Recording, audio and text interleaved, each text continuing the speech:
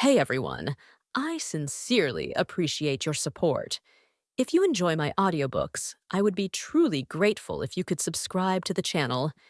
And if you'd like to support even further, you're welcome to become a Patreon member, where you can access audiobooks of novels as long as they are freely available on the internet.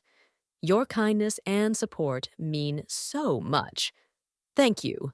Fool, get on with it. Above the valley, at the point where two mountains intersect, a shadow suddenly descended. Behind the shadow, two more figures followed. The two figures, one holding a sword, the other a saber, encircled the shadow from the left and right, falling from above, finally landing on the ground. The first thing that caught everyone's eye was a disheveled old man with white hair. The old man was also dressed in bee skin, his clothes stained and seemingly long neglected. He held a small knife in his left hand, a ball of white thread in his right, and a pair of blood-red pupils glared angrily at those present, appearing rather disheveled. Following the elder down were the two figures, Yang Ning and Li Hu, who had not shown up until now, both looking solemn and slightly injured. "Father, you." From among the people in the valley, the first to speak was Luo Ming, but his tone was full of disbelief, because the elder who fell from above the valley was his father, Luo Feng.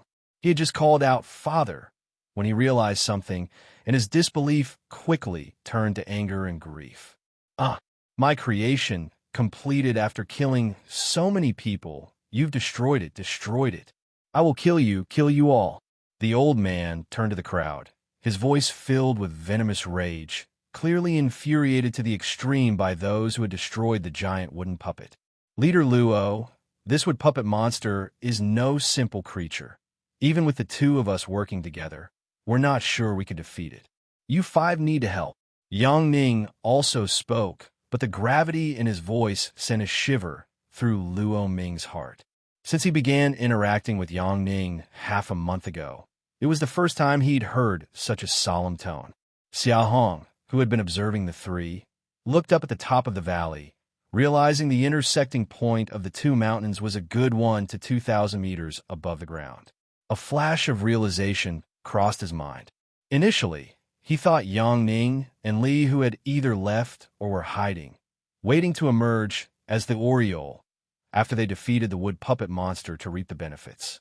It now seemed he had wronged them. While they were dealing with the wood puppet monster in the valley, the two must have been fighting it from above, and at such a height, it was normal not to notice any disturbance. With this thought, Xia Hong's expression became more somber. It meant that the wood puppet monster had been controlling the enormous giant wooden puppet below, while simultaneously fighting Yang Ning and Li Hu up above. Judging by the injuries on Yang Ning and Li Hu, the wood puppet monster hadn't been at a disadvantage. Moreover, Yang Ning took the initiative to ask for assistance from the 5 individuals in the earth-digging realm. The strength of this wood puppet monster was likely beyond imagination. "Leader Xia, is there really no solidified fire oil left?" Xia Hong turned to meet Luo Ming's hopeful gaze. With a difficult expression, he shook his head and replied, "No, I only have 2 pieces left." Upon hearing this, Luo Ming's expression fell. Xia Hong could discern the wood puppet monster's strength from the injuries on Yang Ning and Li Hu, and so could he. The solidified fire oil was the ultimate weapon against deceitful monsters. Without it, they'd be in deep trouble today. Enough of the chatter, just attack. This wood puppet monster hasn't reached the intermediate level yet. All 7 of us attacking together, it must die. Standing beside Yang Ning, Li Hu couldn't hold back any longer. This time, he didn't put on airs like before. Having just fought the wood puppet monster on the mountain, he knew he couldn't handle it with just Yang Ning, thus counting on Luo Ming, the 4 others, and Xia Hong. He let out an angry shout, raised his Yinling saber, and charged at the wood puppet monster. Although arrogant, Li Hu was truly strong. Rushing forward at an incredible speed, he reached the left side of the wood puppet monster in an instant.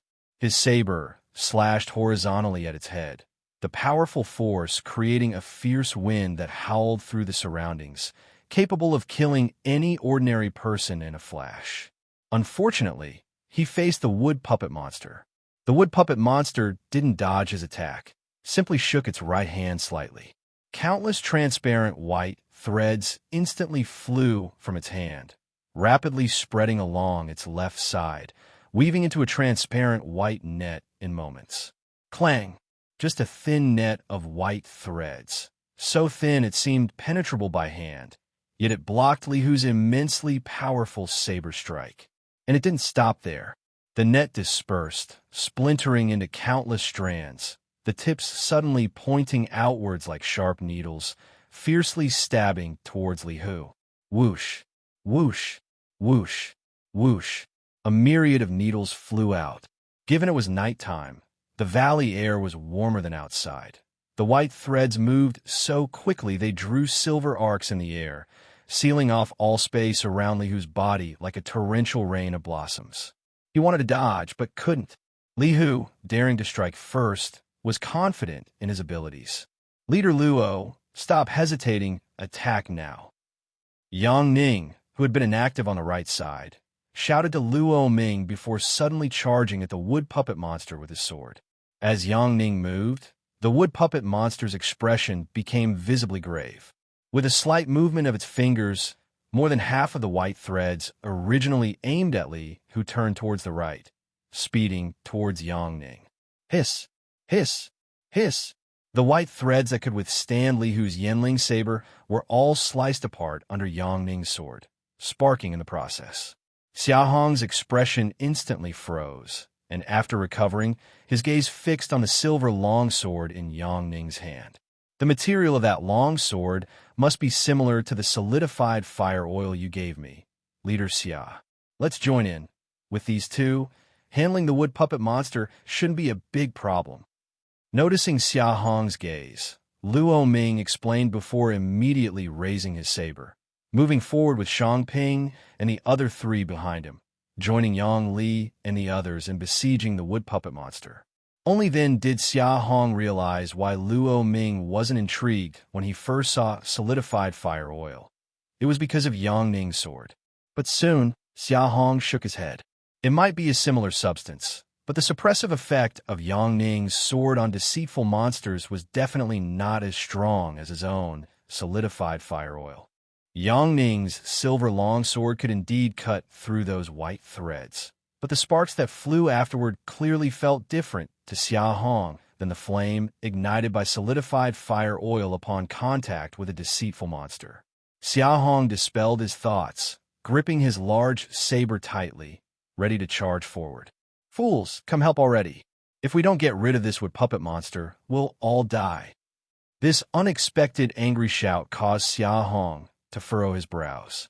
The intended forward movement stopped immediately. Xia Hong looked up at Li Hu, a hint of harshness flickering in his eyes.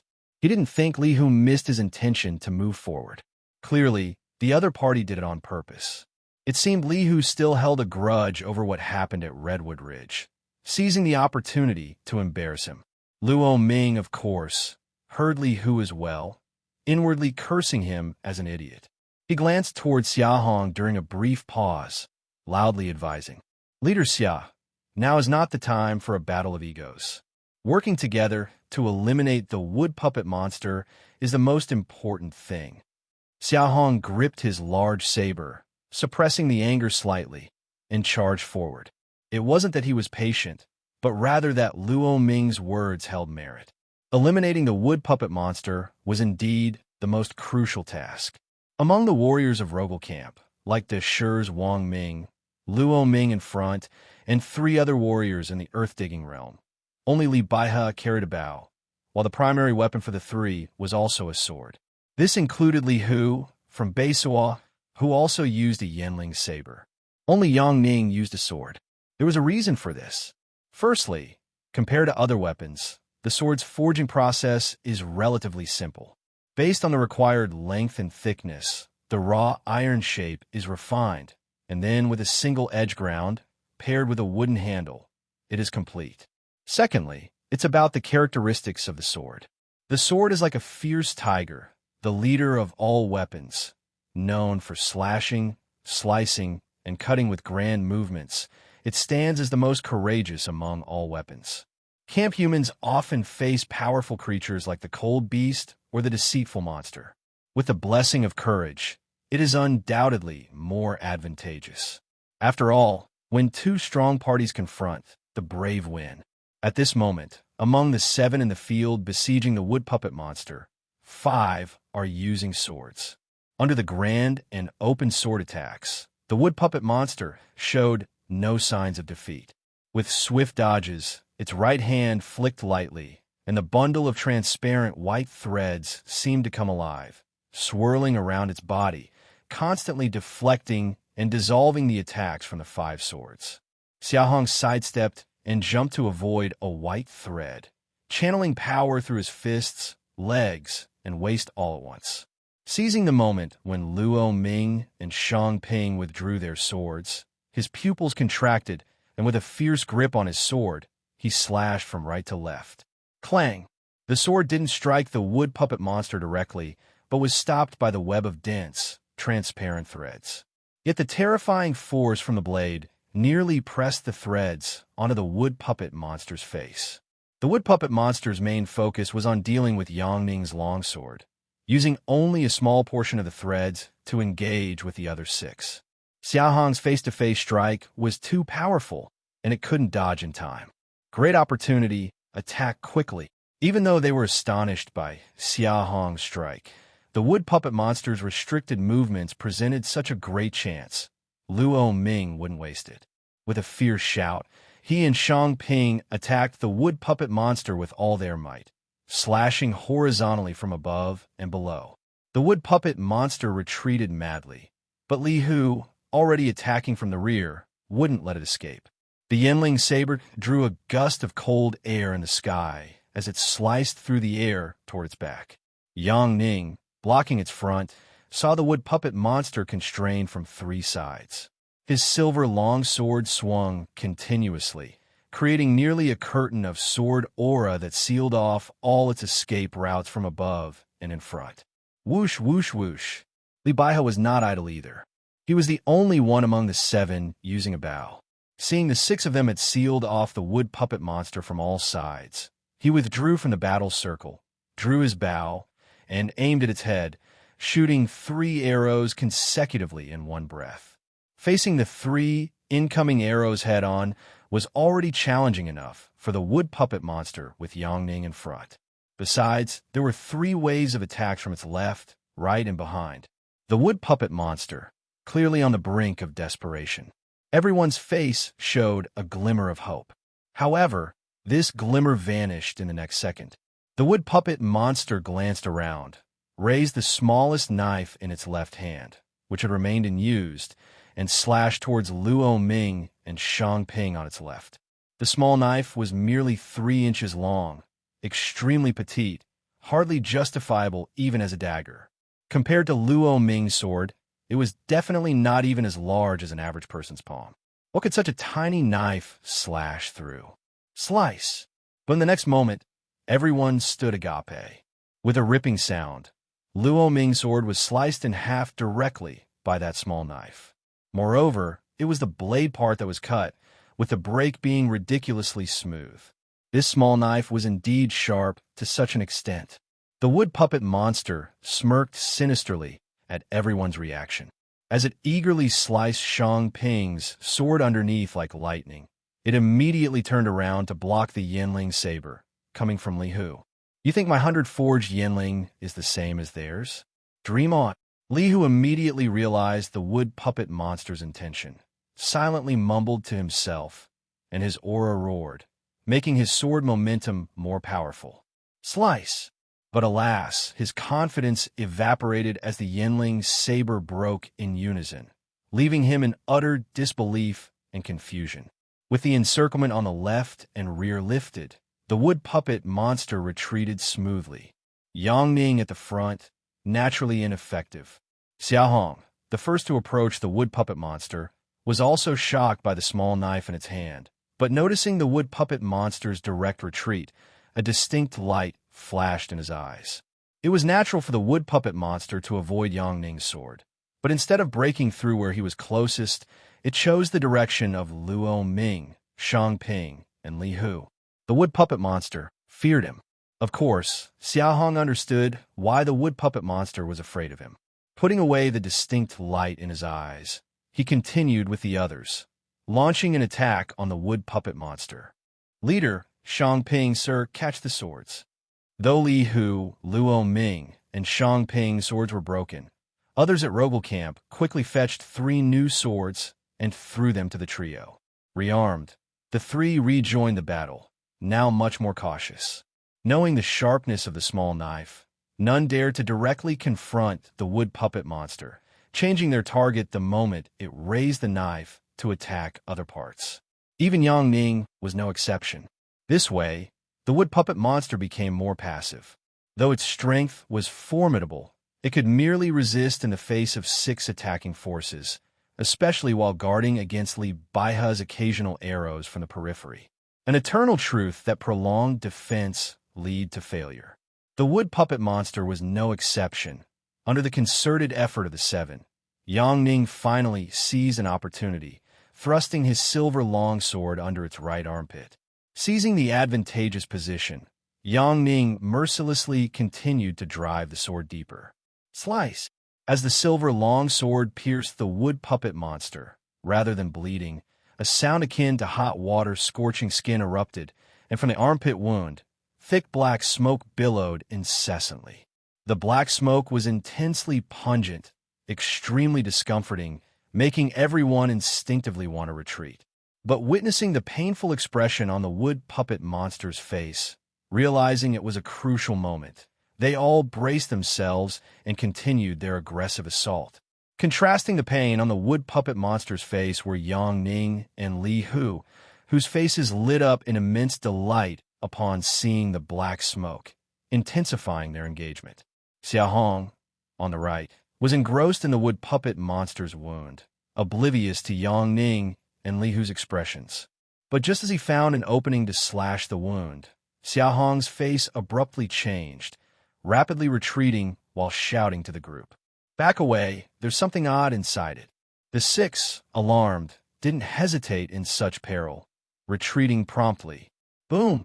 Just as they hadn't retreated far, the wood puppet monster's armpit wound suddenly exploded, resounding a loud blast, shocking them all. The explosion of the wound by itself wouldn't have altered their expressions.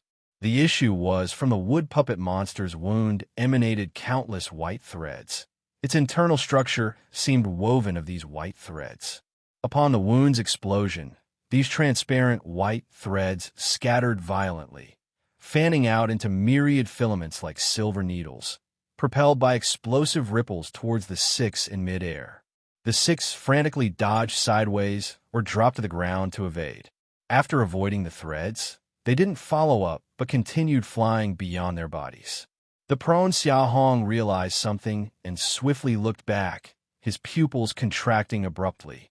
Astonishingly, the myriad white threads passing their bodies all aimed at those dismembered remains scattered on the valley ground. Soul capturing, promoted to intermediate at this moment, the valley ground was littered with the fragmented bodies of 700 to 800 people. Dense white lines burst forth from the wood puppet monster's body, connecting accurately to all of these scattered corpses without missing a single one. When they first rushed back, the valley floor was strewn with severed limbs, and everyone thought that when the wood puppet monster went on a killing spree, the camp members scattered and fled, resulting in a horrific scene of corpses everywhere. Now it seemed that this was done deliberately by the wood puppet monster. Don't just stand there, quickly cut off those white lines. Yang Ning's voice came from behind. He swiftly swung his sword to sever the closest white line before turning around with a solemn expression, shouting urgently at everyone. Everyone snapped back to reality and hurriedly followed him, quickly hacking at those white lines. Unfortunately, Yang Ning's silver longsword managed to create sparks as it cut through the white lines, which then snapped apart. But their sabers didn't work. Your weapons are useless. Go disrupt it. Realizing the weapons were ineffective, Yang Ning quickly gave another prompt. Li Hu, who had the most seamless cooperation with Yang Ning, charged at the wood puppet monster even before Yang Ning finished speaking. Besides him, Xia Hong had also realized earlier that the saber couldn't cut the white lines and had already charged at the wood puppet monster. Only after hearing Yang Ning did Luo Ming and the other four rush over. Yang Ning's speed was astonishingly fast, cutting hundreds or even thousands of white lines. But compared to the countless white lines bursting from the wood puppet monster, it was just a drop in the bucket. In an instant, the six of them reached the wood puppet monster. Even Li Baihe, who originally used a bow, had switched to a saber. The six of them slashed out 6 gusts of wind, targeting almost all the critical parts of the wood puppet monster's body from the neck to the waist. But in the end, they were still a step too slow. Their sabers hadn't yet struck when the wood puppet monster suddenly raised its head. Its crimson pupils abruptly contracted into pinholes, and its face broke into a sinister smile as it slowly opened its mouth, emitting a bizarre and piercing laughter. The unwavering momentum of the 6 slashes came to an abrupt halt. Not only did the sword stop, but all 6 had a change of expression. It wasn't due to the wood puppet monster's laughter, but because they all sensed a fatal crisis from behind. Uzi dodged quickly. Yang Ning, who was the furthest away, shouted, and, as if by reflex, Li Hu immediately abandoned the wood puppet monster, withdrew his saber, and dodged aside awkwardly. Yang Ning only shouted at Li Hu, but naturally the other 5 also heard it. Without any hesitation, all 5 abandoned their strike, swiftly distanced themselves from the wood puppet monster, escaping quickly, their awkward state not much better than Li Hu's. Whoosh, whoosh, whoosh. After dodging, the 6 had yet to look up when the whistling sound of wind filled their ears, clearly indicating numerous things were flying at great speed. Upon looking up, everyone's face turned incomparably shocked. The wood puppet monster, using the countless white lines from its body, was pulling all the fragmented corpses on the valley ground back inside itself at an astounding speed. 700 to 800 people's scattered remains were an incredibly staggering amount, and as these remnants continuously entered the wound beneath its right armpit, the wood puppet monster's body began to expand and swell rapidly. 2 meters, 3 meters, 5 meters, 10 meters. No, it wasn't just the body size. Leader, why won't you save me? Father, you shouldn't have killed me. You shouldn't have killed me. Why am I the only one dead? Boo-hoo-hoo, all of you must die. I died so miserably my head is gone, my legs too. My intestines, give me back my intestines. Suddenly from within the wood puppet monster, countless eerie and mournful voices echoed. These voices varied, male and female, old and young, but without exception, they were all filled with resentment and malice, targeting the 7 people directly. My head hurts so much. Oh, it hurts so much, my head hurts. Splutter. As these voices resounded in the valley, the 100 or 2 people just rescued from the log cabin began to stagger and sway, clutching their heads in pain. Some, severely affected, spat blood and collapsed, writhing and rolling on the ground. Even Xia Hong and other individuals from major camps with logging realm cultivation began to show expressions of pain. This, of course, included Yuan Cheng, Yu Feng, and others from the Great Xia camp. Not to mention others, even Xia Hong, with those voices incessantly pouring into his ears, began to appear dazed, feeling a piercing pain in his head. Soul capturing, it's evolving. Stop it quickly. Once it evolves into an intermediate strange monster, all of us will die here. Hurry.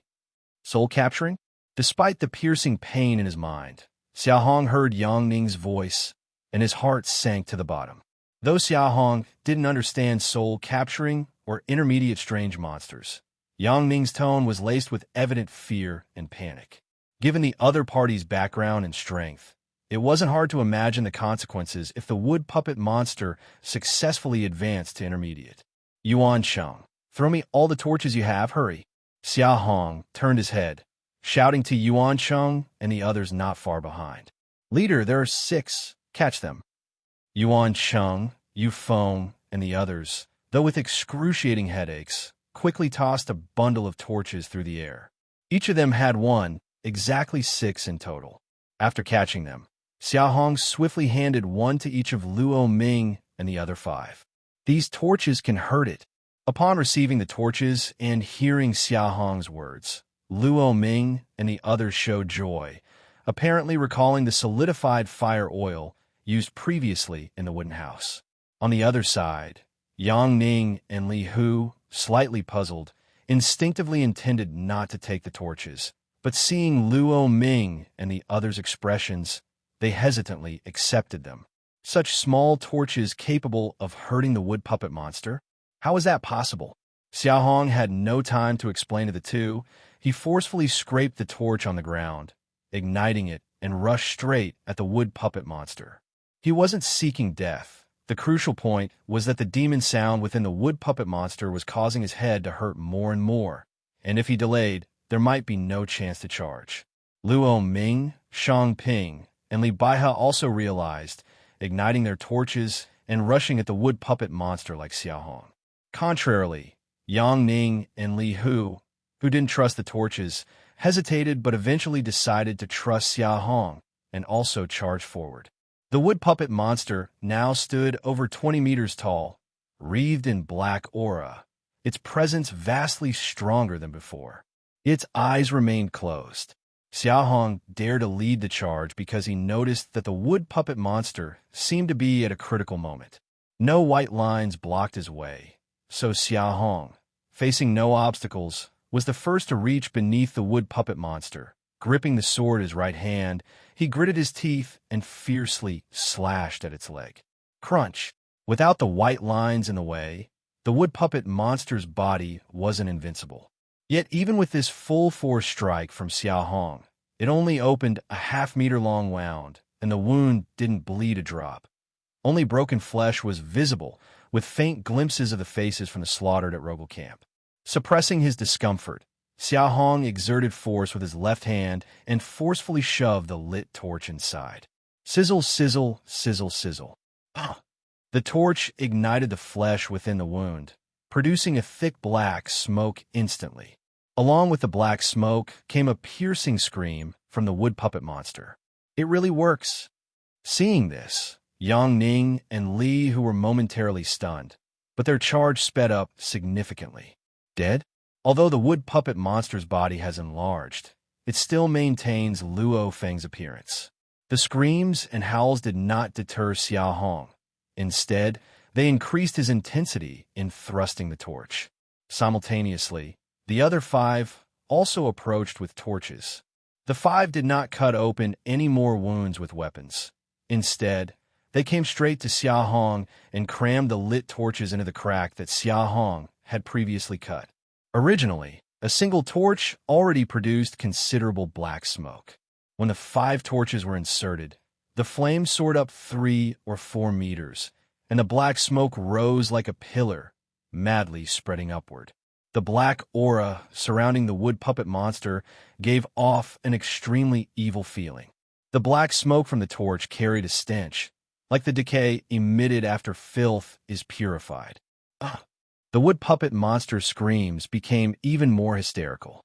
Yet despite this, it still refused to open its eyes.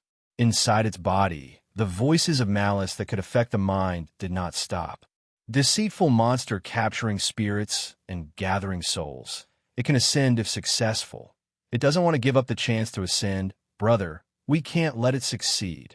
Except for Yang Ning, the 5 with Xia Hong were confused by the concept of capturing spirits and gathering souls, but they understood the latter part. Their expressions instantly became tense again. 6 torches indeed worked and inflicted massive damage on the wood puppet monster. But one has to say, compared to just now with the solidified fire oil, it was far less effective. Whether because the wood puppet monster size was too large, or its strength much greater than the giant wooden puppet, the fire from 6 torches did not even cover its legs. It only burned upward for just over 5 meters and then stopped. Xia Hong was obviously the first to notice this, and Luo Ming was the second. Noticing the torch couldn't continue burning through the wood puppet monster, Luo Ming turned to look at Xia Hong, a glimmer of hope in his eyes. There's none left. If there were, I wouldn't have saved it until now. Xia Hong, knowing what Luo Ming meant, gently shook his head and responded, Move aside, let me do it. At this moment, Yang Ning took action. In fact, only he could harm the wood puppet monster at this moment. Yang Ning commanded the five to retreat with a word, then stepped onto the lower limb of the wood puppet monster, rushing upwards along its body. His speed and power were astonishing, leveraging inertia and force, borrowing strength from the joints of the wood puppet monster's body, and in just an instant he charged all the way to the shoulder of the wood puppet monster. A large number of transparent white threads shot out from its five senses, attempting to block. Unless it opens its eyes and its ascension process is disrupted, it's a dead end. Yang Ning had only this thought in his mind, directly ignoring the countless white threads spewed out, decisively thrusting the sword, with no hesitation. Smack! The white threads were no match for the silver longsword.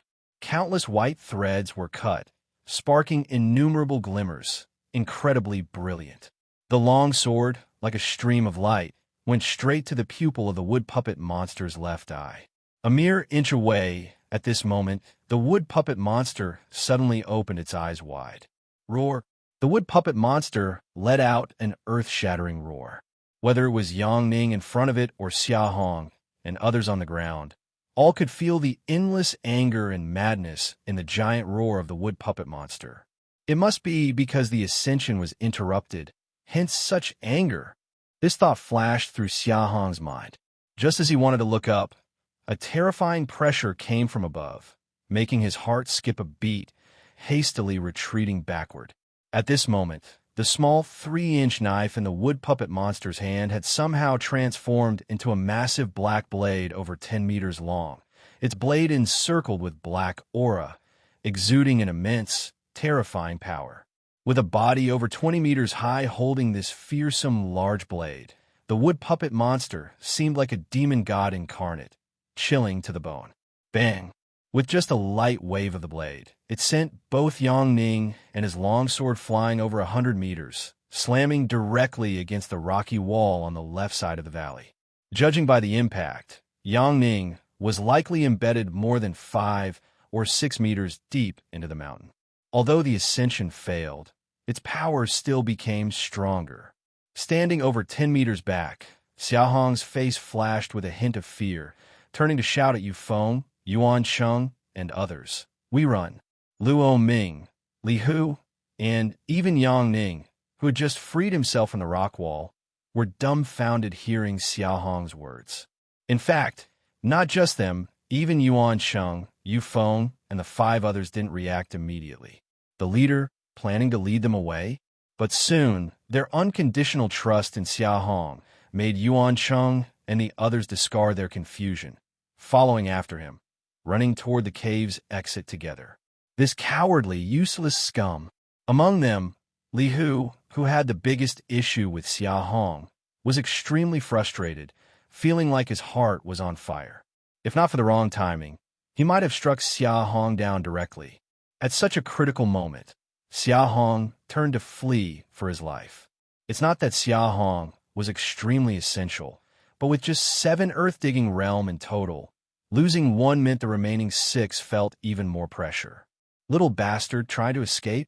The wood puppet monster, who had not spoken a word until now, unexpectedly let out a mocking voice upon seeing Xia Hong attempting to flee, seemingly calming down some of its anger over its disrupted ascension.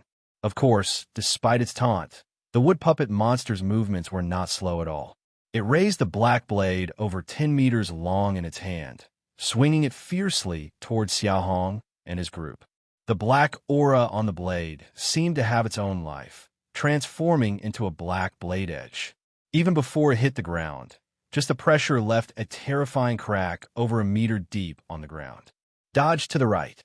Perceiving the edge coming from above, Xia Hong shouted a warning to Yuan Sheng and the others beside him. All 5 frantically dodged to the right, while Xia Hong alone went left. The blade edge followed him left, its target clearly just him. Bang! The massive force of the black blade edge cleaved into the ground, raising a cloud over 100 meters high, instantly covering the entire valley, making it impossible for anyone to see what's inside. After more than 10 breaths, the dust slowly settled. Seeing the scene within, everyone's faces turned aghast, pupils shrinking suddenly. That cut had carved a trench 7 or 8 meters deep. The trench stretched more than 20 or 30 meters long. Just the extending blade aura had forcibly cut open the rubble pile at the valley's entrance. Leader! Leader! On the right, Yuan Cheng, Yu Feng, and the 5 others weren't concerned about the trench. All 5 anxiously shouted, hoping to get a response from Xia Hong. Unfortunately, despite calling out over 10 times, no one responded. Sigh. From a distance, Luo Ming sighed softly, his face tinged with regret. Honestly, from meeting Xia Hong at Redwood Ridge until now, which wasn't even a few hours, this young man's wit and decisiveness already left a deep impression on him. Among the camps surrounding Redwood Ridge, Luo Ming was sure that someone as outstanding as Xia Hong was hard to find. Who would have thought that such a talent could not withstand the fear of death? At the moment Xia Hong fled, Luo Ming wasn't angry, just a bit disappointed. Whether facing cold beast or deceitful monster, once fear arises, it often means death, a common understanding among leaders like them. Meanwhile, Li Hu's face showed a gratifying smile. Yang Ning didn't speak, just shook his head, showing a slight disdain in his eyes. Aha! The happiest on the scene was the wood puppet monster. Apparently believing Xia Hong was dead, it let out a sinister laugh. Laughing while retracting its black blade from the ground. Placing it on its shoulder, it lowered its head to inspect the trench, eager to see Xia Hong's corpse. The wood puppet monster peered into the ravine, noticing Xia Hong's bee skin clothing lying quietly at the bottom, surrounded by bloodstains. Its laughter turned increasingly sinister and rampant, even carrying a hint of glee. Whoosh! It leaned forward with interest, blowing a breath into the ravine. The airflow turned into a gentle breeze, blowing the beast's skin clothing aside, evidently wanting to take a closer look at Xia Hong's body.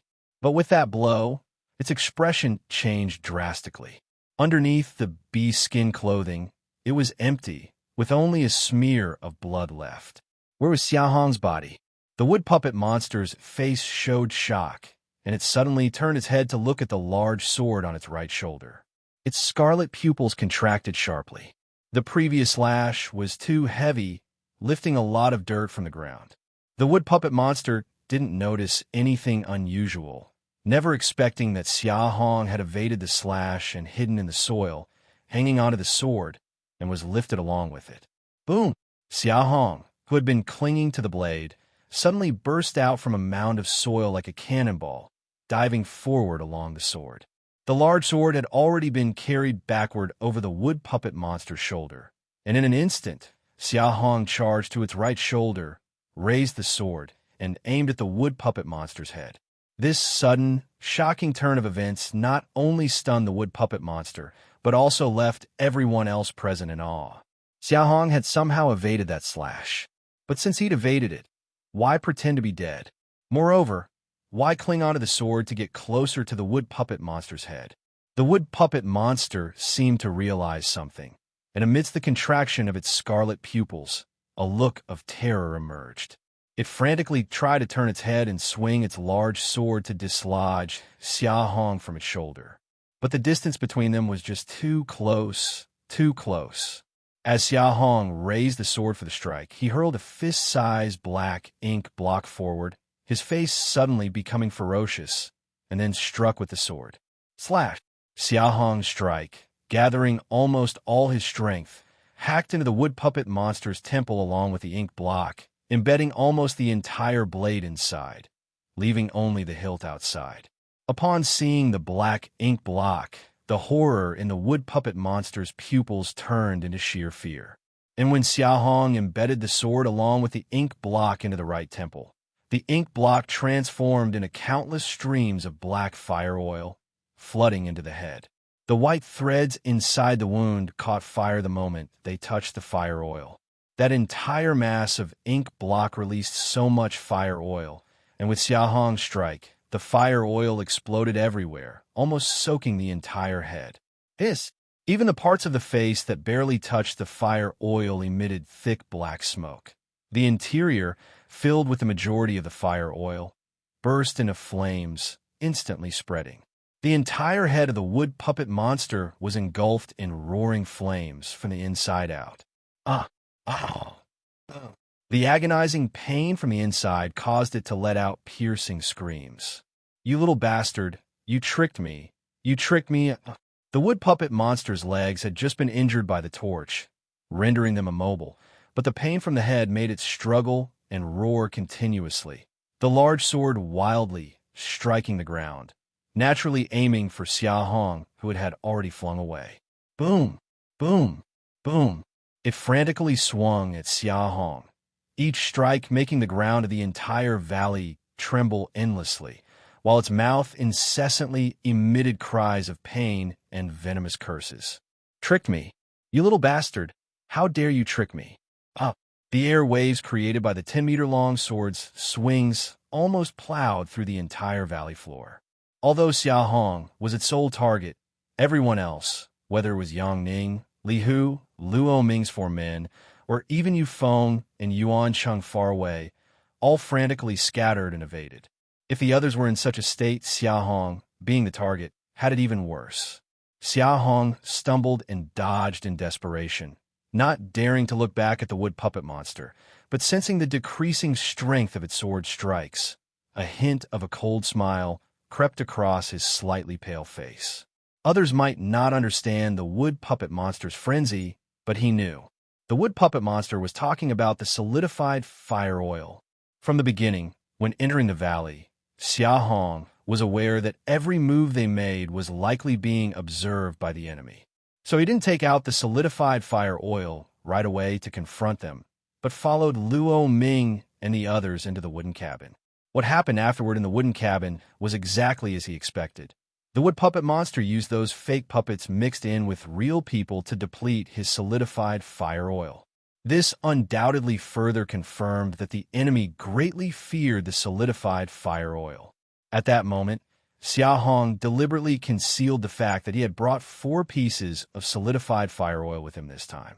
He had given one to Xia Chuan earlier, and he still had 3 on him, but he told Luo Ming he only had 2. In fact, those words were intentionally said for the wood puppet monster to hear.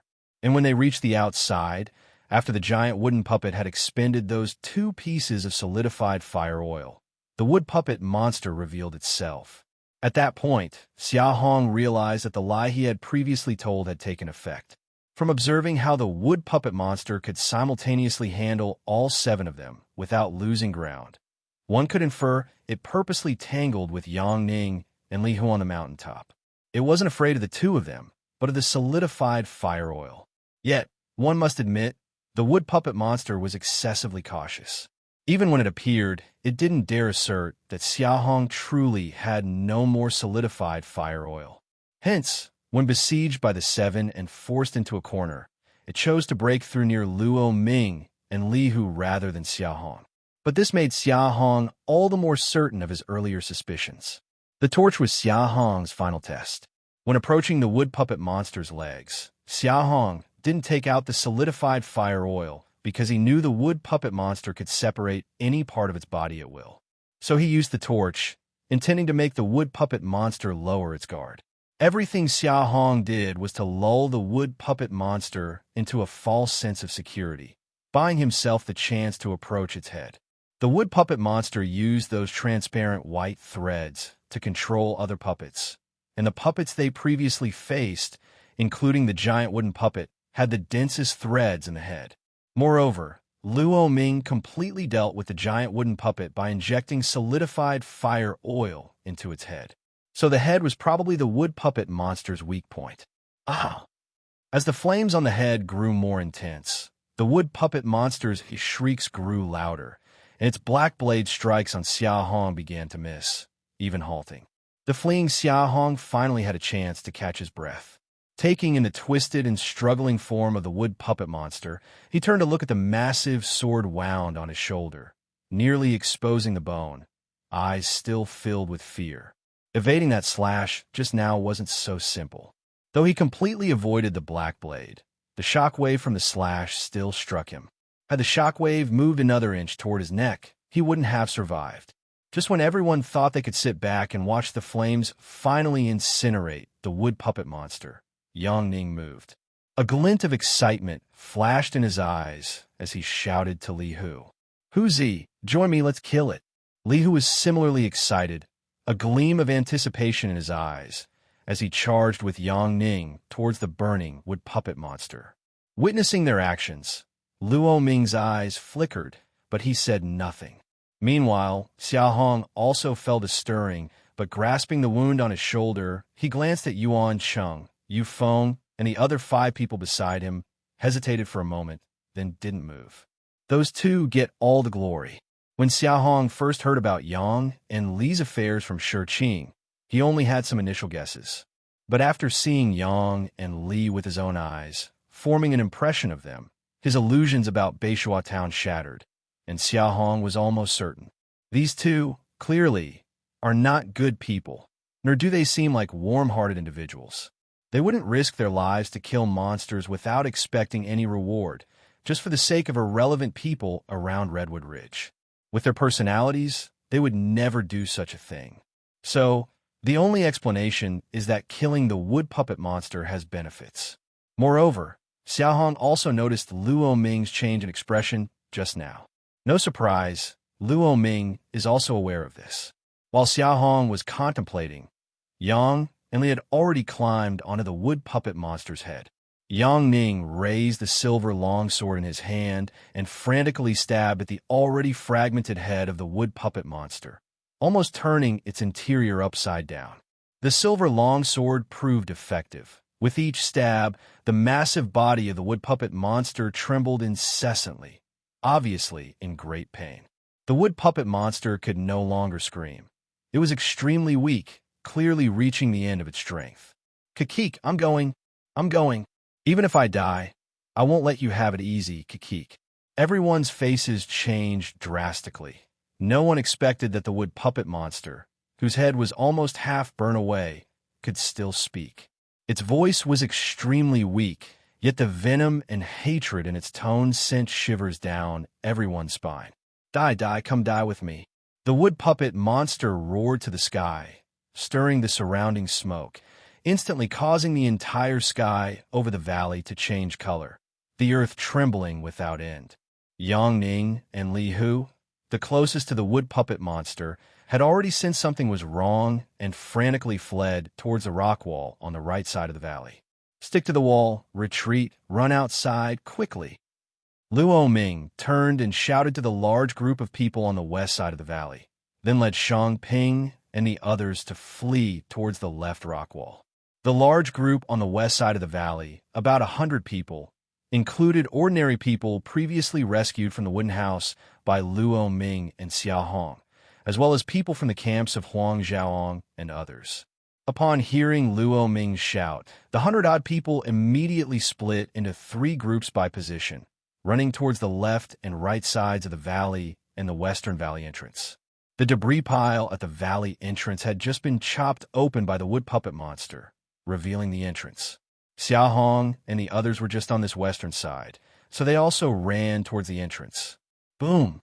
Unfortunately, just as they hadn't run far, the wood puppet monster exploded. Its more than 20 meters high body was filled with corpses from Rogel Camp. With the explosion, all the broken bodies turned into a rain of flesh, scattering across the valley floor. Even the walls were stained blood red. The power of the explosion imbued the flying flesh with terrifying force, killing many ordinary people who were too slow to dodge, even catapulting some from the logging realm over 10 meters away, leaving them coughing blood endlessly. The wood puppet monster's dying blow left cries of anguish throughout the valley once again. At the west side entrance, Xia Hong, hiding behind a large rock, glanced back at the 5 from Yuan Cheng, finding only Chiu Peng and Yu Feng slightly injured, feeling grateful. Then he stood up, looking at the now completely disappeared massive body of the wood puppet monster, finally able to breathe a true sigh of relief. This wood puppet monster, it could self-destruct. Before Xia Hong could fully process this confusion, 2 voices interrupted him. Self-destruct? Monsters can self-destruct.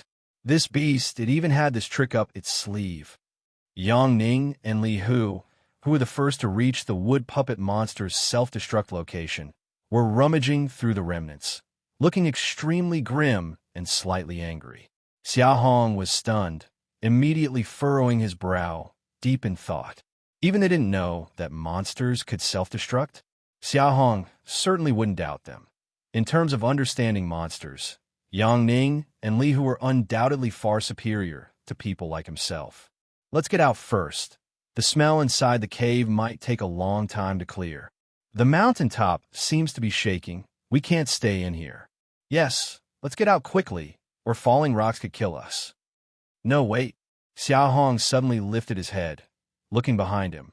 Not only those who had just fled to the cave entrance, but also those hiding by the rock walls on both sides, were all heading out of the cave entrance. We can't leave.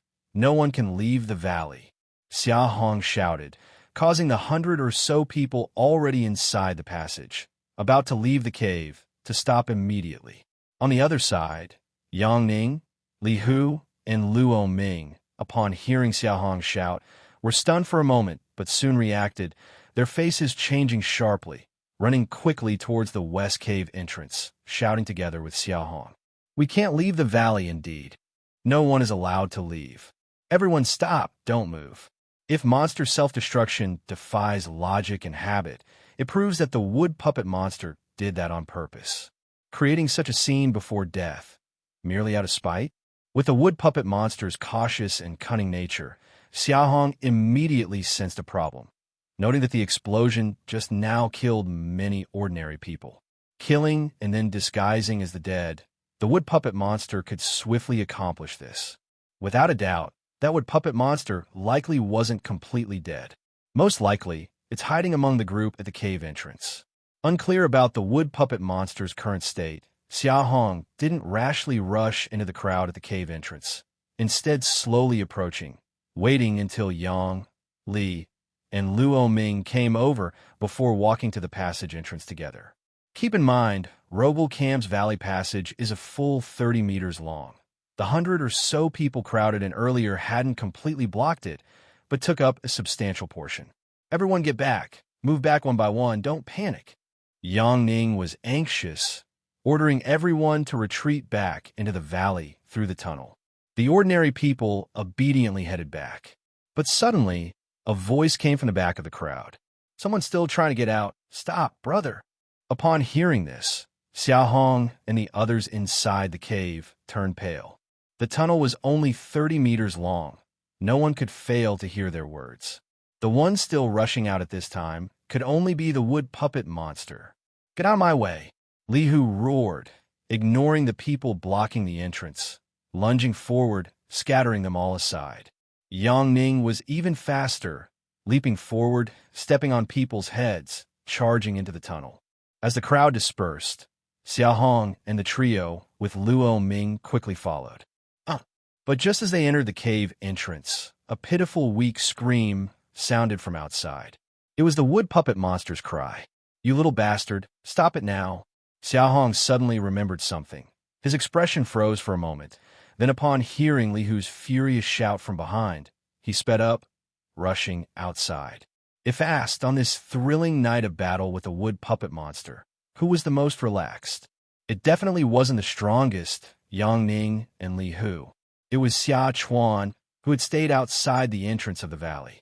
The commotion inside the valley was so loud, especially towards the end, that the ground was shaking. Even someone outside the passage, within a few hundred meters, could hear it clearly. These noises echoed in Xia Chuan's ears, worrying him deeply. He was like an ant on a hot pan outside, anxious about Xia Hong and the safety of everyone at the great Xia camp, wanting countless times to rush in and help. In the beginning, he had even taken a few steps into the passage a few times. By a stroke of fate, one time he was ready to go in and check on the situation.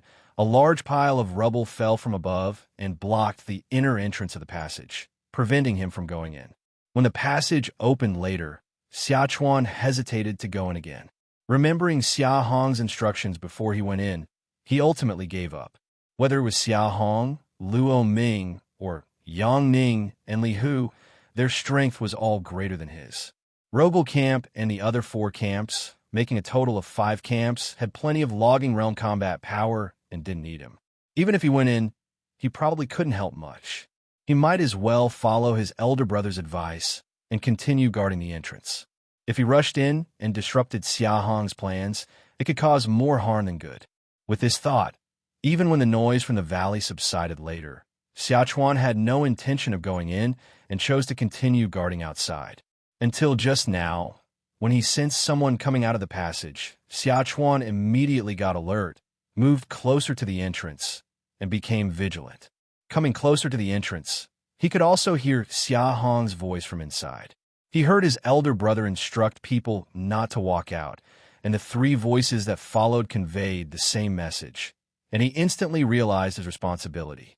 As expected, when he saw all the shadows in the cave retreating into the valley, only one person sneaking toward the entrance, Xia Chuan became immediately prepared. Unfortunately, the person hadn't managed to feel happy at the exit when their foot inexplicably caught fire. At the moment of ignition, Xia Chuan, hiding to the side, charged out without hesitation and swung the stone axe in his hand forcefully toward the person's head. Following Xia Hong's earlier orders, he had already coated the exit with a layer of solidified fire oil, causing anyone who stepped on it to catch fire, revealing the person's identity. Little bastard, stop immediately. Before the stone axe could land, Xia Chuan heard Li Hu's furious voice. But Xia Hong had instructed earlier that no matter who came out, they should be attacked directly. Moreover, he could determine that the one coming out was the wood puppet monster. Plus, he already disliked Li Hu. With all these factors combined, there was no way Xia Chuan would stop. The stone axe cleaved into the person's forehead, and a dense black mist immediately spurted out of the wound. Before Xia Chuan could withdraw, 3 beams of golden light shot out from the black mist and flew straight into his forehead, disappearing instantly. The 3 beams of golden light embedded in his mind caused Xia Chuan intense pain, making him instinctively want to call out to his elder brother, Xia Hong. But before he could make a sound, a fierce kick landed on his chest. Bang! Xia Chuan's body was sent flying 5 or 6 meters back like a cannonball. Already suffering from excruciating head pain, the kick made Xia Chuan instantly unconscious, lying on the ground, losing all consciousness. "Stop, you filthy dog!" Xia Hong, having just rushed out of the cave entrance, saw Xia Chuan was kicked 5 or 6 meters by Li Hu, and anger surged like a flame within him. Xia Hong cursed angrily, hurling the large knife at Li Hu, then rushed to Xia Chuan's side, lifting him up to check, and was relieved to find that Xia Chuan was still breathing, merely unconscious. Li Hu casually deflected the knife thrown by Xia Hong, his face still full of rage, and even his gaze at Xia Hong and Xia Chuan held a hint of murderous intent. Not only him, even Yang Ning beside him was staring intently at Xia Chuan, cold beams flashing continually in his eyes. Sigh. Xia Hong exhaled softly, looked up at the two, and said with a hint of mockery, "Gentlemen, it seems the treasure was not meant for you." Despite being furious at Li Hu for just now, Xia Hong couldn't deny that his heart was bursting with joy at that moment. Who would have thought that Xia Chuan, who had done nothing and stood guard at the entrance the whole time, would end up receiving such a boon? Judging by Yang's and Li's reactions, those 3 beams of golden light were incredibly precious, something beyond imagination.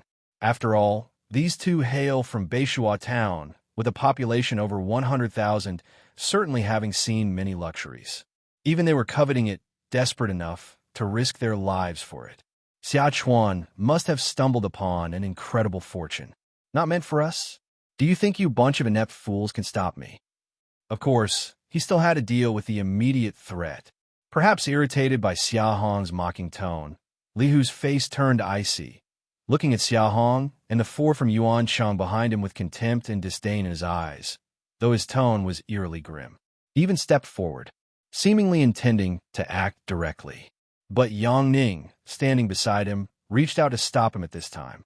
Yang Ning glanced at the unconscious Xia Chuan his eyes flickering a few times as if making some decision in his heart, took a deep breath, then pointed at Xia Chuan and spoke to Xia Hong, his tone irrefutable.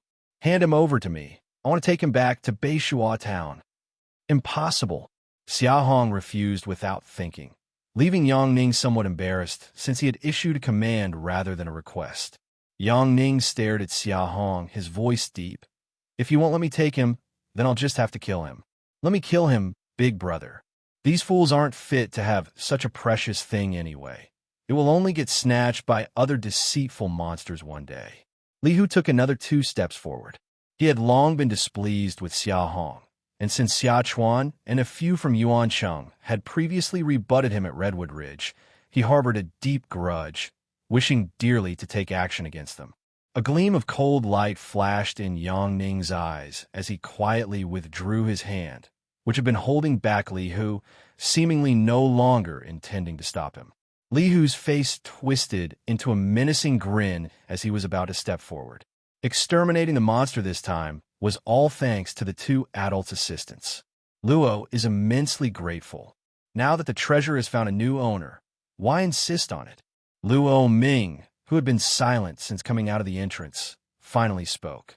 Hearing his words, Li Hu and Yang Ning turned to look at Luo Ming and found that he, along with Shang Ping and 3 others, had already joined Xia Hong's group, causing their expressions to change slightly. Meanwhile, Xia Hong gently touched the wound on his shoulder, his expression somewhat easing. Only now did he finally breathe a sigh of relief. "Luo Ming, you're going to help them?" Li Hu, addressing him directly with frustration, questioned fiercely, causing Luo Ming's previously calm face to become rigid. He raised his head to look at Yang Ning and Li Hu, his expression growing colder. "If not for Leader Xia today, it's uncertain whether we could have defeated the wood puppet monster. I deeply appreciate the help rendered by both of you, and should there be anything you need, please just ask as long as it's within my means." Before the wood puppet monster self-destructed, you rushed ahead to seize the treasure, and neither Leader Xia nor I said anything. But since the treasure was not fated for you and is now with someone else, you should accept that. If you plan on using your power to bully or even think about killing and seizing the treasure, then forgive me, for I cannot agree with that under any circumstances. Li Hu's anger flared further after listening to Luo Ming's words. Seemingly unwilling to continue arguing, he took another step forward, appearing intent on attacking them directly. But at that moment, Huang Yong, the leader of Huang Zhao camp, and Hong Gang, the leader of the Chuan camp, also stepped up beside Xia Hong and looked straight at Li Hu. "Leader Xia just saved our lives, and we won't agree either. Our Dechuan camp owes a huge debt to Leader Xia, and we won't agree either." The other 2 camp leaders, Lu He and Chuning, alongside over 100 ordinary people rescued from the Rogel camp's wooden house, gathered behind Xia Hong. Some stood directly in front of him. If you lack the ability to hold onto the treasure yourself, who else can you blame? If you think you can bully Leader Xia, we won't agree. We won't see Leader Xia bullied by you. We disagree as well. Just now, in the wooden house, Leader Xia saved me, and I won't agree either. Watching Li Hu, who stopped in his tracks, and Yang Ning behind him with a grim expression, Xia Hong slightly shook his head, and a phrase emerged in his mind. Those who win support have many allies, while those who lose support have few. Perhaps they had private motives for executing the deceit and used Luo Ming and the other 4 leaders as bait too harshly, but staying at Redwood Ridge to help them deal with the wood puppet monster is an undeniable fact. Even in the recent great battle in the valley, the roles played by Yang and Li were crucial. Good deeds should be judged by actions, not intent. No matter their motives, the fact is they helped. Their mistake was their arrogant attitude from start to finish. For failed attempts to eliminate the deceit had long worn out everyone's trust. After all, in these 4 attempts, Yang and Li only exerted force, while Luo Ming and the other 4 leaders gave their own lives. Though needing their help, everyone chose to ignore their arrogance and occasional disdain, but this didn't mean they had no thoughts. They only endured because they sought help. Their aggressive stance towards Xia Hong caused everyone's accumulated resentment to erupt which was perfectly natural. If not for Xia Hong's timely warning, no one at Rogel Camp would have survived, and the wood puppet monster might have successfully advanced to the intermediate level. By then, no one could have escaped. Moreover, Xia Hong deserves the most credit for killing the wood puppet monster. Without his solidified fire oil and his timely command for everyone to stay in the valley, it's uncertain if they could have completely eliminated the monster today. The people living around Redwood Ridge may be shallow with little knowledge, but they do not lack genuine human emotions.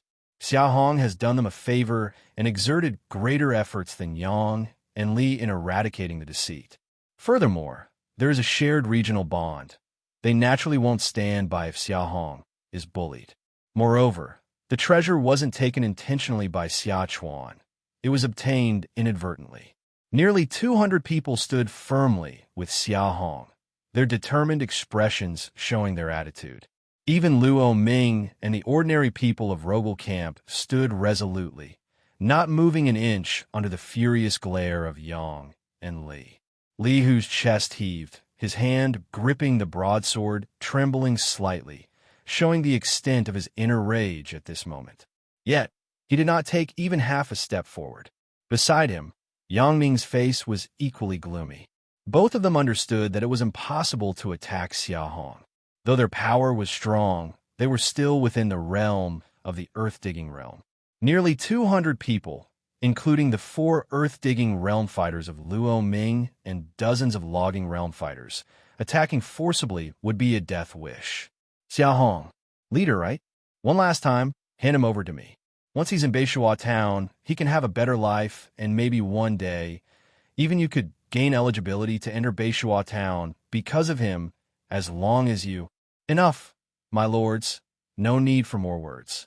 Even if Xia Chuan were my younger brother, I would not hand over any ordinary person from the great Xia camp to any stranger without reason. Yang Ning's words were cut off, his face slightly stiff. Li, who next to him finally couldn't hold back from wanting to speak, but as soon as he took a step forward, Yang Ning stopped him. Ignorant and benighted. Words are useless. Let's go. When Yang Ning said this, his tone didn't sound like cursing. Instead, it was filled with helplessness and fatigue, appearing genuinely feeling that Luo Ming and Xia Hong were very foolish from the bottom of his heart. Li, who was even more direct. Before being pulled away by Yang Ning, he turned to the crowd, coldly sneering and cursing, a bunch of short-sighted fools. So what if you got the treasure, being born in such a place? Your end is to become food for cold beasts and deceitful monsters, never changing. This statement completely erased the last bit of goodwill remaining in the crowd. Even Luo Ming couldn't help but show anger, let alone the ordinary people. Among the crowd, Xia Hong didn't react much, just squinting his eyes slightly, watching the two's backs as they left, remembering the names Yang Ning and Li Hu in his mind. As Yang and Li departed, the great disaster brought by the wood puppet monster officially ended. Everyone, including Xia Hong, collectively breathed a sigh of relief. More than half of the people realized they could completely relax, and their bodies, as if suddenly emptied, directly collapsed to the ground. But this relief didn't last long. Less than 10 breaths later, cries and sobs began to echo intermittently from the crowd. Whoa, my child is dead. Leader, my child is dead. My mother is gone too. My mother is dead. And my father was killed too. I have to go back and find my mother's body. Every disaster inevitably accompanies massive pain. The cries and sobs echoing in Xia Hong's ears weighed heavily on his heart. This was already the 3rd time. From the great Xia camp to the Dashur camp, and now at Rogel camp. The wood puppet monster they faced was only a primary monster, yet the outcome was already so tragic. What would an intermediate or even advanced deceitful monster be like? If encountered in the future, could he deal with it? A strong sense of urgency immediately arose in Xia Hong's heart. As time passed, although the cries and sobs gradually diminished, most people had not emerged from their sadness, only shedding silent tears. A small portion who woke up were all with blank and numb expressions, like their essence, energy, and spirit were drained. Even Luo Ming was no exception. At this moment, Luo Ming was lowering his head, staring blankly at a small dagger in his hand, his expression dazed, his pupils full of pain and struggle. That small dagger was previously used by a puppet which ambushed Luo Ming in a wooden cabin, which was Luo Ming's eldest son, Luo Yun. Like the ordinary people of the camp, leader Luo Ming also lost his eldest son, wife, and his father, Luo Feng. Rogal Camp had a total population of over 1,300. Though not yet fully counted, Xia Hong estimated that the death toll before and after combined was at least over 1,000. It's not an exaggeration to say it was mourning in every household. Xia Hong sighed slightly, turned his head to glance at the sky, then quickly walked to Luo Ming's side, patted his shoulder, and said, "Leader Luo, my condolences. It's best to calm everyone and return to the valley to tidy up. It's almost dawn, and it's unsafe to stay outside." Luo Ming was awakened by the pat. Immediately turned his head to look at the sky, finding that the dawn light indeed appeared. He shivered, first showing a grateful look at Xia Hong, then turned solemnly toward the crowd. "Everyone, don't stay here anymore. Go back to the valley and clean up first. Shang Ping, you take the others to set up a temporary wooden house. Then light the stove to avoid everyone from freezing." "Yes, leader." After saying this, Luo Ming turned to the other leaders and Xia Hong. "5 of you, it's almost dawn. You can't leave today. Make do at my place for the night, and leave tomorrow night when it's dark." Hong Gang and Huang Zhao nodded in response. There was even less reason for Xia Hong to refuse. He was already injured, and Xia Chuan had not yet woken up. He couldn't leave now, even if he wanted to. The scattered remains and limbs on the ground were all collected to the deep eastern side of the valley, where they were burned with branches and broken wood. Although everyone watched the towering flames with pain etched on their faces, this was the only way to prevent disease. Although that giant wooden puppet was already dead, its body remained intact. Shang Ping gathered usable wood with his people and soon built a square wooden house over 30 meters wide. The stove was quickly set up inside the house, and Shang Ping led people to move over 100 pieces of pitch-black coal stone from a small cave on the southern side of the valley, tossing them into the stove. As the flames ignited, the wooden house immediately warmed up considerably. Xia Hong withdrew his gaze from the small cave on the southern side and picked up a fist-sized piece of coal stone from the ground. After weighing it a bit, a peculiar expression flashed across his face. Coal stone, surprisingly heavy. Though it was only the size of a fist, under Xia Hong's perception, it weighed around 40 pounds. Recalling Wang Ming's large knife, which was only 1.5 meters but weighed 600 pounds, Xia Hong quickly accepted it. Obviously, coal and iron in this world couldn't be judged by concepts from his past life. It could be converted into 2 units of coal resource, 20 pounds per unit. Xia Hong quickly understood the conversion ratio of coal resources through the system. This conversion rule was probably also based on the rarity of the resources. What had been tested before, roughly 1,000 pounds for 1 unit. Coal was 20 pounds for 1 unit. Iron was 10 pounds for 1 unit. As Xia Hong pondered, Yuanqing suddenly came over. "Leader, the heat produced by burning coal is several times higher than wood, and its radiation range is wider. I just asked people from Rogal Camp. They said each of the previous 5 large wooden houses only needed 150 pounds of coal stone, coupled with some wood, to maintain a day's heating." Xia Hong nodded. Earlier, when Shang Ping led people to transport coal from the cave, he had inquired, so he was aware of these facts. At this time, Yu Feng also came over, looking at the coal stone with excitement in his eyes. Not just for heating, but if there is iron ore, it's useful for blacksmithing, crafting tools, and forging weapons. I just heard them say that Li Hu previously mentioned that coal stone can also be used to soften land, allowing for crop transplantation after softening. Xia Hong immediately became interested and was about to inquire further. "Little brother, I hadn't finished speaking. According to Li Hu, softening the land requires a large amount of coal. Before, with 5 earth-digging realm experts, we only managed to mine 1,000 pounds of coal per day. Now only 3 are left, which makes it even harder." Unbeknownst to Xia Hong, Luo Ming, who had finished his tasks, came over as well. Yu Feng and Yuan Cheng scratched their heads, clearly embarrassed for being caught passing on the information they just got from Luo Ming to Xia Hong. Luo Ming waved nonchalantly, indicating it was no big deal, and then looked at Xia Hong, saying, "Leader Xia, are you worried about not finding coal and iron mines?" Xia Hong didn't conceal his thoughts and nodded, saying, "After breaking through to the earth-digging realm, I've searched the hills around Redwood Ridge and my own camp without finding a trace. I hope Leader Luo won't hesitate to share guidance. I'll be incredibly grateful." After speaking, seeing Luo Ming in a daze and not responding for a long time, Xia Hong thought for a moment and stood up to bow to Luo Ming. This act snapped Luo Ming out of his thoughts, and he quickly stood up, helping Xia Hong before he could bow. With a wry smile, Luo Ming said, "Leader Xia, don't misunderstand. Robo Camp owes you such a great favor. How could I not repay you? It's also no big secret. I was just reminded of something else, hence my absent-mindedness." After explaining, Luo Ming didn't further clarify what that something else was. Instead, he gestured for Xia Hong and the others to sit down, then turned to call over Hong Gang, Huang Zhao, Chening, and Lu He, the 4 camp leaders. The 4, originally seated separately with their families, greeted Luo Ming first after walking over, then nodded to Xia Hong, glanced around, and sat across from Luo Ming and Xia Hong.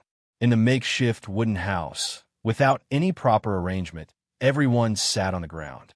Interestingly, as Hong Gang and the other 3 sat opposite, the others also leaned over, leaving Luo Ming and Xia Hong by themselves. Xia Hong didn't mind, and the others displayed no particular expression. Only Luo Ming watched this scene with a thoughtful look. "Everyone, Leader Xia asked me about finding coal and iron mines, and I thought you might all be curious, so I gathered you here to tell you. In the future, when you break through to the earth-digging realm, you'll save time not knowing where to look for coal or iron mines."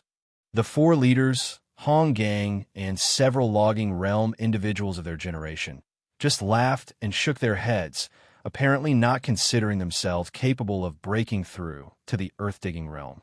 Yet those younger logging realm individuals behind them showed a look of eager anticipation, seemingly more confident than their elders. And the most peculiar was the group behind Xia Hong, including Yu Feng. With Lin Kai busy taking care of Xia Chuan, Yuan Cheng, Yu Feng, Qiu Peng, and Lu Yang displayed excitement, even leaning forward, clearly intending to listen carefully to what Luo Ming was about to say. Taking in the reactions of all 3 groups, Luo Ming then slowly began to speak. "Let's start with coal mines. You guys must be familiar with the golden frost tree, right?" Upon hearing this, Xia Hong's expression turned peculiar, a hunch surfacing in his mind. Generally speaking, places where golden frost trees grow have coal mines underneath. Moreover, the thicker the golden frost tree, the richer the coal deposit below. It turned out to be true. Xia Hong silently shook his head. He had been searching Redwood Ridge for so long without finding anything. He found it puzzling, considering that both animals and plants in this world were generally stronger and more abundant compared to his previous life. Higher mineral resources were expected as well. Turns out, he just hadn't been searching the right place. The coal mine was concealed under the golden frost trees. "Leader Luo, what about iron mines?" Xia Hong continued inquiring about iron mines. "Iron mines are simple as well. Find a plant called black tribulus. This plant typically grows in crevices on rock faces and mountain bodies and is an associated plant of iron ore. Finding it means finding an iron mine." Saying this, Luo Ming, perhaps fearing that people might not understand, turned to gesture at Shangping. Shangping immediately ran outside and shortly returned with a plant. Luo Ming took the plant and displayed it to everyone. It was a unique plant of completely jet black appearance, featuring a single stem yet adorned with at least 20 or 30 feather-like leaves, evenly distributed on either side. To be honest, black tribulus is not easy to find.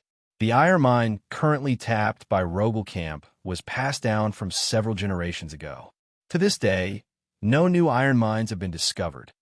After pausing here, Luo Ming shook his head and continued. But no need to find new ones either. Based on the strength of our camps here in Redwood Ridge, basically discovering one vein is enough to last many generations. Upon hearing this, the others chuckled softly. True enough, the iron mine at Rogel Camp had been excavated for several generations, yet iron tools were still not widely used throughout the camp, indicating the high difficulty of extracting iron ore. While others were chuckling softly, Xia Hong furrowed his brow, a sense of heaviness in his heart. Finding iron mines was already hard, and based on Luo Ming's words, once found, the extraction process was even more challenging. For someone like him who needed immense resources, this was not good news at all. Leader, Chuan has woken up. In deep thought, Xia Hong was interrupted by Lin Kai's voice and hurriedly got up to go over there. Both Yuan Cheng and Yu Feng, along with the other two, quickly followed behind him. Before Xia Hong could speak, Xia Chuan, who had just awakened, spoke first. What is it? Xia Chuan didn't answer. He just extended both of his hands with a strange look in his eyes, then opened his palms and closed his eyes as if he were trying to channel something. After a moment, two wisps of black energy suddenly rose from his palms. The black energy swirled for 3 or 4 seconds before gradually dissipating. Once it had faded, a 3-inch small knife and a bundle of transparent thread appeared in Xia Chuan's hands respectively. Aren't these the things from that wood puppet monster? Yuan Cheng, speaking his mind, was the first to shout excitedly.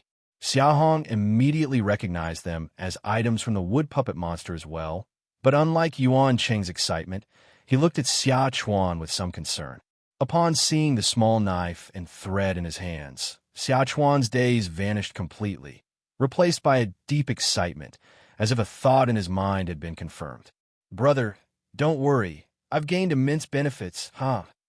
After a long moment of excitement, Xia Chuan looked up, saw Xia Hong's expression, and quickly tried to reassure him. Still incredibly excited, he continued. In my mind, there's an inheritance of puppetry, and there's also a vast amount of information about various woods and plants. It all must come from that wood puppet monster. Inheritance, small knife, thread. Xia Hong remembered the 3 golden lights from earlier and suddenly understood. The 3 trump cards of the wood puppet monster were indeed the puppetry technique, the thread, and the small knife. No wonder Yang Ning and Li Hu coveted the wood puppet monster so much. Xia Chuan might truly have received an extraordinary gift this time. If he can fully grasp those 3 things from the wood puppet monster, Xia Chuan's potential for future growth would be limitless. Even Yu Feng and the others couldn't help but look at Xia Chuan with envy. Xia Hong wasn't as excited, mainly because of his limited understanding of such deceitful creatures. But judging from Yang Ning and Li Hu's reactions, the things Xia Chuan gained shouldn't pose much of a problem. Even if there are any side effects, they should be within controllable limits. With that settled in his mind, Xia Hong stopped worrying and instead instructed everyone to rest. All right, don't celebrate too early. We don't know if there are any side effects. Let's rest first, and we will return to the camp when it gets dark tomorrow. Daylight had already arrived, and after a night of exhaustion, no one felt like talking. Once Xia Hong took the lead in laying down, the others followed suit in sleeping. Soon, the wooden house was filled with various sounds of snoring. However, among the snores, there were also a few quiet sobs. Luo Ming, sitting by the coal stove, couldn't sleep at all. Thinking of his wife, eldest son Luo Yun, father Luo Feng, and 1,000 others who died last night, he was filled with immense pain and self-reproach. Father, don't be sad. Cheng is still here, the camp is still here, and the wood puppet monster has been destroyed. We are no longer in danger. A slightly childish voice reached his ears, and Luo Ming turned to find his 8-year-old son, Luo Cheng, standing beside him. Seeing the clearly visible tear stains on his young son's face, he knew that Cheng had cried earlier as well. Yet, despite this, he still remembered to comfort his useless father. Unable to hold back any longer, Luo Ming pulled his son into his arms. Amid his heartache, he also felt an immense sense of relief. Relief, because he still had his one and only son, Luo Cheng. It was a stroke of luck, perhaps due to the assumption that children couldn't disguise themselves well, that the wood puppet monster only killed adults in the wooden house. Quite a few children survived, and his little Luo Chung was one of them. Chung, your father swears he will never let anything happen to you again. I will see you marry, have children, and live a long, full life. Holding his young son, Luo Ming spoke slowly, the words seeming spoken to himself and to his deceased wife and eldest son, resolute determination filling his expression. With only 4 hours of daylight, everyone who had worked all night fell asleep easily. As night enveloped the surroundings, everyone gradually woke up. However, upon waking, they found 5 leather bags neatly placed by the coal stove, with Luo Ming standing beside them. Leaders, please come over. Xia Hong, noticing the shape of the bags, immediately realized what was inside, but he said nothing, simply joining Hong Gang and the other leaders in walking over to Luo Ming. As the 5 of them approached, Luo Ming didn't say much. He simply bowed respectfully to the leaders with genuine expression. Thanks to the righteous intervention of the 5 leaders during this disaster at Rogel Camp, I am profoundly grateful. Had the leaders not helped, our camp's casualties would have been even more severe. Though this cold beast meat is limited, it represents the camp's gratitude. Please do accept it. Xia Hong didn't react much, but the other 4 leaders looked at the cold beast meat with evident temptation on their faces, though none stepped forward to accept it. After exchanging glances, the outspoken Hong Gang stepped forward, shaking his head. Leader Luo, although we want this cold beast meat, the truth is, we really didn't help much. As the saying goes, we shouldn't accept a reward without earning it, so the 4 of us will have to decline. Then, changing his tone, he continued, if you want to thank someone, thank Leader Xia. Without his prior warning at Redwood Ridge, the wood puppet monster might have wiped out everyone in your camp without us even knowing. In a valley battle that followed, it was also thanks to Leader Xia's solidified fire oil that we're standing here at all. So if you're going to thank someone, thank Leader Xia. The other 3 leaders nodded in agreement, clearly aligning with Hong Gang sentiment. Luo Ming smiled gently, first showing a grateful look to Xia Hong, then shook his head as he looked at Hong Gang and the others. While Leader Xia deserves thanks, so do the 4 of you. Not to mention tonight's efforts. I also remember your past cooperation in helping Yang Ning and Li Hu. This cold beast meat, if Leader Xia accepts, you 4 must as well. After saying this, he directly picked up the bags and handed them one by one to the 5 leaders. Xia Hong nodded and accepted without pretense, understanding that he had risked his life, making the cold beast meat well-earned. Inside each bag, there was roughly 1,000 pounds of cold beast meat, totaling 5,000 pounds, which was quite a significant gesture. Seeing all 5 leaders accept the cold beast meat, a smile finally appeared on Luo Ming's face before he nodded to Shang Ping and continued. As Leader Hong said, we owe tonight's survival to Xia Hong. Without him, Rogel Camp would not have the surviving 100 or so people. Later, without his solidified fire oil against the wood puppet monster, I, Luo Ming, likely wouldn't have survived either. And so, I prepared a special gift for the great Xia Camp. I hope Brother Xia Hong will graciously accept it. As soon as Luo Ming finished speaking, Shang Ping, Li Baihe, and Su Kong each carried a leather bag to Xia Hong's front. Thud! Thud! Thud! The 3 bags hit the ground, making 3 resounding thuds. Leader Xia, since you won't find a coal or iron mine anytime soon, in these 3 bags there are 5,000 pounds of coal and 4,000 pounds of iron. Please accept them. Upon hearing this, Hong Gang and the others glanced at the bags, swallowing hard in disbelief and looking up at Luo Ming, their faces filled with shock. Even Xia Hong couldn't help but look at Luo Ming, slightly incredulous. Xia Hong's disbelief was not without reason. As far as he knew, when Rogel Camp previously had 5 earth-digging realm cultivators, their daily coalstone output was only 1,000 pounds. 1,000 a day might sound like a lot over time, but considering that back then, Rogel Camp had a total population of over 1,000 people. These 1,000 or so people lived in 5 large wooden houses, each requiring 150 pounds of coal plus wood to maintain 1 day's heating. In other words, just for heating, they consumed 750 pounds of coal daily, almost 3/4 of the daily output.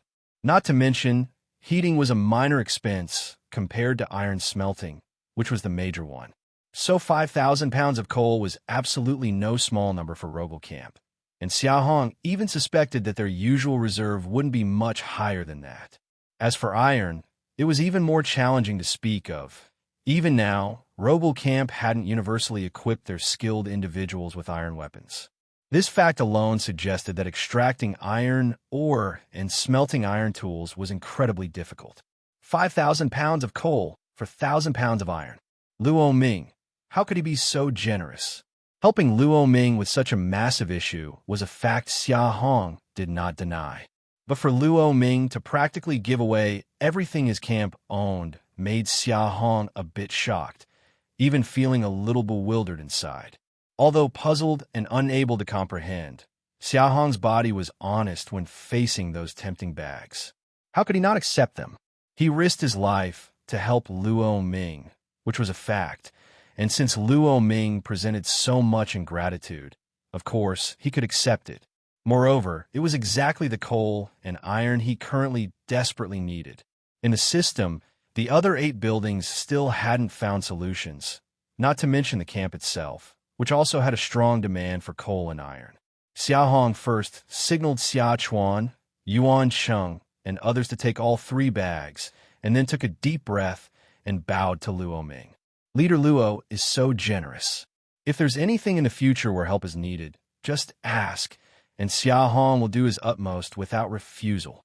Upon hearing this, a smile immediately appeared on Luo Ming's face. Luo Ming had prepared generous gifts, which all 5 camps accepted. After securing everything, people from the 5 camps naturally didn't want to linger any longer. Xia Hong's group was fine. They had come from Great Xia Camp, which was just a day away, but Hong Gang and others from the 4 camps had been out for over half a month and were clearly eager to return home. Upon exiting Rogel Camp's cave and bidding farewell to Luo Ming, everyone set off on their journey back. Since everyone had to head towards Redwood Ridge first and then back to their respective camps, they didn't separate. During the walk to Redwood Ridge, Xia Hong deliberately observed people from the 4 camps. Honestly speaking, the 4 camps were the most tragic this time. According to Luo Ming, 43 people, including 4 leaders, came this time to eliminate the monster. Yet now, only 10 remain. Dechuan and Huang Zhao each with 3, Chunyi and Lu Shang each with 2. The dead weren't just 33 ordinary people, but 33 logging realm combatants, the backbone of the camps. Losing so many at once, life for these camps would likely be difficult for some time. Silently sighing in his heart, Xia Hong said nothing further. Chunyi and Lu Shang's camps were north of Rogel Camp, so they bade farewell to Xia Hong and others upon entering Redwood Ridge and headed north. Dechuan and Huang Zhao's camps were south of Rogel Camp, thus on the same path as Xia Hong and others. Upon reaching Huang Zhao Camp, Huang Yong and the 2 others left first. Finally entering Dechuan Camp's territory, Hong Gang and his 2 companions also departed. Xia Hong and his group of 7 continued south, passing through the Ashur territory until they reached Great Xia territory. Exiting Redwood Ridge, they walked east about 500 to 600 meters, quickly finding the small hill where the Great Xia camp was located. Seeing the snow-covered small hill lying quietly on the ground with no difference from usual, the expressions on the 7 people's faces relaxed considerably. Even though they had only been away for a day, both Xia Hong and the other 6 had their minds on the camp. After all, their family and friends live there. Additionally, having witnessed human tragedies at Rogel Camp, seeing their camp safe and sound made them cherish it even more. Xia Chuan rushed to the cave entrance and shouted inside. The rain from all directions can't match the rain of our Redwood Ridge. Dragon Gate Mountain has rain. Snowland Tiger comes downhill. A sound of surprise came from inside, and the trees blocking the entrance were quickly pushed aside by Suin, Lu Yuan, and Li Yuankun, who greeted them with joy. The leader has returned. I told you. The leader would be all right. Besides the three, some young people from the camp also came out to welcome them. Seeing that all 7 of them had returned, each carrying 4 large bags, smiles appeared on everyone's faces. Upon entering the camp with the 6 others, Xia Hong noticed Su and preparing to lead people to seal the entrance again. He immediately stopped him. No need to seal it. From today onwards, the entrance can remain open at night to let everyone get some fresh air. Suan paused, and Lu Yuan, Li Yuankun, along with the young ones prepared to help, were also somewhat confused. Xia Chuan chuckled beside them and said, "The wood puppet monster has been defeated by the leader, and I personally finished it off. There's nothing to worry about anymore." Upon hearing that the wood puppet monster was dead, Suan and others were shocked but quickly erupted in joy, especially after confirming with Xia Hong. Their morale soared. The wood puppet monster is dead. It's finally dead. The leader defeated it, and our camp's revenge is complete. It killed so many of us before, but now it's finally dead. Finally dead. This is wonderful, From now on, there's no need to seal the cave anymore, just like before. The wood puppet monster had afflicted more than just Rogel Camp. Great Xiao was the same. Of course, there was also Dashur Camp. Previously, the remaining nearly 200 people from Dashur were also in the cave. But they gathered on the right side of the furnace, quite distant, showing a clear division from people of the Great Xia Camp. Xia Hong felt a stir in his heart and walked towards the people of the Dashur Camp. People instinctively made way for him, and upon walking into the crowd, Xia Hong found Shi Qing lying in the center, tended by his children, Shi Ping and Shi Lu. Leader, seeing Shi Qing trying to get up, Xia Hong quickly stepped forward and said, shaking his head, "Your injuries haven't healed. Don't move." Previously penetrated by white threads that pierced through his entire body, rendering him mostly a cripple, Shi Qing, seeing Xia Hong still treating him with respect, showed a touch of gratitude on his face. On behalf of the more than 100 people who died tragically in the camp, Shi Qing thanks the leader for the great kindness. Shi Qing could naturally hear the lively discussions inside the cave. Knowing the wood puppet monster had died, he felt immense gratitude towards Xia Hong. But being unable to move, he turned to his children, saying, "Pinger, Luer, Kao to the leader on behalf of father. The great revenge for your mother, uncle, and our Dashur Camp's victims has finally been avenged." Speaking with deep emotion, perhaps recalling his wife, brother, and those who died in the camp, Shi Qing couldn't help but shed tears. Shi Ping and Shi Lu were also full of emotions, kneeling in front of Xia Hong, preparing to kowtow. Of course, Xia Hong immediately stopped them. Noticing the young pair still stubbornly trying to kneel and kowtow, Xia Hong chuckled, shook his head, and pressed them down next to Shi Qing, then looked at Shi Qing and spoke earnestly. "Uncle Shi, since you call me leader, from now on, we are one family. You 187 people are equally a part of our Great Xia Camp. It wouldn't be proper to be so formal." Hearing Xia Hong's words, Shi Qing was startled, looking at Xia Hong, face full of emotion and gratitude. When Xia Hong spoke, he deliberately raised his voice, allowing not only Shi Qing, but also Shi Ping, Shi Lu, and over 100 people of the Dashur Camp to hear it clearly. They all looked up at Xia Hong, faces aglow with excitement. Some couldn't help but let out sobs of joy. With their camp destroyed, these survivors came to the Great Xia Camp, providing them temporary safety. However, without a clear answer from him as their leader, the Dashur people lived without legitimacy, feeling like dependent guests always at risk of being expelled. Thus, their hearts were extremely lacking in a sense of security. Even knowing that the wood puppet monster was killed and their great revenge fulfilled, they didn't dare to celebrate and discuss freely like the people of the Great Xia Camp did. In the Ice Abyss world, a sense of security is an extremely precious and scarce commodity. Xia Hong's recent words undoubtedly gave them a great sense of security. "Rest assured, since I have decided to take you in, henceforth you are all members of Great Xia, and I will treat you all equally." Watching Xia Hong leave after speaking, Shi Qing's face was still filled with emotion. He took a deep breath, looked around at the surrounding crowd, and spoke solemnly. I am now a cripple. We have more than 100 people, not a single one in the logging realm. Frankly, just a bunch of burdens. The leader is willing to accept us, such a great kindness and virtue. It would be difficult to repay, even if we face death 9 times over. From now on, Great Xia is our home. Xia Hong is our only leader. Even if the leader asks us to die, we should not even frown. Do you all understand? Everyone looked up at Xia Hong, who had already walked afar. Their faces solemn, and they nodded earnestly. Having given the people of the sure camp peace of mind, Xia Hong walked directly to the side of the iron refining furnace. Seeing the coal and iron already spilled out on the ground, his face immediately showed excitement. Camp, Great Xia Level 0. Lord, Xia Hong. Population of territory, 341. Resources, wood 1240 coal, 254 iron 4, 2 silver, 0 gold 0. Buildings opened. 1. Iron refining furnace, level 2. Buildings not opened. 8. Wooden mannequin, green bamboo fence, marking stone, medicine decoction pot, yellow earth, polishing stone, small wooden table, rough iron chain. Currently, the camp's wood supply is completely overflowing.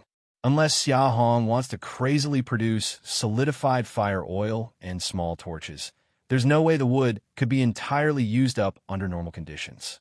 The coal and iron gifted by Luo Ming couldn't be refused by Xia Hong, because he realized that trying to gather the resources needed to open buildings on his own in a short period was absolutely impossible. Coal mines are easy to find, but currently, in Great Xia, he is the only one in the earth-digging realm. By himself, he can mine at most 200 pounds a day, and then there's the even harder to find iron mines and subsequent mining. So accepting Luo Ming's gift is undoubtedly the fastest choice to unlock other buildings.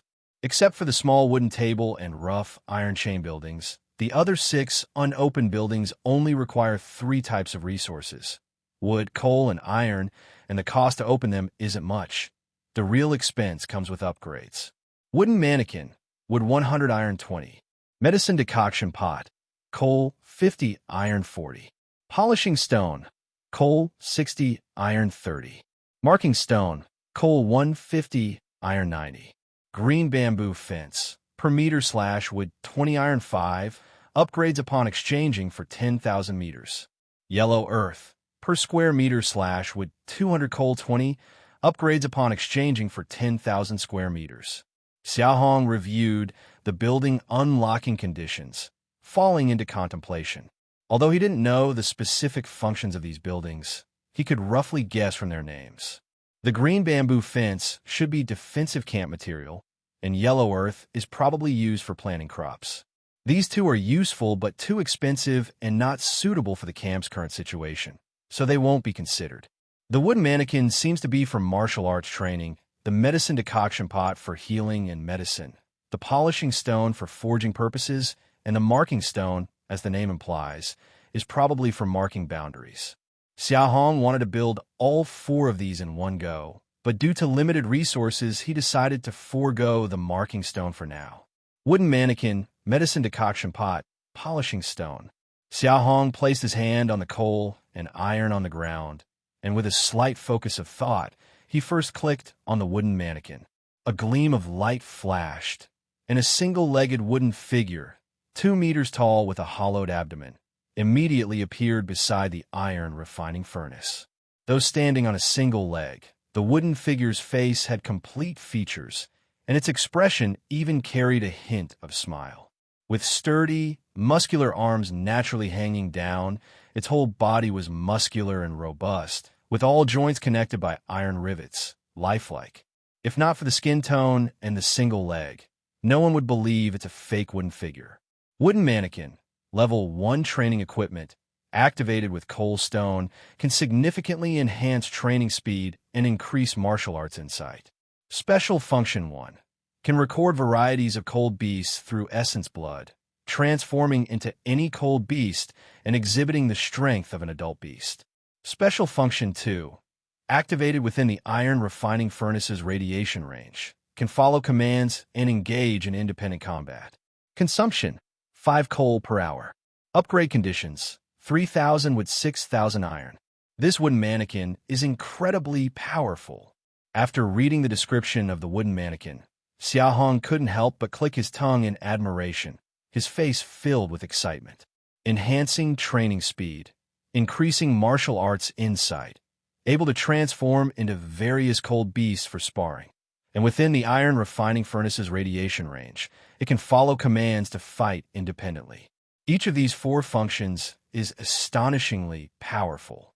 Xia Hong took a deep breath and continued to open the second building, the polishing stone. As more of the coal and iron on the ground disappeared, another glow appeared beside the wooden mannequin, swirling in the air for a moment before vanishing, leaving behind a rectangular black stone over 1/2 meter in diameter. Polishing stone, level 1, can be shaped into any mold for crafting various metal devices, capable of forging weapons ranging from 10 forged to 1,000 forged. Special function, absorbs enough cold beast blood to forge weapons with beast-suppressing attributes. Upgrade conditions, 5,000 coal, 10,000 iron. Another valuable treasure. Xia Hong's face was filled with delight, and he then pointed out the medicine decoction pot. A sudden glow appeared, and beside the polishing stone emerged a 1/2 meter diameter green medicine pot, with a layer of strange patterns on the outside, accompanied by a refreshing fragrance upon its appearance. Medicine decoction pot, level 1 alchemy equipment, capable of identifying item properties upon the placement of any object. Medicinal items will be automatically recorded. Special function, automatically generates formulas based on recorded types. Materials can be added following the formula and boiled with water to create medicine. Consumption, 20 coal per hour for decoction. Identification consumes varying amounts of coal stone based on the rarity of the item.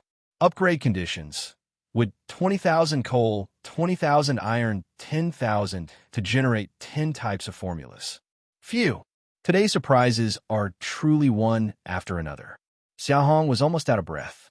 This medicine decoction pot, despite its rustic name, turns out to be the most useful. Identifying item properties and automatically generating formulas mean that just adding water and boiling according to the formula can automatically concoct medicine. If not for this medicine decoction pot, Xia Hong even doubted whether he could ever interact with this term in the future. Though Xia Hong is not clear about other camps, but for a small camp like Great Xia, where even survival is challenging, there is fundamentally no concept of treating injuries with medicine. Injuries must be endured, and if endurance fails, one dies, with no exceptions. Now, with the medicine decoction stove, they won't have to expend much effort to use medicine. According to the description of the decoction stove, as long as they keep feeding it items to continually record, it will automatically generate various formulas. Once the formulas are generated, they don't even need to expend effort for refining. They just need to add water and boil.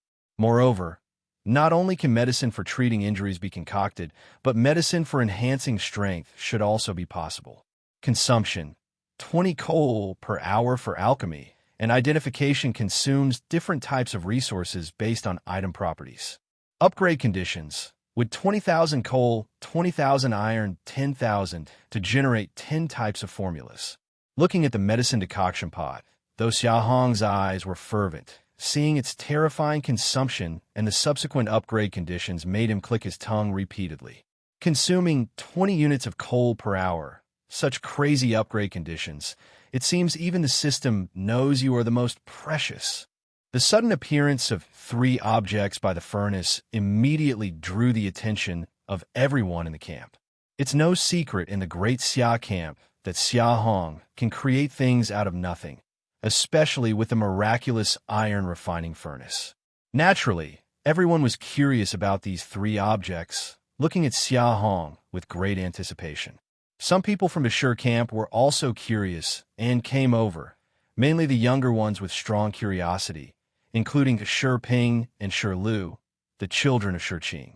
Xia Hong didn't hide anything and gave a general introduction to the 3 objects. The people of Great Xia trusted Xia Hong without doubt and were thrilled upon hearing about the powerful functions of the three objects. However, Shi Ping, Shi Lu, and some others from the Shi camp were puzzled by these unheard-of items. Leader, why not give it a try?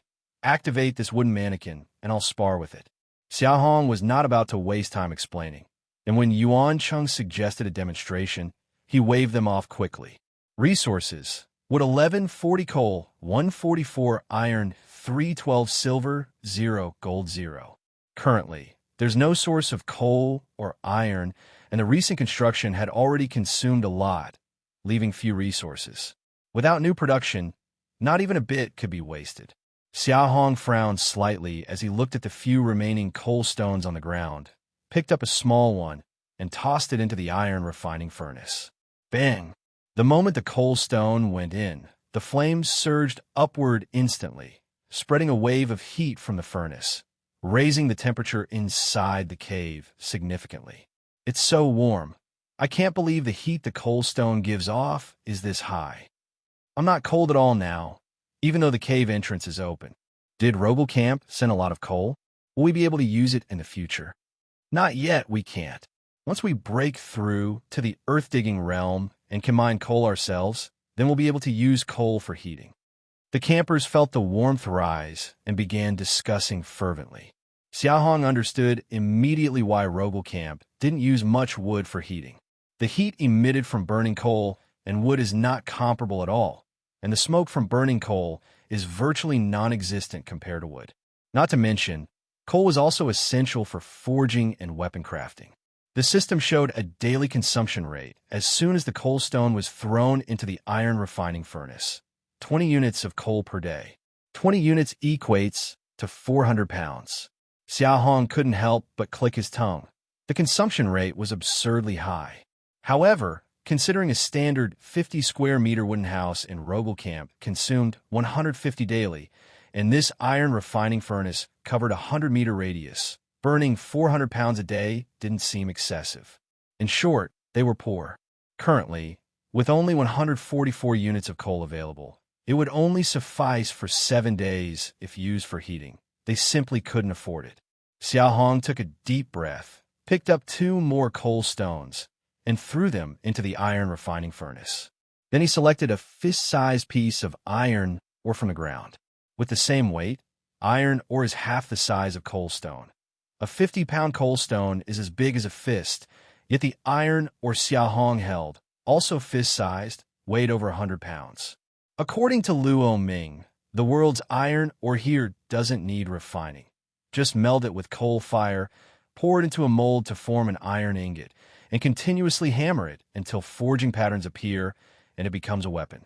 The more forging patterns, the more powerful the crafted weapon. Generally, reaching the 10 forging level can break through the lower-level cold beast defenses without issues. Recalling what he learned about weapon crafting from Luo Ming before leaving Camp, Xia Hong showed a hint of contemplation in his eyes. Compared to the process from his previous life, this crafting method seemed unreasonable, but the iron ore of this world obviously was not the same as Earth's. Judging from the weight alone, it was evident. Remembering Wang Ming's roughly 600-pound broadsword, Xia Hong stopped overthinking, selected 15 pieces of iron ore, about 600 pounds in total, and placed them over the iron refining furnace, adding a few more coal stones underneath. Leader, are you planning to forge weapons? Definitely. Didn't the leader just say that the black stone could form any mold? After melting the iron ore and pouring it into the mold, a weapon should come out, right? Our great Xia can also craft weapons ourselves now. Iron probably isn't enough at the moment. Not many weapons can be made now, but once we have more iron mines, we'll all have weapons. The surrounding crowd, including Xia Chuan, immediately guessed Xia Hong's intention, feeling excited and buzzing with chatter. If only it were as easy as they said. Xia Hong shook his head internally, did not speak, and walked to the black polishing stone, placing his hand on it. After probing a bit over it, Xia Hong immediately understood. This polishing stone could transform with a light touch, but if force was applied, it became ridiculously hard, somewhat similar to a non-Newtonian fluid but evidently more advanced. Xia Hong flattened the polishing stone, then lightly impressed the shape of a blade mold on it. Next, he just had to wait for the iron ore to melt. The heat from the iron refining furnace made the whole cave as warm as spring. The night provided no drowsiness, and everyone gathered, chatting and waiting with Xia Hong for the iron ore to melt. Over 3 hours later, nearing midnight, the iron ore on the furnace finally melted completely into a mass of milky white hot liquid. Xia Hong placed the polishing stone on one side of the furnace, then moved carefully to pour the liquid over the blade mold impression. Sizzle. As the liquid entered the mold, it solidified upon contact with the polishing stone, emitting a dense white smoke. A while later, after all the molten iron had been poured out, Xia Hong relaxed his grip and looked down at the polishing stone, a smile spreading across his face. Fetch some water. Xia Chuan quickly jogged to the side of the wall and brought a ladle of water. Xia Hong took the ladle and poured it over the polishing stone. As hot and cold met, a more intense, white smoke erupted. No one displayed signs of impatience. They all craned their necks, waiting for the smoke to disperse, eager to see if the blade mold was complete. A dozen or so breaths later, the smoke cleared, and a long, black iron ingot stealthily appeared on the polishing stone. The iron ingot was about 1.5 meters long, narrow at the top, wide at the bottom, with a distinct curve at the tail, clearly taking the shape of a blade. This is an iron ingot, not quite a blade yet, right? It's already very close, probably just needs shaping. Didn't the leader previously bring back a blade? We've all seen it. It probably requires forging. The leader definitely knows, see. Xia Hong picked up the iron ingot from the polishing stone, placed it on the iron refining furnace, and lightly kneaded the polishing stone again. Under Xia Hong's gentle kneading, the polishing stone quickly transformed into the shape of an iron hammer, and after leaving a 1/2-meter-long grip, he stopped. Using wood to fix the iron ingot on either side of the iron refining furnace, Xia Hong raised the polishing hammer, took a deep breath, and struck the iron ingot forcefully. Clang! A crisp strike rang in everyone's ears. Clang! Clang! Clang! Clang! Clang! Then came a series of rhythmic hammering sounds, echoing like celestial melodies to their ears. Their faces were full of anticipation, their eyes reflecting the sparks from Xia Hong's striking, and something indescribable within them seemed to stir softly. Xia Hong resembled an indefatigable machine, hammering with increasing enthusiasm. He wasn't quite sure what the others in the camp were thinking, but his spirit was surging with excitement. After all, the blade mold he was forging could, in a sense, signify that from today onwards, the Great Xia camp had officially entered the Iron Age. Clang! Clang! Clang! Clang! In the quiet cave, the powerful sound of smithing continued throughout the night. No one in the camp wore a look of impatience. They were all fixated on Xia Hong, watching him hammer the blade mold, their faces filled with anticipation. It wasn't until the sky started to lighten that Xia Chuan came to his senses and hurriedly instructed others to seal the cave entrance again. Coincidentally, this was when Xia Hong's hammering also approached its end. Clang! Clang! Clang! After the last 3 hammer blows landed, Xia Hong released the polishing stone in his hand and took a deep breath. It was only then he realized he was soaked in sweat, his arms swollen, and intense soreness was coming from every joint in his body. Phew! This is several times more tiring than cutting trees. Xia Hong sighed inwardly, rubbing his arm, clamping the already formed blade with wood, and looking at the 10 exquisite silvery white lines on the side of the blade. Though his face was full of fatigue, he couldn't hide the excitement in his eyes. According to Luo Ming, although tin forged is the most basic weapon, it would take at least 3 in the earth-digging realm to continuously alternate hammering for a whole night. But with this polishing stone, I can do it alone. Xia Hong's excitement was not without reason.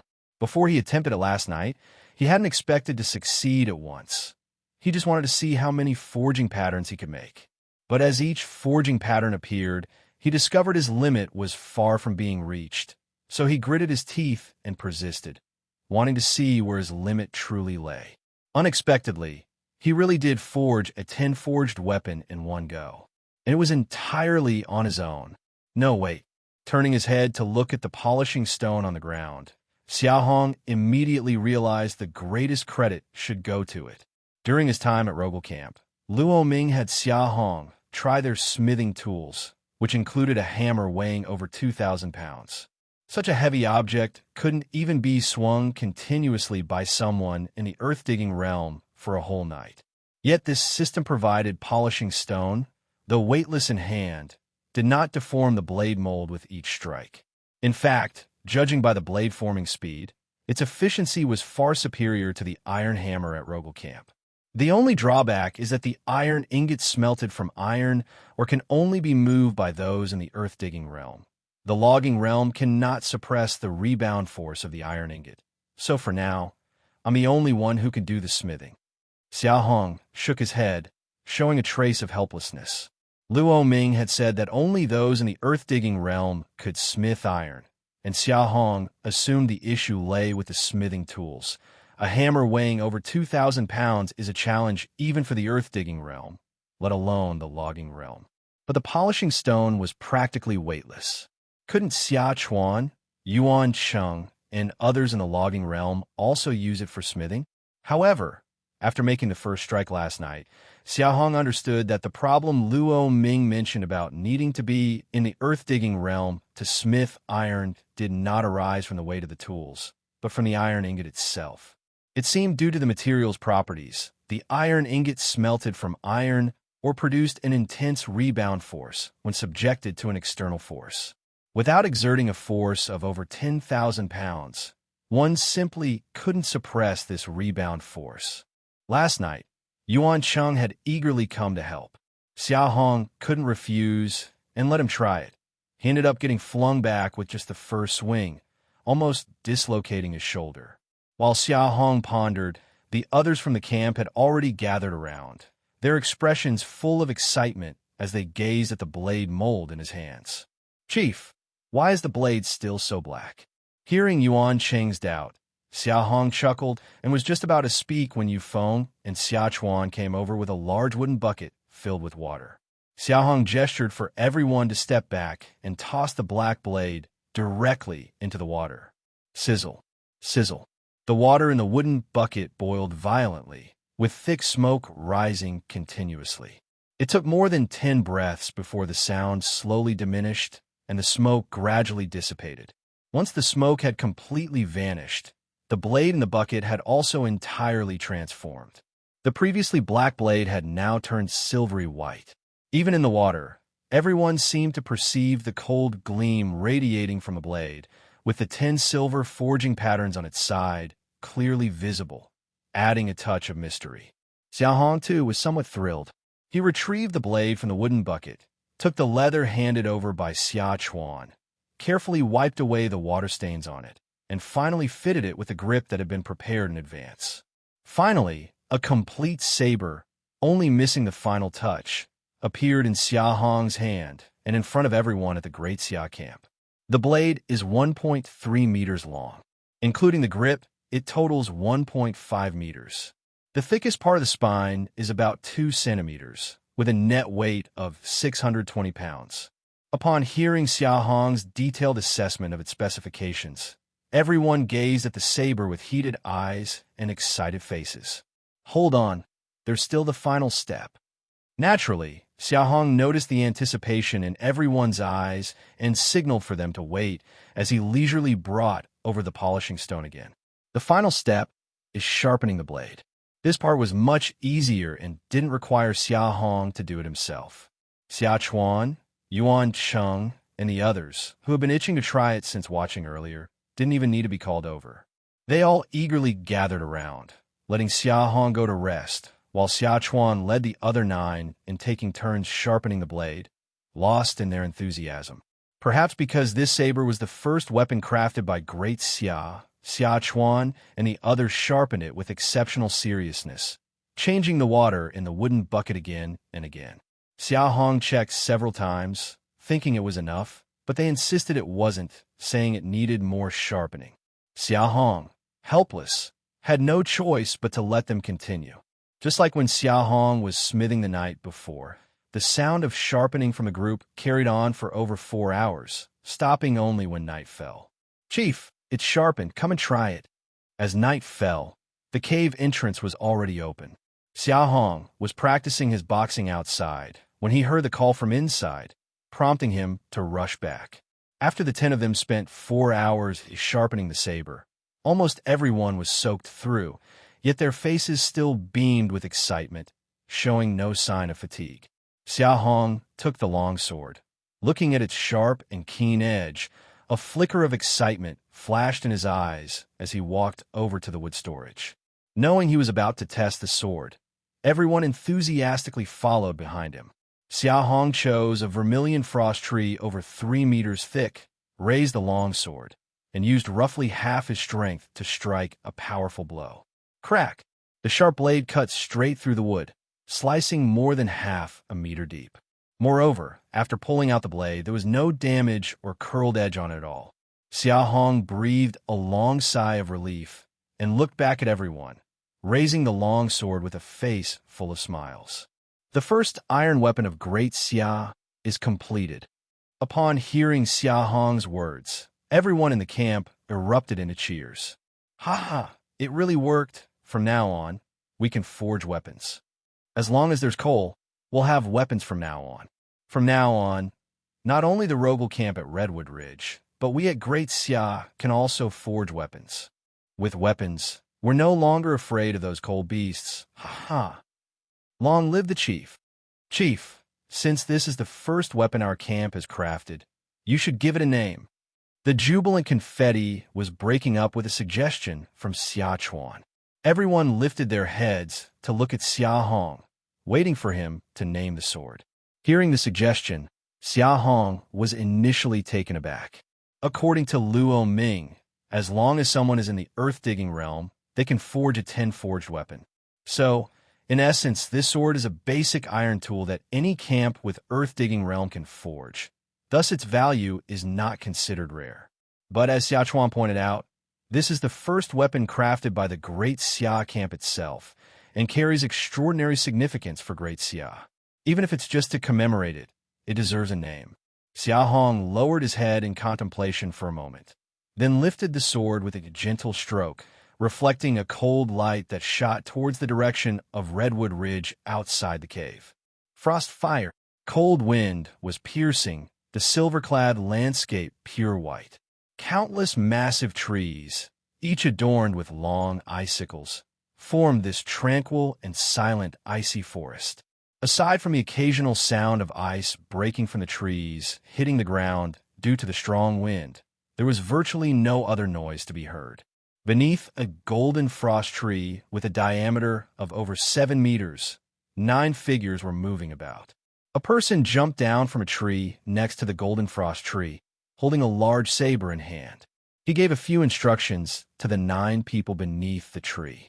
The 9 people immediately took out several ropes from their bodies, laid them on the ground, and then covered them with snow, each grabbing one end of the rope and hiding behind a nearby tree.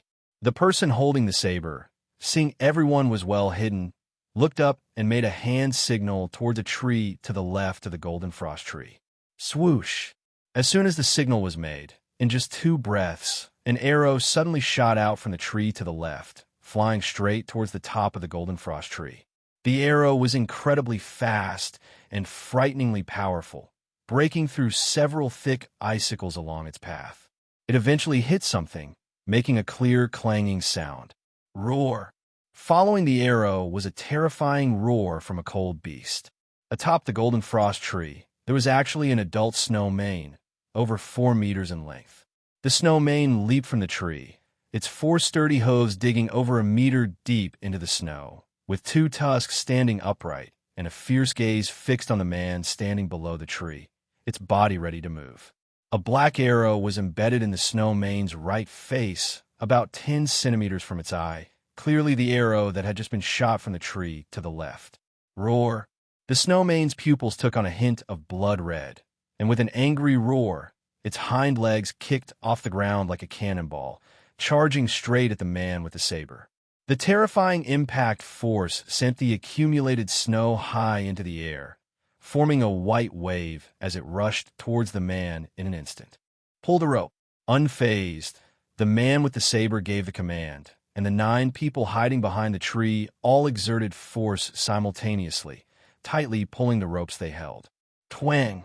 The ropes in the snow were pulled taut by the 9 people, just in time to block the snow mane's charging path. Caught off guard, the snow mane's legs were tripped, and despite the terrifying impact force causing the 9 people pulling the ropes to stagger, its speed suddenly slowed down.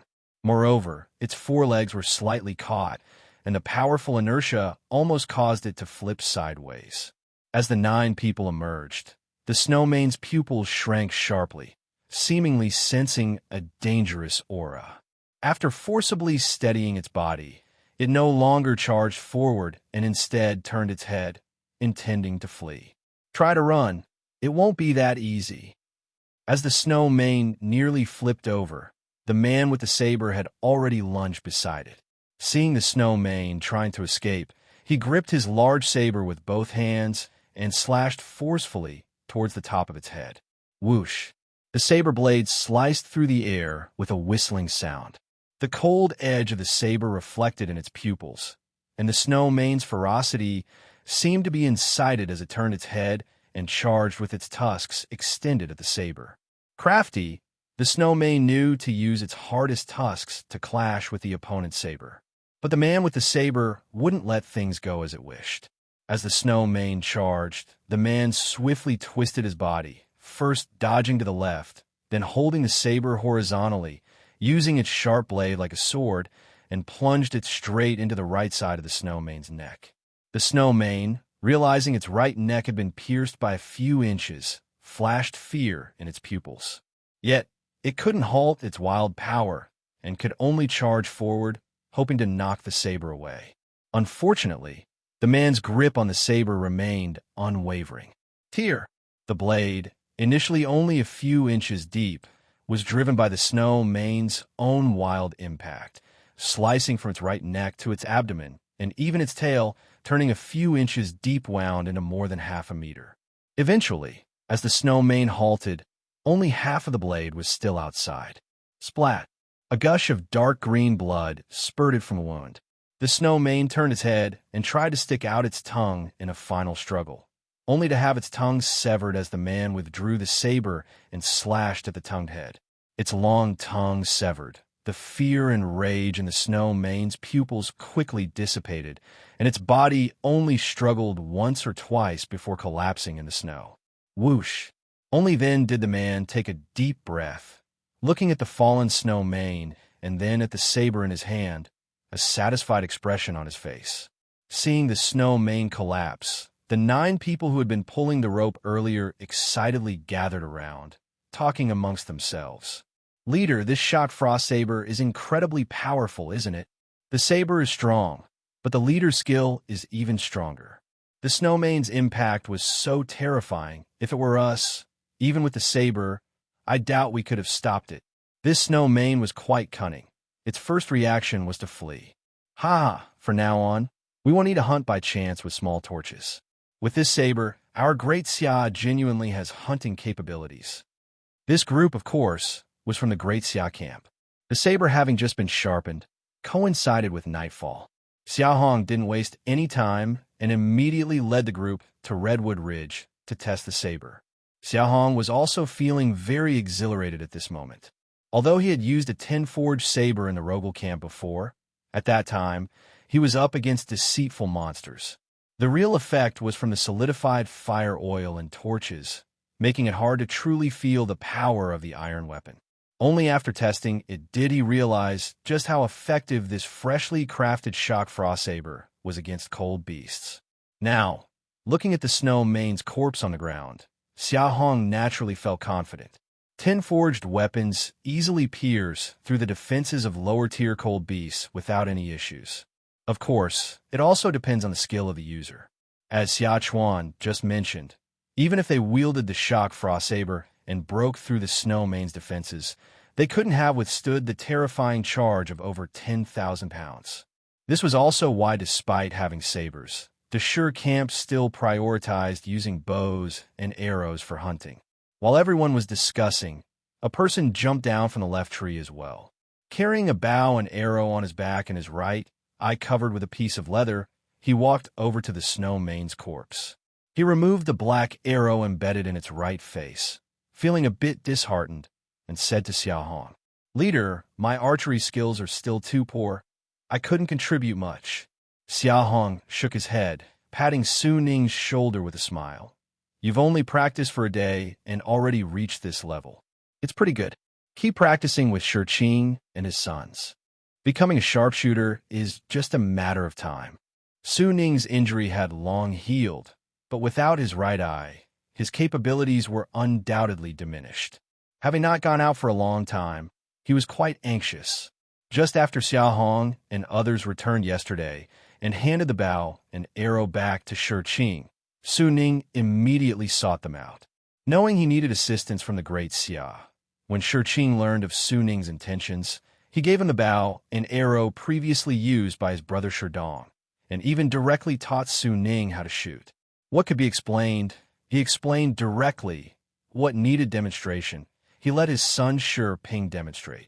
His son Shi Ping and daughter Shi Lu both had considerable archery talents, and teaching a beginner like Su Ning was more than sufficient. Perhaps Xiu Peng was right.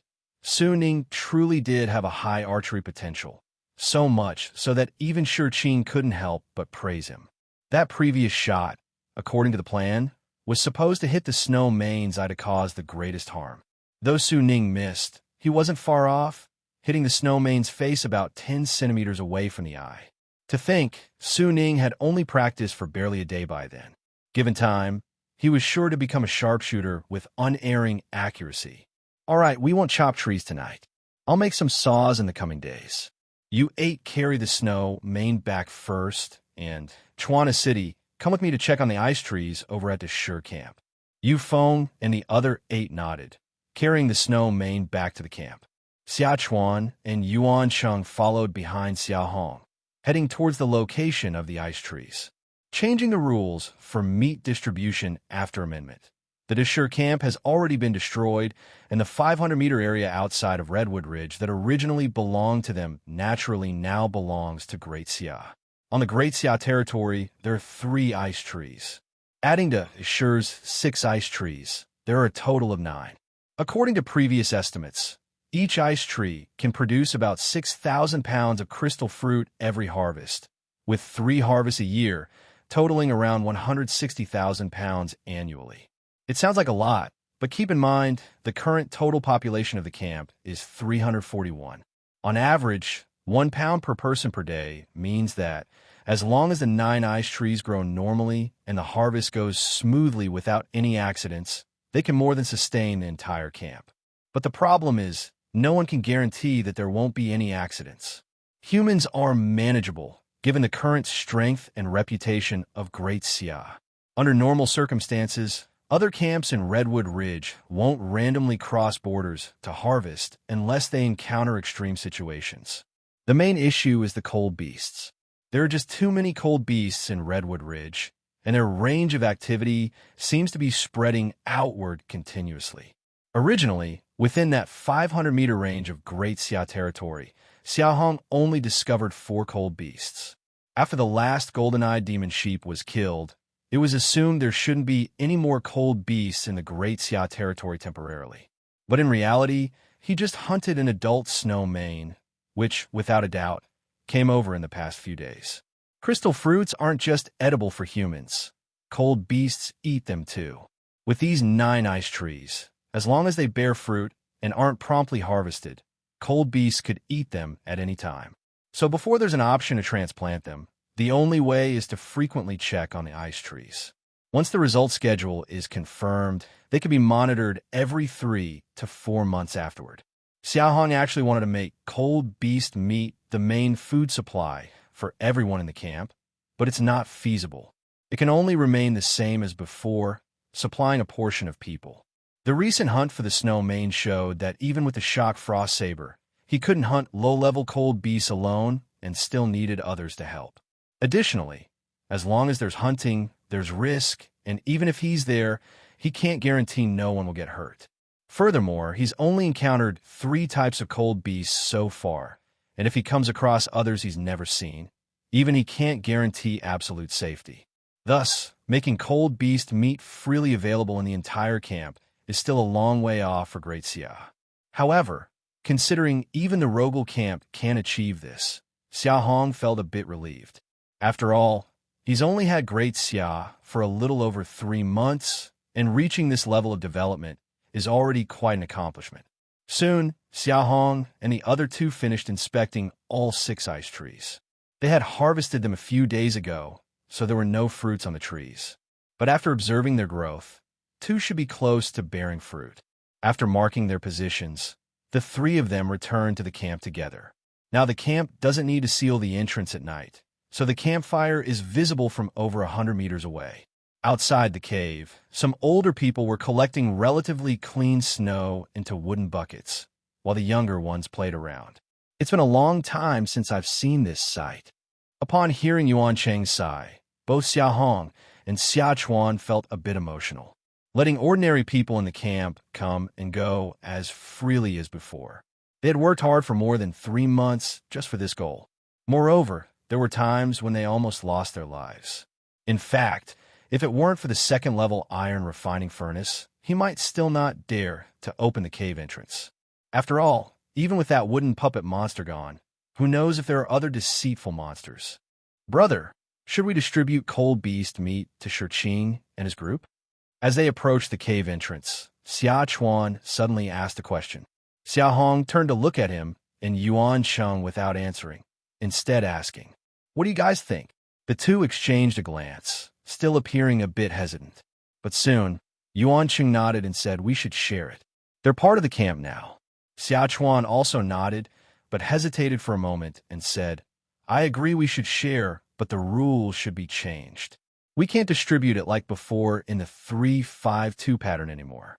Now that we have iron tools, we should be able to steadily acquire cold beast meat in the future. We need to use it strategically and not distribute it all at once." Upon hearing this, Xia Hong looked at Xia Chuan with a hint of admiration in his eyes. "It seems you have some ideas. Tell me about them." Encouraged by Xia Hong, Xia Chuan showed a bit of confidence on his face. After thinking for a moment, he said, "My idea is to consolidate all future cold beast meat and then divide the recipients into 4 levels. The first level is the leader, which is you, brother. You can allocate the cold beast meat reserves according to your training needs, as the camp's acquisition of cold beast meat mainly relies on you for now." At the mention of the first level, Xia Hong slightly furrowed his brows, but didn't interrupt Xia Chuan, quietly listening. The second level is the hunting team. Although we all participated in hunting the snow mane today, to be honest, we didn't contribute much. We should follow the regulations of the Rogel camp. Only those who break through to the earth-digging realm can officially be considered hunting team members, so there are currently no members in the second level. The third level is the logging team, which includes members of the logging realm. Currently, there are 10 people, and I'm one of them. Based on circumstances, 5 pounds per person per day should be enough for our steady improvement. The fourth level is the logging team reserves, divided into 2 categories based on basic strength. 1 pound per day for those over 1,000 pounds, and 2 pounds per day for those over 3,000 pounds.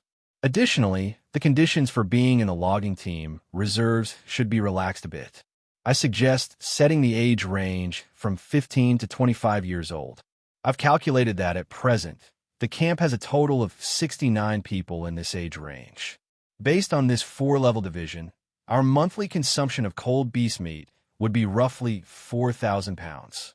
As long as we successfully hunt 3 to 5 times, we can maintain operations, which should be more than sufficient for us at the moment. If there's any surplus later, it should all be reserved.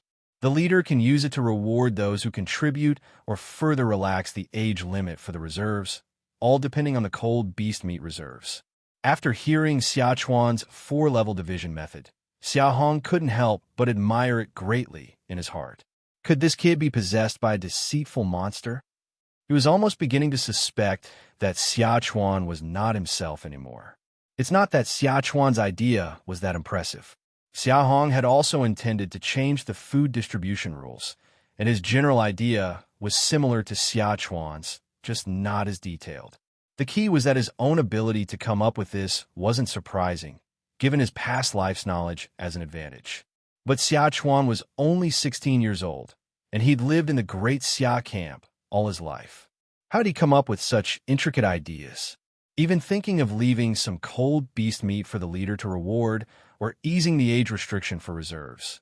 He considered all of this? How did you come up with this? Xia Hong couldn't resist asking. Perhaps noticing Xia Hong's inner surprise, Xia Chuan chuckled and turned to look at Yuan Cheng beside him. Yuan Cheng, seemingly aware of the backstory, smiled and said, "Leader, this was taught by Leader Luo Ming at the Rogel camp the night before yesterday." Xia Chuan asked him how the Rogel camp distributed meat, and after Luo Ming told him, we also shared our 3-5-2 rule with him. After hearing it, Luo Ming said that the leader, being strong and capable, made Great Xia have great potential in the future, and he came up with this rule together with Xia Chuan. It was taught by Luo Ming. Xia Hong was taken aback, feeling a bit puzzled in his heart. Why did Luo Ming teach Xia Chuan these things? Xia Hong, who was pondering Luo Ming's intentions, was interrupted by Xia Chuan. He decided not to speculate further and made a rough calculation in his mind before speaking. Let's go with the rules you suggested, but I want to add 2 more points. The age limit for the reserve can now be relaxed to 13 to 30, and for those under 13, we'll give them 5 pounds of cold beast meat every month. Seeing Xia Chuan's anxious expression immediately after hearing this, Xia Hong raised his hand, signaling Xia Chuan to continue listening to him. I know the population structure of the camp well. The age group from 13 to 30 should total just over 100, which is about 30 more than what you originally said. And counting them in would consume only about an additional 1,000 pounds of cold beast meat each month. Those under 13 are a bit more, roughly 150, and with 5 pounds per person per month, it adds up to just over 700 pounds. So, my 2 additional points would only require us to hunt 2 more cold beasts a month to achieve that. According to Xia Chuan's calculations, successfully hunting 4 adult cold beasts a month would sustain consumption. Adding these 2 points, hunting 6 in total a month would be completely sufficient. Are you still worried that you won't be able to hunt 6 cold beasts a month? Upon hearing Xia Hong's rhetorical question, Xia Chuan and Yuan Cheng both showed a hint of hesitation on their faces. In fact, looking back over the past month, they had hunted more than 6 cold beasts. Now that they had iron tools and greatly improved hunting ability, considering the terrifying density of cold beasts at Redwood Ridge, hunting 6 a month should surely be achievable. But the problem is hunting carries risks. The hunt for that snow mane seemed simple, but it required all 10 of them working together, plus the enhancement from the shock frost saber and their understanding of the snow mane cold beast. It was a combination of many factors that made it possible. So far, they've only encountered 3 types of cold beasts. If they come across others they don't understand, the risks remain very high. Moreover, taking such risks is only for the sake of ordinary people in the camp. After thinking for a long time, Xia Chuan finally spoke up. "Brother, hunting 2 more cold beasts would mean taking greater risks, and for the ordinary people in the camp, I don't think it's worth it. Besides, our current hunting range, including the original Daishur territory, is only about 1,000 meters north-south on the outskirts. Though the cold beast density is high, within this 1,000-meter range, they are extremely limited, and adding 2 more might soon deplete the cold beasts in this area entirely. By then, we'd have to venture deeper into Redwood Ridge, which is even less safe." As Xia Chuan spoke, the 3 of them reached the entrance of the camp. "Greetings, leader. Greetings, leader. The leader is back. Brother Chuan and Brother Cheng are back too. All right, everyone, go about your business." While smiling and acknowledging the greetings from people at the entrance, Xia Hong led the 2 into the camp, stopping by the iron refining furnace before indicating for them to sit down, then pointed to the ordinary people in the camp and asked Xia Chuan, What do you think these people are considered to the camp right now? Xia Chuan paused for a moment, thought briefly, and answered with 2 words. A burden. Exactly, a burden. So, are you willing to abandon them? Xia Chuan and Yuan Cheng immediately fell silent. The answer was obvious. They weren't willing to abandon them. Not to mention that among these ordinary people in the camp were their relatives and friends. Even without personal ties, having lived together for many years, there surely was an emotional bond. You said that it's not worth taking greater risks for these people, which I can understand.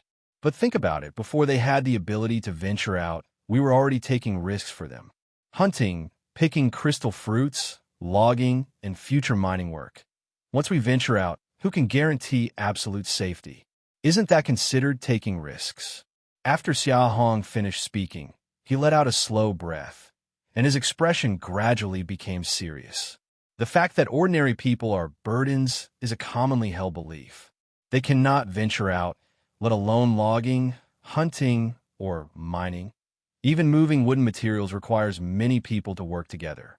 Previously, they didn't dare open the entrance at night, and even collecting snow water had to be done by the logging team. During the attack by the golden-eyed demon sheep, apart from the 7 people led by him and Xia Chuan, over 100 others could only watch helplessly from the side. With cold beast attacks being like this, one can imagine how much worse it would be with a stronger deceitful monster. The destruction of Dashur Camp and the tragedy of Rogel Camp are 2 bloody lessons right before their eyes. Xia Hong was not blaming these people. With scarce resources, ordinary people at any camp were considered burdens. Not only could they not provide any help, but to sustain their survival, the camp's active forces have to risk their lives venturing out. Venturing out inevitably involves risks, and while the ordinary people staying in the camp are risk-free, they offer no assistance and produce nothing. This rise and fall, if it continues, the camp cannot possibly develop sustainably. The camp must have every person involved in development. This, as they would say in past times, is about liberating their productivity. The first step is to provide enough cold beast meat. After all, without the ability to venture out, everything is mere talk. Allowing more people to contribute more strength to camp development. It's completely worth it to take a bit of risk initially. Moreover, this risk won't last for long. Xia Hong has already seen through his cultivation progress that for humans, the logging realm and earth-digging realm virtually have no threshold. As long as enough cold beast meat is provided, anyone can break through, with speed varying only by age and talent. With enough people in the logging realm, Xia Hong and the others can focus on hunting without worrying about cutting trees. The same logic applies to subsequent mining work. As more people take on their respective roles and contribute, the camp's output will grow richer. Using this output to nurture further development. This cycle is the essence of true, sustainable development, allowing the great Xia to reach its full potential. After articulating his thoughts in detail, Xia Chuan and Yuan Cheng immediately delved into contemplation. Unlike last time when he proposed the 4-level division method, this time they quickly understood. In fact, the very proposition of the 4-level division method indicates that Xia Chuan's thinking was quite close to Xia Hong's. So he quickly accepted what Xia Hong said. Have you ever thought that maybe one day, everyone in Great Xia could cultivate, and even children as young as 5 or 6 might have logging realm strength? Leader, stop joking. Brother, you're out of your mind. How could that be possible? Xia Hong's last remark made Xia Chuan and Yuan Cheng burst into laughter. The idea that everyone could cultivate was ridiculous enough, but 5 or 6-year-old children having logging realm strength was, to them, pure fantasy. Unless cold beasts lay still, waiting to be slain. Xia Hong did not refute them. After pondering for a moment, he joined in their laughter. Ha ha, just kidding. Go count the numbers first and announce the new meat allocation rule to cheer everyone up. Watching them walk away, Xia Hong withdrew his smile and glanced around the camp, a hint of ambition in his eyes. He wasn't joking. With the camp system, it was only a matter of time before Great Xia reached that point. After Xia Chuan announced the new meat distribution rules set by Xia Hong, The camp naturally erupted in cheers, especially the newcomers from Dashur, hearing that everyone would get cold beast meat, including them, initially seemed skeptical, but upon confirmation, tears streamed down their faces. Seeing the crowd swarming toward him, Xia Hong immediately realized what was happening, jumped up, and opened his mouth to stop them. But before he could speak, the crowd had already surged forward, with several people lifting him high. "Mighty leader! Mighty leader! Mighty leader!" The loud cheers, although mixed, were unanimously filled with gratitude and admiration, even growing into a frenzy as the cheers intensified. But just then, a familiar voice suddenly echoed from outside the cave. "Brother Xia Hong, what a journey to find you." Although the voice wasn't loud, it was exceptionally clear inside the cave, interrupting the cheering crowd. Everyone instantly quieted down, some nervously looking toward the entrance. It was none other than Luo Ming who had come. While Xia Hong was somewhat surprised, seeing the tension on everyone's faces in the camp, he quickly went to the cave entrance and brought Luo Ming into the cave. Once Luo Ming entered the cave and nothing unusual happened, the tension vanished from the faces of everyone in the camp. Leading Luo Ming to the side of the iron-melting furnace, Xia Hong also breathed a sigh of relief. Although he knew that there was likely nothing to worry about once Luo Ming entered the cave. But as they say, better safe than sorry. The description of the second-level melting iron furnace is that it can deter and kill primary monsters within 100 meters, but it doesn't include intermediate and advanced monsters. "Brother Xia Hong, what were you celebrating just now?" As Luo Ming sat down by the furnace, instead of answering Xia Hong's questions, he asked what they were celebrating earlier. Xia Hong was a bit confused, but Xia Chuan, standing beside him, happily recounted the matter of distributing meat, possibly with some intent to show off since they had previously discussed it with Luo Ming. Hearing about the distribution rules Xia Hong decided upon, Luo Ming immediately understood why everyone in the camp had been so excited just now. The four-tier system of Xia Chuan was something he and Luo Ming had discussed together, so it was no surprise, but hearing the two final modifications Xia Hong made, relaxing the age limit for recruiting reserves, and giving 5 pounds per month to children under 13. Luo Ming's eyes were immediately filled with admiration. As the leader of Rogel Camp, Luo Ming clearly understood the intention behind Xia Hong's final additions. These two wouldn't have immediate effects, and they might even need to risk increasing hunting efforts because of the extra demand for cold beast meat. But if they could sustain this in the long run, the future development of Great Xia Camp would be limitless. More importantly, Xia Hong was willing to give out so much cold beast meat to the ordinary people in the camp, and even Xia Chuan and others didn't oppose him, which was even more commendable. After Xia Chuan finished speaking, Luo Ming turned to Xia Hong, his eyes full of appreciation and admiration, and sighed, "Brother Xia Hong, what boldness you have." Xia Hong smiled slightly, not caring, curious only about Luo Ming's purpose in coming. But just as he was about to speak, Luo Ming's expression changed, and Xia Hong noticed his gaze had shifted to the shock frost saber hanging on his waist. "Brother Xia Hong, this saber..." Xia Hong thought Luo Ming might be interested in the saber he had just forged, so he handed the shock frost saber over directly. Luo Ming took the saber, saw the chilling blade and the newly forged pattern on the side, and his mouth fell open, full of disbelief. "New one? Leader Xia, did you just forge this using the iron, or I sent you?" Xia Hong roughly guessed why Luo Ming was so shocked and did not deliberately hide it, nodding to indicate it was indeed newly forged by him. Upon Xia Hong's confirmation, waves surged in Luo Ming's heart. A mere 10 forged weapon was naturally not enough to shock him. It was the time that shocked him. He had given Xia Hong 4,000 pounds of iron, or only 2 days ago. In just 2 days, how could Xia Hong, at the earth-digging realm, forge a 10 forged weapon, which was simply unfathomable?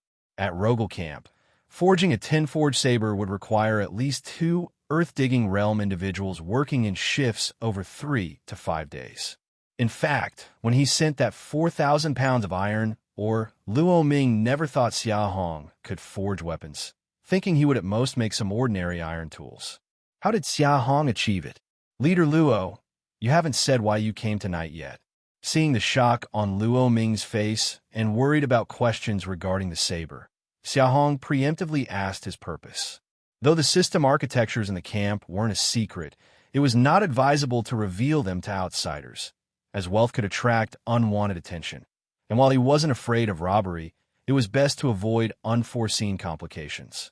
Clearly realizing Xia Hong's reluctance to elaborate, Luo Ming immediately suppressed his curiosity, remembered his purpose, and his expression turned solemn. He stood up from beside the furnace and walked up to Xia Hong. Then, he knelt down directly. This kneeling startled Xia Hong quite a bit. Xia Hong quickly stood up, wanting to help Luo Ming up. But awkwardly, Luo Ming was stronger than he was, and his body was tense, clearly intentionally not allowing him to lift him up.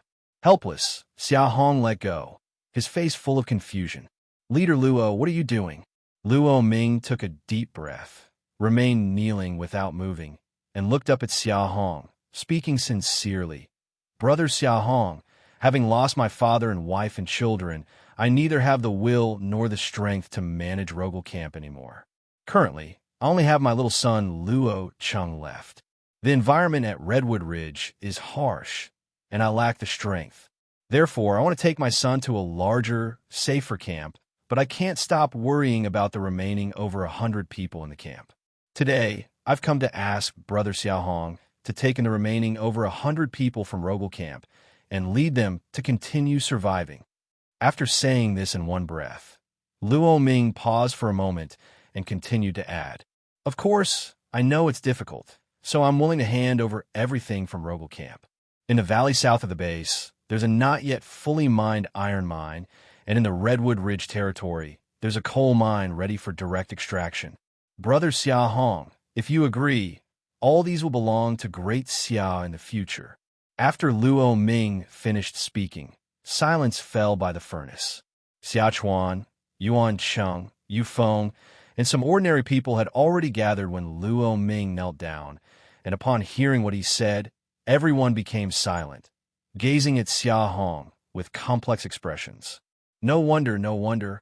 Xia Hong suddenly realized why Luo Ming had previously given him so much coal and iron, or why he talked so much with Xia Chuan and even discussed the meat distribution with him.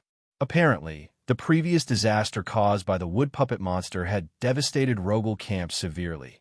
Coupled with the loss of his father, wife, and eldest son, Luo Ming was truly disheartened, unwilling to keep his focus on the camp, only wanting to protect his only young son. He's leaving with his young son for a larger, safer camp. Given the preceding events, Xia Hong wasn't surprised at Luo Ming's decision to escape. Instead, he admired that Luo Ming didn't just leave without a word but chose to come to him, humbly and sincerely seeking a way out for the camp's over 100 people. At the very least, this showed that even though Luo Ming chose to escape, he still held a sense of responsibility. Since you know the locations of other camps, why not take the people with you there? Yuan Cheng's question immediately drew strange looks from the crowd, mainly because the question was too blunt. Moving a camp is exceedingly challenging for any community, and the larger the group, the greater the risk. Moreover, since Redwood Ridge is isolated from the outside world, if Luo Ming decided to leave, he might have a hidden safe route, and such a route wouldn't allow taking too many people. Luo Ming didn't mind, explaining, Don't worry, Brother Xia Hong. I'm only taking 12 people with me this time. Among the 173 remaining in the camp, there are still 17 in the logging realm who can assist Brother Xia Hong in due time. 17 in the logging realm. Upon hearing this, Xia Chuan, Yuan Cheng, and the others' eyes immediately lit up, turning to Xia Hong with a look of wanting to persuade him. Xia Hong remained silent, just frowning in deep thought. Seeing him not speak, everyone else also stayed silent, merely watching him quietly. Meanwhile, Luo Ming remained kneeling without rising, as if he wouldn't get up unless Xia Hong agreed. The entire cave sunk into silence. A unique valley with an excellent location, highly concealed and naturally blessed. two coal mines, and iron mines that can be directly exploited. Not to mention, once the Roble camp is accepted, Great Xia will naturally become the strongest camp in the vicinity.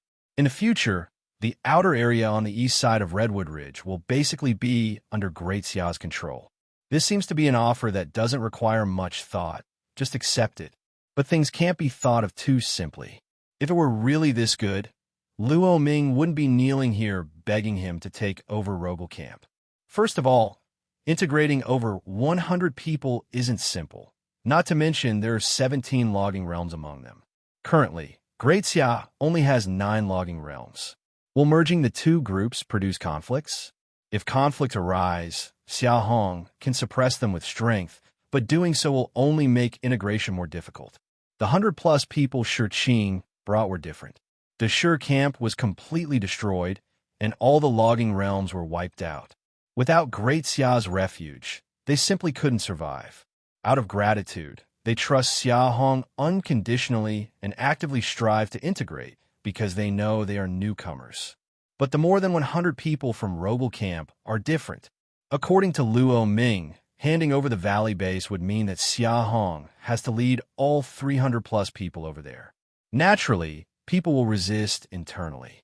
Moreover, Roble camp has nearly twice as many logging realms as Great Xia, so the two groups might have conflicts by then. After a moment of contemplation, Xia Hong asked, "Leader Luo, forgive my bluntness, but since there are 17 logging realms left, why not choose one from among them to lead and continue surviving?" Upon hearing this, Luo Ming instantly showed a hint of appreciation on his face, confirming in his heart that he hadn't misjudged, and his resolve grew stronger. "Brother Xia Hong, a couple of days ago, I indeed had this idea, but among the remaining 17 people at the camp, I couldn't find anyone more suitable than you. Firstly, none of them are as powerful as you, and secondly, they truly don't have the qualities to be a leader. It's only been 2 days since the disaster, and many of them are still immersed in the sorrow of losing their loved ones. When I proposed leaving with people, they became disheartened. Let's not even mention letting them lead the camp. I worry that once I leave, these people might be the first to fall into despair, making it impossible for the rest of the 100-plus people to survive. I truly have no way out. So I came to ask for your help, Brother Xia Hong." After listening, Xia Hong felt a bit puzzled at first, but quickly understood when he recalled the tragedy that had befallen Roble camp previously. More than 1,300 people, only a bit over 100 survived. Even leader Luo Ming was disheartened, so what more of his subordinates who were logging realms?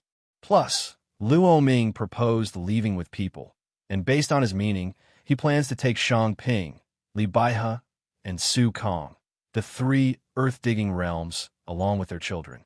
With such a situation, it is genuinely impossible to have them lead the camp. But no. Perhaps these people are deliberately acting this way to prevent Luo Ming from leaving. If I agree with Luo Ming, wouldn't it be indirectly facilitating Luo Ming and others' departure, possibly attracting more resentment? Xia Hong's face suddenly turned peculiar. Coincidentally, Luo Ming saw this, and he immediately gave a bitter laugh. "Brother Xia Hong, you're astute. You immediately saw through it. They indeed wish to use this as leverage to prevent me from leaving with people. But now that Luo Zhang only has this one son as his concern, I truly do not wish to stay at Redwood Ridge any longer. Firstly, I'm afraid seeing it will remind me of people. Secondly, I'm worried about encountering dangers again in the future and being unable to protect my younger son. So Luo Ming leaving is a resolute decision." At this point, Luo Ming's tone turned adamant as he stated, "Brother Xia Hong, rest assured. As long as you agree to accept them and promise to treat them equally before I leave, I will try my hardest to persuade them. For those who are still unconvinced, you can deal with them as you see fit, and I won't say a word against it." After saying this, Luo Ming gave Xia Hong another bow. Though he didn't look at Xia Hong's expression, Luo Ming was already 80% certain in his heart. To be exact, before coming, he had a 60% certainty that Xia Hong would agree to take on the over 100 people at Roble camp. Although he only briefly interacted with Xia Hong during the confrontation with the wood puppet monster, Luo Ming, with years of serving as a leader and his age, had some skills in judging people. Xia Hong, upon learning that a wood puppet monster had infiltrated Rogel camp, dared to risk rushing over to report, and was willing to accompany them back to the camp to help deal with the wood puppet monster, proved his decent character. During the confrontation with the wood puppet monster, Xia Hong led everyone with a clear strategy, showcasing both courage and wisdom, which Luo Ming noticed, indicating that he was more than capable. This is why Luo Ming valued him and thought he could carry the responsibility of leading over 100 people at the camp. Upon hearing about the remaining 17 logging realms at the camp, the others immediately beamed with joy, filled with excitement. But only Xia Hong remained calm and swiftly considered the difficulties of merging the two groups, showcasing his meticulous mindset to the utmost. Most importantly, Luo Ming saw that Xia Hong harbors ambition. Especially after hearing the meat-sharing rules Xia Hong set, Luo Ming became even more certain he hadn't misjudged him. A leader with ambition won't rigidly cling to the current modest population of Great Xia without change. Every ambitious leader knows that resources are important, but population is the biggest foundation. Without a large population, any ambition is mere talk. A leader who is decent in character, outstanding in capability, meticulous in detail, and ambitious can't possibly refuse more than 100 people and the existing resources of Rogel Camp when they are handed over for free, especially considering the humble posture Luo Ming is currently presenting. Xia Hong couldn't reject it, and has no reason to do so. Leader Luo, those 100-plus people, Great Xia, will take them. Even though he already felt confident, upon hearing Xia Hong agree, Luo Ming still released a heavy sigh of relief. "Thank you, Brother Xia Hong." Xia Hong smiled and stepped forward, finally helping Luo Ming up smoothly this time, even though he didn't know why Luo Ming insisted on leaving. However, with so many good things willingly offered, Xia Hong had no reason to refuse. The secluded valley of Rogel Camp, the existing coal mines and iron mines, the expansive territory on the outskirts of Redwood Ridge, and over 100 people, among whom there are 17 logging realms. Each one of these is a great temptation for Xia Hong, though aware that these benefits come with troubles. But aren't troubles meant to be solved? Nurturing 500 people is merely about getting more crystal fruit. If there are any troublemakers among the 17 logging realms, they can be persuaded first. If persuasion fails, then suppression is used. The supply of cold beast meat has increased greatly all of a sudden, which just means going to Redwood Ridge to hunt a few more cold beasts. Once these troubles are entirely resolved and Great Xia's strength is enhanced, fully replacing Rogel Camp, the eastern side of Redwood Ridge will be under Great Xia's say in the future. Such an alluring future, no matter how troublesome it is, Xia Hong must accept it. After discussing the specific details, Luo Ming left contentedly. After sending Luo Ming off, Xia Hong returned to the cave, seeing everyone excitedly watching him, and couldn't help but feel a surge of excitement himself. "Pack up. When night falls tomorrow, we start moving. We're moving, ha ha ha. That valley at Rogel Camp is such a great place. Not just the valley, soon their territory will also be ours. Ha ha. With over 100 people joining Great Xia, our population will exceed 500, and wouldn't that make us a medium-sized camp?" Although he'd taken a logging team through it once before, this time it was different.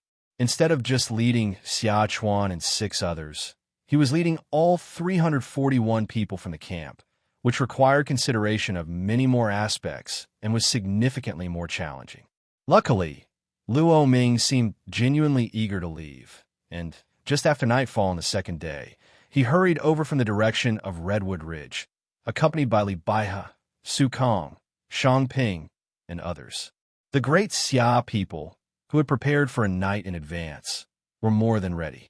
In fact, apart from people, there was not much to carry at all.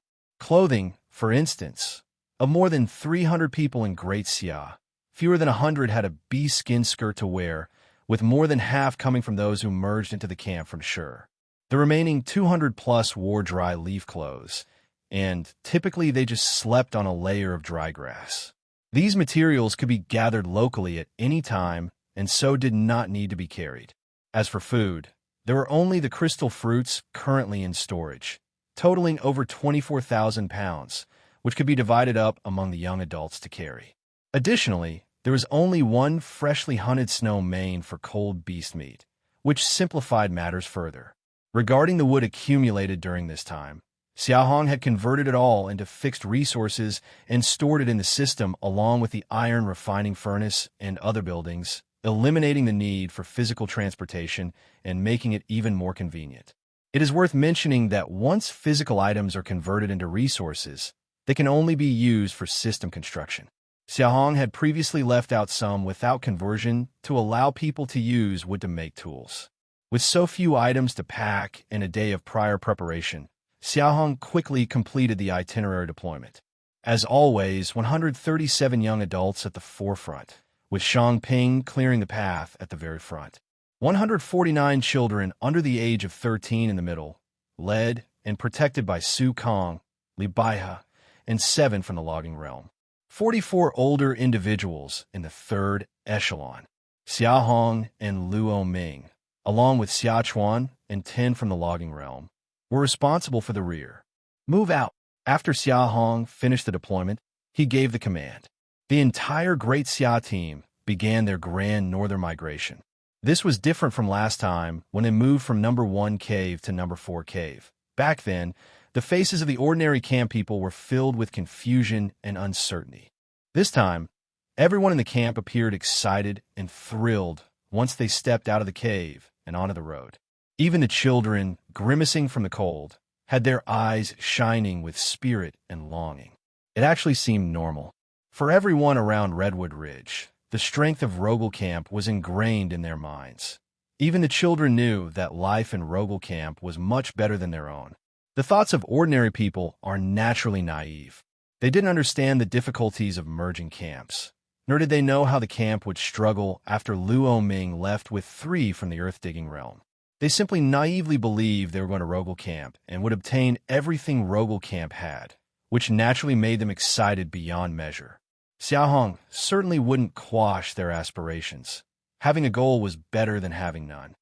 For a time, the camp was bustling, and everyone cheered enthusiastically. Moreover, he was confident that once they reached the other side of the valley, Great Xia's development and expansion would undoubtedly accelerate. Achieving even better living conditions than those previously enjoyed by Rogel Camp was entirely possible. With over 300 people, it was naturally impossible to go through Redwood Ridge and then head north as before. So this time, the chosen migration route was to head north directly from the cave's earthen slope, passing by Tower Mountain and the camps of Dechuan and Huangzhou, finally reaching the valley. For safety, Xia Hong shortened the length of the team as much as possible, but due to the large number of people, the line extended a full 50 or 60 meters. With already poor visibility in the snowy night, Xia Hong, lagging at the end of the long line, soon lost sight of what was happening at the front. He then moved to the side of the line, with Luo Ming to a position that allowed better observation before rejoining the procession. Brother Xia Hong, there's no need to be too tense. Cold beasts rarely move at night, nor are we in Redwood Ridge. We just passed Tower Mountain, another 2 kilometers, and we'll almost be there. Recalling that all the cold beasts he'd seen at night in Redwood Ridge were indeed asleep, Xia Hong nodded, relaxing a bit. However, as if the heavens weren't pleased with Luo Ming's remarks and deliberately wanted to refute him, just as Xia Hong started to relax, a long wolf howl echoed from the western Redwood Ridge. Awoo! The sound of frost wolves. Xia Hong was slightly alarmed, but recognizing it was just a single bone spur frost wolf, he quickly felt it was not a significant issue and relaxed again. But then, awoo, awoo, awoo. A series of a dozen or so haunting frost wolf howls caused Xia Hong's expression to change dramatically. His hair stood on end as he suddenly looked up and shouted to the front. Everyone speed up, move, move, move. Luo Ming, not wasting time questioning if his words had jinxed them, reacted similarly to Xia Hong and shouted to the front, Shang Ping, Pick up the pace, Li Baihe, Su Kong, bring more help over here. The wolf howls caused a stir among the crowd, but Xia Hong and Luo Ming's loud reminders calmed them significantly. Shang Ping at the front increased the path-clearing speed, and those at the rear endeavored to suppress their panic, continuing onward with the team. Instead of causing chaos, their movements quickened by several notches. Meanwhile, Li Baihe and Su Kong, along with the 7 from the logging realm, broke away from the group and moved to the western side. The 10 people, including Xia Chuan and Yuan Cheng, stood up at the very rear of the team. Everyone guarded the west side of the team, vigilantly watching Redwood Ridge, precisely where the wolf howls had originated. But they watched for over 100 breaths, and after the wolf howls completely subsided, no one ever saw a shadow of a frost wolf. Hiss! Suddenly, the snow on the ground shifted incessantly. 100+ meters away, a dozen streaks of snow waves emerged out of thin air, rapidly approaching from afar toward the team. What are those? Weren't they frost wolves? Everyone's eyes were fixed on the snowflakes swirling high in the air, filled with confusion. The howls were undoubtedly those of frost wolves. But what was happening with these snowflakes? A sudden insight flashed through Xia Hong's mind, and his face changed dramatically. As he brandished the shock frost saber and moved away from the snow, he shouted out to everyone in a startled voice. Below, below, they're all in the snow. Everyone immediately reacted, hurriedly drawing their weapons and swiftly retreating from the snowy area. Su Ning, Chiu Peng, you two climb the trees, the rest can block with me. As soon as Xia Hong finished speaking, Luo Ming also realized what was happening. He quickly turned to the rear. Baihe Wang Dong, Wang Yu, the 3 of you climb the trees, hurry. Everyone's reaction was already very swift, but the frost wolves were faster. Just as Luo Ming spoke, 3 mighty frost wolves suddenly burst from the snow before them, targeting Luo Ming, Xia Hong, and Su Kong. Following closely were a dozen or so smaller frost wolves. 7 or 8 charged at Xia Chuan, Yuan Cheng, and others from the logging realm, while another 4 or 5 bypassed the crowd, sprinting towards the ordinary camp members fleeing northward. This is bad, as Xia Hong raised a saber to fend off the one charging at him. He turned and saw the 4 or 5 frost wolves galloping towards the camp members, and his heart sank. And there are 15 of them at once? This isn't even the outskirts of Redwood Ridge. Even though his mind was filled with confusion, Xia Hong had no time to think deeply at the moment. Roar! Roar! The frost wolf charging at him had a body length of at least 2.5 meters, with sharp fangs just half a meter away from his forehead. The long spikes around its neck even scratched 2 long wounds on his arm. Xia Hong raised his saber to the frost wolf's jaw. Sensing that the frost wolf was not as strong as he was, he leaped back, pulling the frost wolf with him, twisted the shock frost saber, and stabbed fiercely into its back. Swish! Although the frost wolf was not as strong, its speed was astonishingly fast. It seemed to sense the cold gleam behind it, and twisted in a leap to evade. Missing his strike, Xia Hong felt a bit disappointed and quickly turned to observe the situation with others. At the sight, his heart sank halfway. Yuan Cheng had already been knocked to the ground by a frost wolf. Xia Chuan and Yu Feng rushed to save him, but before they could even act, another frost wolf had set its sights on them. Lin Kai, Su and Li Yuankuen, and Lu Yuan were also entangled with 2 frost wolves.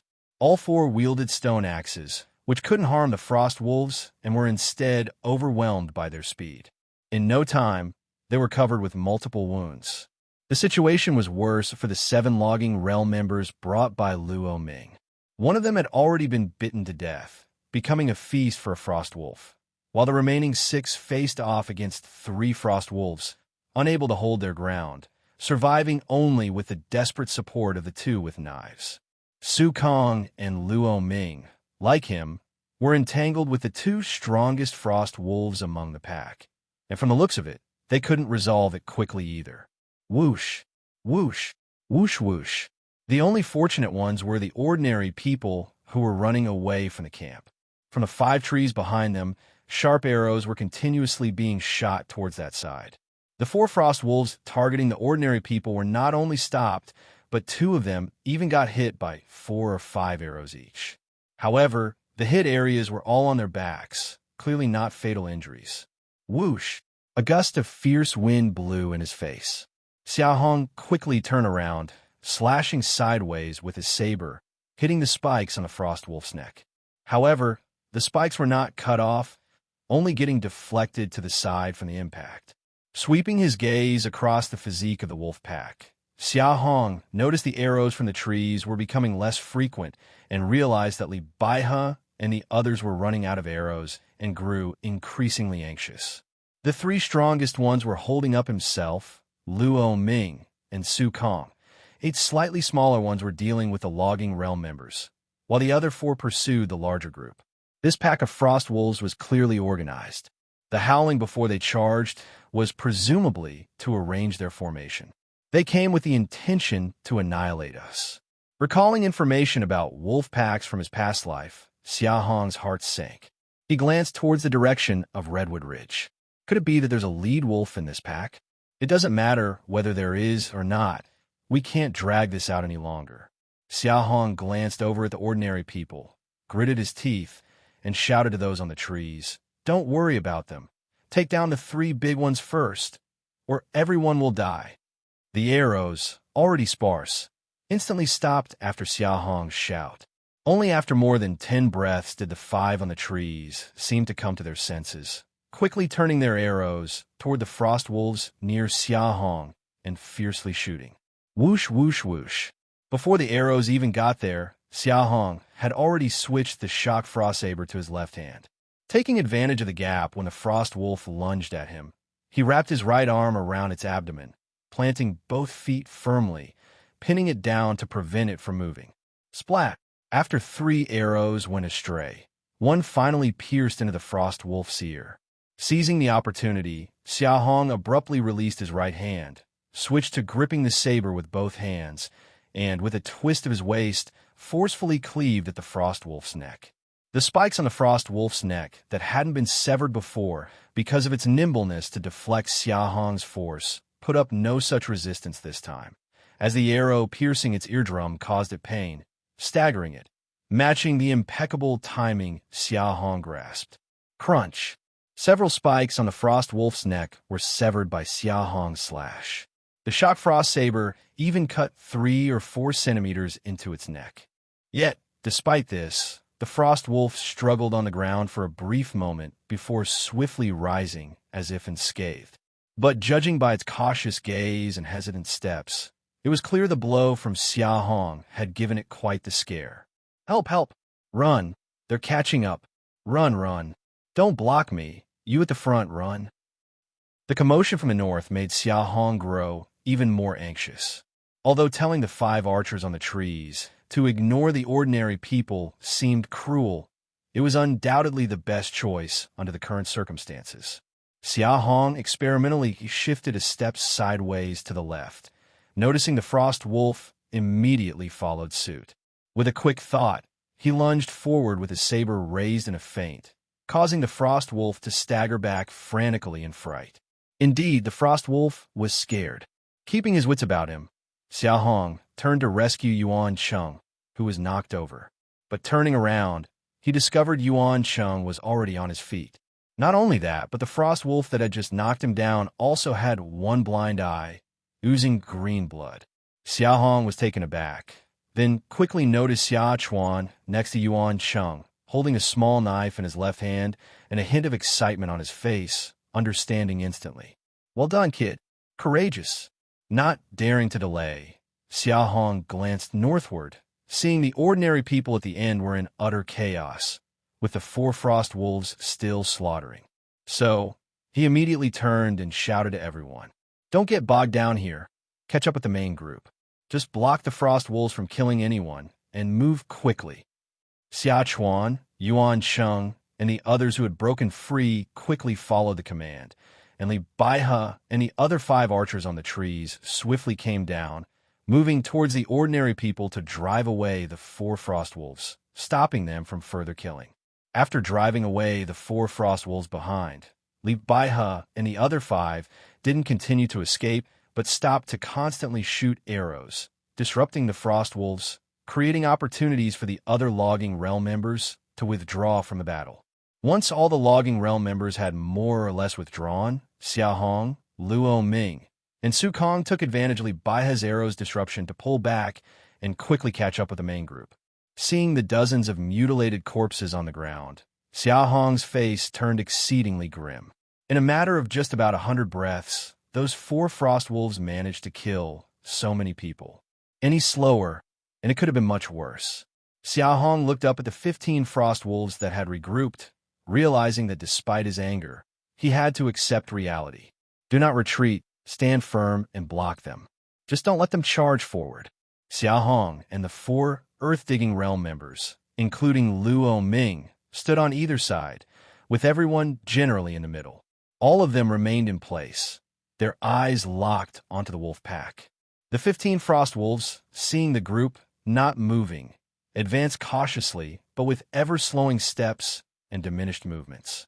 There was a noticeable increase in fear in their eyes, especially the one Xia Hong injured earlier, with its hesitant steps lagging behind the other 2 robust frost wolves by a position. Seeing the frost wolves not daring to charge immediately, Xia Hong relaxed slightly. With high intelligence comes such overthinking. To be honest, with just these few people, it was impossible to block these 15 frost wolves while protecting the camp's ordinary people. Even in a life-and-death struggle, victory was uncertain. To survive, they had to achieve victory through unexpected tactics.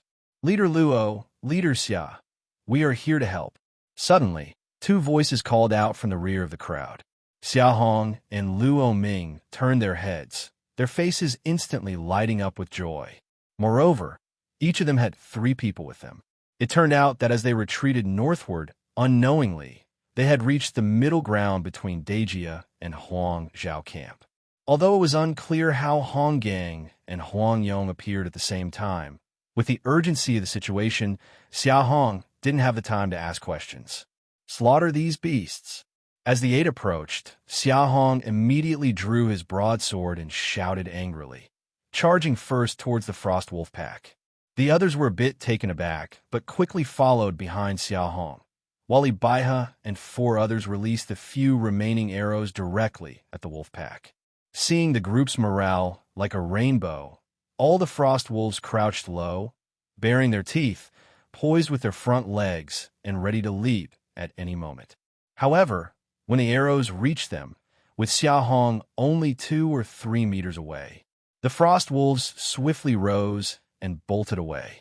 The others didn't know what to think, but Xia Hong maintained a fierce gaze at the fleeing wolves' backs without showing any expression. It wasn't until he confirmed that the wolves had disappeared that Xia Hong quietly turned around to look at everyone else, exhaling loudly and relaxing his tense expression. Phew, that was close. Everyone was perplexed. Even with the help of these 8 from Huang Zhao and Hong Gang, they weren't confident about handling this pack of frost wolves. Why did Xia Hong charge forward just now? Seeing Xia Hong's current reaction, everyone understood that he was putting on a facade, but it indeed scared off the frost wolves. At the moment, everyone looked at Xia Hong with admiration on their faces, especially Li Baihe, remembering Xia Hong's decisiveness when first encountering the frost wolf pack, followed by the clever scare tactics just now. His eyes flickered with a different light. Xia Hong was oblivious to what everyone else was thinking, simply lowering his head to glance at the dozens of corpses on the ground, his expression turning grave. This place is not safe for long. We should head back and discuss it later. Worried about the return of the frost wolf pack, Xia Hong invited Hong Gang and Huang Yong and the others to head back to the valley together first. Already filled with curiosity, the 2 naturally did not refuse and walked towards the valley, following the others. Leader Luo, are you planning to move everyone from Great Xia in a Rogel camp? Just as they set off, Hong Gang couldn't help but ask. To see so many from the Great Xia camp heading towards Rogel camp this late, only this explanation seemed plausible. Reflecting on the previous confrontation with the wood puppet monster, The strength the Great Xia camp demonstrated would naturally attract Rogel camp's interest in a merger, Hong Gang and Huang Yong thought. You misunderstand. It is Rogel camp that will be merging into Great Xia. From now on, there will only be the Great Xia camp around Redwood Ridge. No longer any Rogel camp. As Luo Ming began to explain, the two were dumbfounded by the truth. Rogel merged into Great Xia? How is that possible? With Luo Ming mentioning his intent to leave Redwood Ridge, the two understood the reason and looked enviously at Xia Hong. No jealousy, just admiration. After the wood puppet monster incident, Xia Hong's power in the Redwood Ridge area was well recognized, especially as Hong Gang had received favors from Xia Hong. He naturally held goodwill. Knowing that Great Xia would eventually replace Rogel Camp, the two felt a twinge of envy. Knowing that offering congratulations would be inappropriate at the moment, they nodded slightly towards Xia Hong. Leader Xia, may I trouble you to look after the Huang Zhao camp in the future? Leader Xia saved my son last time. Hong Mu can't repay this favor. Although De Xia is weak, as long as you need it in the future, I, Hong, will go through fire and water without hesitation.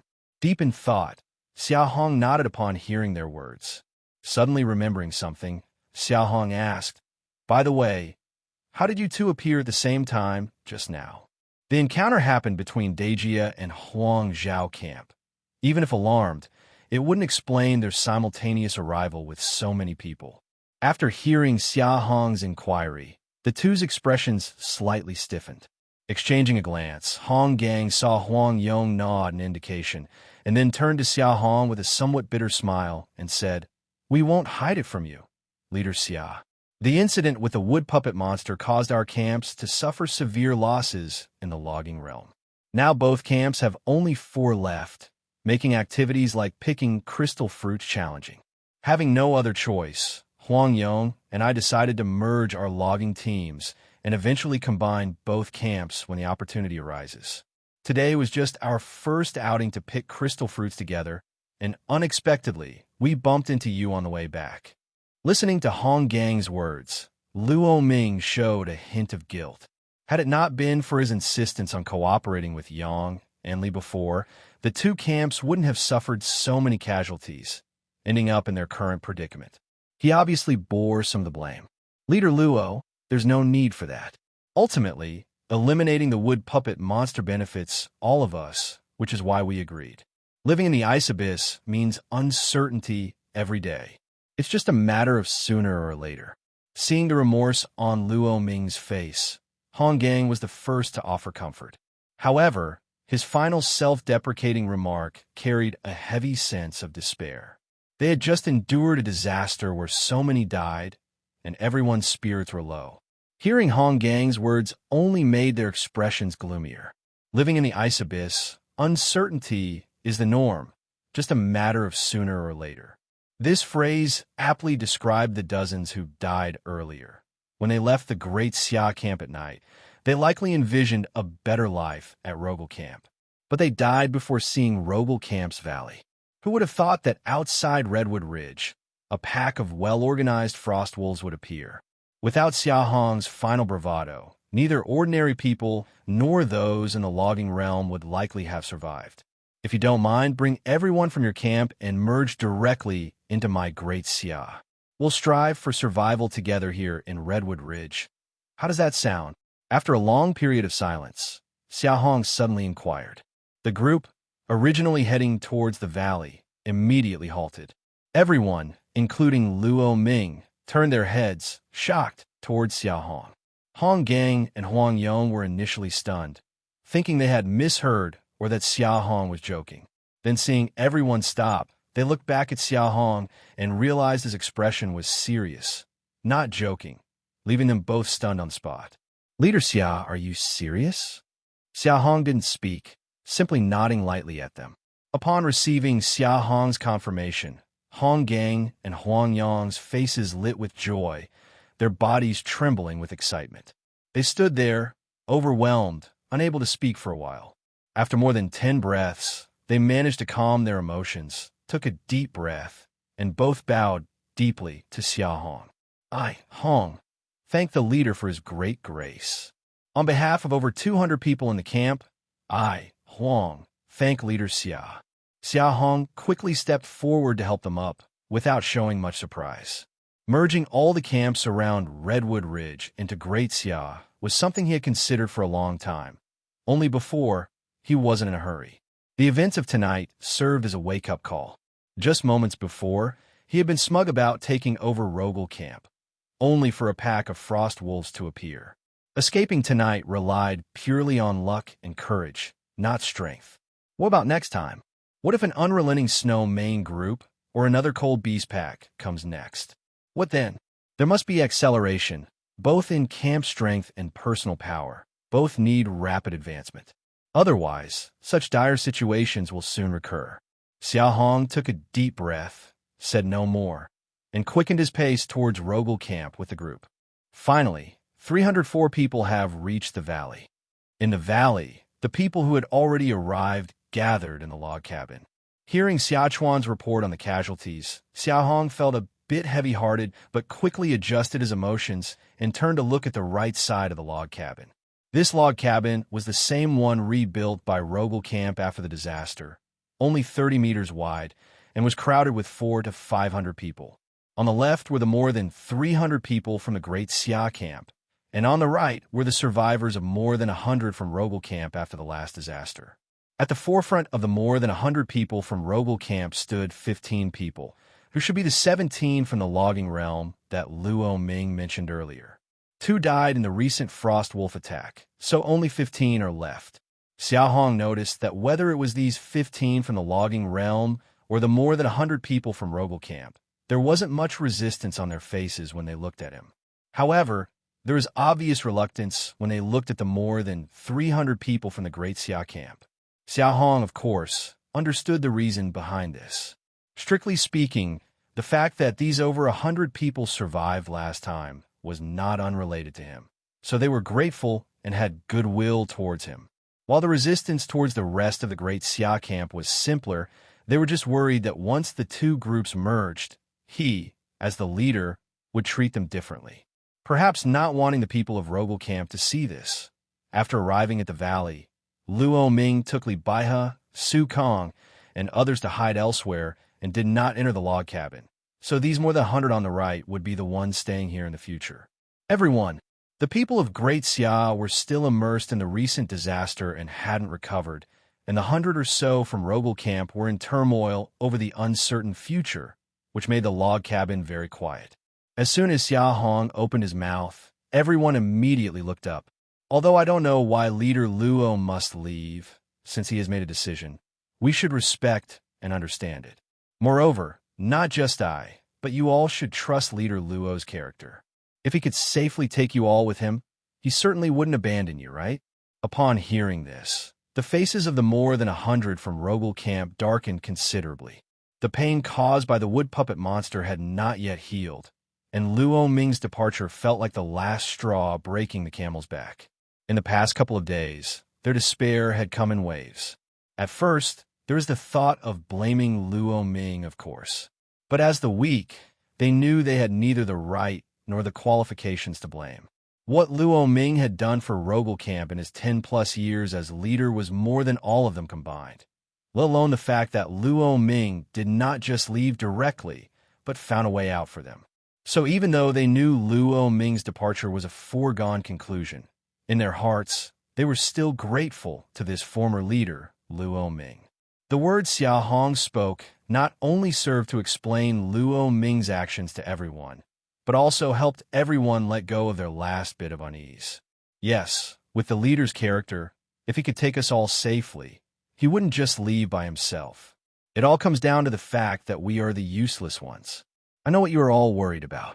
Since Leader Luo has entrusted both Rogel Camp and all of you to me, from now on, you are all part of the Great Xia. I won't say much more. Xia Hong did not say much, and after 2 sentences, he gave an eye signal to Xia Chuan, who had been informed beforehand on the left. Though Xia Chuan felt hesitant, with Xia Hong's command, he could only step forward and once again explain the previously discussed rules for dividing cold beast meat into 4 levels to the more than 100 people from Rogel Camp.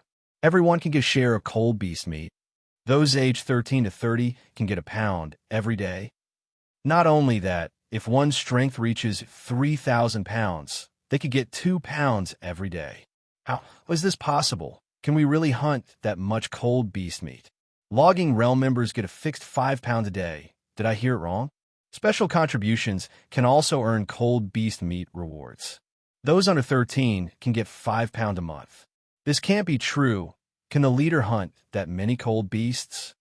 All of the more than 100 from Rogel Camp, whether it was the 15 from the logging realm at the front or the ordinary people behind, or even the children under 10, were all stirred up at the moment. Not just them, those like Huang Yong and Hong Gang, who had just agreed to join the great Xia, also looked up at Xia Hong with eyes full of shock. The ordinary people of Great Xia were still okay, since they already knew. But for Xia Chuan, Yuan Cheng, and others from the logging realm, their faces showed some concern. Especially Xia Chuan, who had just explained the rule of dividing meat into 4 levels, looked at Xia Hong several times, wanting to speak but holding back. This 4-level division rule wasn't much of a problem when there were only the more than 300 people of Great Xia. As Xia Hong said, 6 cold beasts a month wasn't too hard for the current Great Xia. But with the addition of the 171 from Rogel Camp, plus the soon-to-be joining Dagua and Huang Zhao families, there would be at least 400 to 500 people, which posed a big problem. For so many people, if divided into 4 levels, the consumption of cold beast meat each month would be at least 3 or 4 times more, and the hunting workload in the same proportion. Isn't this too aggressive for the current Great Xia? Despite wanting to stop him, Xia Chuan, facing Xia Hong's resolute eyes and the skeptical looks on the faces of those from Rogel Camp, realized it was not the right time to oppose and kept quiet. Leader Xia, are you sure you can achieve this? Previously, when our leader was around, with the camp's 5 earth-digging realm members, we could only hunt 5 cold beasts a month at most. Your strength is indeed very strong, but not to the extent of exceeding 5 heads, right? Given our current numbers, according to your distribution rule, we would have to hunt at least 10 a month, and though I highly respect you, this is impossible for the current camp. A logging realm member from Rogel Camp stepped out and directly questioned. What he didn't know was that Hong Gang and Huang Yong, standing in the back, shook their heads the moment they heard 10 a month. Not 10, combining their camps, and with over 400 people, at least 15, and they must be adult cold beasts weighing more than 1,000 pounds. The two calculated this in their minds, glanced at each other, and lightly shook their heads, feeling it to be impossible. Despite the improbability deep in their hearts, there arose a faint anticipation, causing their breaths to quicken as they looked up and tightly watched Xia Hong to see what he would say next. Whether it can be done or not is up to me and the hunting team. I'm just asking you if you agree to this rule. Xia Hong did not offer any explanation, only asked this one more question. Agree, of course. Everyone could get cold beast meat. Why wouldn't we agree? The log cabin fell into silence until after a while, a weak voice emerged. Agree, of course agree. I agree too. Agree.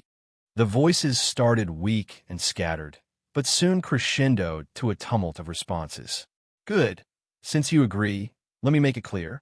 Why take people out hunting? It won't be for nothing. Until you break through the logging realm, you can only do tasks within your capabilities inside the camp, and no one will blame you. But as soon as you break through to the logging realm and gain the ability to venture outside, everyone in the camp must go out, whether it's to pick crystal fruits, cut down trees, mine. Everything will be managed by me, including your lives. Do you agree with this? As Xia Hong finished speaking, the whole place fell silent.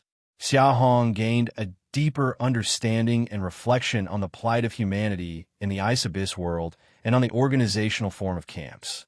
Deceitful monsters, cold beasts, extreme weather, and even other human camps. Dangers are everywhere.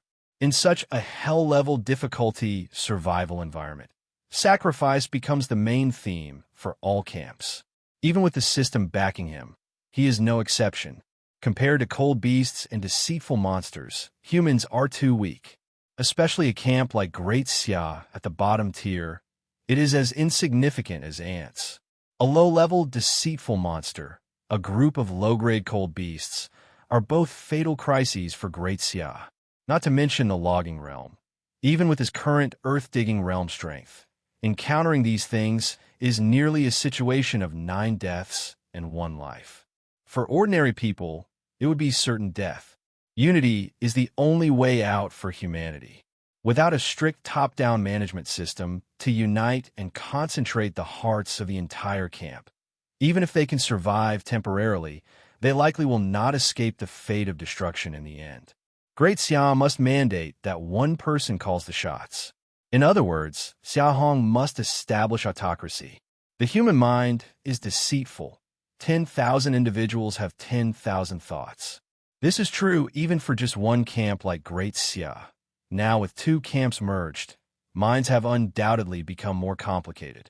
Just after confronting the Frost Wolf pack, he had Li Baihe and the others give up rescuing ordinary people. They hesitated for a full 10 breaths before turning the arrows around. Those 10 breaths might have only resulted in a few more ordinary people dying this time. But what about next time? At some critical moments of life and death, any moment of hesitation could potentially result in irreparable serious consequences.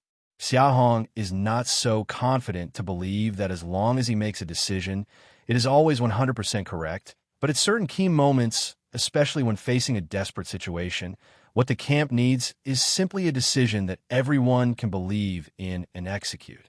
As for whether this decision is right or not, it really doesn't matter. An autocracy can lead to excessive concentration of personal authority, ultimately deifying the individual, creating a god out of thin air. This might be undesirable in a civilized society, but in an environment like the ice abyss, it's the best way to gather the minds and solidify the collective. Previously, when Shi Qing mentioned Yang Zhuan and Li's almost obsessive zeal and respect for this so-called Great Lord Yang Zhuan, Xia Hong was only curious and frankly did not understand. But now he understands. Perhaps, without such a method, Beishua Town might never have developed to a huge scale of 10,000 people. It might have already been destroyed by various accidents. Aside from uniting the people, Xia Hong's second purpose in creating an autocratic camp atmosphere is to prepare for future resource gathering. Upgrade the wooden mannequin to level 2. It requires 3,000 wood and 6,000 iron. Upgrade the polishing stone to level 2. It requires 5,000 coal and 10,000 iron. Upgrade the medicine decoction pot to level 2. It needs 20,000 wood, 20,000 coal, 10,000 iron, and generates 10 types of formulas. Upgrade the level 2 iron refining furnace to level 3.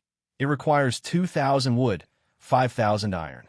The upgrade resources needed for the 4 camp buildings already opened are astronomical numbers for Xia Hong. Wood is exchanged at 1,000 pounds per point, coal at 20 pounds per point, iron at 10 pounds per point. Xia Hong calculated that even if the camp's nearly 500 people all break through to the earth-digging realm overnight, it would take decades to gather the resources for upgrading the 4 buildings. No, even decades are unlikely, as they still need consumption. So, for resources, Xia Hong needs a large population. This is also why Xia Hong directly invited the camps of Huang Zhao and Dechuan to join. Although ordinary people are useless, without them, where would the earth-digging realm come from? The logging realm and earth-digging realm for humans in the Ice Abyss world. Cold beast meat is the only threshold.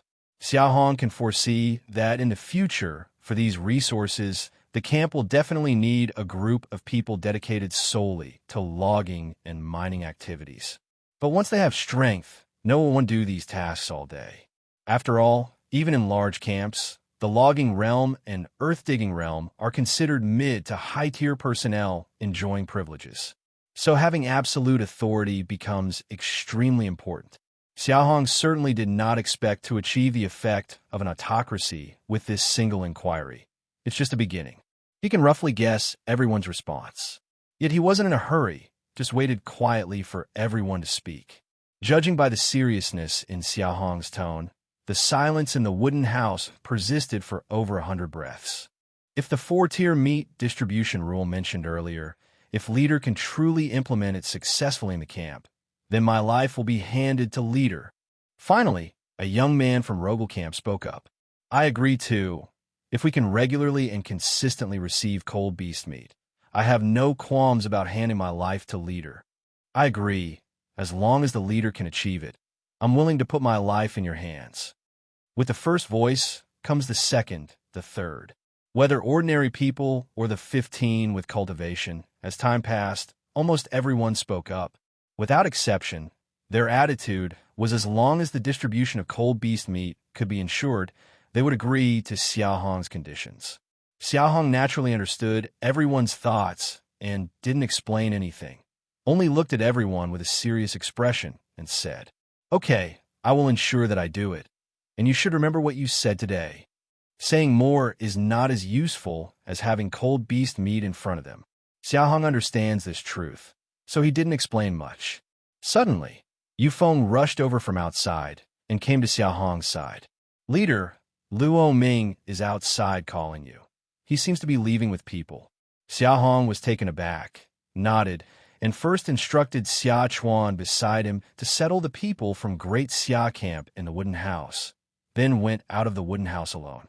As soon as he exited the passage, Xia Hong saw Luo Ming and 12 others already set to depart outside the valley. Leader Luo, leaving in such a hurry? Xia Hong actually understood Luo Ming. He had brought the people of Great Xia over. If Luo Ming continued to stay here, it was inappropriate, and he might also fear facing the camp's 100-plus people, as abandoning them was indeed a fact. Luo Ming placed his young son on the ground, walked up to Xia Hong, his face full of guilt, and bowed to him. "Brother Xia Hong, thank you earlier. Luo feels truly ashamed." Xia Hong was slightly startled, only then realizing Luo Ming was referring to him, speaking for him in front of those at Rogel Camp earlier. "Leader Luo, where are you heading, may I know?" Hearing this, hesitation appeared on Luo Ming's face. "Don't worry, Leader Luo, I won't abandon these people. Leaving Redwood Ridge is just asking in advance. If there's a chance in the future, maybe you and I can meet again." Seeing that Xia Hong instantly saw through his thoughts, Luo Ming gave a wry smile. "That's Luo being small-minded. Leader Xia, I won't hide from you. Leaving this time, I took half of the camp's stored coal and iron. I hope you can understand a bit." Xia Hong glanced at the 4 bags behind Luo Ming, nodded without saying much, understanding it was reasonable to bring some assets to another camp. "Additionally, I left you 2 items. Take a look at them." As Luo Ming spoke, he took out 2 scrolls made of cold beast fur from his bosom. Xia Hong took the scrolls, opened the first one, and upon seeing its contents, a look of joy appeared on his face. The first 3 were just the long-tongued snow mane, bone spur frost wolf, and golden-eyed demon sheep that the Great Xia Camp had dealt with before. The latter 3, one resembled a long snake, labeled as Cloud Mist Tongue Jiao. One was massive in size, labeled as Golden Armored Thunder Kuei.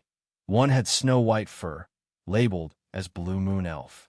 Most importantly, beneath the labeled names, there was a detailed record of these 3 cold beasts' living habits, attack methods, and their deadly weaknesses. "Thank you, Leader Luo." Xia Hong took a deep breath and bowed respectfully to Luo Ming. The value of this scroll could be said to be even more precious than the half of the coal iron that Luo Ming left at the camp. Creatures like cold beasts, cunning as a fox, with bizarre methods and terrifying power, are not much easier to deal with than deceitful monsters. Speaking of which, earlier at the Sure Camp, so many people hunted Snow Mane, but ended up sacrificing 3 people, ultimately resulting in failure. The golden-eyed demon sheep that was chased to the Great Xia Camp by the deceitful monster later. Although Xia Hong broke through during the battle, it was at the cost of Su Ning losing his right eye to finally solve it. Even slightly familiar cold beasts are like this, not to mention the unfamiliar ones. It can be said that in the wilderness, hunting any never-before-seen cold beast inevitably involves sacrifice. What Luo Ming gave was not a scroll, but the lives of future Xia hunting team members. This scroll was probably something that the Rogel Camp recorded over many years at a huge cost, and Luo Ming willingly offered it to him, which indeed touched Xia Hong deeply. Don't rush to thank me. Take a look at the second one. Xia Hong nodded, opened the second scroll, and upon seeing its contents, a trace of joy appeared on his face again. This was a map of the eastern side of Redwood Ridge. The map was crude, with only some special annotations. Clearly afraid Xia Hong wouldn't understand, Luo Ming approached and explained, pointing at the map. The center of the map is the valley where the camp is located. East of the valley, behind these two mountains, is an unknown place. We have never been up these mountains, but occasionally there is a lot of commotion during the day. There are likely very strong cold beasts on the mountain, and their types are unknown. The west side is Redwood Ridge, and over the years, Rogel Camp's exploration range in Redwood Ridge has been no more than a kilometer. The latter three cold beasts on the first scroll are mostly within a 500 to 1,000 meter range. To the south, 2 kilometers past Great Xia Slope, there is an iced-over river. There are no signs of cold beast activity around it, and it should be very dangerous, so people should not go there if possible. To the north, there's a bamboo forest, and on the west side of the bamboo forest, there's a mountain road where many cold beasts gather, but during the fruiting period of the ice tree each year, for 3 to 5 days, whether looking for food or for some other purpose, cold beasts will drill into the bamboo forest, allowing people to risk passing through quickly during this time. Crossing this mountain road leads to a place called Pingxi Plain, where there's a giant camp named Beehive, which is my destination this time. At this, Luo Ming finally answered the question Xia Hong had just asked. Xia Hong stared at the map, unable to speak for a long time. The 2 things Luo Ming had left with him before leaving were precious beyond measure. Leader Luo, I truly don't know how to thank you. Luo Ming waved his hand, gave a bitter smile, and a look of loneliness appeared on his face. In the early years when my father Luo Feng was the leader, he had great ambitions. Besides leading hunting teams, he often took people to explore and survey surrounding areas, creating this map. Originally, according to his plan, this map was to be continuously improved by successors until the entire area around Redwood Ridge was fully explored. Unfortunately, after I succeeded as leader, I was limited in ability, and this map has never been updated. Now, as I'm leaving, this map is yours. The detailed information on the 6 types of cold beasts, a map of the eastern perimeter over 3 miles in Redwood Ridge, and the costs incurred by Rogel Camp in obtaining these are well understood by Xia Hong without asking. From the loneliness on Luo Ming's face, one can see a bit of it. Perhaps Luo Ming also once had the thought of inheriting Luo Feng's grand plans. But with the increasingly tough conditions of the camp and the successive setbacks, plus the issue with the wooden puppet monster was the straw that broke the camel's back. Ultimately, Luo Ming gave up this idea, and now entrusting these 2 things to him constitutes his entrustment of the camp and his father's legacy to him entirely. Seeing the loneliness in Luo Ming's eyes, a hesitation flashed across Xia Hong's face. He was contemplating whether to try to keep Luo Ming. Luo Ming saw through Xia Hong's thoughts and shook his head with a light smile. Brother Xia Hong, there's no need to say more. I know you have the skills, so I am willing to entrust these things to you. Were it not for my son, I would not be leaving these people behind. Upon hearing this, Xia Hong nodded softly. A sense of relief appeared on his face. Luo Ming truly intended to leave, and even if he asked him to stay, it wouldn't necessarily be a good thing for the camp right now. All right, with the camp newly relocated, you have many things to attend to, and I must take my leave now. The fruiting days of the ice trees are just around the corner, and I need to hurry over to keep an eye on things. If missed, the next opportunity won't be for another 4 months.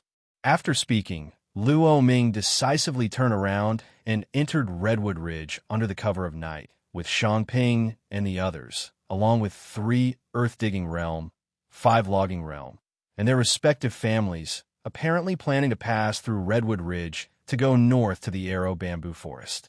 Among the 3 earth-digging realm, Li Baihe, who was carrying a bow and arrows, frequently looked back, perhaps wanted to take a few more glances at the camp valley. Xia Hong watched them leave until the group disappeared from sight, exhaled deeply, and placed the 2 scrolls into his chest pocket, then turned back to the camp. Inside the wooden hut at the camp, lively discussions were ongoing. The topic most discussed by everyone was whether the rules Xia Chuan had just mentioned could truly be implemented and carried out. Xia Hong didn't pay attention to the discussions. Upon returning to the wooden hut, he first sought out Huang Yong and Hong Gang. Leader, upon seeing Xia Hong approach, the two promptly stood up to greet him. With both camps already agreeing to merge into Great Xia, they naturally dropped the surname in addressing him. Gentlemen, there's no time to delay. Since Huang Zhao camp is nearby, I'll take people over tomorrow night. Let's start relocating Huang Zhao camp's people first, and the day after that, we'll move to Chuan, aiming to solve it in 2 days swiftly and decisively to avoid any prolonged complications. Yes, leader, we'll go back now to prepare. Xia Hong nodded and, without waiting for them to leave, walked to the middle of the wooden hut. Not avoiding anyone's gaze, he directly retrieved all the buildings from the system and placed them out. The iron melting furnace, medicine decoction pot, wooden mannequin, and polishing stone for buildings suddenly appeared in the middle of the wooden hut, and people from the original Great Xia camp naturally were not surprised. But those from Rogel camp, seeing this for the first time, all gathered around immediately, their expressions full of amazement. Leader, all the remaining items from Rogel camp have been inventoried. There are 3,000 pounds of iron ore for 1,500 pounds of coal stone, wood from 17 golden frost trees, over 600 red frost trees, and also 4 broadswords and 9 bows in the hands of the 15 from the original Rogel camp. Besides these, there are more than 20 iron tools already sorted and ready for inspection. Ignoring the astonished crowd nearby, Xia Hong followed Yuan Cheng after hearing his report and walked to the storage area inside the wooden hut to see the tools. The sheep horn chisel for mining, saws for logging, mallets for forging tools and building houses, iron knives for daily cutting of cold beasts. The 4 tools laid out before him. Xia Hong's eyes immediately flashed with a hint of brightness. Previously, when he first used the polishing stone to forge tools, he had thought of making some practical tools for the camp. The problem was the limited iron ore, so he could only prioritize weapons. Iron tools may seem like trivial things, but using them is not easy, let alone making them common, which is even more difficult. Rogel Camp has had mining capabilities for more than a decade, yet there are only these 20 or so small tools, which already say a lot. Next to the pile of 20 or so small tools was a neat stack of 3,000 pounds of iron ore and 4,500 pounds of coal stone. After contemplating for a moment, Xia Hong turned to Xia Chuan and spoke. Chuan, notify all the people from the logging realm in the camp to come over. Yes, leader. Having everyone move the coal stone and iron ore to the iron melting furnace, Xia Hong fed in the coal stone and placed the iron ore on top to start melting. Then he took the polishing stone, sat beside it, and read the cold bee scroll given by Luo Ming while waiting for the iron ore to melt. Meanwhile, everyone from the logging realm in the camp gradually arrived. Xia Chuan, Yuan Cheng, Yu Feng, Lin Kai, Qiu Peng, Lu Yang, Su Ning, Su and Lu Yuan, Li Yuanquan, the 10 original members of Great Xia, stood on the left side. As the 15 members from Rogel Camp on the right side gathered, with Xia Chuan's introduction, Xia Hong came to know their names. Luo Yuan, Cheng Feng, Bai Wading, Bai Dongying, Tong Xinglong Lian, Li Pingkai, and Li Longkai brothers Zhou Yuankai, Ing Xian and Ingyi brothers Zhao Long, Zhao Hu, Zhao Bao, and Lu Sheng. Among the 15 on the right side, Xia Hong immediately recognized Luo Yuan standing at the front. He was the one who had previously questioned Xia Hong's ability to implement the meat distribution rule. Luo Yuan and the Zhao siblings all carry machetes and bows. Additionally, the Li and Ing siblings also bore bows, with the final bow on Zhou Yuankai. The positions of the remaining 14 were all a step behind Luo Yuan, clearly indicating he was the leader. Xia Hong's mind stirred with slight interest, raising an eyebrow. Everyone, have a seat for now. Seeing the 25 people seated on the ground, Xia Hong fiddled with the iron ore on the iron melting furnace as he spoke. According to the previous rules, only those from the earth-digging realm can join the hunting team. But it's clearly not feasible now, so I will select a few of you to join the hunting team first. He paused for a moment before continuing. Members of the hunting team will receive a daily portion of 10 pounds of cold beast meat.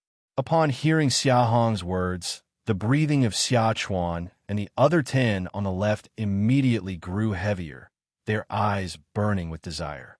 However, the 15 on the right, led by Luo Yuan, clearly didn't believe Xia Hong could hunt so many cold beasts and reacted with more indifference.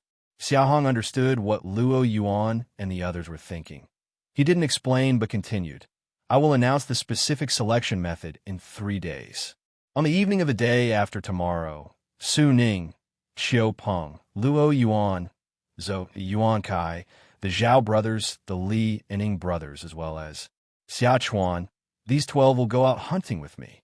Upon hearing the names of the 11 people before Xia Chuan's, neither Luo Yuan nor the others showed any surprise. Not to mention the machetes on them and the Zhao brothers, there were currently only 11 bows in the entire camp, which were held by the 11 people Xia Hong named.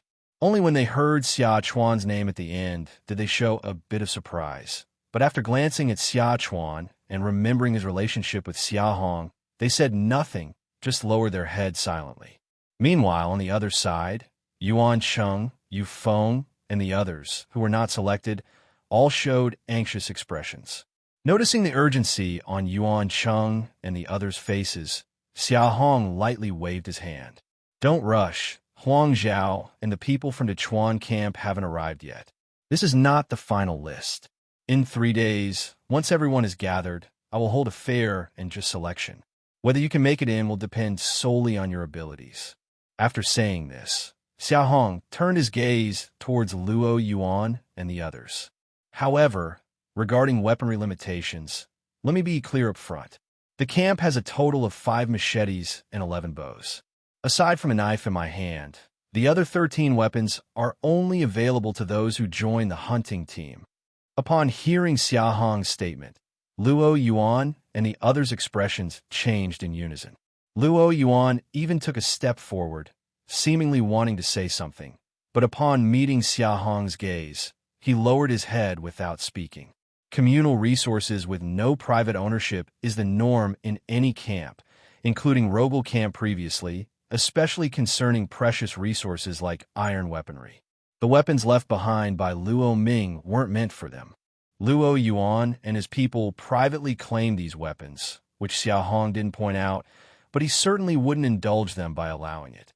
The remaining members from the logging realm will temporarily be counted as part of the logging team. While we are out hunting, logging must not stop, and in the future, the task of picking crystal fruits will also belong to the logging team. You will also be part of the selection process in 3 days, where a leader will be chosen based on strength. The leader will then organize logging and fruit picking, enjoying the same benefits as a hunting team member. The resource gap in the system's construction has always existed, and accumulating timber certainly cannot stop. The same goes for coal and iron mining. The coal, previously mined by Rogal Camp, was in Redwood Ridge, and its location is clearly marked on the map Luo Ming provided. Iron mining is even more convenient, located in the cave on the south side of the valley. With sheep horn chisels available, these 2 resources should not be neglected. The issue is, at present, Xia Hong is the only one in the earth-digging realm tasked with forging tools, hunting, and all matters big and small in the camp, leaving him too stretched to handle coal mining and iron digging. Even his own training has become difficult to balance. One person can't do it all alone, so he has to prioritize what's most important first. Having boasted in front of everyone in the camp, hunting is the foremost task.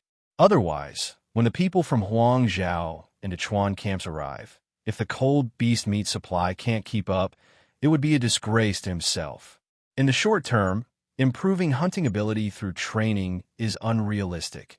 I can only try to find a way with iron tools. Looking at the iron ore on the furnace, which was about to melt, Xia Hong considered for a moment, then took the polishing stone in his hand and began shaping it according to his ideas. Before long, Luo Yuan led someone over to him. Leader, this is Mu Dong.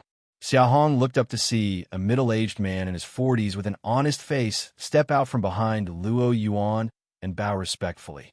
Mu Dong greets the leader. Not knowing why the two sought him, Xia Hong's eyes showed slight confusion. Leader, Mu Dong is currently the only remaining woodworker in our camp. He mentioned there's an issue with this wood house and wishes to discuss it with you. A woodworker?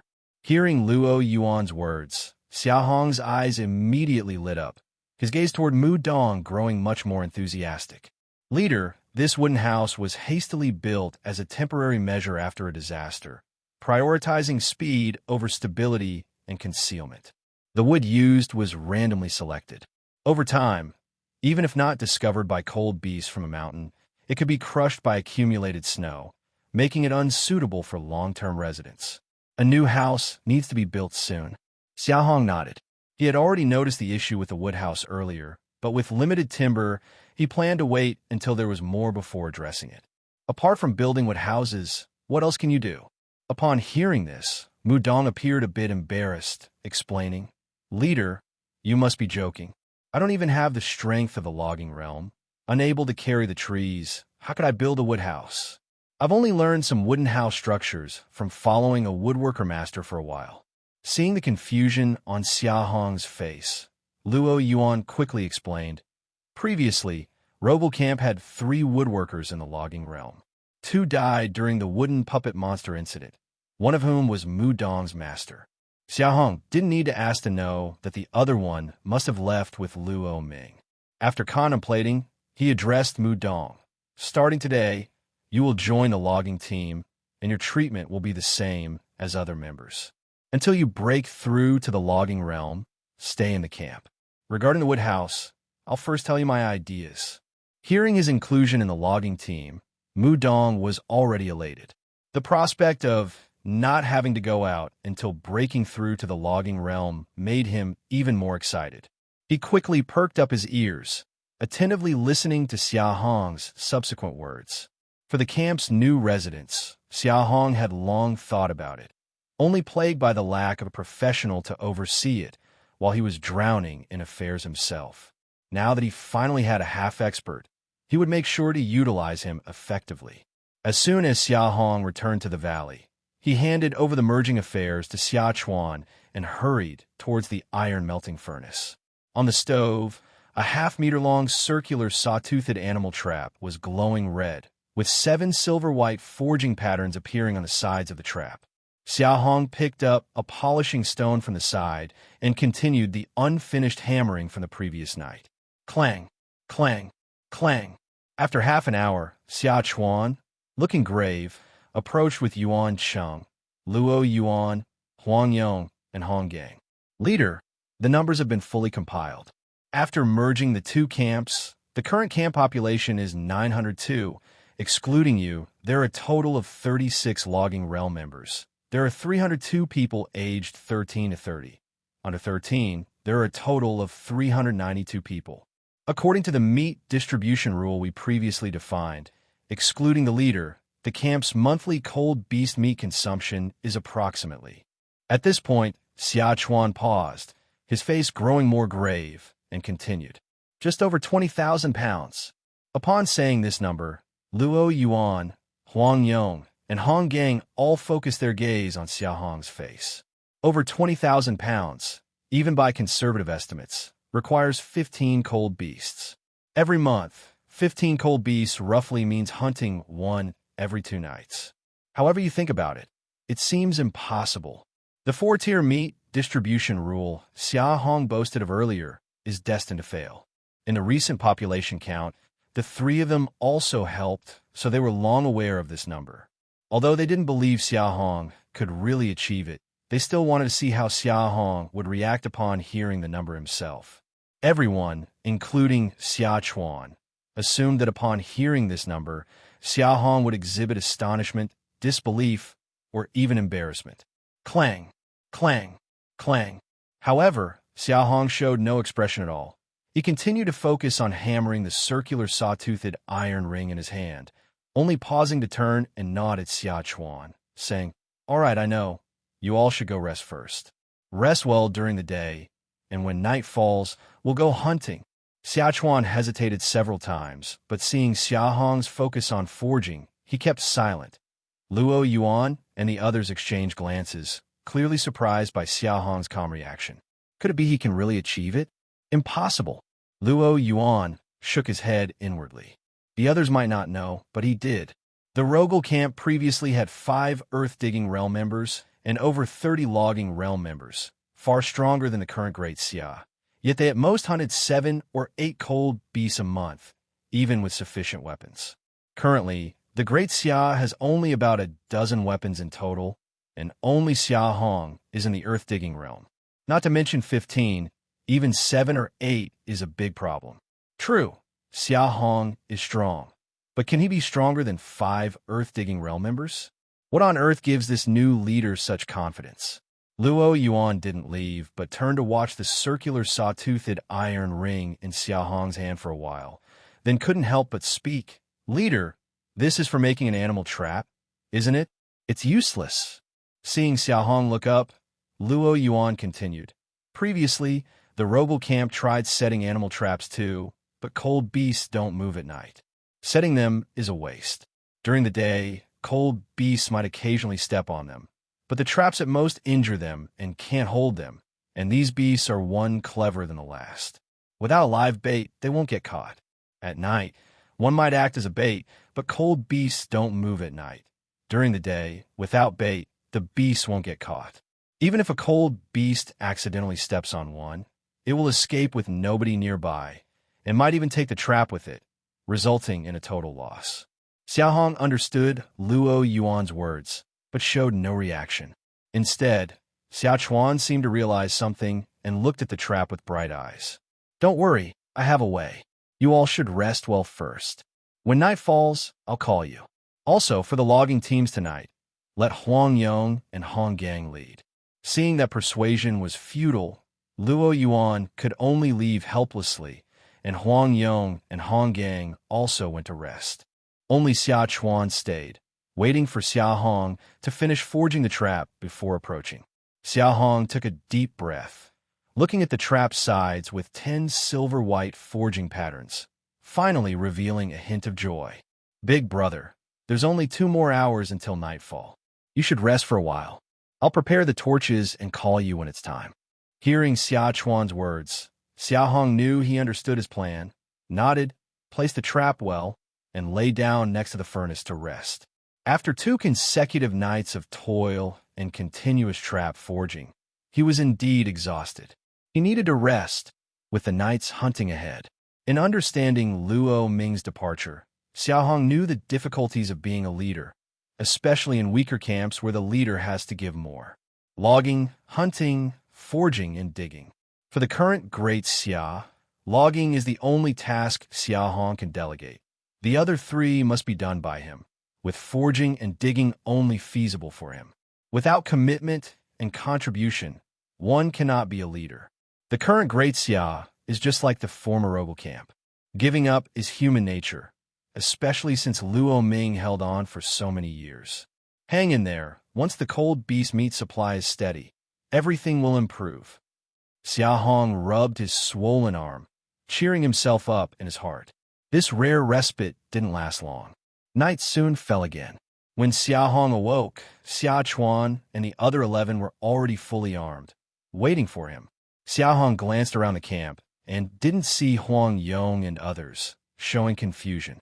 Xia Chuan noticed and quickly stepped forward to explain. Leader, Hong Gang and Huang Yong have already taken the others to log.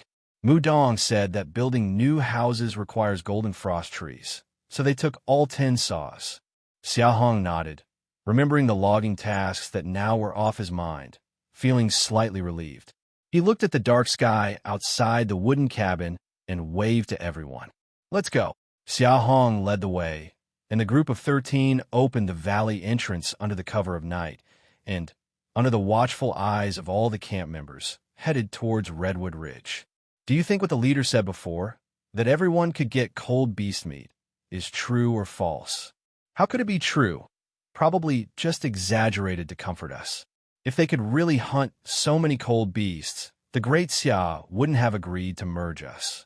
True, after all, the leader just reached the earth-digging realm. Even a Rogel camp hadn't achieved everyone getting cold beast meat before. So how could the great Xia? I don't expect getting it every day. I just hope for a pound or two each month.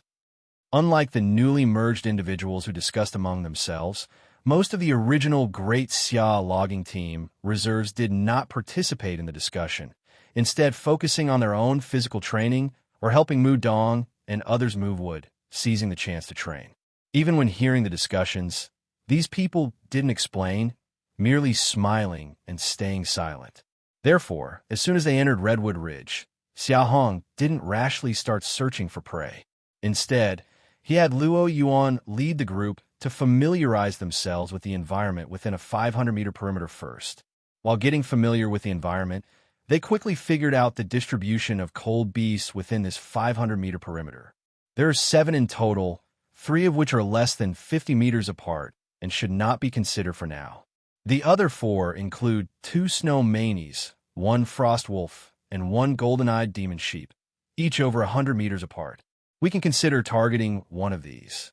After summarizing the reports from everyone, Xia Hong sketched a rough map on the snow, glanced at the animal trap underfoot, his expression slightly moved, and then aimed the branch in his hand toward the southwest. That snow mane is the farthest. Let's target it first. In the past, Xia Hong would choose targets in the center of multiple cold beasts when using torches to lure them into mutual killings. But times have changed, and so must the hunting strategies. The group walked southwest for a while and quickly spotted an unusually robust golden frost tree about 30 meters away. Xia Hong called everyone to a stop and then signaled to Xia Chuan. Xia Chuan nodded, took a sheep horn chisel from behind, found an open area, and cleared the snow to reveal a dark, ice-coated ground. Looking at the dark ground, Xia Chuan's eyes gleamed with eager excitement. He raised the sheep horn chisel in his hand and struck down forcefully at the ground. Bang! A great rebound force traveled from the ground to the sheep horn chisel, causing Xia Chuan's arm to flip back a full circle, sending him flying back 3 or 4 meters. If Xia Hong hadn't caught him with quick reflexes, he would have stumbled to the ground. Don't try recklessly. The ground here is too hard. Without earth-digging realm strength, you won't be able to break it. Let me do it. Xia Hong shook his head, took the sheep horn chisel, gripped the handle with both hands, held his breath, and struck down forcefully at the ground. Crack! A crisp sound of shattering ice crystals resounded as the sheep horn chisel successfully penetrated the soil beneath. Upon seeing the breach in the ground, others couldn't help but be envious. It seemed like merely breaking the ground, but this signified earth-digging realm strength. More importantly, Xia Hong was so young. Although Luo Yuan had more than 8,000 pounds of basic strength, he was already in his 30s. Not only him, but the Zhao brothers, the Li and Ying families, and Zhou Yuankai were all over 25. Compared to the logging realm in Great Xia, they were relatively older, so not only when they saw Xia Hong, but sometimes looking at Xia Chuan, Yuan Cheng, and others, they would feel a bit envious. After all, youth meant potential. Xia Hong didn't know Luo Yuan and the others' thoughts. He just focused on digging a pit. After an hour, a pit with a diameter of 1 meter and half a meter deep appeared before everyone. Xia Hong pried open the animal trap, carefully placed it in the pit, tied one end of a rope to the trap, buried the rest of the rope in the snow, and tied the other end tightly to a tree. Only then did he instruct Xia Chuan and others to cover the pit with snow again. After all preparations were complete, Xia Hong pulled out a torch and then looked at everyone, instructing Chuan, Luo Yuan, the Zhao trio, you 5 follow me to attack.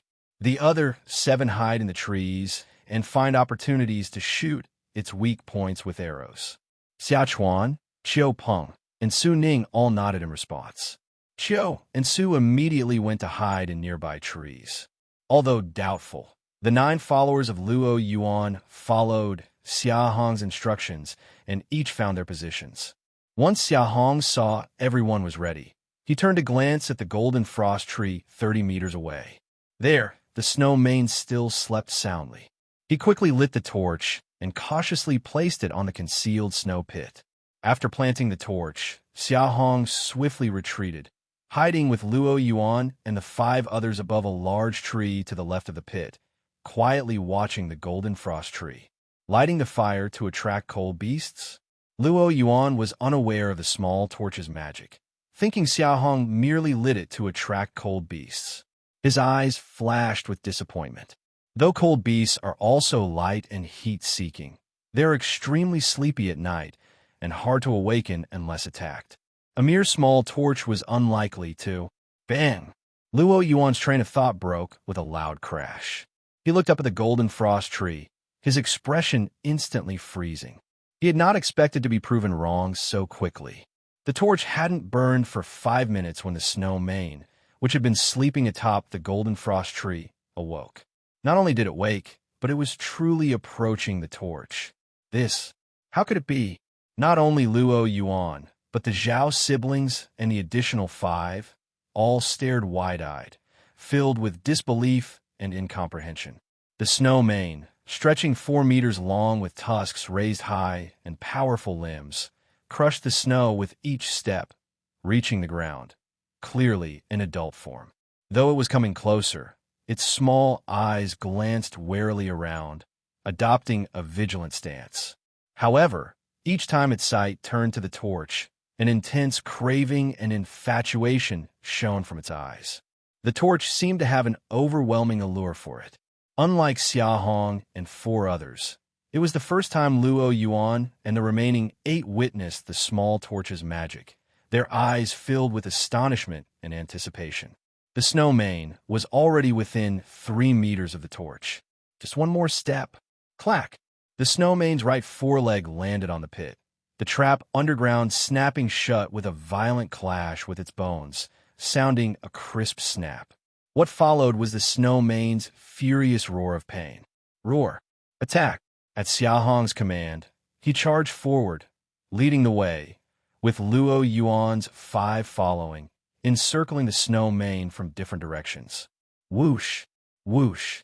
Whoosh! Meanwhile, from the nearby trees above, the sound of arrows slicing through the air echoed. The snow mane's right foreleg, injured by the trap to the bone, greatly hindered its mobility. Even sensing the threat of the speeding arrows, it couldn't evade effectively. The foremost 2 arrows penetrated its eyes directly, 1 on each side. Among the dozen later arrows, 2 hit the snow mane's ear canal and mouth. Others, though not striking lethal points, mostly hit the snow mane's neck and face, its vulnerable areas. Roar! With the arrows attacking and 5 blades slicing from the surroundings, the snow mane sensed the breath of death. Enraged after the roar, it unexpectedly lifted the trap from the ground, preparing to leap and flee. But unfortunately, its legs still had the trap tied to a rope, fastened firmly to a tree with a dead knot. The snow mane's leap not only failed to escape, but stumbled due to the rope's pulling force, nearly tumbling down. The snow mane quickly flipped over, prepared this time, and tore the rope off with a jerk. But sadly, Xia Hong and Luo Yuan with the 5 were already there. The shock frost saber, its silver light flashing, matched the snow's brilliance. Xia Hong held it high above, gathering strength throughout his body, gazed at the snow mane's neck, eyes sharp with chilling intent, and slashed forcefully down. Concurrently, Luo Yuan and the Zhao trio lifted their butcher knives at the snow mane's joints. The snow mane, looking at Xia Hong's falling blade, panic crossed its eyes. It abruptly twisted, abandoning its escape, changing direction towards Xia Chuan, the only unarmed one among the 6, raising its tusks to charge. Crunch! Despite its considerable speed, it could only manage to avoid a neck hit. Xia Hong's strike landed solidly on its spine. The barbs on Snow Mane's back were severed, and the shock frost saber sliced through its hide, embedding half its blade into the creature. At the same time, Luo Yuan and the other 3 slashed at Snow Mane's leg joints with their big knives. Compared to Xia Hong, Luo Yuan and the others managed merely to cut through its hide, inflicting 4 or 5 inches of wounds, causing limited damage. Snow Mane's immense momentum wasn't stopped by the 5 big knives buried in its body. Instead, it seemed to grow more frenzied with pain, continuing to charge madly towards Xia Chuan. Luo Yuan and the others didn't have a chance to retrieve their knives, as they were carried off by Snow Mane, forcing them to let go in haste. Only Xia Hong's knife remained deeply embedded, and as he was swept along, he refused to let go, charging towards Xia Chuan alongside Snow Mane. It was over, seeing Snow Mane rush to Xia Chuan's position in an instant.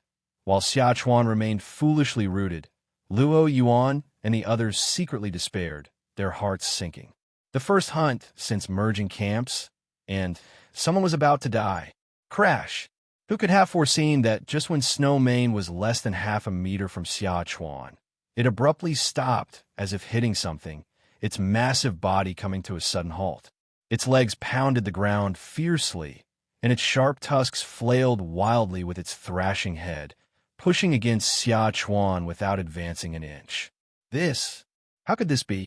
While Luo Yuan and the 7 in the trees gaped, Snow Mane's eyes flashed coldly. Its legs ceased their pawing, and it reared its head to open its gaping maw at Xia Chuan.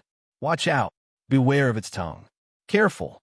Everyone present, being experienced hunters, instantly reacted upon seeing Snow Mane's mouth open, shouting warnings as they rushed toward the danger.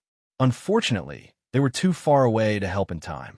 A tongue like an icicle shot from its mouth straight towards Xia Chuan's head, the gleaming, sword-like tongue flickering with a deadly light. I've been waiting for this trick. Having followed behind Snow Mane all along, Xia Hong wouldn't allow it to succeed. At the moment the tongue was unleashed, he vaulted over Snow Mane, gritting his teeth to drive his knife deeper, pressing down with all his might.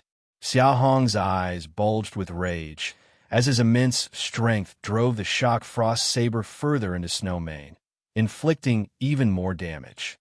Snow Mane writhed in agony, its tongue faltering momentarily in midair. In that instant, a small black 3-inch knife magically appeared in Xia Chuan's previously empty hand. Xia Chuan swung down at an angle, tracing a crescent arc in the air with the blade, almost without pause. Swish!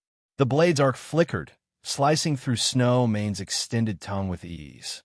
With the tongue cut, Snow Mane's body recoiled violently, and Xia Hong withdrew the shock frost saber, slashing decisively at its head. Slash! Snow Mane's massive head was severed with one stroke, tumbling across the snow for several meters before its tusks halted its roll. Quick, harvest the essence blood.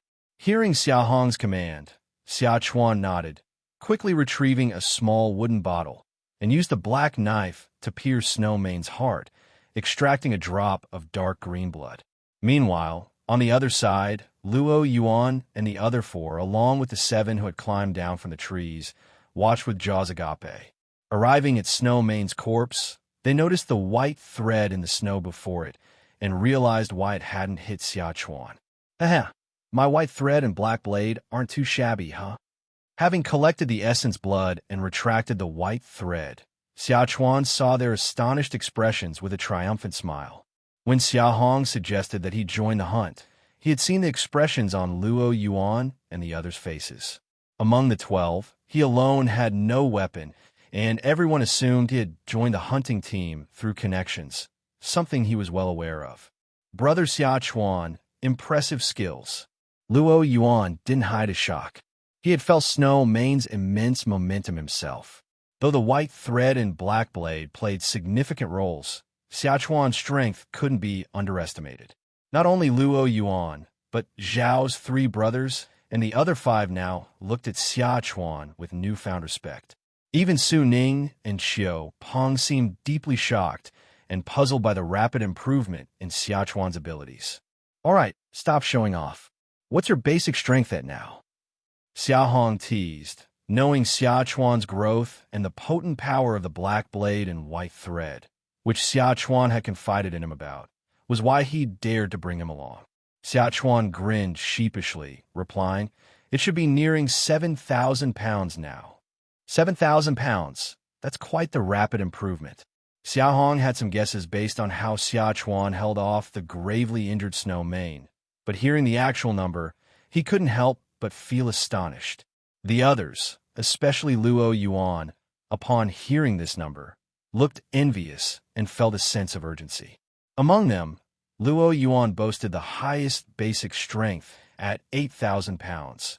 Zhao's brothers were just over 7,000, and Li Zingying's had only just reached 7,000. They were all technically stronger than Xia Chuan, but the issue was Xia Chuan's age. Considering Xia Chuan had obtained the black blade and white thread from the wood puppet monster, it was highly probable that their collective strength fell short of Xia Chuan's. Don't get complacent. You're still far from the earth-digging realm. Also, spend more time studying the black blade and white thread. Their potential should far exceed this. Xia Hong chided Xia Chuan, a reminder in light of Yang and Li's prior focus on the wood puppet monster. Tonight, our first prey is secured. Xia Hong's words brought them back to reality, and looking at the snow mane on the ground, their faces momentarily showed disbelief. Considering the lengthy process just now, from digging the pit to now, only an hour had actually passed. Snowmane was injured by stepping into the pit, struck by arrows, and attacked by Xia Hong and Luo Yuan's main group while fleeing, confronted by Xia Chuan and decapitated by Xia Hong. The entire hunting process was smooth and effortless, as simple as eating or drinking. Was this truly hunting? Rogel Camp's previous hunts were never this simple. Luo Yuan shook off the chaotic thoughts, having considered the entire hunt, and directed his gaze to the torches and the animal trap. Leader, how did this animal trap gain such power? Upon Luo Yuan's inquiry, Xia Hong's face displayed appreciation, pointing directly to Snowmane's right foreleg where the animal trap was attached. He said, "Remove it and see." Luo Yuan nodded, crouched, and tugged at the animal trap, making a startled face when it wouldn't budge. Setting aside his sword, he gritted his teeth and tried again. The animal trap's jaw remained tightly shut, unmoving. "Zhao Long, Zhao Hu help me here." With Zhao Long and Zhao Hu assisting, they finally pried the trap open and removed it from Snowmane's leg. Seeing the 10 silver filaments patterned on the trap side and the 10 heavy springs around the joints, Luo Yuan and the others gained sudden insight. I spent 3 whole days crafting this trap and added over 10 crude springs. The force required to clamp it shut is at least over 12,000 pounds. Without earth-digging realm strength, opening it's impossible. Accepting the open trap, Xia Hong's face showed confidence. One prey is not enough. Bury this Snowmane's body in the snow for now. Mark it, and follow me east to find that frost wolf. 2 hours later, a frost wolf stepped onto an animal trap in the snow, lured by the torch's light. Unlike before, when the Snowmane's bones were merely caught, this time the frost wolf's left forelimb was nearly severed. And because the frost wolf sensed danger and tried to flee, its speed was so fast that a large chunk of flesh was torn from its entire left leg, leaving the bones almost completely exposed. The scene was quite horrifying. Despite the frost wolf's agility and reaction speed being even faster than the previous Snowmane, opting for an early escape, the animal trap's strong pull and restraint, coupled with Xia Hong's meticulous prearrangement, led to its demise on the spot, with Xia Chuan extracting its essence blood. As Luo Yuan and the others looked at the frost wolf's corpse, weighing over 1,000 pounds on the ground, and then up at the sky, they realized only half the night had passed, yet they had already harvested 2 prey, and their expressions began to show numbness. When did hunting become so easy? It's not that they didn't exert any effort, but compared to previous hunts led by Luo Ming, the dangers encountered tonight were almost negligible. Both the previous Snowmane and the current frost wolf were lured by the torch to step onto the animal trap, injuring their legs, reducing their full strength by 30 or 40%. After a wave of arrows, if not killed, they would be skinned alive, and finally, with Xia Hong leading the 5 of them, the prey was obtained effortlessly. Moreover, while hunting the second frost wolf, they used Xia Chuan's white thread to replace the rope. No matter how the frost wolf pulled, the thread held steady. In terms of time, hunting it was even easier than the Snowmane. With this animal trap, if I personally lead the team, hunting low-level cold beasts in the future should be no problem. It's just a matter of time before we clear them from the perimeter. After 2 consecutive hunts, Xia Hong had already confirmed the effectiveness and power of the animal trap he personally crafted, greatly boosting his confidence for future hunts. Leader, can this animal trap be mass-produced? Luo Yuan's question immediately brightened everyone's expressions. However, Xia Hong shook his head, slowly removing the animal trap from the frost wolf's leg, and said, "This animal trap was made from tin-forged iron that I personally crafted for both the main body and the spring. Just the iron ore alone weighed 1,200 pounds. It's not the same as the ordinary ironware previously made at Rogel Camp. Given the current camp's reserves of iron ore and mining capacity, mass production is impossible." Pausing for a moment, Xia Hong continued, "Even if we could craft 2 or 3 more now, we still wouldn't be able to use them." Upon hearing this, everyone pondered for a moment and then nodded. Recalling the 2 hunting processes just now, although the animal trap played a significant role, more crucial was their frontal blockage. More accurately, the fatal injuries of the 2 prey were almost entirely caused by Xia Hong. So, strictly speaking, while the animal trap could injure a cold beast, relying on it to reap rewards without preparation was impossible. Without prior arrangement and supplementary force from those at the earth-digging realm, the likely outcome would be a severely injured cold beast escaping with the trap. In such a case, they would end up with nothing. Therefore, if any of you breaks through to the earth-digging realm first, with the animal trap's help, the camp could definitely establish a second hunting team. At that point, hunting ability would be greatly enhanced, and the prey harvest would naturally reach a higher level.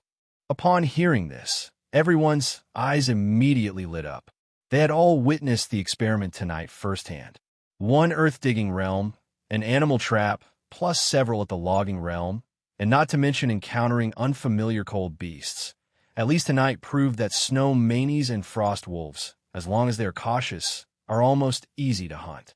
Given tonight's hunting progress, let alone Xia Hong's earlier proposed meat distribution rules being smoothly implemented, cold beast meat might even be in excess.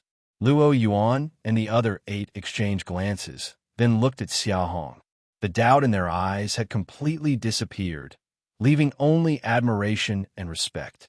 The seemingly fantastical meat distribution rule. It turns out he wasn't bragging. This new leader, Xia Hong, he could really make it happen. Next, let's see how many low-level cold beasts are left on the outskirts here. Is our camp's hunting speed fast, or is their spread fast? I want to see if these cold beasts really are endless. Unaware of the change in Luo Yuan and the others' perspectives, Xia Hong's gaze turned towards the deeper parts of Redwood Ridge, his expression turning somewhat excited. The 2 hunts tonight also prove that from now on, the Great Xia Camp truly stands at the top of the food chain above the snow mane and frost wolf.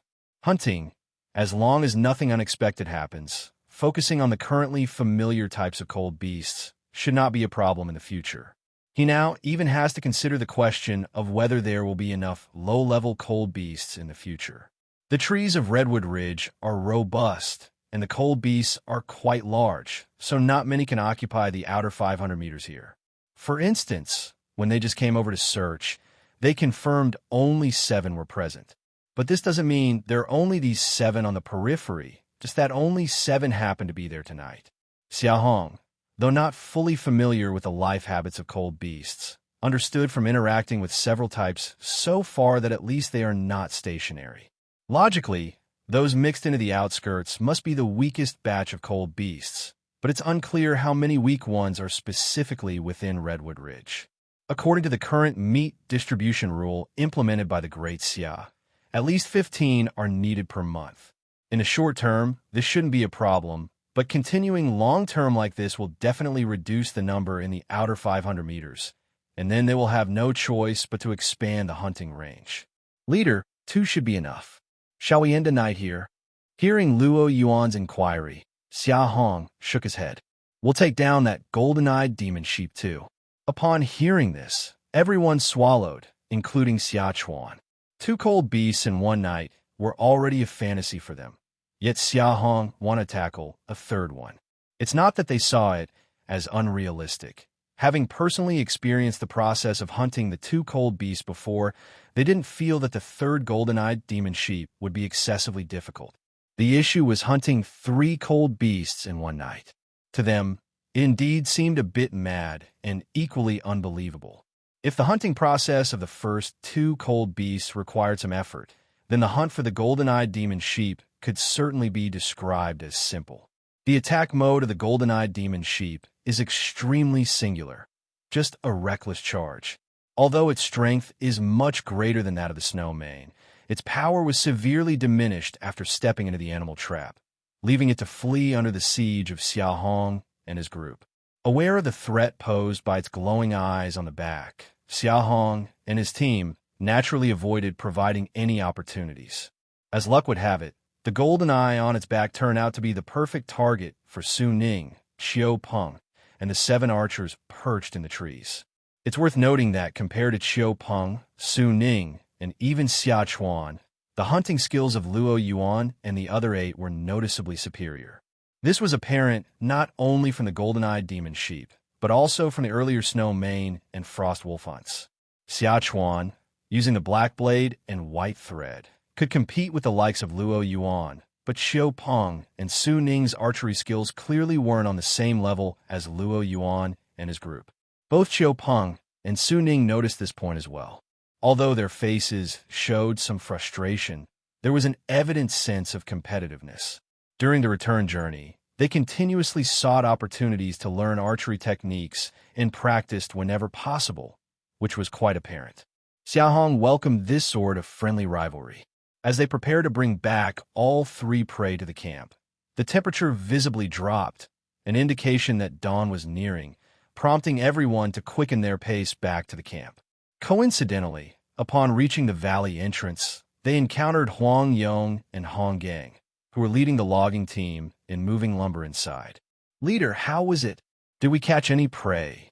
Seeing Xia Hong at the forefront, Hong Gang bowed in greeting, about to inquire about their hunting harvest, but before he could finish his question, he looked up to see the 3 massive creatures, each carried by Su Ning, Qiu Peng, and Zhou Yuan Kai, and his mouth fell open in shock. "Greetings, leader, this." Huang Yong also approached, initially puzzled about Hong Gang's sudden pause. However, upon looking up and spotting the massive bodies draped over Su Ning, Qiu Peng, and Zhou Yuan Kai, his expression instantly mirrored Hong Gang's in astonishment. 3 cold beasts hunted in one night. How is this possible? With Luo Ming as the leader before, wasn't it most 2 in a night? Not 2. I remember one was stumbled upon. 3 cold beasts in one night. How? How is that possible? Over 3,000 pounds. What 3,000 pounds, didn't you hear? Just said for 1,280 pounds. The entire process from entering the valley, carrying into the wooden house, to weighing the 3 prey, the awe among everyone in the camp never stopped. Whether they were busy or already in the wooden house, everyone came over, surrounding the 3 prey in layers, faces full of shock, emotion, even disbelief. Among over 900 people in the camp, those most startled belonged to the newcomers from Xia's and Huang Zhao's families. They had never even seen a complete cold beast corpse before, let alone 3 preys. Next were the 100 or so people from Rogel camp who, under Luo Ming's leadership, had seen hunting teams bring back prey, but hunting 3 at once was still mind-blowing.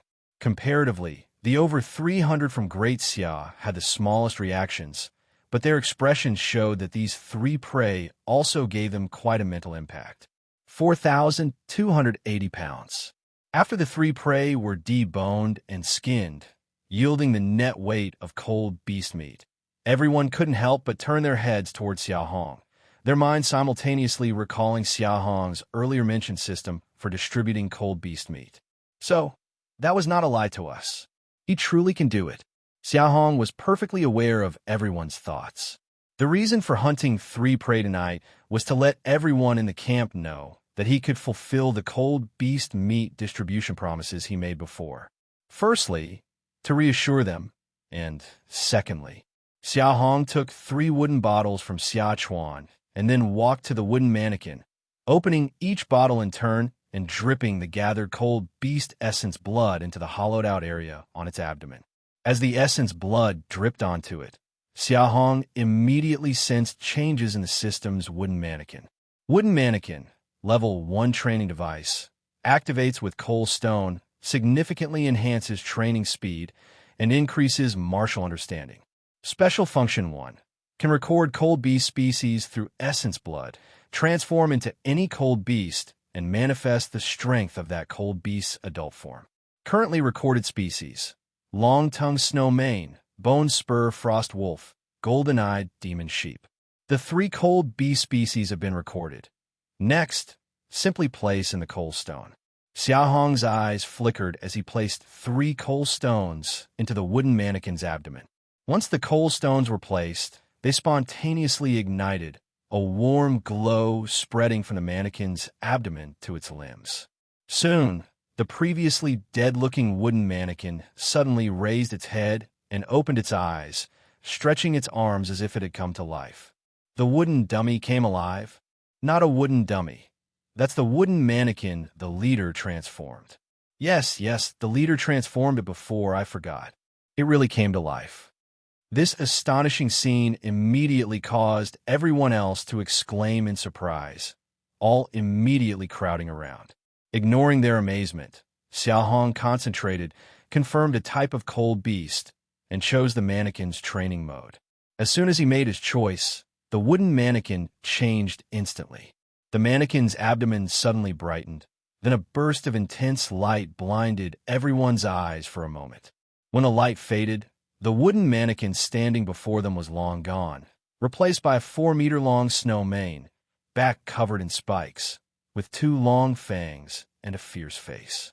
Upon seeing the snow mane, everyone instinctively felt fear, but realizing it stood still and Xia Hong even approached to touch it, they immediately understood this was the mannequin's transformation, not a real cold beast. As fear disappeared, curiosity and astonishment followed. It transformed into a cold beast. It's just been transformed by the wooden mannequin. This can't be true, right? It shouldn't be as formidable as a cold beast. Just looks identical. Xia Hong carefully observed the wooden mannequin's transformed appearance, then turned to look outside the wooden house, seeing that dawn was still a while away, and immediately walked out. The snow mane transformed by the mannequin followed him closely outside. Despite its calm demeanor and lack of any aggressive intent, once it moved, the suddenness still frightened those inside the wooden house who scattered to the sides. Let alone ordinary people, even those in the logging realm reacted similarly. This showed how deeply ingrained the fear of cold beasts was in the people of Redwood Ridge Camp. Xia Hong naturally took note of this. His brows furrowed, but soon relaxed again. After all, the humans of Redwood Ridge Camp were still too weak. Even the weakest cold beast was higher in the food chain. Hence, this fear was deeply ingrained in them. Tonight's hunt had already proven that these people could soon surpass the lower-ranked cold beasts, at which point this deeply ingrained fear would naturally dissipate over time. Outside the wooden house, Xia Hong distanced himself about 10 meters from the snow mane, then issued a command to it. As soon as the command was given, the previously calm snow mane suddenly raised its head, its pupils gradually turning blood red, and accompanied by increasingly heavy breathing. Its expression also became more ferocious. Roar! A dull roar sounded as the snow mane charged straight at Xia Hong like a cannonball. The valley floor was snowless, yet even so, the snow mane's paws left visible prints as it sprinted. One could imagine the terrifying power generated during its charge. With such a distance, Xia Hong could have easily dodged, but he didn't. Instead, he steadied himself, rooted his feet firmly, leaned his body forward, spread his arms wide, and remained motionless, eyes firmly fixed on the snow, mane rushing toward him. Bang! As Xia Hong's hands touched the snow mane's head, it was like an explosion went off with a resounding boom. The snow mane's terrifying impact forced his body backward over 10 meters, wearing through his grass shoes and leaving a 10-meter-long trail on the ground during his retreat. Shoo! Despite that, Xia Hong leaned forward and, after more than 10 meters, forcibly blocked the snow main's impact. And not only that, Xia Hong's brows tightened, teeth gritted, exerting force. His arms suddenly twisted, lifting his entire body into the air, spinning, using every ounce of strength. Using the lingering impact from the snow main, Xia Hong spun its massive body into the air. Boom! The snow main hit the ground with a loud crash. Xia Hong took the opportunity to roll aside, avoiding its back spikes, and straddled the snow main's neck, relentlessly pummeling its head with his fists like raindrops. Whiz! After dozens of punches, the snow main's movements visibly slowed. Just when everyone thought Xia Hong had secured victory, the snow main suddenly opened its mouth, and its long tongue darted straight towards Xia Hong's chest. Having prepared for this, Xia Hong quickly rose to avoid it, but the distance was too short. Before he could move a meter away, the tongue curved midair and wrapped around him directly. A glimmer in his eye, Xia Hong resolutely intercepted the snow main's tongue with one hand, steadied himself, ceased retreating, leaped into the air, and fiercely kneed down upon the snow main's head. Crash! Snap! Using his knee, the hardest part of his body, Xia Hong's airborne powerful knee strike landed on the snow main's skull, instantly cracking it with the sound of bone breaking. The snow main succumbed to this heavy blow, its motion slowly diminishing, indicating severe injury and a near-death state. But its tongue, which he had just intercepted, was already pressed against his neck. Evidently, if the tongue moved further, he would be doomed. This meant 13,000 pounds of basic strength, combined with my punch technique. The force I exerted must exceed 15,000 pounds. Yet even so, in a barehanded fight, I'm still no match for the snow main. The power of this cold beast is terrifying. Xia Hong stood up, looking at the restored snow main on the ground, his face filled with seriousness.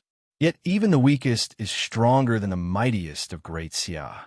Although Xia Hong didn't use weapons in the recent contest, just from those few exchanges, he could already sense that even with a blade, he couldn't confidently say he would win in a solo fight. After all, the snow main before him was made from a wooden mannequin and wouldn't injure him. Fighting in the wild compared to within a valley was different, and what made snow main the most dangerous wasn't just its strength, but its cunning nature. Despite being awed by the cold beast's strength, when Xia Hong looked at the snow main manifested from the wooden mannequin again, a fiery eagerness rose in his eyes. This wooden mannequin wasn't just for sparring. As long as it's within the radiation range of the iron refining furnace, it can independently follow instructions to fight. This means that in future camp attacks, the wooden mannequin could act as a super strong guard, not weaker than himself. The only drawback is the considerable consumption of coal stone, requiring 5 units of coal per hour, equivalent to 100 pounds of coal. For an earth-digging realm, the maximum daily extraction is only 200 pounds. Thinking about the mannequin's consumption, Xia Hong lost interest in trying out the frost wolf and demon sheep, quickly turning to look at the group of people at the wooden hut's entrance at the outermost ring. The method for selecting the first batch of hunting team members is to battle alone against this snow main. Each person has only one chance. You can choose either a bow and arrow or a broadsword. The 15 who last the longest can become members of the hunting team. At the wooden hut entrance, all those standing in the outermost circle were the campsite's logging realm. Upon hearing Xia Hong's words, their faces didn't show too much surprise. After witnessing Xia Hong's battle with the snow main, recalling his earlier announcement about selecting hunting team members tonight, they had already guessed it. But battling alone, knowing that this snow main was made from a wooden mannequin, still made people a bit jittery inside. Luo Yuan, Zhao Long, bring all the weapons over here. Upon hearing Xia Hong's command, Luo Yuan and Zhao Long, along with 7 others, without hesitation, neatly placed their broadswords and bows on the ground. At the same time, Qiu Peng and Su Ning also stepped forward, reluctantly placing their bows on the ground. For broadswords, 11 bows just laid out on the ground. 36 logging realm participants' fiery gazes all converged on the weapons. It's not just them, But the camp's ordinary people, especially the reservists close to breaking through to the logging realm, their gazes were full of longing as they looked at the weapons on the ground. After all, wielding a weapon to enter the hunting team not only demonstrates one's strength, it also indicates a shift in the allocation of cold beast meat and other resources in the camp. In the past, thinking the 4-level meat division system couldn't possibly succeed, they may not have been so eager. But since Xia Hong went out hunting tonight and brought back 3 cold beast catches, proving the feasibility of the 4-level meat division system, everything changed completely. Based on Xia Hong's earlier statement, hunting team members needed earth-digging realm strength. Yet considering the actual situation in the camp, 15 would be selected from this group as an exception to prioritize their entry into the hunting team. Hunting team members have a daily cold beast meat allocation of 10 pounds, whereas the logging team gets only 5 pounds, which is twice the difference. Glancing at the cold beast meat already sliced in the wooden hut, everyone's breathing intensified, and their eyes grew even more fervent. Leader, I think for those using a bow, it shouldn't be about who lasts longer. It should be about who is the more accurate archer. Xia Hong turned his head and saw that the one asking was Zhou Yuankai. Seeing Zhou Yuankai and the Li brothers standing beside him, Xia Hong immediately understood. In the previous hunting process, these three's archery accuracy was clearly a cut above the rest. Proposing a selection method that favors oneself is normal. After a moment of thought, Xia Hong looked up at Zhou Yuankai and solemnly responded. You're right, archers should compete on accuracy, but the problem is I'm selecting hunting team members, not archers. In the wild, a snowmane won't stupidly stand still and let you shoot.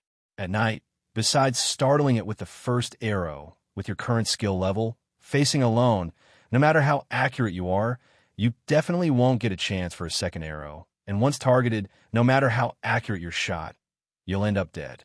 Currently, you lack genuine hunting ability and accompany me on hunts mainly in a supporting role. I don't expect you to inflict significant damage on the cold beast, but at the very least, your survival skills must be strong. I don't wish to be distracted ensuring your safety during hunts, hence the selection method. Do you understand? Upon hearing this answer, whether it was Zhou Yuankai, the Li brothers, or others who recently agreed with the suggestion, they instantly lowered their heads, including Luo Yuan and others. Faces showed varying degrees of shame. Although harsh, Xia Hong's words tackled the truth.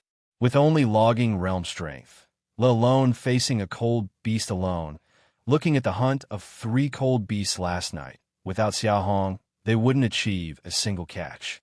Seeing the shame on everyone's faces, Xia Hong didn't mind, but addressed everyone, his tone somber.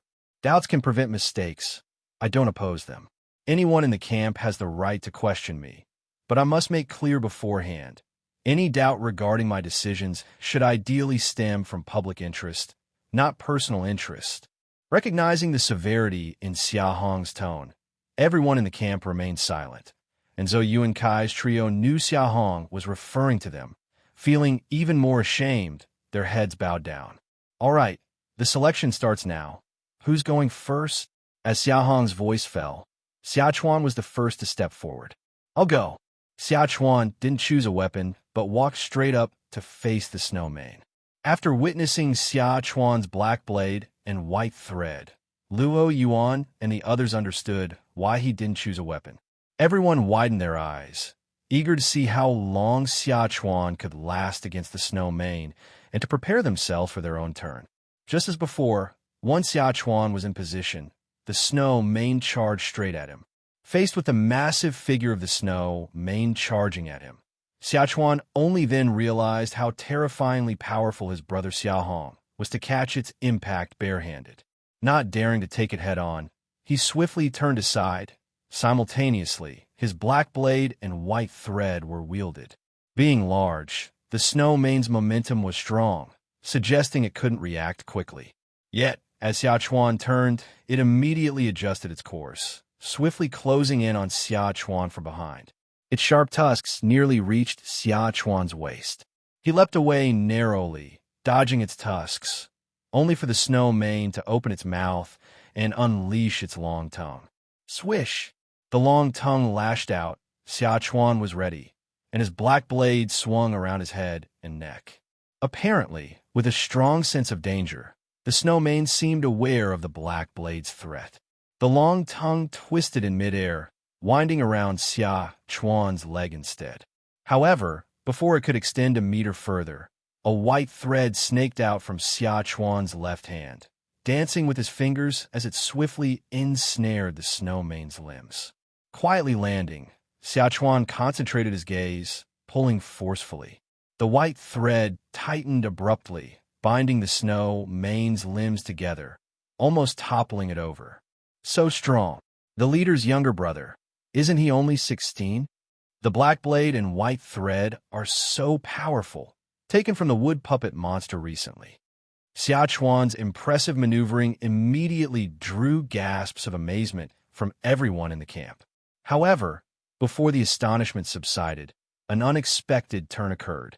The snowman seemed to sense the strength of the black blade and white thread, forcefully exerting its limbs, almost instantly breaking free from the white thread's bind.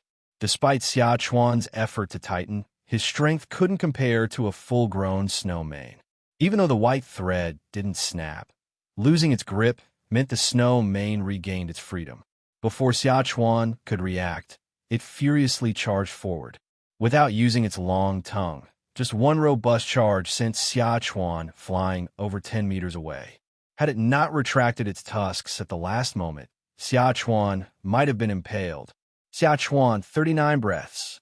Not only is it not weak, but without considering combat experience, he is very likely the strongest among them.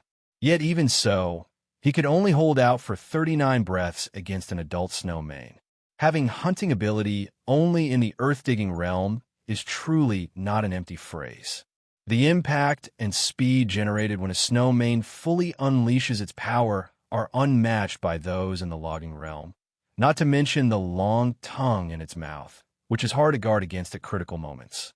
In a life-and-death battle, those in the logging realm are really no match for the snowman. Even iron weapons cannot bridge this gap.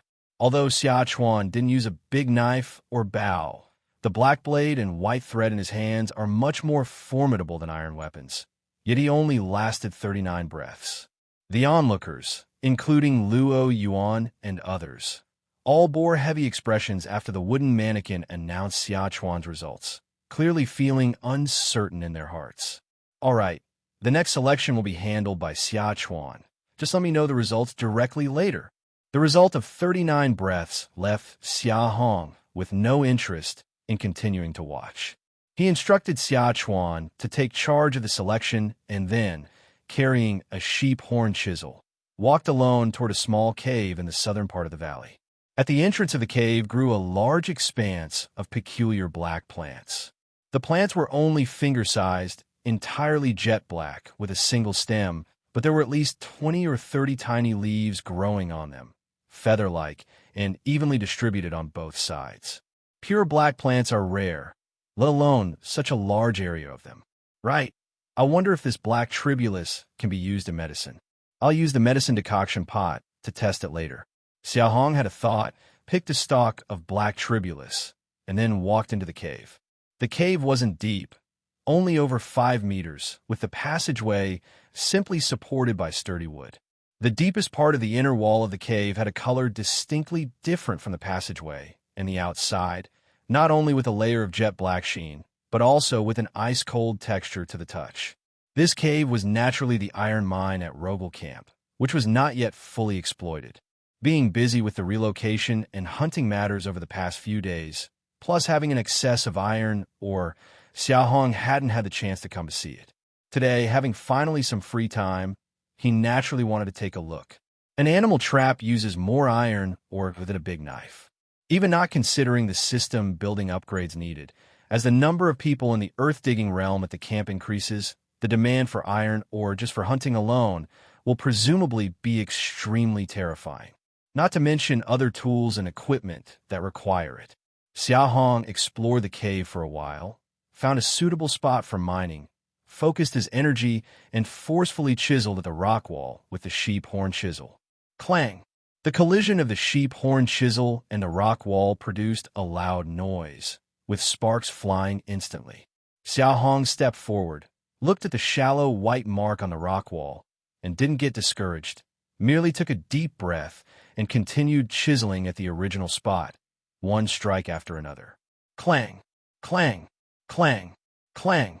Like the process of forging iron, Xia Hong continuously chiseled, causing sparks to fly within the cave. The shallow white mark on the original rock gradually deepened and widened until, 2 hours later, it finally broke through completely. Crash! With the sound of fist-sized iron ore rolling to the ground. The already soaked Xia Hong couldn't help but relieve the soreness in his arms by getting rid of the sheep horn chisel with a forceful throw. Breathing heavily, Xia Hong stepped forward, picked up the iron ore, and roughly measured its weight, immediately shaking his head repeatedly in disbelief. 40+ gene. The difficulty of mining is downright nightmarish. The difficulty of iron mining is great. Despite already having mental preparation, it is only after truly experiencing it did Xia Hong realize exactly how difficult it is. When he first struck, he realized that, like forging iron weapons, unrefined iron ore has an extremely high rebound force. Without a basic strength of over 10,000 gene, the sheep horn chisel wouldn't even budge it. Furthermore, just like the black tribulus, iron ore grows according to certain rules. It consists of several dozen iron ore pieces of various sizes growing along one main vein. That main vein is also iron ore, but it's too large, and its hardness far exceeds that of the branches. Therefore, chiseling down those varying sizes of iron ore along the main vein is the most labor-saving and time-efficient mining method. 2 hours, 40+ gene. This mining intensity I can only manage twice a day at most, which means I can mine about 100 gene of iron ore a day. Xia Hong finally understood why. After so many years, Rogel Camp still hadn't popularized iron tools, and even tin-forged weapons weren't fully common. They only had 5 people in the earth-digging realm before. They couldn't be mining every day, and even after mining iron ore, coal stone is needed to smelt it, which is another daunting physical task. Previously, I heard that a person in the earth-digging realm could only mine 200 gene of coal stone a day, and I was a bit skeptical. Now it seems mining 200 gene of coal a day isn't so easy either. Whoosh! Taking a deep breath, Xia Hong picked up the iron ore on the ground and walked directly out of the cave. Currently, there are still 420 points of iron resources in the system, which is definitely enough for the short term, so he's not in a hurry to mine further. In fact, for the current camp, the most cost-effective way to use iron ore is to forge tin-forged weapons. But the problem is that folks like Luo Yuan and Xia Chuan in the logging realm, even if equipped with weapons and greatly enhance their strength, are still not suitable for collaborative hunting. Just like that attempted at Sure Camp some time ago, the risk remains high. Thus, 5 big knives and 11 bows are certainly enough for now. As for ordinary camp members, with 3 iron knives and 5 hammers, they can still produce some wooden tools. There's no need to acquire more in the short term. By the time Xia Hong exited the cave, the sky was already bright, and the area outside the wooden hut was deserted. Seeing no wooden mannequin, he realized the selection had ended since the increasing external chill, and quickly walked back to the wooden hut. Upon entering the wooden hut, Xia Hong immediately noticed the 15 people standing next to the iron-melting furnace. As he approached, Xia Chuan also began reporting the names of the 15 people. Leader, the selection has concluded. The 15 selected individuals are Xia Chuan, Luo Yuan, Huang Yong, Zhao Long, Hong Gang, Zhao Hu, Zhao Bao Liu and Li Pingkai, Ying Xian, Yuan Cheng, Yu Feng, Zhou Yuan Kai, Qiu Peng, Zhu Shun. I held out the longest at 39 breaths, and Zhu Shun held out the shortest at 17 breaths. Following the names reported by Xia Chuan, Xia Hong carefully surveyed the group. Rogel Camp being well established, with Luo Yuan and 7 others being selected surprised him not. Huang Yong and Hong Gang were leaders of 2 previous camps, with rich experience in dealing with adversaries in the wild, so it wasn't surprising they were selected. The one called Zhu Shun, standing next to Huang Yong, should be a logging realm individual from the Huangzhou camp. However, Xia Hong was indeed a bit surprised that Yuan Cheng, Yu Feng, and Xiu Peng were also selected. The time when these three broke through the logging realm was close to Xia Chuan's, but they didn't have Xia Chuan's fortune of gaining the method from the wood puppet monster. The fact that these three could be chosen for the hunting team indicates they put in a lot of hard work in their training during this period. All right, then you 15 are the first batch of the hunting team members of Great Xia. Starting with Xia Chuan, choose a weapon in order of ranking. Pick between the big knife and the bow as you wish. Upon hearing this, Xia Chuan nodded and walked to where the big knives were. The atmosphere among the others tensed instantly at the sight, knowing there were only 4 big knives, and by Xia Hong's stated approach, the ones up front would surely pick the knives first. Those further back would only be able to choose bows. However, unexpectedly, Xia Chuan didn't choose a knife, but rather picked a longbow, then turned and smiled at the others, saying, "My black blade is much stronger than this big knife. I'll leave them for you guys to use." Upon hearing this, everyone was momentarily stunned, and then all exhibited signs of embarrassment. Although Xia Chuan's black blade is indeed strong, it is not a reason for him not to choose the knife. They, being in the logging realm, inherently lack hunting ability. Venturing out is merely to assist Xia Hong by providing some additional hands, and wielding a big knife is clearly much safer than a bow. By not choosing the knife and opting for the bow, Xia Chuan was clearly yielding something they could not fail to recognize. Indeed, starting with Luo Yuan, no one continued to fixate solely on the big knives. Instead, they chose the weapon that best suited their abilities. Seeing this scene, Xia Hong nodded slightly, feeling somewhat comforted in his heart.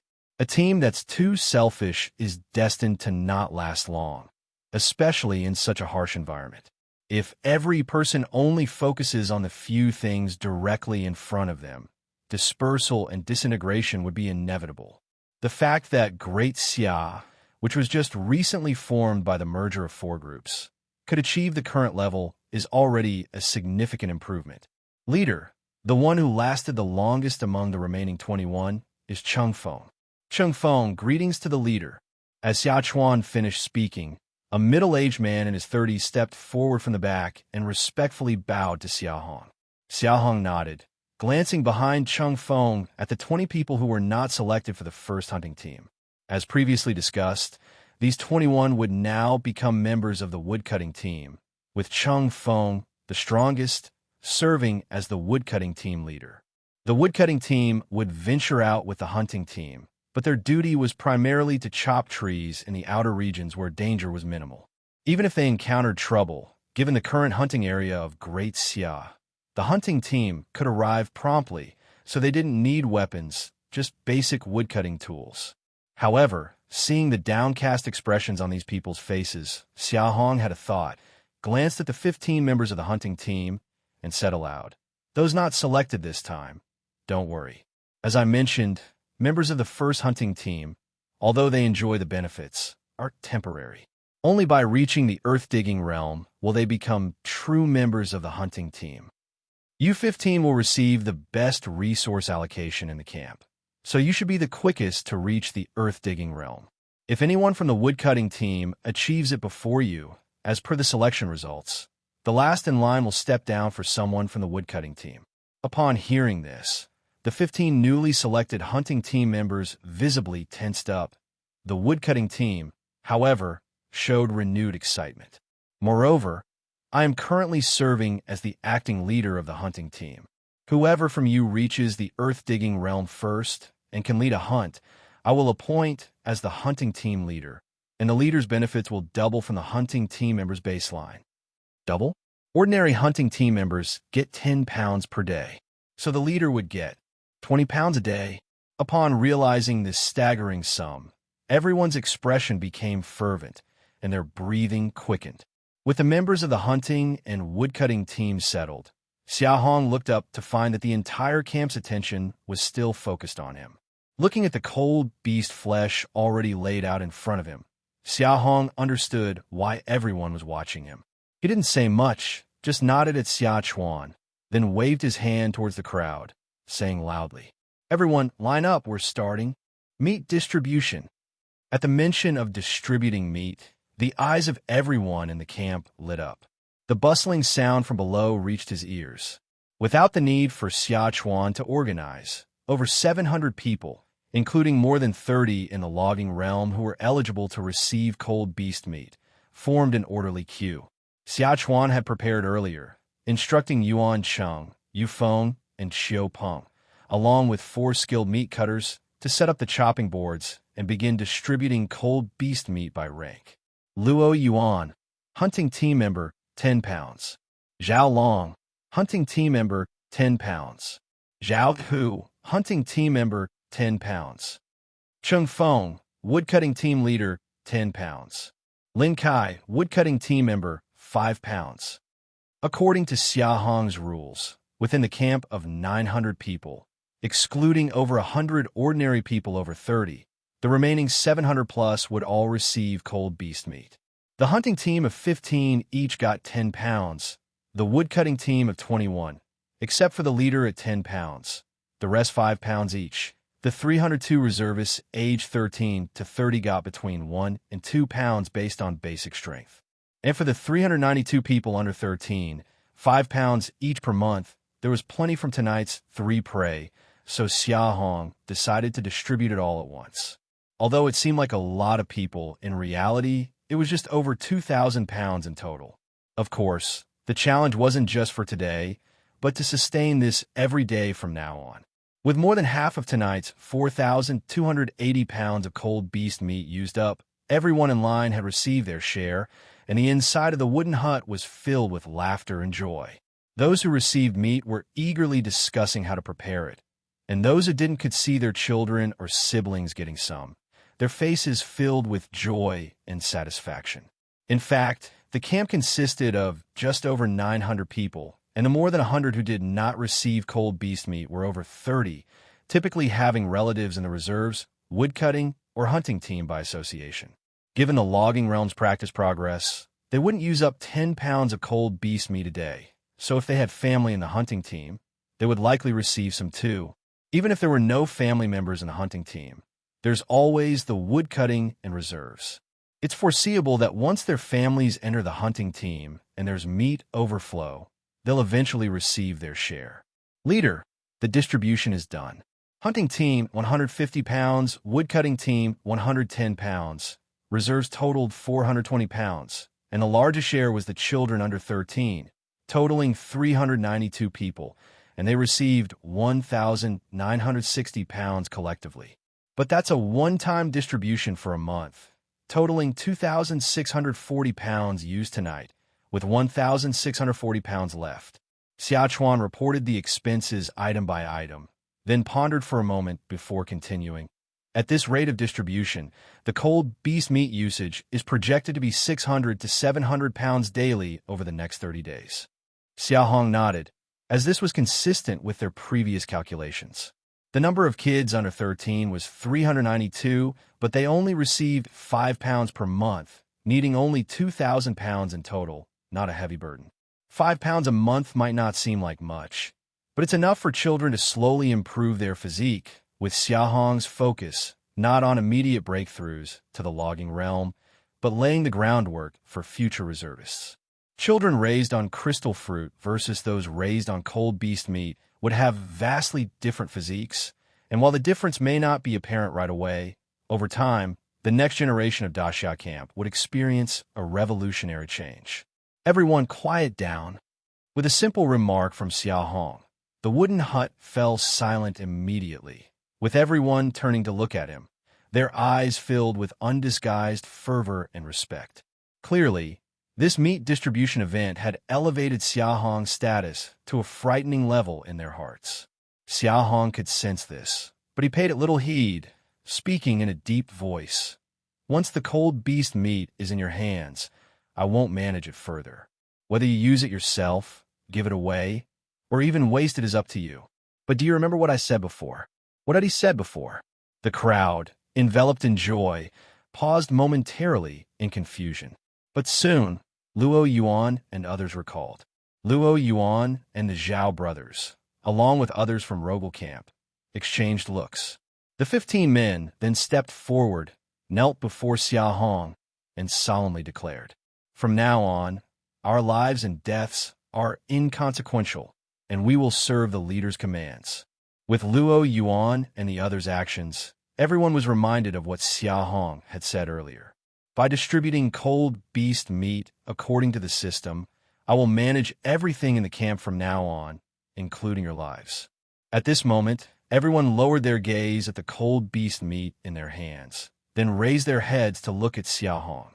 Everyone in the wooden hut, including Xia Chuan, Yuan Cheng, and the Great Xia camp's 900-plus people, without hesitation, collectively knelt, reverently saying in unison to Xia Hong, "From now on, our lives and deaths are inconsequential, and we will serve the leader's commands." Xia Hong nodded, exhaling slightly. This indicated that the newly merged Great Xia camp, formed from 4 groups, had solidified its loyalty, and moving forward, as long as they continued hunting and implementing this system steadily, the camp's unity would be secured. With unity, the overall strength improvement becomes naturally inevitable. Calling it training, in reality, means eating the cold beast meat and then absorbing the energy contained in it through evaporation to enhance basic strength. Xia Hong did not hold back and instructed Xia Chuan and Yuan Cheng to teach all 4 routines of the long fist thoroughly. So, within a short while, the sound of punching could be heard from the wooden building. The wooden building, with a side length of only 30 meters, also had to accommodate the iron melting furnace and various other materials. With all 900-plus people from the camp present, one could imagine the level of crowding inside. Thus, only a small portion of people could practice the punches, mainly from the hunting team and logging team, and only a few reserve members who could find vacant spots. The iron melting furnace has a radiation range of 100 meters square. The temperature within 70 meters extension from the wooden building is actually not much different from the inside. Ordinary people can move freely within this range at night. Only the presence or absence of wind makes a distinction. It's not doable during the day. The cold temperature during the day originates from the sunlight. Back when the golden-eyed demon sheep attacked, Xia Hong had tried. Even his earth-digging realm strength couldn't resist the chill contained in the sunlight, let alone the others in the camp. Training itself is an affair for the night. Today, everyone didn't bother about day or night because it was the first time they received the cold beast meat and started training directly. But the small wooden building with insufficient space per person was still a fact. Xia Hong frowned slightly, glanced around the crowd, saw Mu Dong in the corner pondering with a wooden board, thought for a moment but didn't approach him. In the following days, Xia Hong led the hunting team, managing to bring back 2 to 3 prey almost every night, and even 4 one night. The supply of cold beast meat was fulfilled according to the earlier set rules without fail every day. Although the excitement of the camp's people had dwindled, their enthusiasm for training grew even higher. When Xia Hong led the team out at night, the camp's reserve members were already practicing punches outside the wooden building, and even when returning from the hunt as dawn approached, the reserves were still mostly outside training. With sufficient cold beast meat and such training enthusiasm, Xia Hong eagerly anticipated the surge of Great Xia's logging realm combat power on that day. As for the logging team, Xia Hong no longer took direct charge, merely listening daily to reports from the team leader Cheng Feng, while monitoring the numerical increase in system log resources. This steady and fulfilling routine continued for 6 days. On the 6th day, when Xia Hong returned to the camp with a hunting team, Cheng Feng and Mu Dong immediately came to him together. As they approached Xia Hong, Cheng Feng spoke first. "Leader, during these days, leading the logging team, I've familiarized every ice tree on the eastern outskirts of Redwood Ridge. There are a total of 37 trees with the same growth cycle, all of which have just borne fruit. Some weren't fully harvested, so I've led the team to gather them all, resulting in 140,000 gene of crystal fruits." Xia Hong instructed the hunting team to take the prey for processing, then walked to the side of the iron melting furnace and sat down on the ground, signaling Chung Feng and Mu Dong to also sit first. Technically, with ample supply of cold beast meat, the significance of crystal fruits diminishes, considering only over 100 people in the camp don't receive cold beast meat. Calculating 2 gene per person per day, they wouldn't consume much even in a year. But in reality, cold beast meat, as a training resource, cannot replace the staple. Presently, it is sufficient mainly due to the small population at Great Xia Camp. In the future, as the population grows, with a large base of ordinary people, crystal fruits will remain indispensable. Even just as a reserve food supply, continuing to gather crystal fruits is necessary. More crucially, Xia Hong, using a medicine decoction pot, identified that crystal fruits not only satiate hunger, but also have medicinal uses. Over the recent days, using the medicine decoction pot, Xia Hong identified over a dozen medicinal materials like snowmane tongue powder, frost wolf bones, black tribulus, coalstone, iron powder, golden frost, vermilion froststock, etc. These more than a dozen medicinal materials cost Xia Hong over 20 units of coal resources, making him quite distressed. The most frustrating part was the failure to generate a formula. It solves the monotony of food, serves as reserve grain, possesses medicinal value, is easy to preserve, and currently, there's not much difficulty in gathering for the camp. These stack of factors make harvesting crystal fruits an inevitability that cannot be stopped, including the location survey of ice trees and checking their growth cycles. The current survey only covers a 500-meter range. Keep an eye on this area during future loggings for any omissions. When our hunting range extends inward, your exploration range can expand. Ice trees still hold significant importance to us. Caution is necessary. Chung Feng nodded, replying respectfully, "Yes, leader." On the other side, seeing Chung Feng finish speaking, Mu Dong hastily handed over a wooden board, his expression vibrant with excitement. "Leader, I've already drawn up the plan for the new wooden building you mentioned earlier. Please check if it matches your vision." Xia Hong looked down at the diagram etched with a small knife on the wooden board, immediately showing interest. Mu Feng quickly leaned in, pointing at the diagram while explaining to Xia Hong. Following the leader's suggestions, this wooden building is constructed square with a length and width of 200 meters and a height of 15 meters, divided into 3 layers. The middle layer occupies 5 meters, serving as the camp hall without room partitions for meetings and events at the camp, where the iron melting furnace and other communal materials are kept. The bottom layer occupies 3 meters, leaving a passage and central hall, while other areas are partitioned with wooden boards into rooms 10 meters wide. I've calculated considering a 200-meter side length, excluding the wall structure, a 5-meter wide, 75-meter long passage, and a 50-meter wide square central hall. About 300 such rooms can be divided, enough for all ordinary people in the camp. The top layer occupies 5 meters, similar to the bottom layer, with a central hall and passage, an additional large storage room, partitioned into 20-meter wide smaller rooms. I've also calculated about 90 rooms can be made, enough to accommodate the current logging and hunting team members.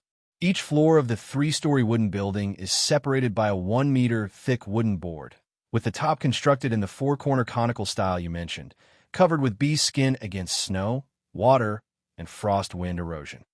Mu Dong spoke animatedly, with unusual excitement in his tone, evidently showing great approval for Xia Hong's previous idea of rebuilding the wooden house. Xia Hong wiped the sweat off his forehead. He was far from a professional architect, merely suggesting this idea based on a bit of memory he had.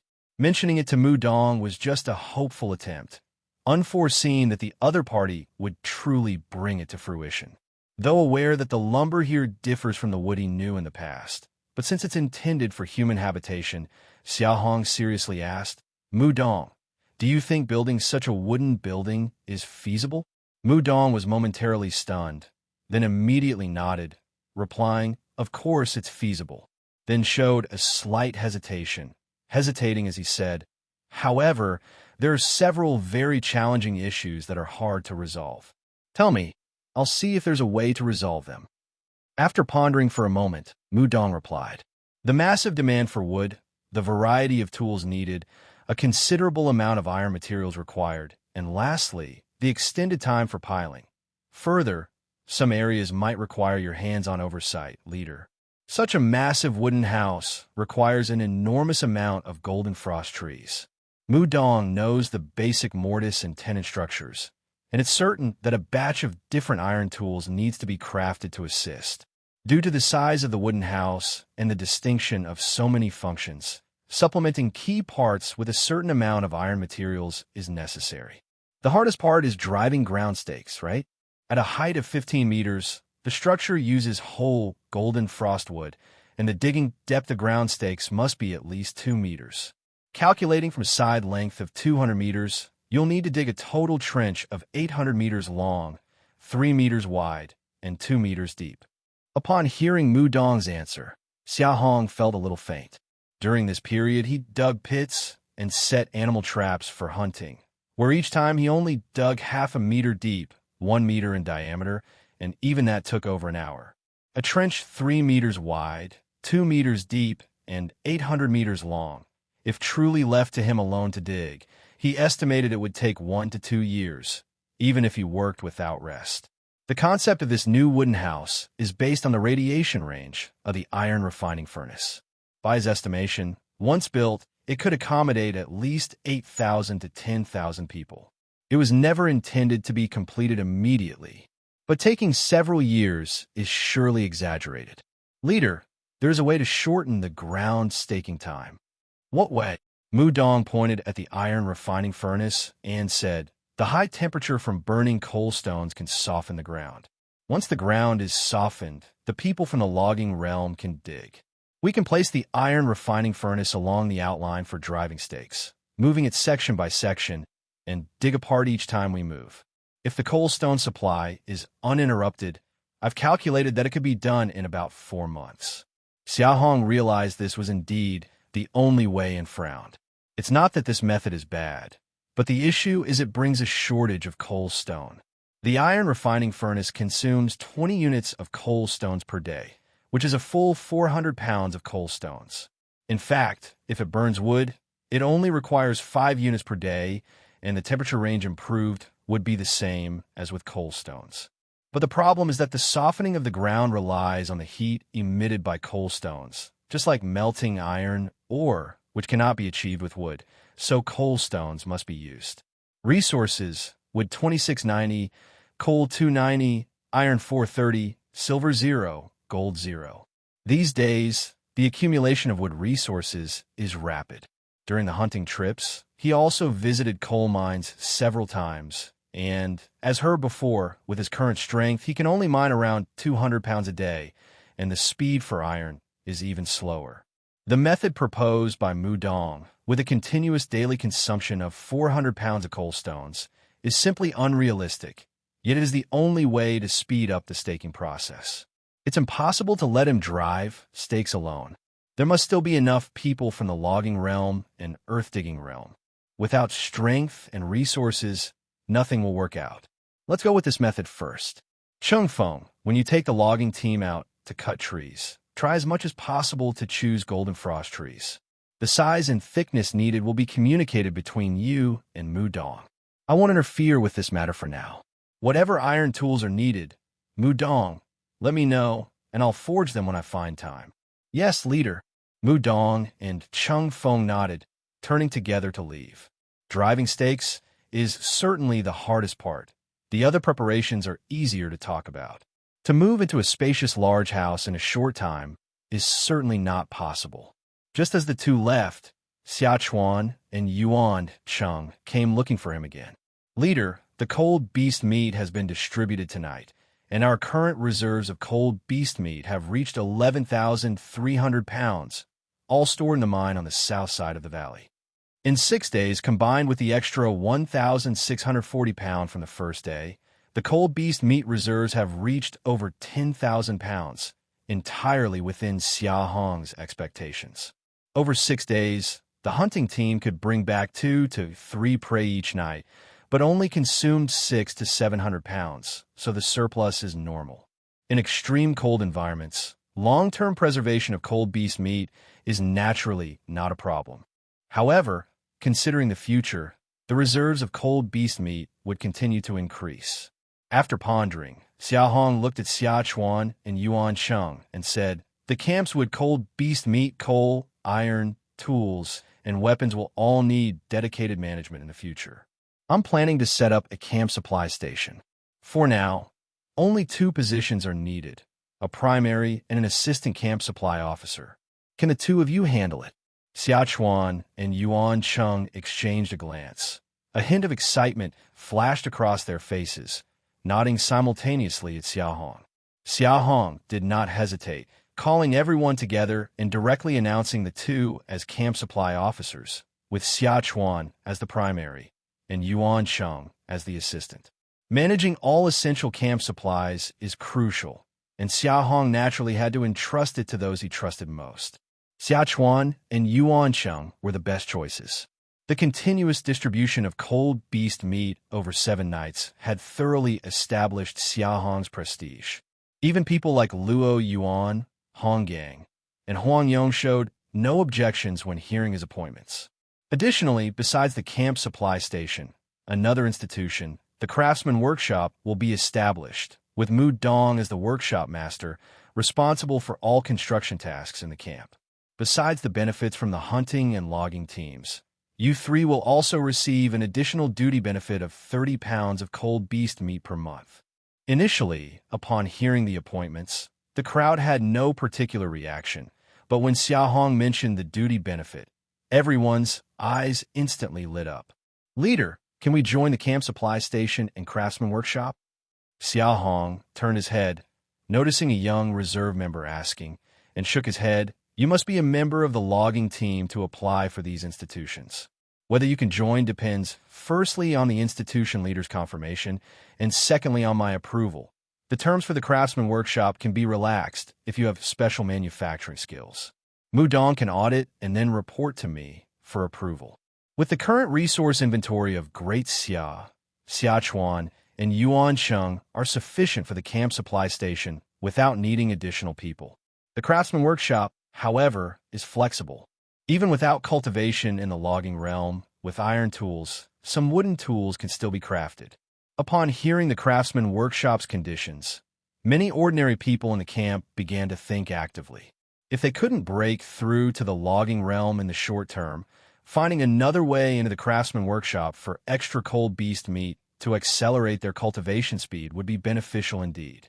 Special manufacturing skills. Everyone began brainstorming intensely. Seeing everyone deep in thought, Xia Hong also harbored some anticipation. The current iron tools in the camp include only saws and iron knives, yet plenty of wooden tools have been created. However, due to the camp's recent consolidation and the severe setbacks from before, wood is not yet abundant enough. Thus, except for some small essentials like wooden buckets and ladles, no large items have been produced. Even wooden beds are only available to the hunting and logging team members.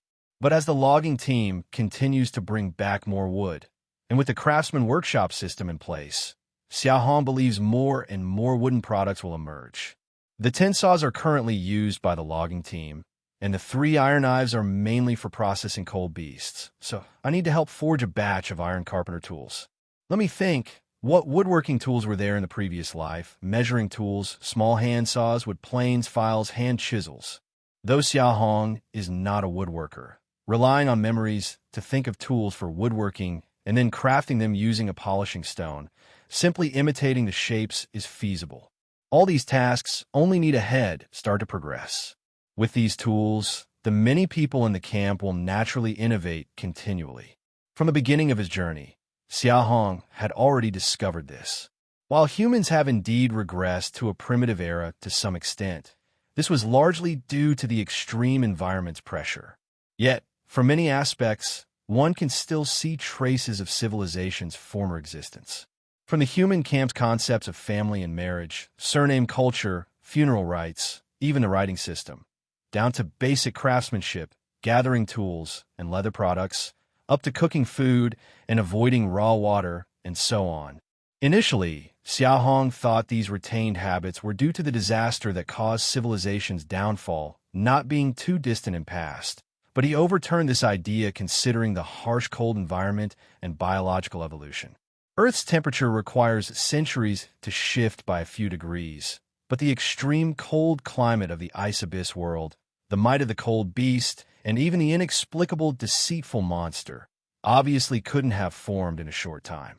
Based on what he heard from Shi Qing, according to Yang and Li, the archaic abyss era might be exceedingly distant.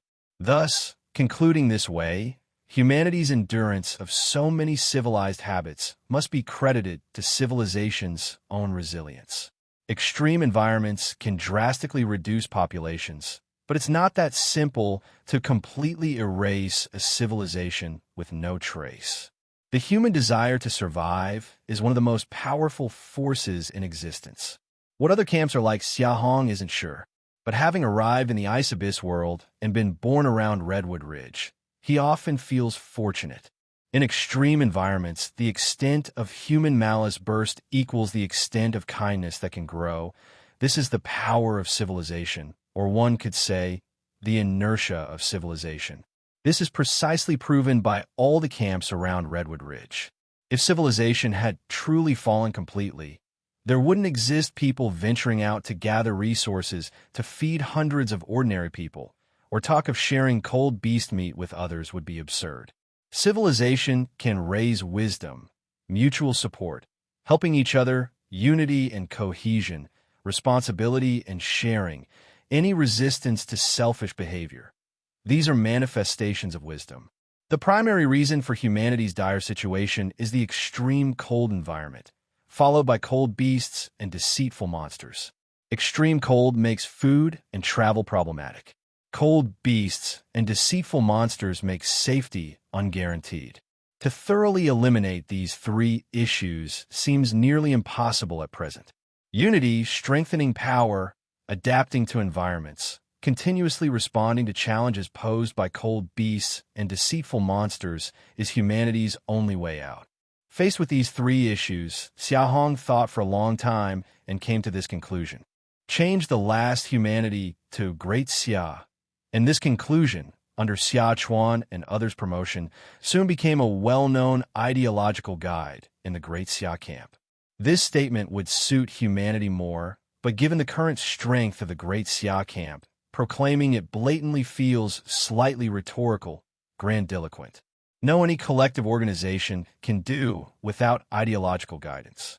To put it simply, it's about ensuring that every person in the camp knows what they're doing and why they're doing it. Only then they'll have the drive toward a common goal. With ideological guidance and accompanied by Xia Hong leading frenzied hunts with sufficient cold beast meat distribution, in the subsequent period, everyone in the Great Xia camp visibly busied themselves. The hunting team, led personally by Xia Hong, almost returned fully loaded every night, though occasionally some injuries occurred, mainly minor. A month following the policy's official implementation, during the second distribution of cold beast meat to children under 13 in the camp, the reserve of cold beast meat in the camp's mine already reached over 30,000 pounds, enough to last 2 months without hunting. Xia Hong had not concerned himself with the logging team matters, leaving it to Cheng Feng and Mu Dong. Yet from the growth in his resource data and the height of timber stacked on both sides of the valley, the logging team's gains were also significant during this period. The plan to build new cabins had already spread within the camp by Mu Dong, so during this time, the logging team focused mainly on cutting down the golden frost trees. It's worth mentioning that since cold beasts frequently huddle on the golden frost trees, sometimes cooperation from the hunting team is necessary. They first hunt the beasts on the trees, and then the logging team proceeds with cutting. Although the Rogel camp had penetrated the Redwood Ridge's 1,000-meter area before, in this time, Xia Hong still limited the huntings and logging area of the Great Xia camp to 500 meters on the outskirts without leading anyone further in. For one, he wasn't familiar with the inner surroundings, nor had encountered new types of cold beasts, wary of potential issues. For another, resources the Great Xia currently needs are abundantly within the 500 meters on the periphery, with no need for further depth. The area where Great Xia currently gathers resources at Redwood Ridge is no longer limited to the meager initial 500 meters. Rogel de Ashur, Dashuan, Huangzhou, including its previous territory, now wholly undisputed, belong to Great Xia from the east side of Redwood Ridge, from the valley's position southward for 4 kilometers.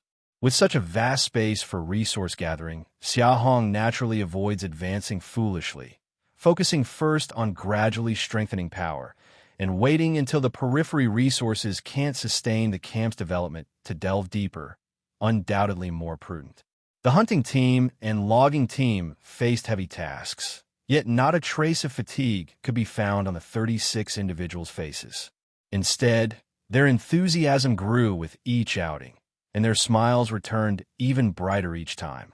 Xia Hong clearly knew the reason, because these people, himself included, were enhancing their strength at a remarkably rapid pace.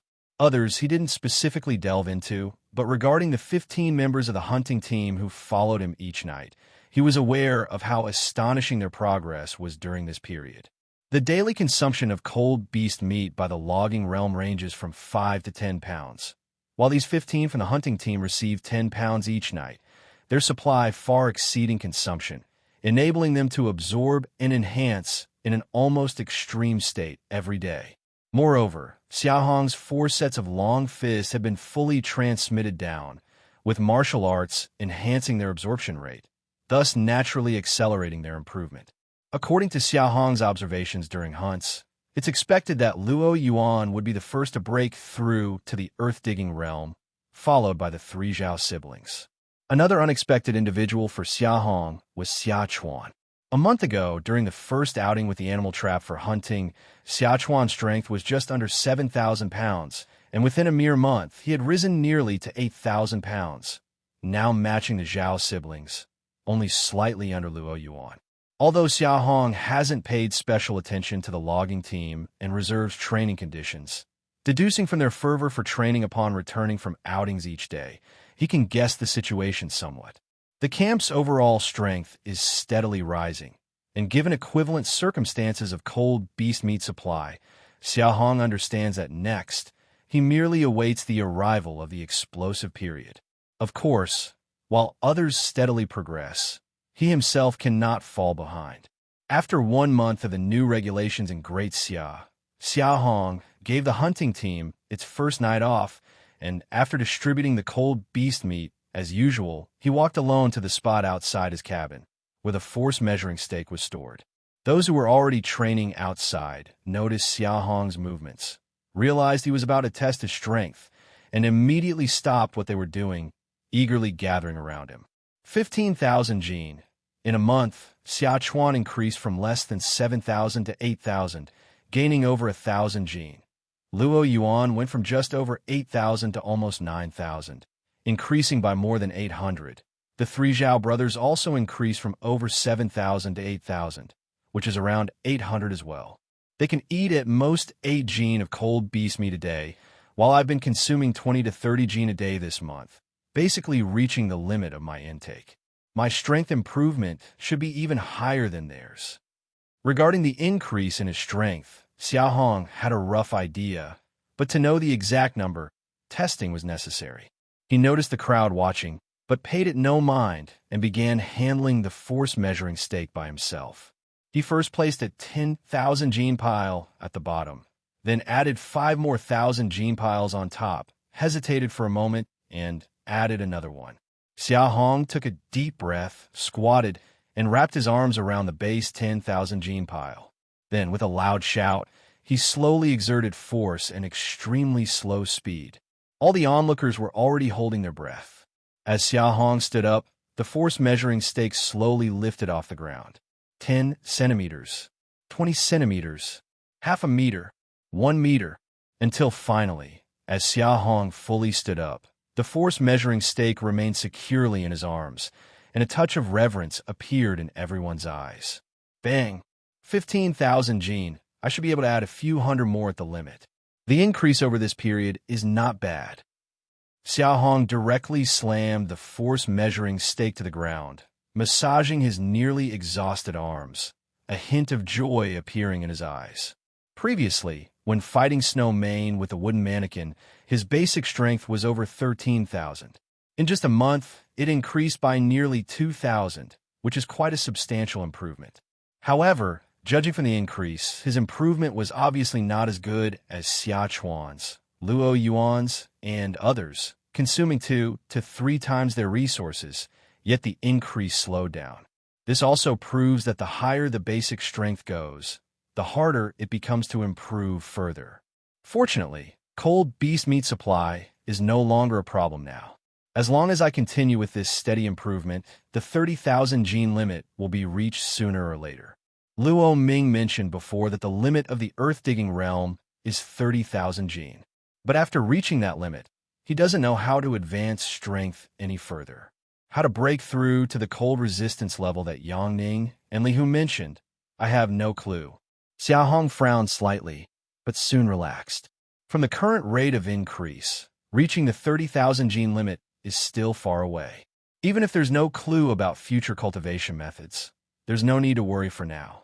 Where there's a will, there's a way. When the 30,000 gene limit is reached, I might as well go explore the arrow bamboo forest like Luo Ming and ask questions at the giant camp called Beehive. After testing his strength, Xia Hong turned around and found that all the people who were just watching were still staring dumbfoundedly at the force-measuring stake on the ground without dispersing. What are you staring at? Did you stuff yourselves with cold beast meat? If you want to become as strong as me, stop wasting time here and get a training. Hearing Xia Hong's teasing, everyone burst into laughter. Ha ha! Leader, we don't dare compare with you. Breaking through to the logging realm is already good enough for us. Ate too much cold beast meat recently. Feels like I'm stuffed indeed. If you can't eat that much, share some with me. Ah! A few bold kids continued Xia Hong's joke, bantered with each other a bit. But after a burst of laughter, everyone quickly dispersed and began their own training. Watching the crowd scatter, Xia Hong felt much lighter at heart.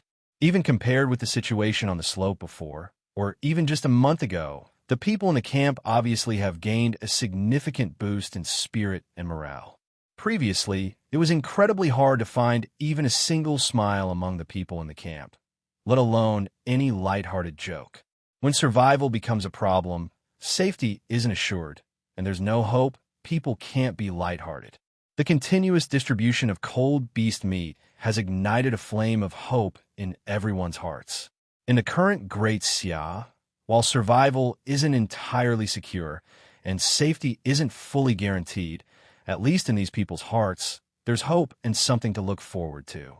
Walking back to the log cabin, the original location of the iron refining furnace had shifted over 10 meters to the left. Along the path of the iron refining furnace's shift, a 2-meter-deep trench had appeared on the ground. Luo Yuan, Xia Chuan, Zhao Long, and Yuan Cheng, each with a sheep horn chisel in hand, were continuously digging in the trench. This trench is meant for piling for a newly built log cabin. 1 month, 15 meters. At this rate, excavating an 800-meter trench for piling would take about 4 to 5 years. Thinking about the 800-meter total length of the trench, Xia Hong's eyes went a bit dark. The ground softened by coal stone using the iron refining furnace can indeed be dug through by those in the logging realm. But the problem is, firstly, coal stone is limited, and the camp can't burn coal for warmth every day. Secondly, there are only 36 people in the logging realm who also need to log and hunt, so they can't dig trenches every day. Therefore, over the past month, Xia Hong could only allow some logging realm people to take turns digging while burning coal stones. During this time, he himself also joined in digging. Even the hardened ground without coal stones softening can be dug through by him. But no matter how capable he is at digging, it's of no use alone. To speed up the piling process, there are 2 ways. Either burn more coal stones to speed up the softening of the ground, allowing more logging realm people to join in the digging. The difficulty lies in obtaining enough coal stones, which requires a large number of people in the earth-digging realm. Or have the earth-digging realm people dig directly without using coal stones to soften the ground, which also requires more earth-digging realm people. So, Ultimately, there aren't enough earth-digging realm people. This is an unsolvable problem. Xia Hong jumped into the trench, grabbed the tool from Luo Yuan's hand, and said, "You go train. I'll dig for a while. Leader, I'm not tired.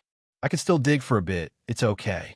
A clueless Luo Yuan thought Xia Hong was worried about him and wanted to take back the tool.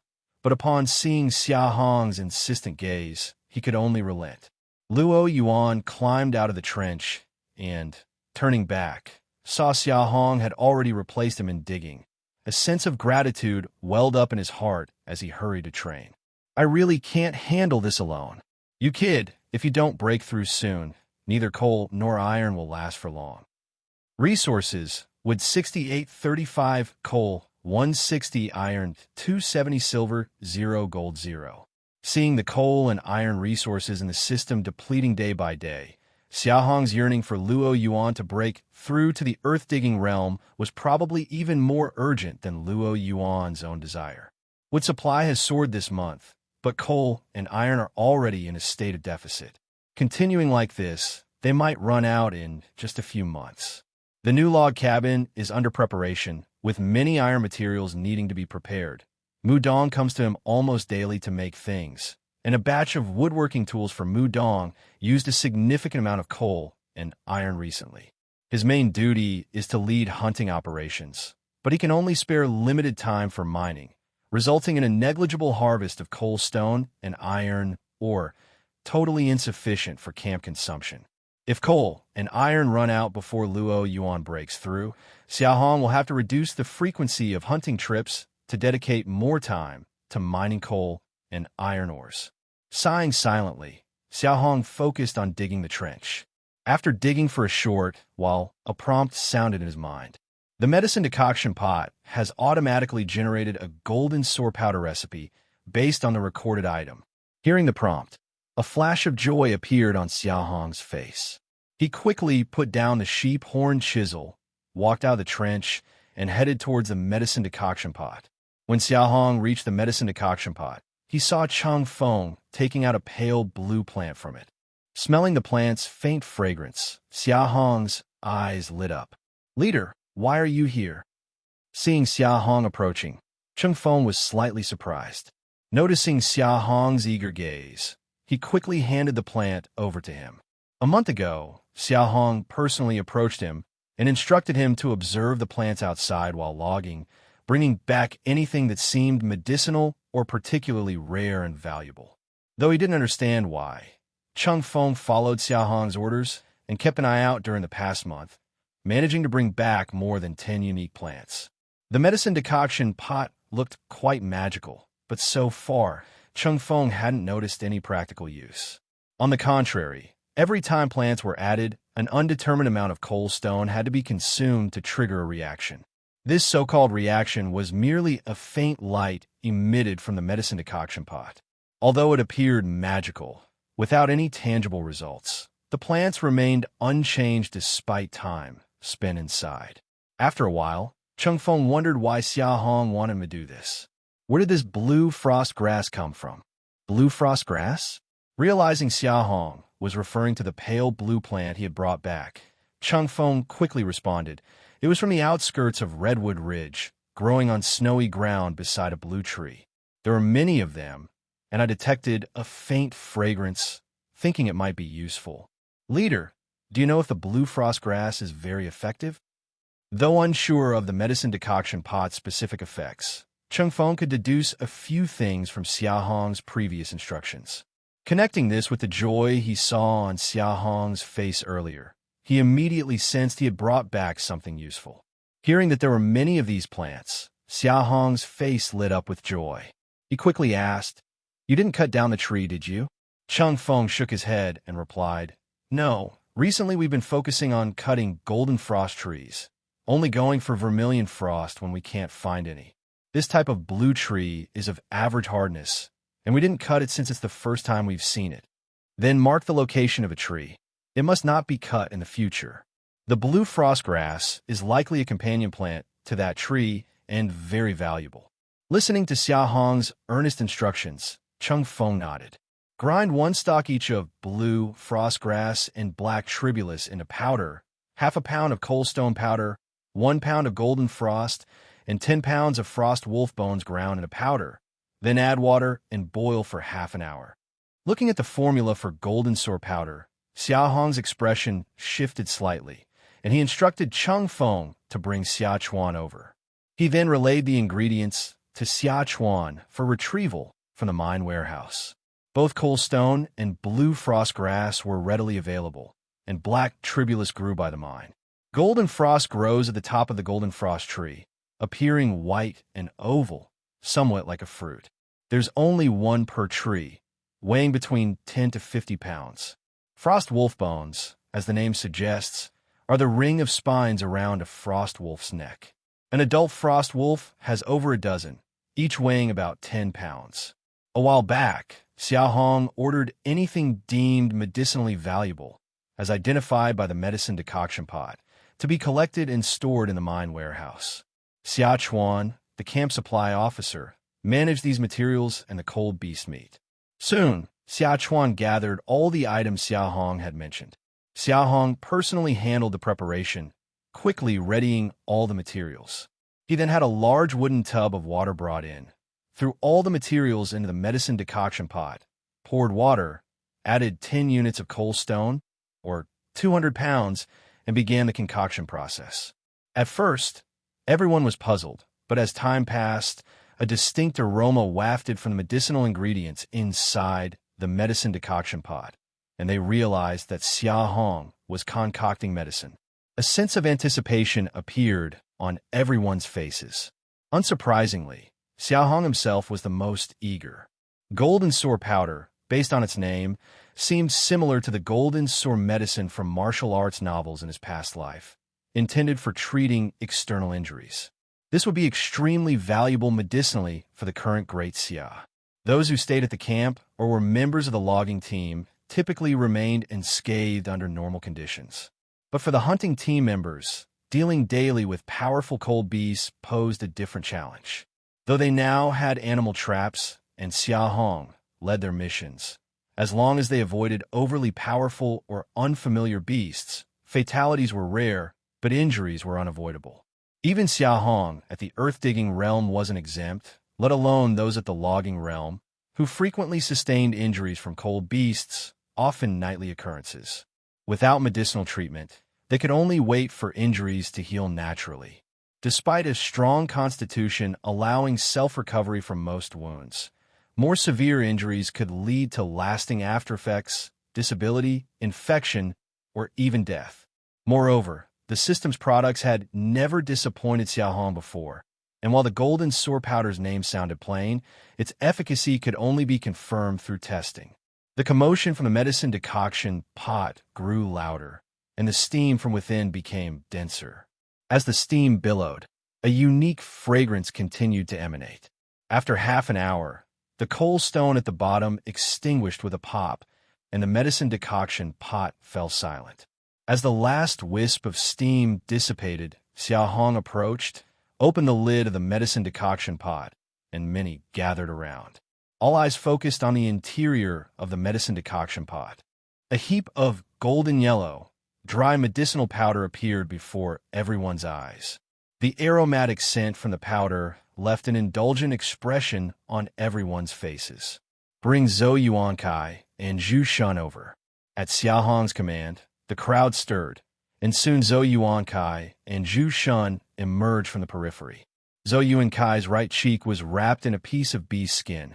Zhu Shun limped on his left leg, occasionally wincing in pain. Today, Xia Hong gave the hunting team a holiday because of them. Last night, while leading the hunt for a golden-eyed demon sheep, the tree they were hiding in while shooting was knocked over by the demon sheep, leaving them both badly injured. Show me your wounds, and I'll apply the medicine to test its effect. Upon hearing Xia Hong's words, they didn't hesitate and immediately revealed their wounds. Zhou Yuankai unwrapped the beast's skin, revealing a 5-inch long, hideous gash that stretched from his chin to his forehead, a disturbing sight.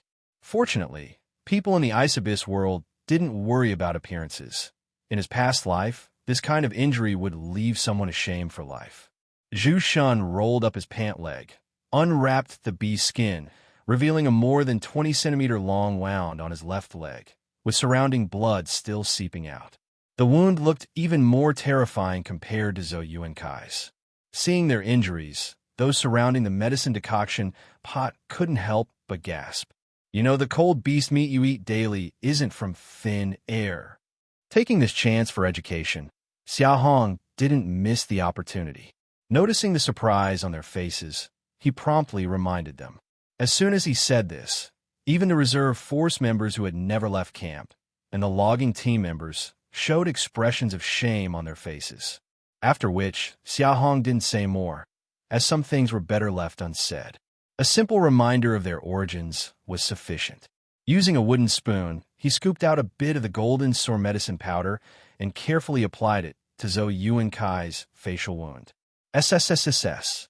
The moment the powder touched the wound, a clear reaction occurred, and Zhou Yuankai couldn't help but gasp from the pain.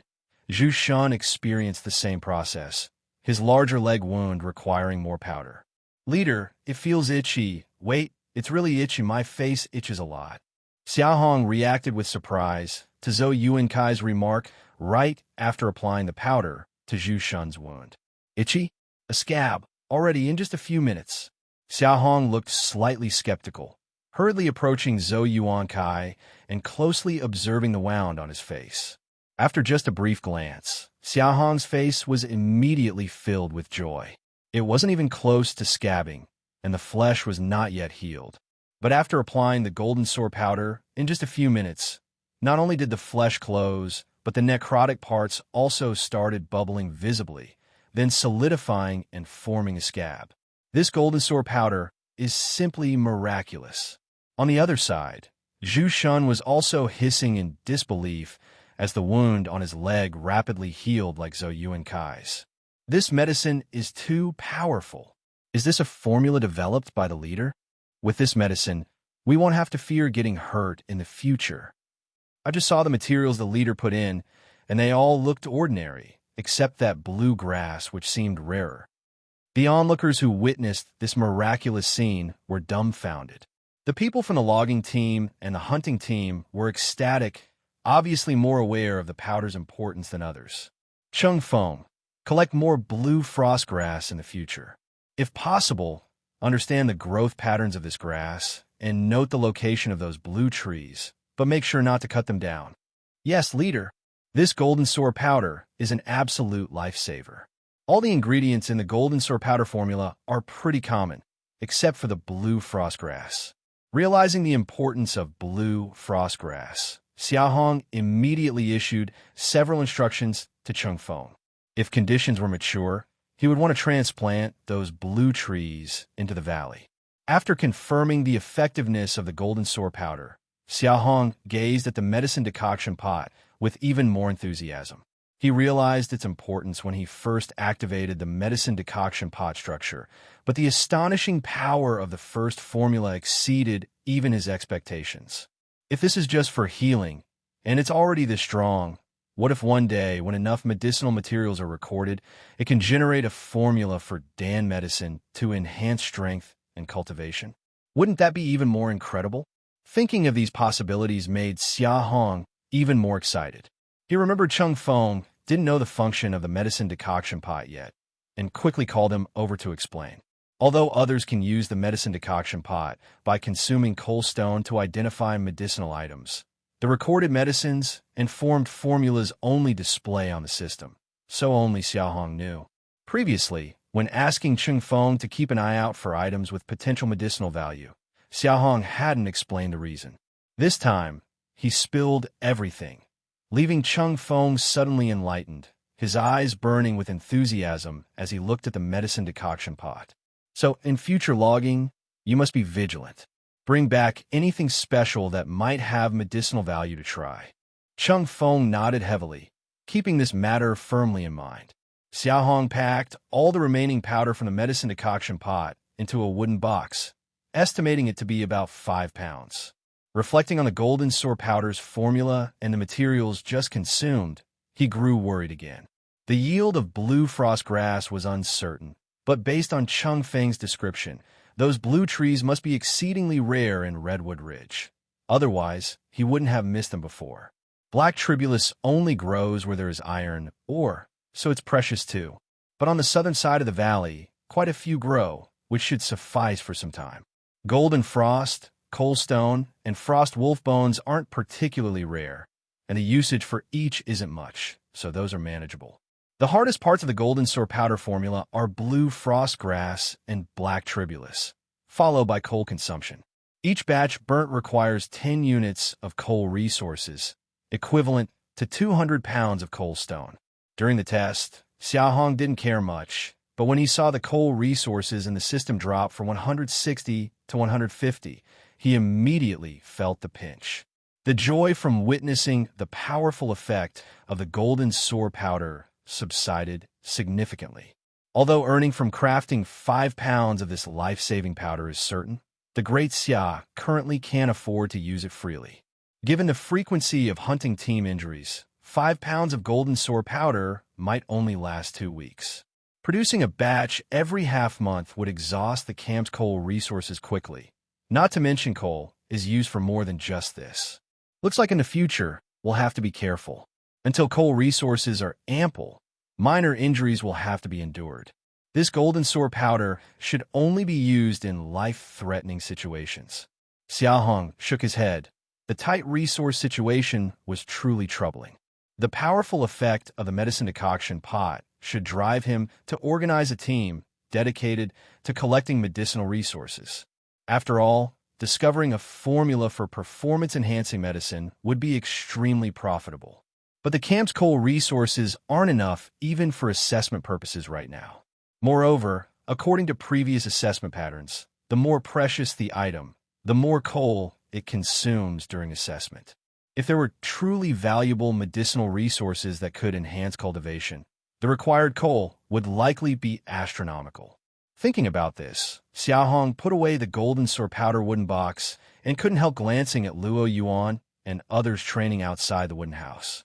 He could only hope these people would break through soon and join him in mining coal. Big brother, Mu Dong has made a few things. Come take a look. With the wooden box in hand, Xia Hong was pondering where to place it. Xia Chuan came running from inside the wooden house, calling him over to have a look. Seeing Xia Chuan's mysterious smile, Xia Hong followed in confusion. Passing through the crowd inside the wooden house, he found many people surrounding Mu Dong in layers, occasionally letting out exclamations of surprise. "The leader is here! Make way, make way!" Xia Chuan shouted ahead to clear a path, and the crowd quickly parted, allowing Xia Hong to take a few steps forward. When he saw what everyone was surrounding, his face froze in surprise. The crowd was gathered around a chair. The chair was about 1.67 meters in total height, with a seat height of approximately 50 centimeters and a seat width of 1.40 meters. It had a curved back with carved images of snow mane, frost wolf, and demon sheep with vivid and lifelike ferocity, impressive enough to make Xia Hong marvel. The chair was evidently crafted from golden frostwood, with a faint golden glow under the firelight. However, the armrests were innovatively made with red frost wood, appearing finely polished and textured. On the armrests, 9 fist-sized carvings made of beast bone, resembling white jade, were embedded, each depicting various scenes of cold beasts, trees, weapons, and even the camp valley, clearly intended for admiration. With a curious expression, Xia Hong approached the chair and noticed a clean blue frost wolf skin spread on the seat. He couldn't help looking at Mu Dong and the others, suppressing several comments. Chairs weren't particularly novel items. RoboCamp used to have many before being destroyed by the wood puppet monster incident. Even though there's now an abundance of wood in the camp, since no one mentioned it and chairs aren't essential materials, people got used to sitting on the ground, and no new ones were made. Of course, Xia Hong didn't object to Mu Dong making a chair. But this chair wasn't something easily crafted. Those cold beastwood carvings on the back alone would take a few days, not to mention the circular armrests and various carvings. Even though he instinctively wanted to reprimand, Xia Hong ultimately refrained. The simple reason was that Xia Chuan had already seated him on the chair. After sitting on the ground for nearly a year, actually sitting on a chair covered in cold bee skin brought a sense of comfort that truly reached Xia Hong's core. Leader, while preparing materials for the new wooden house, we had surplus golden frostwood. Burning it seemed wasteful, so we specially made this chair for you during our spare time. How is it not bad, right? Oh, the evil delights of enjoying luxury. Although in his heart, he felt that using such an extravagant wood chair now wasn't appropriate. Mu Dong's reasoning was quite sound. The excess golden frostwood was used, and it was crafted in spare time. Xia Hong nodded, holding back the reprimanding words he struggled with. Probably guessing Xia Hong's thoughts, Mu Dong chuckled and handed something to Xia Hong behind his back. Taking what Mu Dong handed over, Xia Hong unfolded it, and a hint of delight graced his expression once again. It wasn't just a bee skin skirt like before, but an entire set, including long trousers, an underlayer, a coat, a fur hat, and bee skin boots, 5 pieces from head to toe. This fur hat is made from the finest hair of the frost wolf's first layer, with 2 pieces of snow mane tusks as decoration. The underlayer and long trousers are woven from the softest and finest part of demon sheep white mane. The coat is made from snow mane skin, and the fur layer on the outside was carefully selected by us. As for these black bee skin boots, we soaked the second layer snow mane skin in snow water for more than 10 days, then baked them for several days to get this small piece of soft leather. Leader, feel the material and try them on to see if they're comfortable. As Mu Dong introduced each piece while unfolding them, Xia Hong was speechless for a long time after seeing the 5-piece set. He didn't try it on after receiving the clothes, just lowered his head in thought. A while ago, when Mu Dong asked for help with making iron needles, Xia Hong already guessed that it was for weaving something, but he didn't expect Mu Dong to put in so much effort to make such a set of clothes. And the chair he was sitting on clearly required effort to make as well. Xia Hong could reluctantly accept the chair, but this set of clothes truly felt a bit out of place to him. Recently, the hunting had been quite fruitful, and the camp's cold bee skins had naturally increased, but there were so many places that needed them.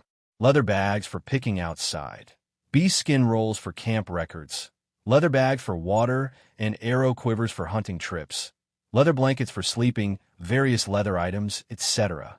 Of course, the biggest use for bee skins currently is to make clothes for everyone in the camp. Although bee skin skirts have become widespread, some children and women don't handle the cold as well as men, so any extra bee skins are basically given to them. Mu Dong spared no effort in making this set of clothes and the chair. To say Xia Hong didn't like them would be a lie. Originally, he thought he was used to sitting on the ground, but the moment he sat in the soft chair, Xia Hong realized how comfortable it was to have such a solid seat.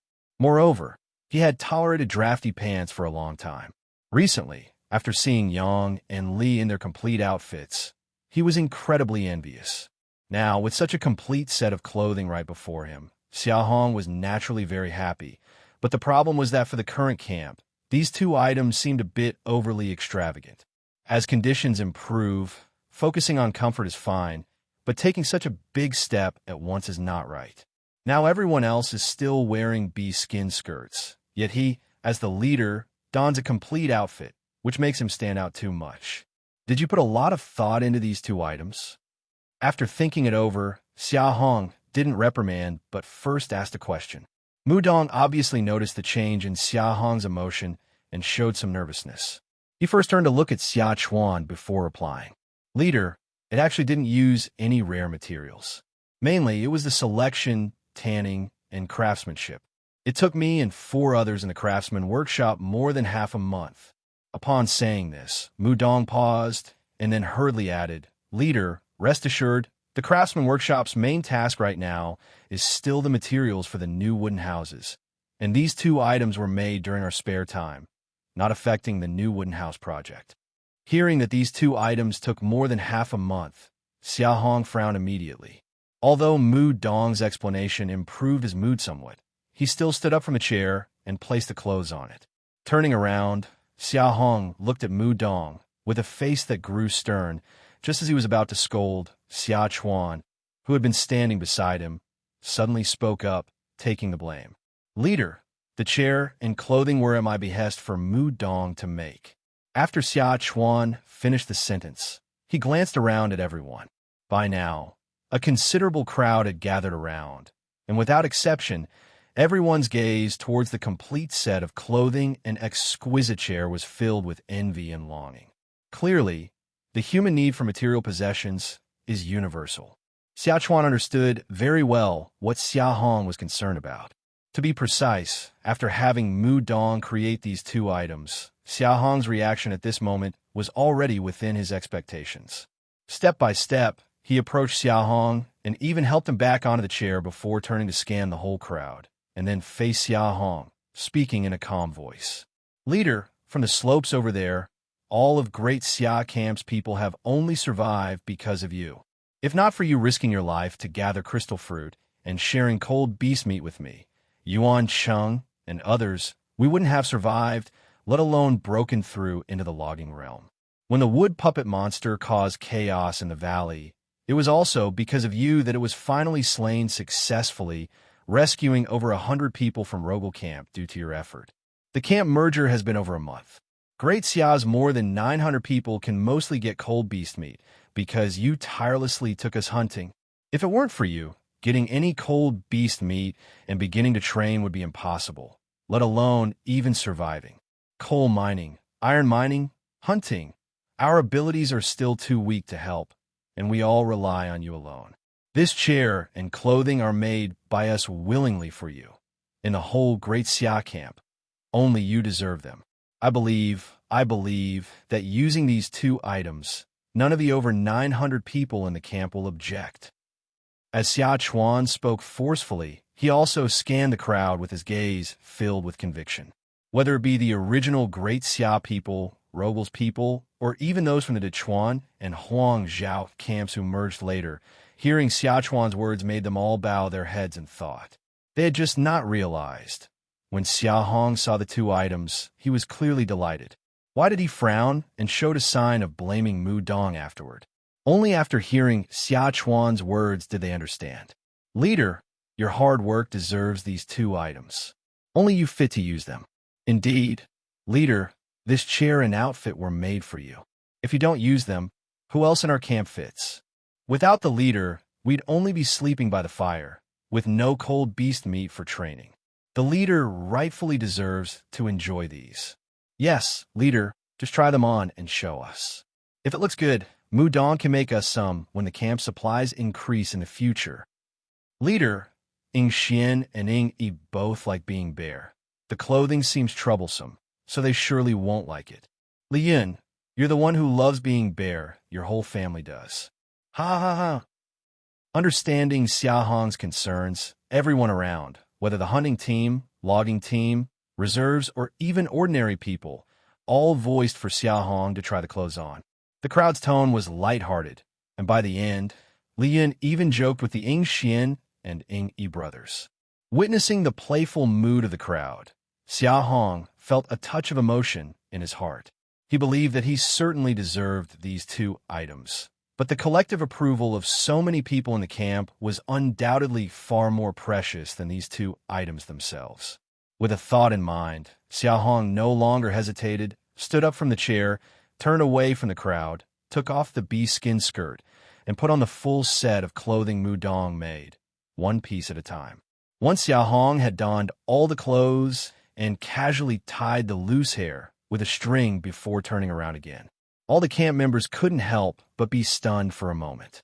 It's mainly that this outfit really adds a lot of points.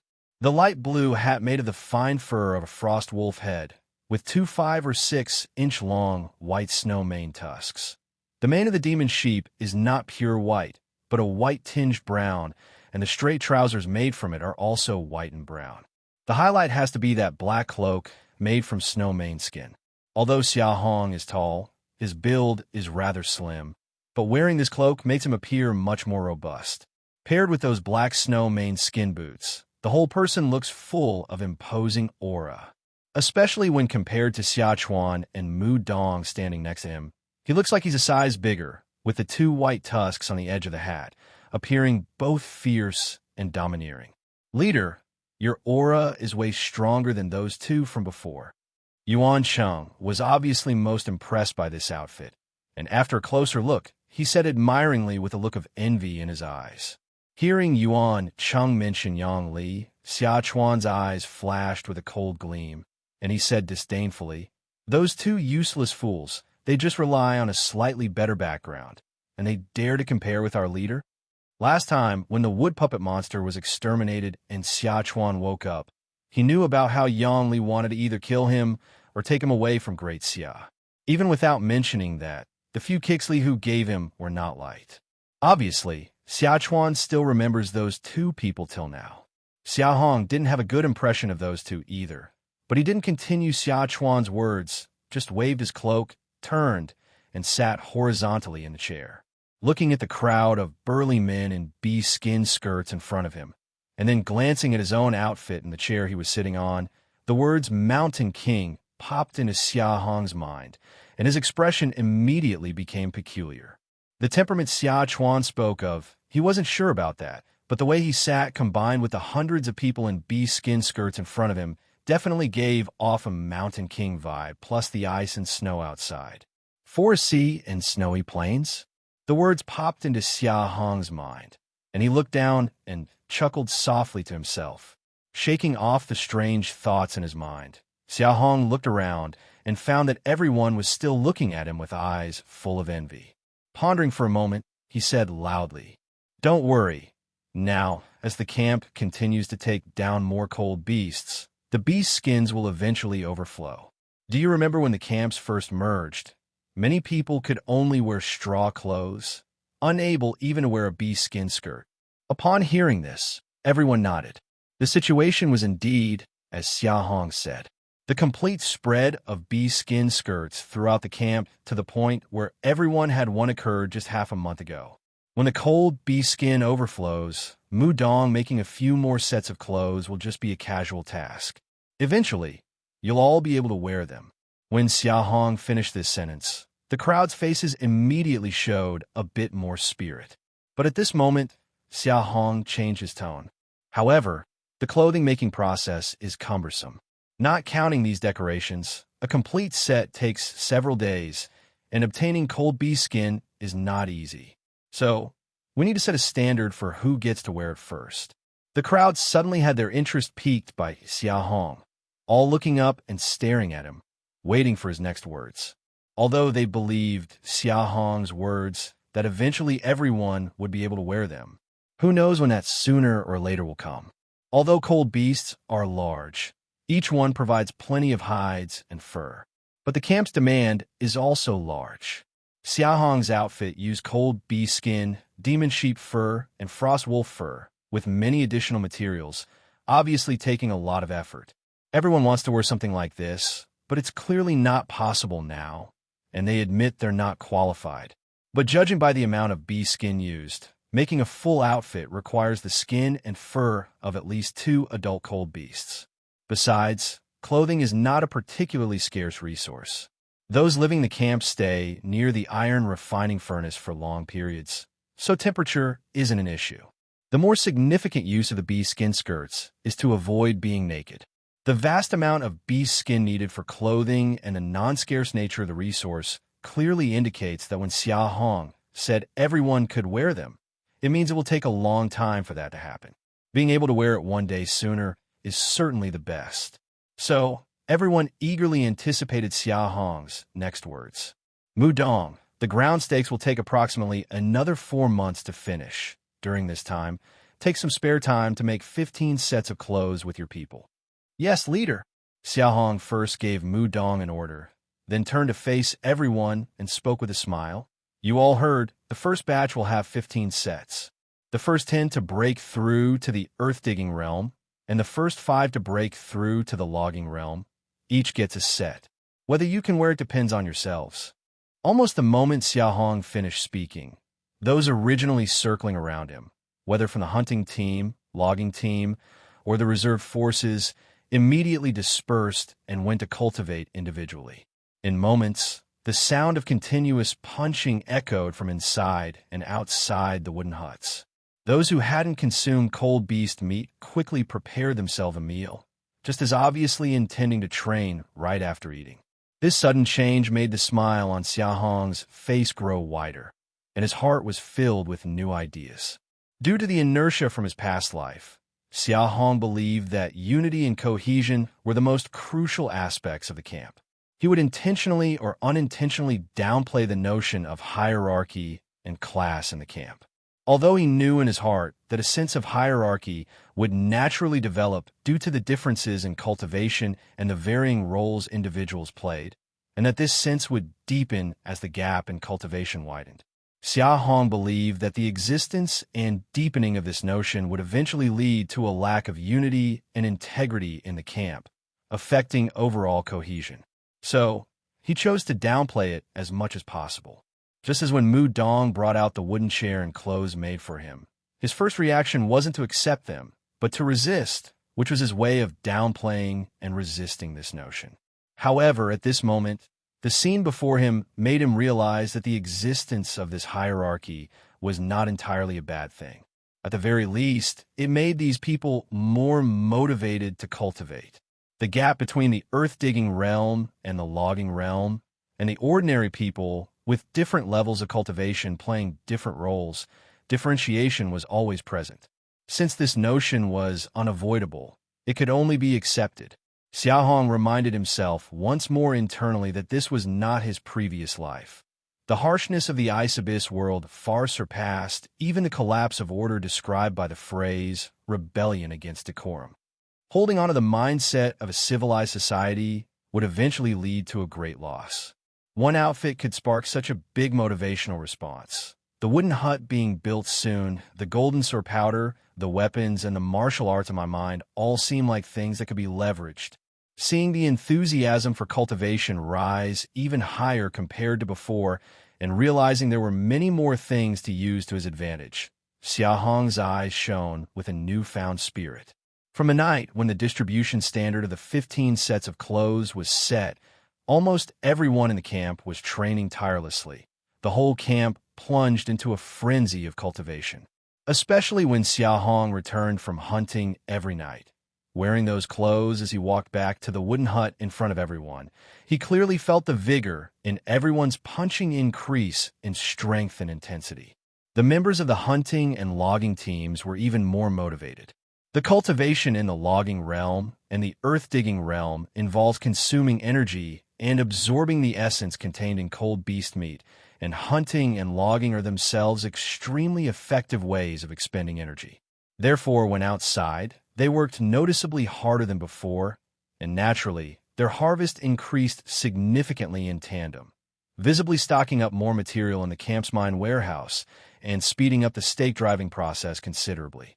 2 months later, the first person besides Xia Hong to gain the qualification to wear a complete outfit finally appeared. Surprisingly, this person didn't come from the hunting team or the logging team, but from the reserves. Moreover, he was someone Xia Hong was relatively familiar with. Shi Qing's son, Shi Ping. Although a long time had passed, Shi Qing's body had improved significantly, but a root cause of lifelong disability remained. Now, he could at most walk around the valley. Recovering his strength was out of the question, let alone cultivating. Having been a leader for so many years, Shi Qing naturally couldn't resign himself to idleness, especially when most people in the camp were madly training, and he could only watch from the sidelines. Fortunately, his archery skills were still intact. Although he couldn't demonstrate them to others due to his lack of cultivation, he could still offer some guidance. Moreover, the camp now had 11 bows and arrows, and many needed archery guidance, so he had found something to do. Teaching archery, Shi Qing found where his value lay. Besides, his primary concern was urging his son Shi Ping to train. Having been a leader, Shi Qing clearly understood the camp's hierarchical structure. Although the great Xia's current strength far exceeded that of the former Dashur, the core remained unchanged. Cultivation determines value. Value determines status. This was the case in every camp.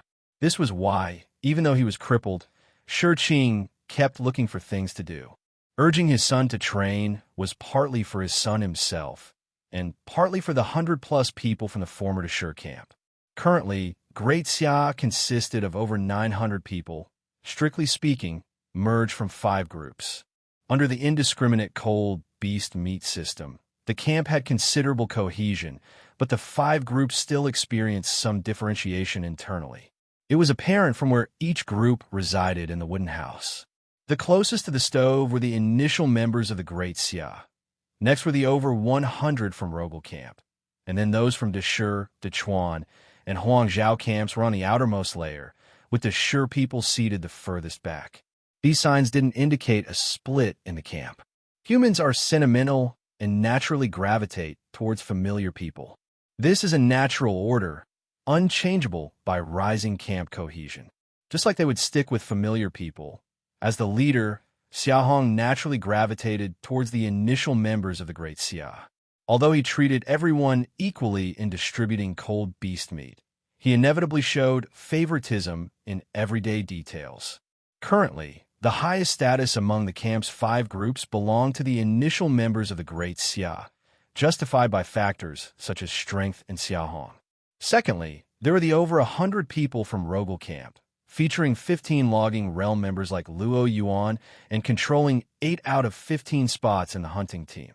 Cheng Feng, the logging team captain, and Mu Dong, the craftsman workshop master, were also from their ranks. Then there were the camps of Dechuan and Huangzhou, with a total of 10 logging realm members, and Honggang, Huangyong, and Zhu Shun joined the hunting team, while the remaining 7 were in the logging team. Only the 100-plus people from Deshi had no logging realm members, let alone anyone in the hunting or logging teams. Shi Qing wasn't worried that Xia Hong would marginalize the Deshi people. The critical issue was that this group brought no value to the camp, leading to inevitable marginalization if it continued. The development of Great Xia had visibly gained traction, advancing rapidly. Such marginalization could later evolve into being ignored and losing influence, missing out on benefits. Therefore, Shi Qing watched anxiously. Now a cripple, Shi Qing had no say in camp development, so he pinned hopes on Shi Ping. Not just Shi Ping, but any young recruit from Shi he could supervise. Fortunately, Shi Ping surprised him by breaking through to the logging realm first among the more than 300 recruits. This breakthrough not only gave Shi Qing face. According to Xia Hong's earlier standard, the first 5 recruits to break through to the logging realm would receive a set of clothes. Thus, it was both fame and fortune. Watching Shi Ping receive that outfit from Xia Hong and wear it. Though the attire wasn't as refined as Xia Hong's, it was a complete set. Jacket for hat, coat, trousers, and boots, and it looked striking on him. Onlookers in the wooden house all cast envious glances at Shi Ping, including hunting and logging team members. Shi Qing's 17-year-old son already showed hints of adult demeanor. Feeling emotionally stirred, Shi Qing remembered his tragically deceased wife and 2 brothers, bringing tears to his eyes. "Uncle Shi, you have someone to carry on your legacy. Congratulations!" Awakened by Xia Hong's congratulatory voice, Shi Qing snapped back to reality, bowing respectfully. Nothing would be possible without our leader bravely hunting. Pinger wouldn't have this fortune. Xia Hong smiled faintly and said softly, "Uncle Shi, don't worry. Currently, all 900-plus people are crammed together, and space in the wooden house is limited, so some will inevitably be inside and some outside. In a few months, when the new dwelling is done, accommodation arrangements will be unified. As I said before, I treat everyone equally. Do you still distrust me?" Hearing these words, Shi Qing paused. Shi Qing instinctively wanted to explain, but Xia Hong shook his head, signaling that Shi Qing need not explain. Xia Hong understood Shi Qing's concerns. To be precise, the camp was so small that people essentially stayed in the wooden house. If anything happened and he paid attention, he could find out. Regarding the camp's current factional division, Xia Hong instinctively recalled the saying, "Shallow waters can't accommodate many turtles. Small temple attracts shady winds," initially finding it laughable, worrying about its impact on camp unity. But upon reflection, he realized that wasn't necessarily the case. In any organization reaching a certain size, factions emerge unavoidably. After all, any human group will develop factions based on closeness or differences in ideas or interests. Factions mean competition, which, when malignant, can disrupt unity or even lead to severe splits. But beneficial competition is essential for Ice Abyss, a world that highly values martial power and respects might. The key issue lies in whether these differences are allowed to grow or are promptly addressed. As long as the core, Xia Hong, can properly handle these differences, this inter-faction competition is positive. This healthy competition not only won't damage the camp's unity, but will urge camp members to cultivate, boosting development speed. He didn't give Shurqing a chance to explain because of this principle. Within controllable limits, Xia Hong could accept factional competition. Shurqing being the first to break through to the logging realm and donning new clothes clearly stirred others. After congratulating Shurqing, everyone resumed their frenzied training, eagerly eyeing the remaining 14 outfits. Xia Hong sat on his exclusive seat, scanning the wooden house. Observing the chi muscle changes in everyone's breaths, he smiled. Others might have seen only Shurqing's breakthrough, but Xia Hong saw more. The recruits had been fed cold beast meat simultaneously. Even with age and talent differences, their breakthrough gaps wouldn't be large. One breakthrough signaled others were close too. The boom period was near. Indeed, as Xia Hong anticipated. The next day, 2 more broke through to the logging realm. On the 3rd day, another, the 4th and 5th days. Within the following month, the logging realm members in Great Xia sprouted like mushrooms after rain, and even the hunting team saw breakthroughs. In the valley mine, an iron the size of a palm was chiseled from the rock wall, fell to the ground, and made a crisp sound. Sweating profusely, Xia Hong first put down the sheep horn chisel in his hand, then picked up the iron ore on the ground, his face full of exhaustion. 50 pounds, 5 units, coal is running out. Iron 2, hunting must be paused, time must be allocated specifically for mining. Resources: wood 23210, coal 35, iron 59, silver 0, gold 0. Xia Hong sighed. This past month, he allocated a third of his time specifically for mining coal and iron, yet it's still not keeping up with the consumption rate. Currently, all the camp's iron and coal are almost exclusively used for preparing materials for a soon-to-be-built wooden house and making essential tools. Even so, it's still not sufficient. No, it's not insufficient. Without the large quantities of coal and iron left by Luo Ming earlier, the plan to build a new wooden house couldn't even be initiated.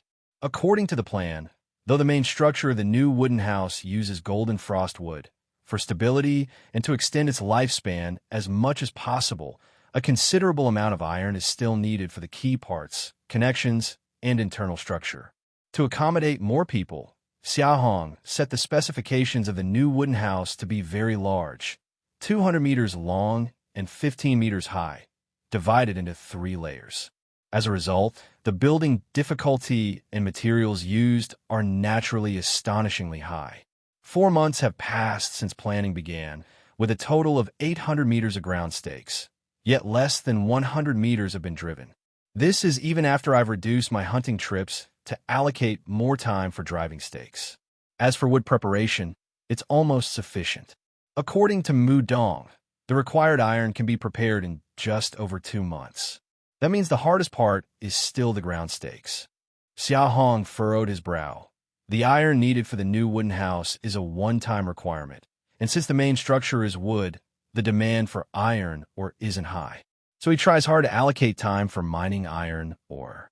Coupled with a significant amount of iron ore left by Luo Ming before, it's barely enough. The ground stake problem remains unsolved. In the entire camp, only he is in the earth-digging realm, and the ground stakes can only be dug by him. If others in the logging realm want to dig, they must use coal stone to soften the ground, which again ties into the problem of insufficient coal. It seems that in 2 months, even if the materials are ready, we'll have to wait for all the ground stakes to be driven before we can start construction. Xia Hong took a deep breath and didn't think any further. He picked up the sheep horn chisel beside him, preparing to continue mining iron ore. But just as he was about to dig, Xia Chuan entered the mine excitedly, shouting at him from afar. "Brother, someone has broken through again." Clang! Xia Hong continued chiseling without even turning his head, casually asking, "How many this time?" Lately, there have been breakthroughs in the logging realm every night, sometimes 5 or 6 people at once. The total number of people in the logging realm at the camp has already exceeded 100, so he's a bit numb to it, no longer as excited as he was initially. 7 people in Luo Yuan. 7 people, adding up to the previous 103, makes a total of 101 in the logging realm at the camp now. Wait, Luo Yuan broke through too? Xia Hong instinctively calculated the total number of people in the logging realm. Realizing Xia Chuan mentioned Luo Yuan also broke through, he suddenly tossed aside the sheep horn chisel he was holding, then turned to look at Xia Chuan to confirm once more. Seeing Xia Chuan nod, Xia Hong immediately showed a joyful expression and rushed out of the mine without a second thought, with Xia Chuan hurriedly following behind. Although the iron refining furnace can heat up a radius of 100 meters, the fire's range is still limited. Considering the increasing number of people practicing martial arts outdoors at night, and coupled with the valley's sufficiently hidden terrain, Xia Hong had ordered people to light a bonfire for illumination outside every night. Of course, this bonfire is extinguished during the day. When Xia Hong stepped out of the mine, he saw everyone gathered around the bonfire and quickly fast-walked over. "The leader is here. Make way." Xia Chuan rushed in front of him, shouted a few times, clearing a path. Hong followed the open path into the crowd, seeing Luo Yuan vigorously swinging a sheep horn chisel at the ground stakes under the bonfire's light. With every chiseling, soil from beneath was continuously dug out. The new wooden house's ground stakes have been driven over 100 meters. The softened ground at the rear of the wooden house is where the iron refining furnace burns coal, softening the ground. The part Luo Yuan was digging in hadn't been softened by coalstone, and was originally the only section only Xia Hong could work on. And now, Luo Yuan was able to dig too, which was self-explanatory. Seeing firsthand that Luo Yuan had indeed broken through to the earth-digging realm, Xia Hong felt an immense surge of excitement in his heart. "Mudong, bring the clothes." With a joyful expression, Xia Hong turned and instructed Mudong. Seeing Luo Yuan still working, he quickly ordered him to stop and then called him up. "Leader, from today, you don't have to work so hard anymore. I can now help you dig ground stakes too, huh?" The newly broken through Luo Yuan was clearly in an excellent mood, wiping sweat first, then waving the chisel at Xia Hong with a tone full of joy. Xia Hong was initially stunned by his words, then realized why Luo Yuan immediately started digging after his breakthrough. He looked around at the camp members, whose eyes, though filled with admiration, contained a trace of guilt as well. After thinking it through, Xia Hong slightly softened his expression, feeling relieved about what had happened. For this period, it was Xia Hong who led hunting expeditions, mined coal, mined minerals, and dug ground stakes. Clearly, his efforts of multitasking for a long time to serve the camp people weren't in vain. Don't get happy too soon. Breaking through means more ability, and with more ability comes more responsibility. Now it's just mining and driving stakes. When you get stronger, I might even hand over the hunting to you. Upon hearing this, Luo Yuan nodded vigorously, his face filled with eager anticipation. After Xia Hong finished speaking, he turned to look at the others, saying with a smile, "You all feel sorry for me, right? If you feel sorry, quickly roll and start training. No matter if it's the logging realm or the earth-digging realm, help me with tasks once you've made a breakthrough. That's how you show you care. Just watching me isn't worth a damn. Roll, roll, roll. Leader, I'll go train right away. Don't kick me, don't kick me. Ha ha." With a mixture of laughter and reprimand, Xia Hong kicked Yuan Cheng, who was the closest to him, and Yuan Cheng grimaced and yelped, causing everyone to burst into laughter. However, despite the laughter, everyone quickly dispersed and resumed intense training, clearly having taken Xia Hong's words to heart. Their reactions brought a few warm smiles to Xia Hong's face. When Mudong brought the clothes, Xia Hong personally handed them to Luo Yuan. Looking at this second earth-digging realm after him at the Daxia camp, Xia Hong finally felt some relief from his long-standing tension. Luo Yuan's breakthrough not only reduces the individual mining pressure and significantly accelerates the staking speed for the new camp house, but also improves hunting efficiency. More importantly, Xia Chuan and the three Zhao brothers aren't far behind Luo Yuan. His breakthrough means that the four of them are close too. This indicates that the number of earth-digging realm members in Daxia camp will soon match Rogel camp's past count. If we compare overall strength, the current Daxia has already far surpassed Rogel camp at its peak, since Daxia now has as many as 110 people in the logging realm. Luo Yuan, from today, when you're not out hunting, you will mine with me. Once Zhao Long, Xia Chuan, and the others break through, the construction on the new wooden house should quickly commence. Yes, leader.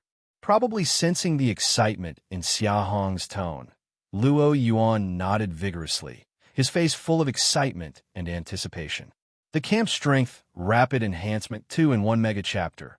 As Xia Hong had predicted, 10 days after Luo Yuan's breakthrough, Zhao Long also broke through, followed closely by Xia Chuan, Zhao Hu, and Zhao Bao, who all reached the earth-digging realm within the next 20 days.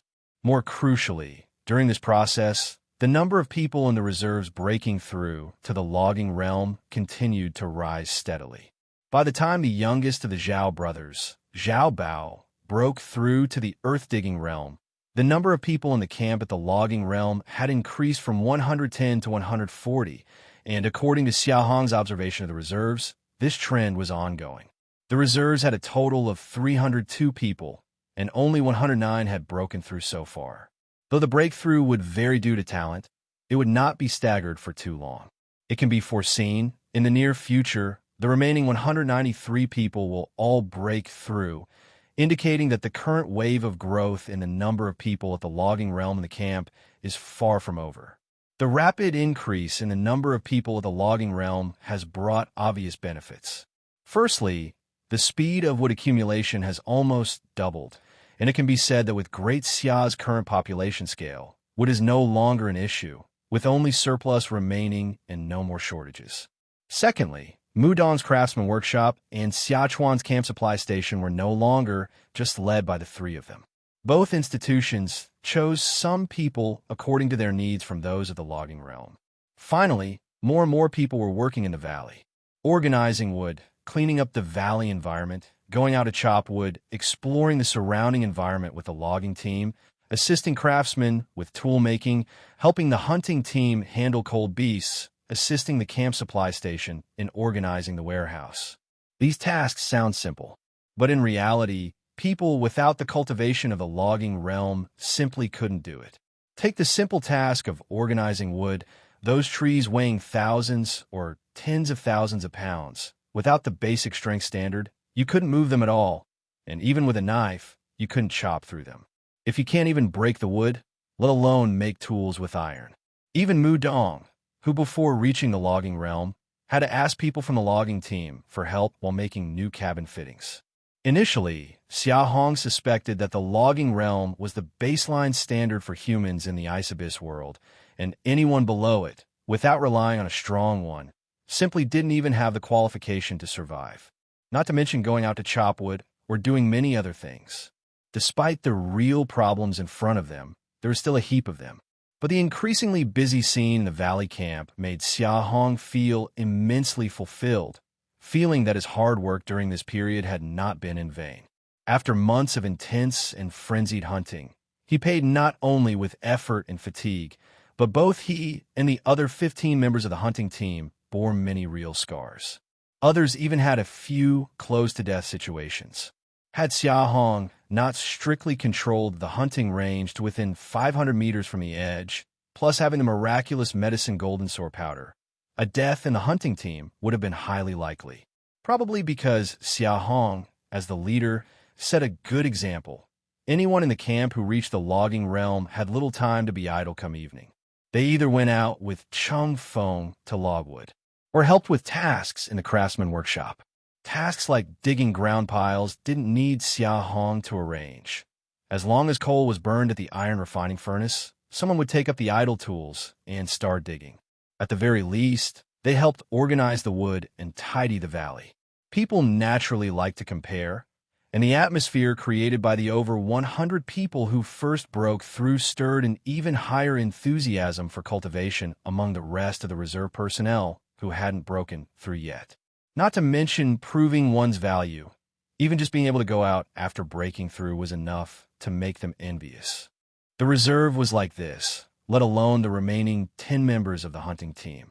With the breakthroughs of Xia Chuan, Luo Yuan, and the other 5, only 5 of the promised 10 sets of earth-digging realm apparel were left, driving them to train even harder.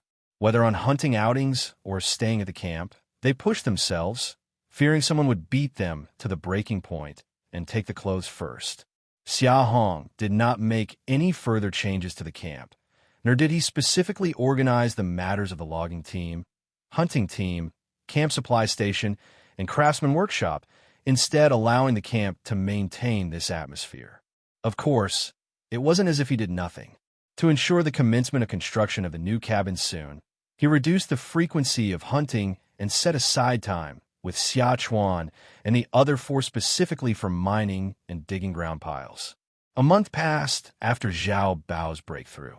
Xia Hong, covered in dust, returned to the camp with the hunting team and hadn't even entered the cabin before Mu Dong approached him. Upon hearing a few words from Mu Dong, a smile immediately appeared on Xia Hong's face. After a moment of thought, he turned to Xia Chuan behind him and said, "Chuan, gather everyone in the camp who is above the logging realm, and have them all assemble in the cabin." "Yes, leader." After directing Xia Chuan to notify the others, Xia Hong quickly walked into the cabin and sat directly on the wooden chair beside the iron refining furnace. Camp, Great Xia Level 0. Lord, Xia Hong. Territory population, 902. Resources, wood 5, 290, 5 coal, 230 iron, 150 silver, 0 gold, 0. Open buildings 4. Iron refining furnace, level 2.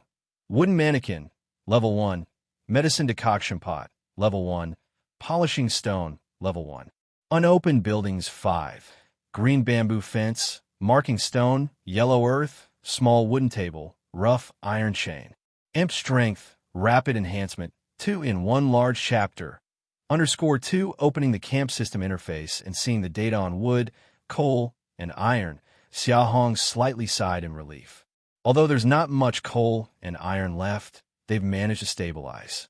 Not only has it supported the consumption of materials for new wooden houses, but as more people participate in mining, there's also a slight surplus. For the current camp, this is already quite good.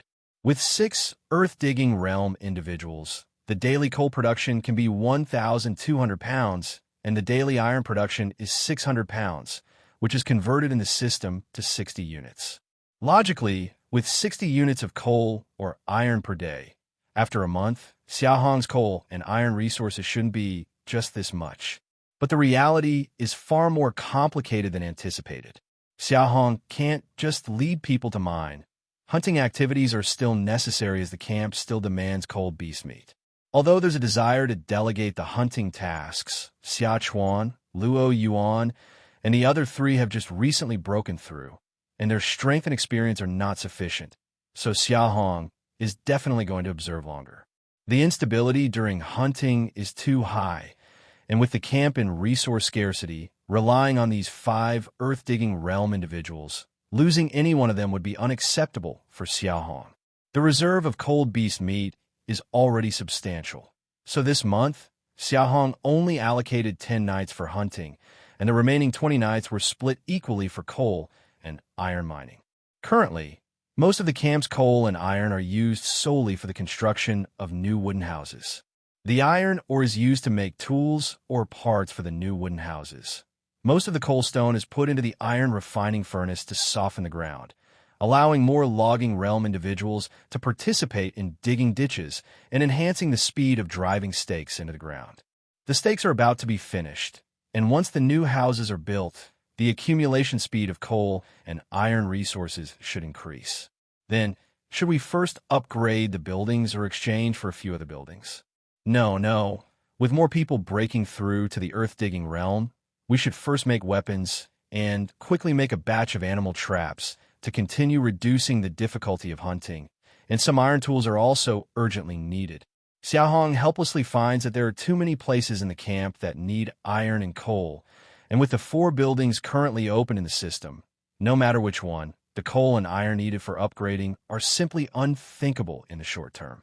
Among the 4 buildings, the iron refining furnace consumes the least resources for an upgrade.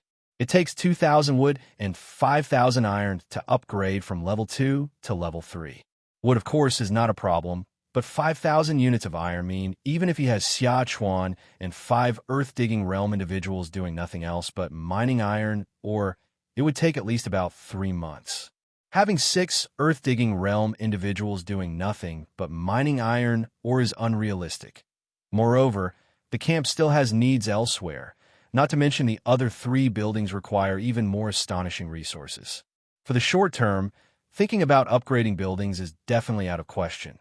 They should stick to the previous idea of steadily enhancing the camp's overall strength, so that as more people break through to the earth-digging realm, resources will naturally increase.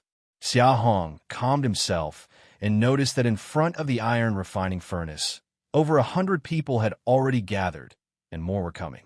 The closest ones were Luo Yuan, the 3 Zhao brothers, and the 4 earth-digging realm individuals. Further back were Yuan Cheng, Mu Dong, Cheng Feng, and members of the hunting team. Then 20 people from the logging team. And the outermost group, those who recently broke through, numbering more than 100. Leader, all personnel above logging realm, totaling 140 people, are present. Xia Chuan walked over from the back, reported, and then stood next to the 4 of Luo Yuan. In the world of Ice Abyss, the concept of strength supremacy has long been ingrained, and the Great Xia is no exception, as can be seen from everyone's positioning. During this period, with the ample supply of cold beast meat, everyone's physical strength in the camp soared, and these 140 logging realm individuals stood out among them. Each of them is burly, with strong physiques, mostly wearing bee-skin skirts, with most muscles exposed, and having long breath intervals due to powerful chi muscle. Over 100 people stood in front with a strong sense of pressure. Of course, as leader of the Great Xia, Xia Hong didn't feel this pressure, only a strong sense of achievement and rising pride. After all, these over 140 people were the foundation of the Great Xia, or in other words, the rich reward of Xia Hong's wholehearted dedication during this period. How long has it been since the Great Xia moved over to this valley? Complete silence prevailed, making Xia Hong's question exceptionally clear. It's been 6 months, leader. Luo Yuan responded. Having previously been with Rogel Camp, he clearly remembered the time of Great Xia's relocation. Xia Hong nodded, speaking loudly. Yes, 6 months, and the cold beast meat system I promised at the beginning has also been implemented for 6 months. As of today, our Daxia camp, counting 6 individuals in the earth-digging realm and 140 in the logging realm, you have not let the hard work of the hunting team go to waste, nor have you let me down. Very good. The words fell, and the venue remained silent. Yet everyone's faces uniformly showed pride and also grew a strong respect for Xia Hong. The camp is only so big, and everyone roughly knows how many people have broken through. The point is that receiving Xia Hong's personal affirmation fills them with a stronger sense of honor. Camp Strength Rapid Enhancement, 2 in 1 large chapter, _3 secondly. They are all well aware that if it weren't for Xia Hong's implementation of the cold beast meat system, giving them the opportunity to cultivate, they would likely still be lying in their wooden huts, muddling through life. Even Luo Yuan, the Zhao brothers, and all the former Rogel Camp people look at Xia Hong with full admiration in their eyes, even gradually showing a hint of fanaticism. Even if they're like this, it's needless to say the people of Daisher, Dachuan, and Yellow Zhao, and even more so for the people of Great Xia Camp, who look at Xia Hong as if he were a god, filled with fervor and devotion. 6 earth-digging realm experts, 140 logging realm individuals. This strength far surpasses not only the entirety of Rogel Camp before, but even all the camps at Redwood Ridge combined. still can't compare to the current Great Xia. Reverence for the strong is a commonality in humanity, especially in a world like the ice abyss, akin to an icy purgatory. A leader not only strong in strength, but also capable of leading the camp to grow and prosper, making everyone live better, hold a place in their hearts undoubtedly far beyond a deity 1,000-fold, or even 10,000-fold. After all, the ice abyss world has long been rumored to be the product of divine punishment. God would not save them, but Xia Hong would, not only saving them but also allowing them to live better and become stronger. The camp's hunting ability is getting stronger, so the supply of cold beast meat will remain according to the previous system, with no changes. Correspondingly, your cultivation cannot slack just because you've achieved a bit. To be frank, logging realm strength is not much help except for chopping wood and lending a small hand within the camp. It's not good for hunting or mining. Even for digging trenches, you can only dig on the softened ground of coal stone. So cultivate, and cultivate. Only by breaking through to the earth-digging realm can you truly have a foothold and actually assist me, making more important contributions to the camp. Understood? Understood, leader. Over 100 people, including earth-digging realm experts like Xia Chuan and Luo Yuan, answered in unison, a powerful clang that shook the entire wooden hut slightly. From the unwavering determination on everyone's faces, Xia Hong also felt their resolve and drive, and his expression was slightly moved. Good. Then I will look forward to it. After saying this, Xia Hong then revealed the real purpose for gathering everyone here. There are two things for calling you here this time. The first is the future personnel arrangement for the camp's logging realm. Upon hearing Xia Hong mention the first matter, everyone immediately became alert. Recently, over 100 people have broken through to the logging realm. Besides the few hired by the camp supply station and craftsman workshop, the rest have been following Chung Foam for logging and gathering, but are not officially part of the logging or hunting teams. This is not a trivial matter. The official identity of a logging team member means a daily 5-pound quota of cold beast meat, and even more for the hunting team, with 10 pounds daily. In the camp supply station and craftsman workshop, although currently only Xia Chuan, Yuan Cheng, and Mu Dong gain an extra 30 pounds of cold beast meat monthly. Based on the recruitment standards set by Xia Hong, anyone who joins these two institutions will definitely receive more cold beast meat in the future. The over 100 newly promoted logging realm individuals have not had specific arrangements made by Xia Hong recently, all following the rules set by Xia Chuan, currently receiving the highest reserve standards of 2 pounds of cold beast meat daily. In the reserve phase, 2 pounds a day is certainly enough, but after breaking through to the logging realm, 2 pounds fall far short of meeting their cultivation needs. Since cold beast meat is hunted down by the hunting team at the risk of their lives, and given how everyone has seen Xia Hong busy beyond measure lately, they feel it's inappropriate to bother him with this matter. Now hearing that Xia Hong is finally going to make arrangements, everyone is naturally extremely excited and listening attentively. The current hunting team of 15 can meet the camp's needs, and adding more logging realm members to it is of no use. So there will be no expansion of the hunting team, and only earth-digging realm individuals can apply to join in the future. Upon hearing Xia Hong's words, while others had no reaction, the original hunting team members, apart from the 5 who broke through to earth-digging realm like Luo Yuan, breathed a sigh of relief. Now with 6 earth-digging realm experts, they worried too much that Xia Hong would scale back the hunting team and expel the logging realm members. But fortunately, their worries proved unnecessary.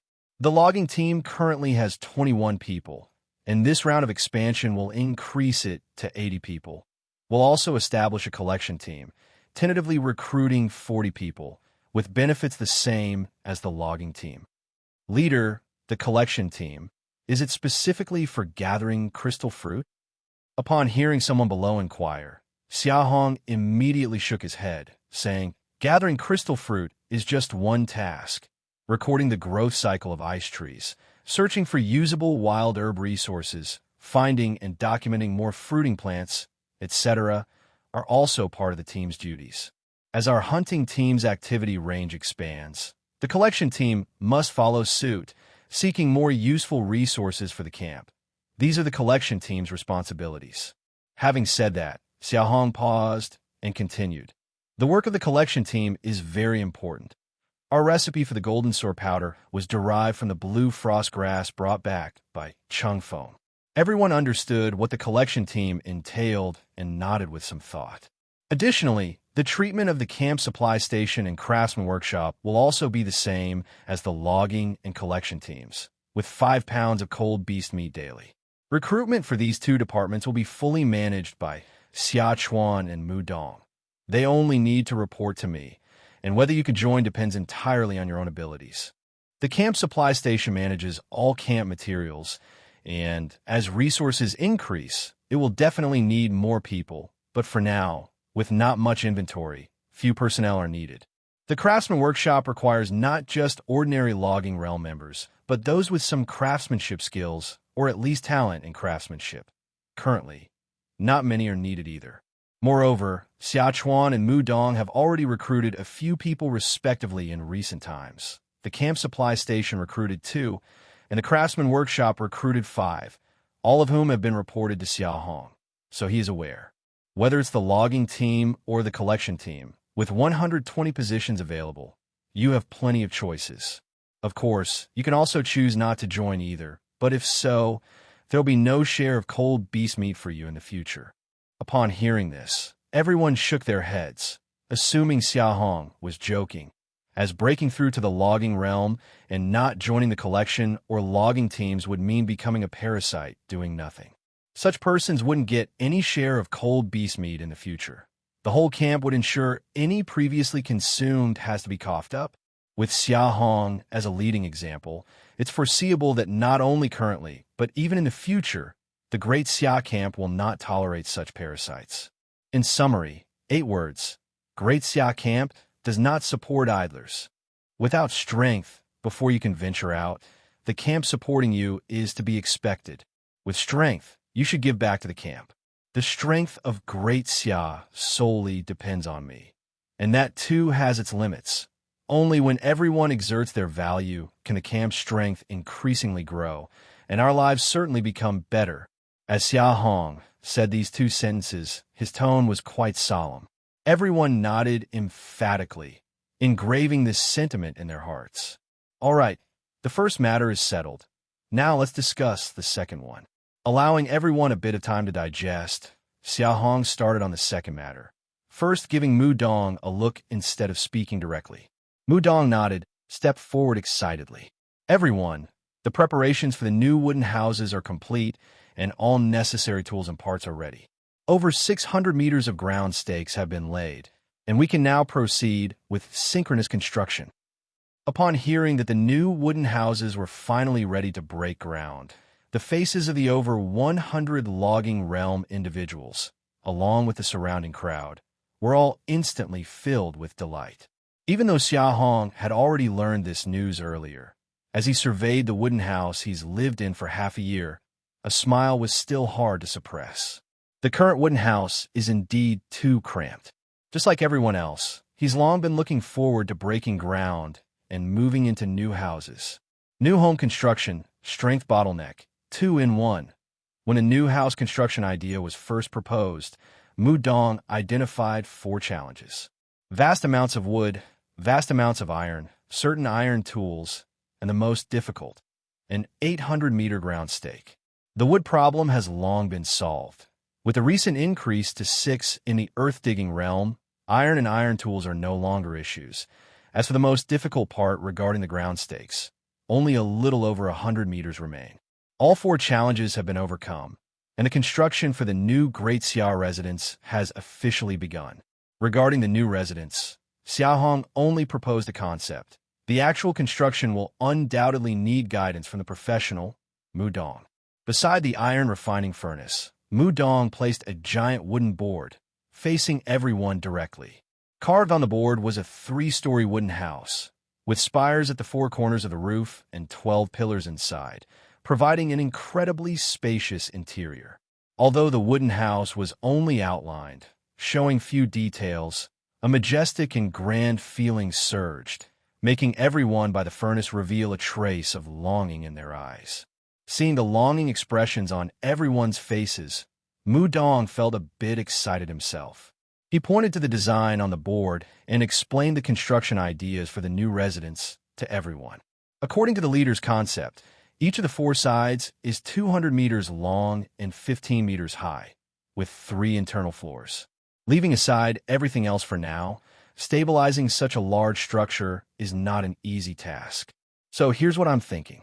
The main body on all 4 sides will be made with whole golden frostwood logs. Due to the ground stake width, the embedded golden frostwood thickness can only be 3 meters, but for the walls above ground, we can double the thickness to 6 meters. At the junctions of the 4 wooden walls, besides tenon and mortise joints, we will reinforce it with iron posts, both inside and outside. Below the ground stakes, use the iron cables made by the leader during this time to link all 4 wooden walls together, embedding them into the ground to ensure stability.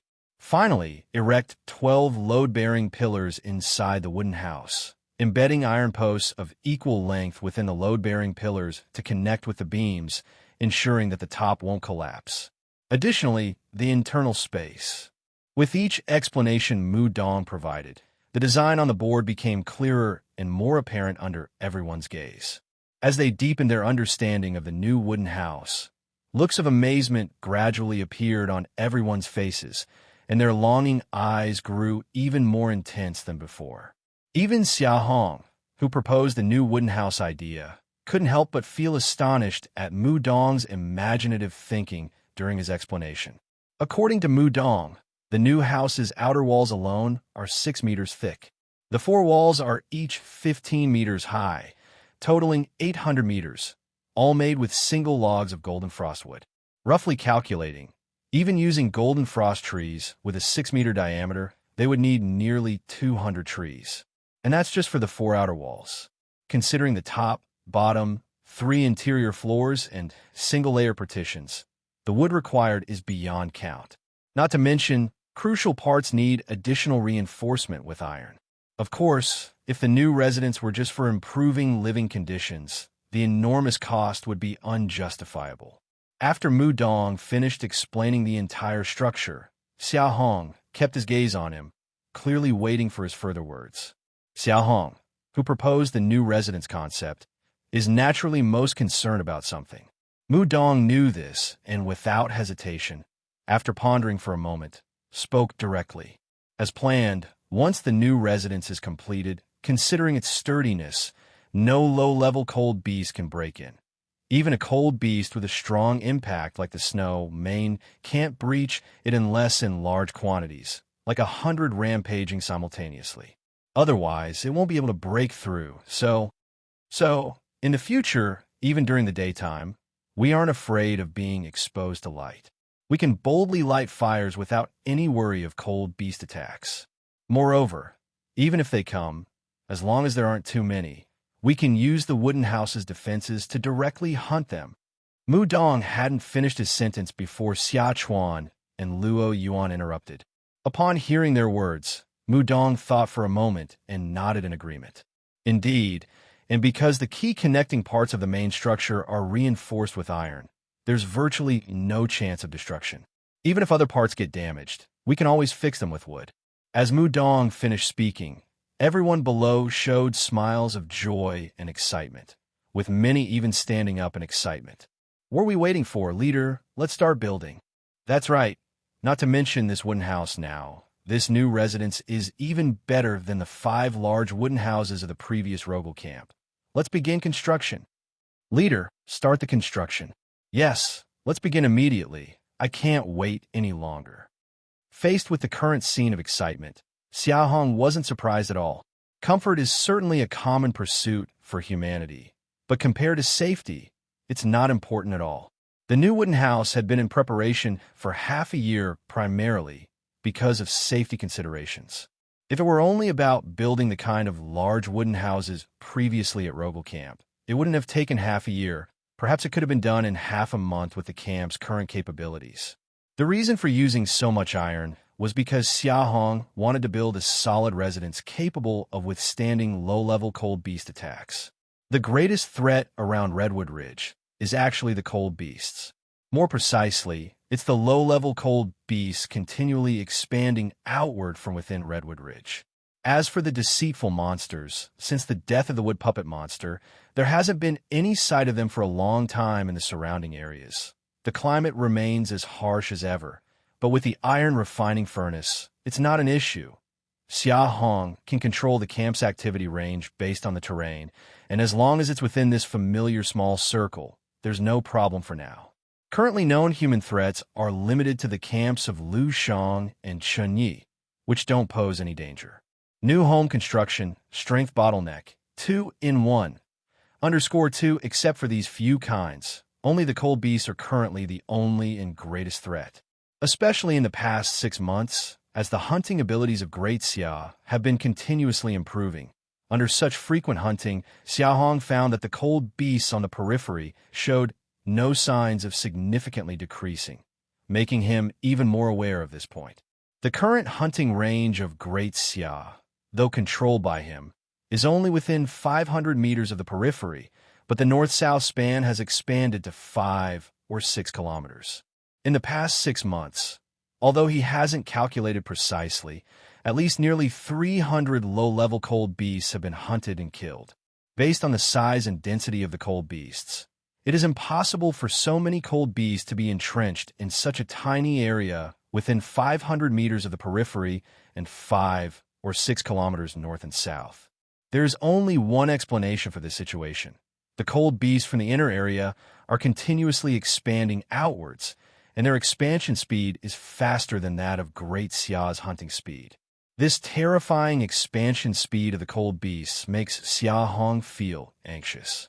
Especially the experience of being attacked by the frost wolves in groups on the night they migrated from the dirt slope to the valley often keeps him from sleeping day or night. The cold beasts are powerful and cunning creatures. Once they group together, their danger level becomes extremely terrifying. Although Great Xia's strength is now incomparable to before, if they were to encounter the Frost Wolf Pack from that night again, the outcome would definitely not be so disastrous. But what if the Frost Wolf Pack they encounter next time is even larger?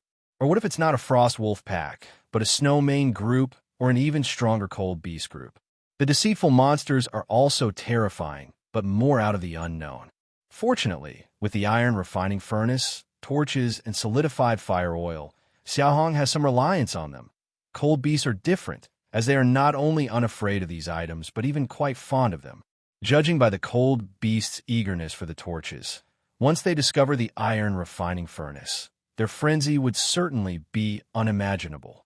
The most critical issue is that cold beast activity usually occurs during the day. So if the iron refining furnace is discovered by cold beasts, it's most likely to happen during the day, when the cold beasts are stronger, and, due to the extremely low temperatures, the camp cannot keep the fire out for long periods. So if one day the expanding cold beast population within Redwood Ridge finds the iron refining furnace in the valley, for the Great Xia camp, which hasn't constructed solid defensive works, it would definitely be a huge disaster, and the outcome would be even worse than when Rogel Camp encountered the wood puppet monster. In the past 6 months, Xia Hong has refrained from increasing any weapons for the camp, instead using nearly all the iron or coal stone and a large quantity of timber to prepare for building new residences for this very reason. The instinct of staying alert in peace is inherent in humans. The pursuit of a safe and stable environment is not unique to Xia Hong.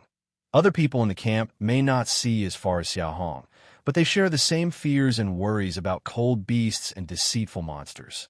So, upon hearing that the upcoming new residence construction can withstand the impact of low-level cold beasts, even large numbers of them, they became so excited and even eager to commence construction immediately. All right, starting tonight, break ground and start construction. Apart from hunting, all other camp activities are suspended, and everyone is to participate in getting the new residence built as quickly as possible. With Xia Hong's order amid the enthusiastic camp atmosphere filled with excitement. Everyone in the Great Xia camp, except for Xia Hong and the 15 people in the hunting team, all more than 800 other people have been fully engaged in the grand project of building new residences. The construction project of the new wooden houses is heavy and vast, added to the fact that the wood and iron materials from the ice abyss world are far heavier than usual. Normally, without mechanical aid, it would be impossible to complete such work with just manpower like in the past. But not here. Led by Mu Dong, with the collaborative efforts of 130 logging realm helpers, massive golden frost woods cut earlier are being erected and neatly embedded into previously set ground stakes. Those in the reserve forces who are not far from the logging realm, although not strong enough themselves, display remarkable strength when cooperating, working together to install and fix some small wooden or iron parts designed by Mu Dong into the main body of the wooden house. Among the remaining 500 people, more than 100 are robust men over 30 years old. Though not receiving much cold beast meat due to age limitations, they still have foundational strength of at least 1,000 or 2,000 pounds, making them unable to bear the brunt of construction, but sufficiently capable to assist as needed. Even more than 300 children under the age of 13 are helping to hand over tools, deliver water and food, and some of the older ones, whose strength has started to grow, are also aiding those robust men with their tasks. With such a high drive for construction, no one in the entire camp, except those without the ability to work, slacks off. Even members of the hunting team, when not out in the field, are drawn in by this enthusiasm and uncontrollably help out. In this atmosphere, the progress of building the new residences quickly advanced. On the very night Xia Hong announced the beginning, the west wooden wall was already erected. On the second night, the south wooden wall stood up. On the third night, the north side. The fourth night. The valley seemed to transform significantly each night. Since Mu Dong was overseeing such a large project for the first time, worrying about the lack of experience might lead to safety issues, Xia Hong personally supervised the first 3 nights. Upon discovering that the current physical conditions of the camp people made safety issues unlikely, he no longer monitored it, instead devoting his energy to hunting and mining. New home construction, strength bottleneck, 2-in-1, _3. The outskirts of Redwood Ridge, at a boundary of 500 meters. Xia Hong, with a few people, hid in a tree, all staring below. Under the tree were 5 people, 4 of whom held large knives, while one held a black dagger, all carrying longbows, surrounding a snow mane over 4 meters long. The snow mane had a ferocious face, red pupils, and was panting heavily. Its right leg was clamped by a half-meter diameter animal trap. Dark green blood had flowed down from the trap onto the ground, clearly indicating a severe injury. Roar! With an angry roar, the snow mane violently charged at the nearest person. That person was the only one among the 5 who did not carry a large knife, only a black small dagger. Apparently the snow mane judged him to be the weakest, hence it chose him. However, the snow mane obviously chose the wrong person. Seeing the snow mane charging at him, the person remained unfazed, not even choosing to dodge sideways, just stood still, raised the dagger, and positioned it to block the charge. A dagger to block the charge of a snow mane? If outsiders saw this, they would probably think this person insane. But Luo Yuan and the other 4 present, as well as Xia Hong and the others on the tree, all remained unfazed, watching, waiting for Xia Chuan's next move. Bang! As the snow mane charged to within over a meter from Xia Chuan, a bang sound suddenly erupted from his head, and it could advance no further. At this critical moment, Xia Chuan's pupils contracted sharply, and he instantly reversed his grip on the knife, thrusting at the snow mane's pupils. Squelch! Though the dagger was only 3 inches long, it hit the eyeball, the weakest spot, causing intense pain that did not make the snow mane scream or roar. Its remaining pupil gleamed with fierceness. It turned its head rapidly, and 2 sharp fangs thrust towards Xia Chuan's head while its tongue swiftly flew out, wrapping around Xia Chuan's neck and limbs in a flash. Watch out! Oh no, be careful. Chuan, dodge quickly. Don't let it wrap around you. That snow mane, unbelievably, could endure the pain of a pierced eyeball to launch such a frenzied and desperate counterattack. In an instant, Everybody present, including Luo, Yuan, and the others, as well as those waiting in the tree, all exclaimed in surprise, loudly warning Xia Chuan. Only Xia Hong remained silent, just watching with furrowed brows. The nearest ones, Luo, Yuan, and others, reacted by promptly pulling on the rope tied to the animal trap on the snow mane's right leg while shouting warnings. The four of them pulled the rope fiercely together, pulling the snow mane backward in an instant, rendering its fang attack on Xia Chuan ineffective. However, its long tongue was overly close to Xia Chuan. Even though its body was pulled back, the tongue still quickly wrapped around him. At the moment of the snow mane's counterattack, Xia Chuan's eyes showed a hint of panic. Clearly unexpected, but thanks to Luo, Yuan, and others pulling the rope, he quickly responded by drawing his knife back to avoid the long tongue. Unfortunately, though he retreated quickly, he only avoided the neck. One right leg was already wrapped by the long tongue. Seeing this, the snow mane's red pupils flashed with malice, clearly intending to harden the tongue to sever Xia Chuan's legs. Xia Chuan flicked his left hand lightly, sending several strands of the white thread frantically towards the snow mane's long tongue, but the tongue had already adhered tightly to the right leg, unable to be blocked. At this very moment, a hint of tension finally showed in Xia Chuan's eyes. Bang! Snap! At this critical moment, a broad figure suddenly leaped down from the tree, landing on the snow mane's neck, forcibly pinning its head into the snow. Along with that figure fell a swift and violent flash of a knife. The large knife sliced through as if nothing was there, producing only a faint snap, severing several spines on the snow mane's back and slicing vertically into its back. This slash nearly split the snow mane's body in half. To know, this cut was into the hardest part of the snow mane's back. The snow mane's pupils lost their fierce gleam, and the long tongue, which it intended to harden, instantly went limp and fell to the ground, unable to retract. Bang! The snow mane collapsed with a crash, and everyone around, seeing the huge slash on its back, couldn't help but swallow before looking up at Xia Hong with eyes full of admiration and respect. But Xia Hong simply expressionlessly withdrew the long knife from the snow mane and then turned to slap Xia Chuan across the face. Slap! The crisp sound of the slap made Luo, Yuan, and the four others tense up. Xia Chuan, who was slapped, immediately lowered his head, his face full of guilt. Do you know why I hit you? Xia Chuan raised his head, showing no dissatisfaction, and answered solemnly, I shouldn't be careless. Even if the snow mane was mortally wounded, it wouldn't give up and would instead become more ferocious, unleashing more strength. The battle was not over, and I got careless. The leader slapped me to remind me to be more cautious in the future. Xia Hong nodded, then looked at Luo, Yuan, and the four others, sternly reprimanding. And you four, the snow mane was not dead, yet you started dazing, thinking Xia Chuan's strength could handle it, so it didn't matter.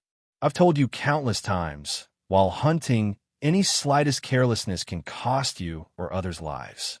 Have you forgotten, or do you not believe it? Luo, Yuan, and the four others immediately lowered their heads, faces full of guilt. Slap, slap, slap. After more than 10 breaths, Luo Yuan first raised his head and slapped his own face 3 times heavily. Leader, I was wrong. I will remember this in the future. Leader, we were also wrong. We will remember this in the future.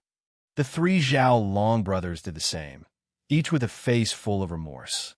Seeing the solemnity on the 5 people's faces, Xia Hong took a deep breath, looked towards the inner side of Redwood Ridge, and suppressed the annoyance in his heart, saying in a deep voice, with your 5's current strength, using animal traps, hunting lower-level cold beasts should be more than manageable.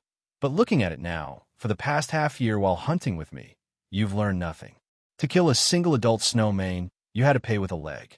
If I were to hand over the hunting team to you now, in a few days, the entire camp would probably have just me as the only earth-digging realm with all limbs intact. Hearing Xia Hong's words, Xia Chuan, Luo Yuan, and the others immediately turned red-faced.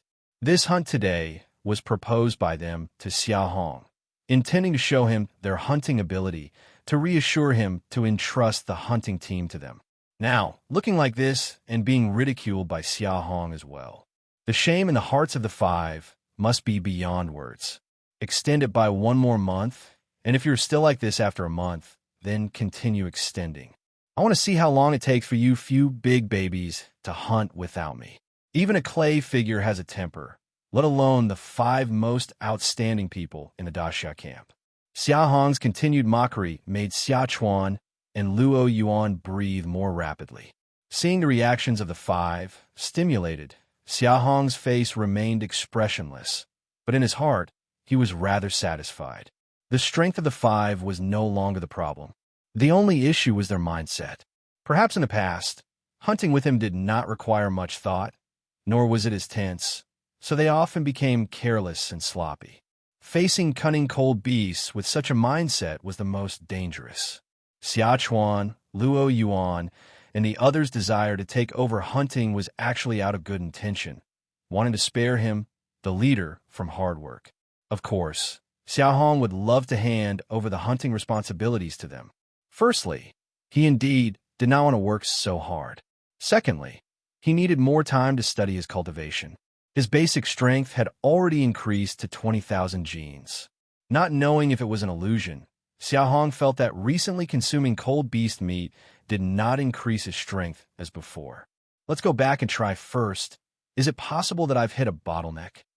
After instructing everyone to collect the prey, a trace of contemplation flashed in Xia Hong's eyes. The limit of the earth-digging realm is clearly 30,000 genes. This bottleneck at 20,000 genes, what is it all about? Could it be that cold beast meat is no longer effective? Expanding hunting grounds, camp expansion, when the valley, the construction of a new residence is in full swing. The 15-meter-high wooden walls on all sides have been erected, and the internal load-bearing columns are being constructed in conjunction with the roof. One after another, the already cut, giant pieces of golden frost wood are being continuously transported to various parts of the wooden house for installation.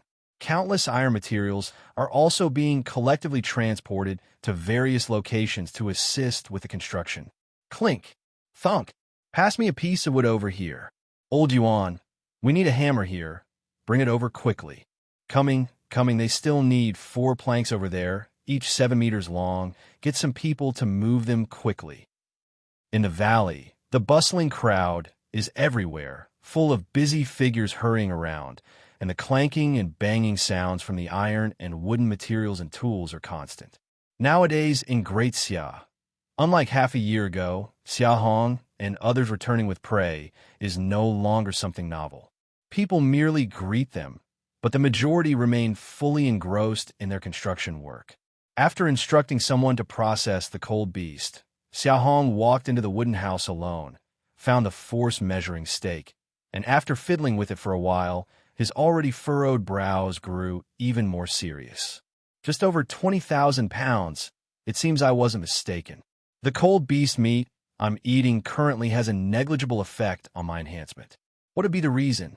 In the first month after moving into the valley, Xia Hong's basic strength increased from 13,000 to 15,000.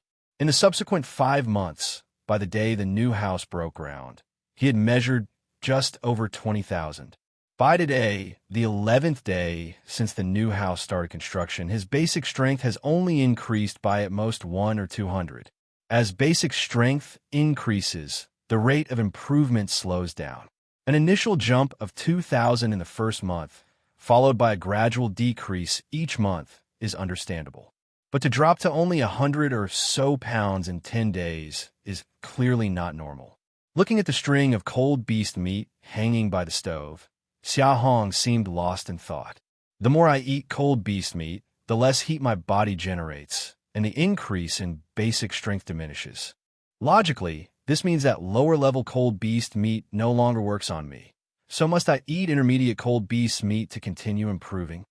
This thought popped into Xia Hong's mind, and he shook his head vigorously. Not to mention the lower-level cold beasts, the ones he's encountered so far are only 3 kinds.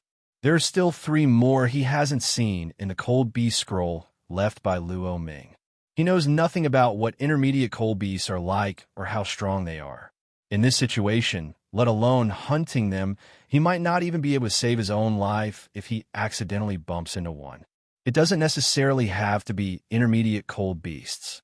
The cold beast meat I've eaten so far comprises only snow mane, frost wolf, and demon sheep. Maybe my body has developed immunity to these 3 types of cold beast meat, and trying others might still be effective. Xia Hong considered a second possibility. After eating cold beast meat, the body heats up. This symptom is very much like signs of poisoning. Moreover, the cold beast meat is azure, and the blood is dark green. Considering these 2 features, it's not hard to deduce that cold beast meat should have some degree of toxicity, and humans increase their basic strength by absorbing its essence, which certainly has a limit. At least for lower level, or the 3 types of cold beast meat Xia Hong has encountered. It's like this. Wild guesses are useless. To be safe, I'll continue slowly increasing with these 3 kinds of cold beast meat. As long as it still works, I'll eventually hit the 30,000 pounds limit, though it might take a bit longer. Being bolder, I'll expand the hunting range and test other 3 kinds to see if my guess is correct. Xia Hong took out the Cold Beast Atlas left by Luo Ming. After contemplating the last 3 types of cold beasts, he made a decision. According to this, the other 3 kinds of cold beasts, despite having different abilities, still fall under the lower-level cold beast category. As long as I'm careful, there shouldn't be any issues. Plus, the spinal cord of the cloud mist tongue jiao is a necessary material for making bows, originally an essential item. If Luo Ming could successfully hunt them with a team, so can I. The importance of bows and arrows isn't fully evident in the hands of people in the logging realm. After all, with the strength of those in the logging realm, even if they hit a cold beast, at most they'd injure it. Killing it is completely impossible. But in the hands of people in the earth-digging realm, it's different. An arrow shot with 10,000 pounds of force inflicts greater damage on cold beasts. And coupled with the earth-digging realm's inherent ability to confront lower-level cold beasts head-on, their hunting success rate should certainly be higher with bows and arrows. Especially considering that the bows and arrows currently used by the camp are only ordinary iron and not 10 forged level iron. When Xia Hong noticed this earlier, he began a plan. With a plentiful supply of iron, or, in the future, each member of the Great Xia hunting team will definitely be equipped with a broadsword and a set of bows and arrows. Although the timber in this world is strong, it can't compare to the even stronger basic strength of humans. To make bows and arrows usable by both logging realm and earth-digging realm individuals, the bow body and arrowheads must be made of pure iron, and since the bowstring needs to withstand tension, the material requirements are the most stringent. It must be made from the spinal cord of a cloud, mist tongue jiao. The Cold Beast Atlas left by Luo Ming states clearly that the spinal cord of a single cloud mist tongue jiao can be drawn out to a length of 30 meters, enough to make at least 10 longbows. Expand the hunting range, prioritize finding cloud, mist tongue jiao, and the other 2 cold beasts can wait. Given my current strength, taking 5 earth-digging realm individuals with me shouldn't lead to any unforeseen events. Expanding hunting grounds, camp expansion 3-in-1, _2 Xia Hong made up his mind and quickly gathered Xia Chuan, Luo Yuan, and the other 3. The 5 of them held weapons, their upper bodies bare and their foreheads slick with sweat, clearly indicating the substantial impact Xia Hong had just delivered, causing them to plunge into intense training upon their return. Seeing their diligence, Xia Hong's expression showed a hint of comfort. Chuan, how much cold beast meat does the camp currently have in reserve? 176,820 jin. Xia Chuan reported the number almost without hesitation. Upon hearing this astonishing figure, neither Luo Yuan, Zhao Long, nor Xia Hong showed any change in their expressions, as if it were routine. Since they were responsible for the hunting, they generally had a rough idea of the number of cold beasts they had killed over the past half year, so the number didn't surprise them. The meat distribution system seemed highly consuming, but that was based on insufficient hunting ability. carefully calculating, according to the earliest method, the hunting team, logging team, and reserves consumed about 700 gene per day, totaling 21,000 gene a month, adding the 2,000 gene monthly for those under 13, and finally the large share for Xia Hong. It would be at most 25,000 gene. 6 months ago, Xia Hong led the team and hunted 3 cold beasts on the first night, acquiring a total of 4,200 gene of cold beast meat. Therefore, as hunting ability improved, the surplus cold beast meat rapidly increased, and the rate of reserve growth was quite formidable. It's noteworthy that when the meat distribution system was first implemented 6 months ago, in the first 6 days the camp's cold beast meat had overflowed by over 10,000 gene. Even without considering the later enhancement in the hunting team's strength, accounting for 10,000 gene every 6 days, after 6 months, the cold beast meat reserve should be at least over 300,000 gene. In fact, if Xia Hong hadn't spent significant time on mining, iron forging, and building new wooden houses, the cold beast meat reserves would have easily exceeded 300,000 and more. 17,000 gene. That's enough for the camp for many days, right? Hearing this question, Xia Chuan showed a peculiar smile, shook his head, and replied, "Currently, the camp has 140 logging realm, excluding the 10 in the hunting team. The remaining 130 are all part of the collection team and logging team, and a few are taken in by the camp supply station and craftsman workshop with a daily quota of 5 gene. The reserves have recently been replenished with a batch, totaling 212, and this part's daily quota is directly calculated at 2 gene. Plus the 372 individuals under 13, they receive monthly allocations averaging 60 gene per day. Including the head and the 5 of us, our current daily consumption of cold beast meat is roughly 1,300 gene. Considering the current camp's cold beast meat reserves, even if we don't hunt for 4 months, it wouldn't be a problem." Xia Chuan, as the camp supply officer, was evidently quite competent. Whether it was the total reserves of cold beast meat or the current consumption in the camp, he was well acquainted and discussed it eloquently, drawing a few nods of approval not only from Xia Hong, but from Luo Yuan and the others as well. Though Xia Hong had a general idea about the consumption of cold beast meat, it wasn't as precise as Xia Chuan's report. 6 months ago, with a hunting team composed of 15 logging realm, Xia Hong could lead them to kill 3 cold beasts in one night, gaining a total of over 4,200 gene of cold beast meat, not to mention now. Yet now, the daily consumption of cold beast meat in the camp was only 1,300 gene. This meant that the hunting ability of Great Xia had already far exceeded the demand of the current camp's population. "Leader, the cold beast meat surplus is huge. I think we can also recruit those over 30 into the reserves. These people are in their prime, and as long as they have a fixed cold beast meat quota, they could break through to the logging realm." "All right, you can handle this matter."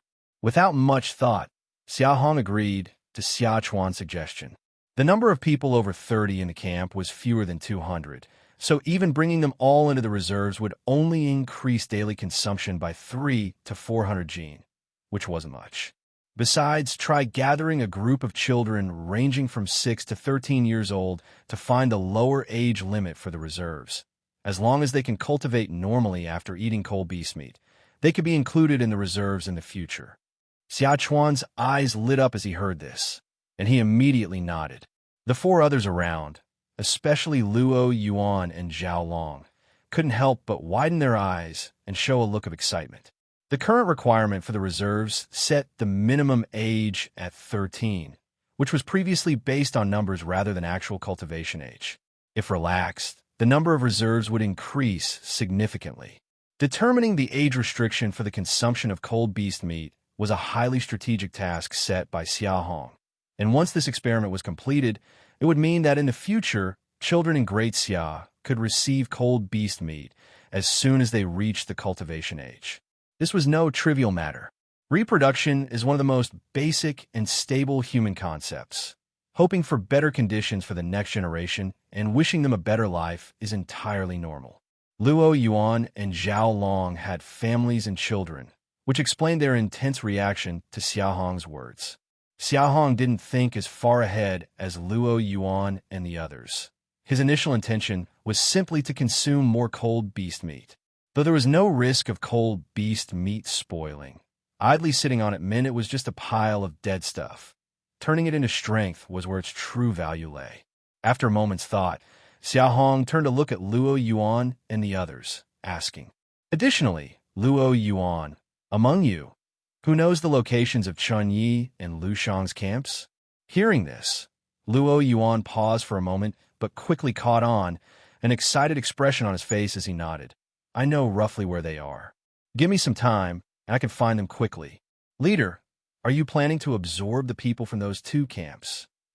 Expand the hunting grounds. Camp expansion 3 _3 Xia Hong maintained a calm expression and nodded. The hunting ability has already far exceeded capacity, and the cold beast meat has overflowed to such an extent. Increasing the population base and expanding the camp size is a natural progression. In fact, he had been considering it 3 months ago, but at that time, the excess cold beast meat wasn't too much. Plus, since Great Xia had only recently absorbed 4 groups, the cohesion wasn't very strong, so it was delayed until now. Currently, Great Xia is resource-rich. The reserves of cold beast meat are sufficient, and staple foods like crystal fruit are in vast quantities. The new residences about to be completed, according to Xia Hong's earlier design, can accommodate over 10,000 people, whereas the camp currently has only 902 people. Even with the addition of Lu Shang and Chun Ye's camps, which together total no more than 500 or 600 people, Great Xia can sustain them. It can also provide them with opportunities for cultivation. As for whether these two camps would agree to merge into Great Xia, it's not even a concern for Xia Hong. Plentiful food, comfortable sleep, warm clothing, a safer and more stable environment, plus an ample quota of cold beast meat, and the opportunity for everyone to cultivate. As long as Chun Ying and Lu He, the two leaders, are not fools, they know how to choose. All right, I'll find time to head north to meet Lu He and Chun Ying later. Once the leaders find out we're willing to take in the two camps, they will surely be ecstatic. These two camps combined have over 500 people. Once they join, Great Xia's total population will be about 1,500, not far from the standard of a large camp. As soon as Luo Yuan finished speaking, Xiachuan eagerly added a sentence. The others, upon hearing the words large camp, were immensely excited. Even Xia Hong couldn't help but feel the same. Even the previously strongest Rogel camp had a population of only about 13 to 1,400 at its peak. In the surrounding areas of Redwood Ridge for decades, there has never been a large camp. Once Great Xia achieves this accomplishment, it would mark an unprecedented historical milestone for the surroundings of Redwood Ridge. More importantly, such a great achievement was accomplished by Xia Hong, the leader, in just over a year. Realizing this, Xiachuan, Luo Yuan, and Zhao Long, along with the other two, all turned to look at Xia Hong, visibly moved, not hiding their fervor and admiration at all. In the coming month, during hunts, I will not take action unless absolutely necessary, and the 5 of you will be the main force. I hope you won't let me down and can successfully take over the hunting team from me in a month. Upon hearing these words, the 5 nodded solemnly. After contemplating for a moment, Xia Hong continued, "If you perform well, next month, I'll take the 5 of you to expand the hunting area and venture another 500 meters into Redwood Ridge." Hearing Xia Hong announce the expansion of the hunting area, the 5 became instantly excited. The curiosity for the unknown and the desire to explore are timeless primal urges within humanity, just as present in Xia Hong as in Xiachuan and Luo Yuan. For humans in the ice abyss, to be sure, they are unfortunate, with dangers everywhere and crises at every turn, where death is a commonplace occurrence. But in a certain sense, they're also fortunate because, for them, there are far too many unknown things waiting to be explored. Take Great Xia Camp, for example. The area beyond 500 meters into Redwood Ridge is completely unknown to them, let alone the regions further in. Of course, it's not just Redwood Ridge. On Luo Ming's map, there's the frozen river on the southern side of Redwood Ridge, the Arrow Bamboo Forest on the northern side, the Pingxi Plain beyond the small path through the Arrow bamboo forest, and so on. Even the valleys where Great Xia Camp resides, and what lies on the mountains on either side, remain entirely unknown to them. Of course, curiosity is one thing, and no matter how strong the desire for exploration is, Xia Hong won't act recklessly, understanding he has but one life. With the improvement of strength, gradually expanding the exploration range is the most prudent approach. Currently, the basic strength amplification provided by cold beast meat is negligible, so Xia Hong temporarily gave up cultivating and allocated all his time in the camp to practice archery and blade forging. After realizing the importance of bows and arrows, Xia Hong made a strict rule that everyone at Great Xia Camp, regardless of who they are, must practice archery, and appointed Shi Qing as the chief instructor. Shi Qing, finally having a legitimate task, especially one appointed by Xia Hong personally, was very dedicated. The camp originally had only 11 bows and arrows, so he innovatively instructed the craftsman workshop to use wood and cold beast tendons to create a batch of imitation bows specifically for those who hadn't yet reached the logging realm to practice with. For those in the logging realm, their basic strength was too great for imitation bows, so Shi Qing requested Xia Hong's approval to permanently keep one of the 11 bows from the hunting team in the camp for practice, which was granted by Xia Hong. With only one bow in the camp, it certainly wasn't sufficient for over 100 people in the logging realm, but at present, there were no alternatives.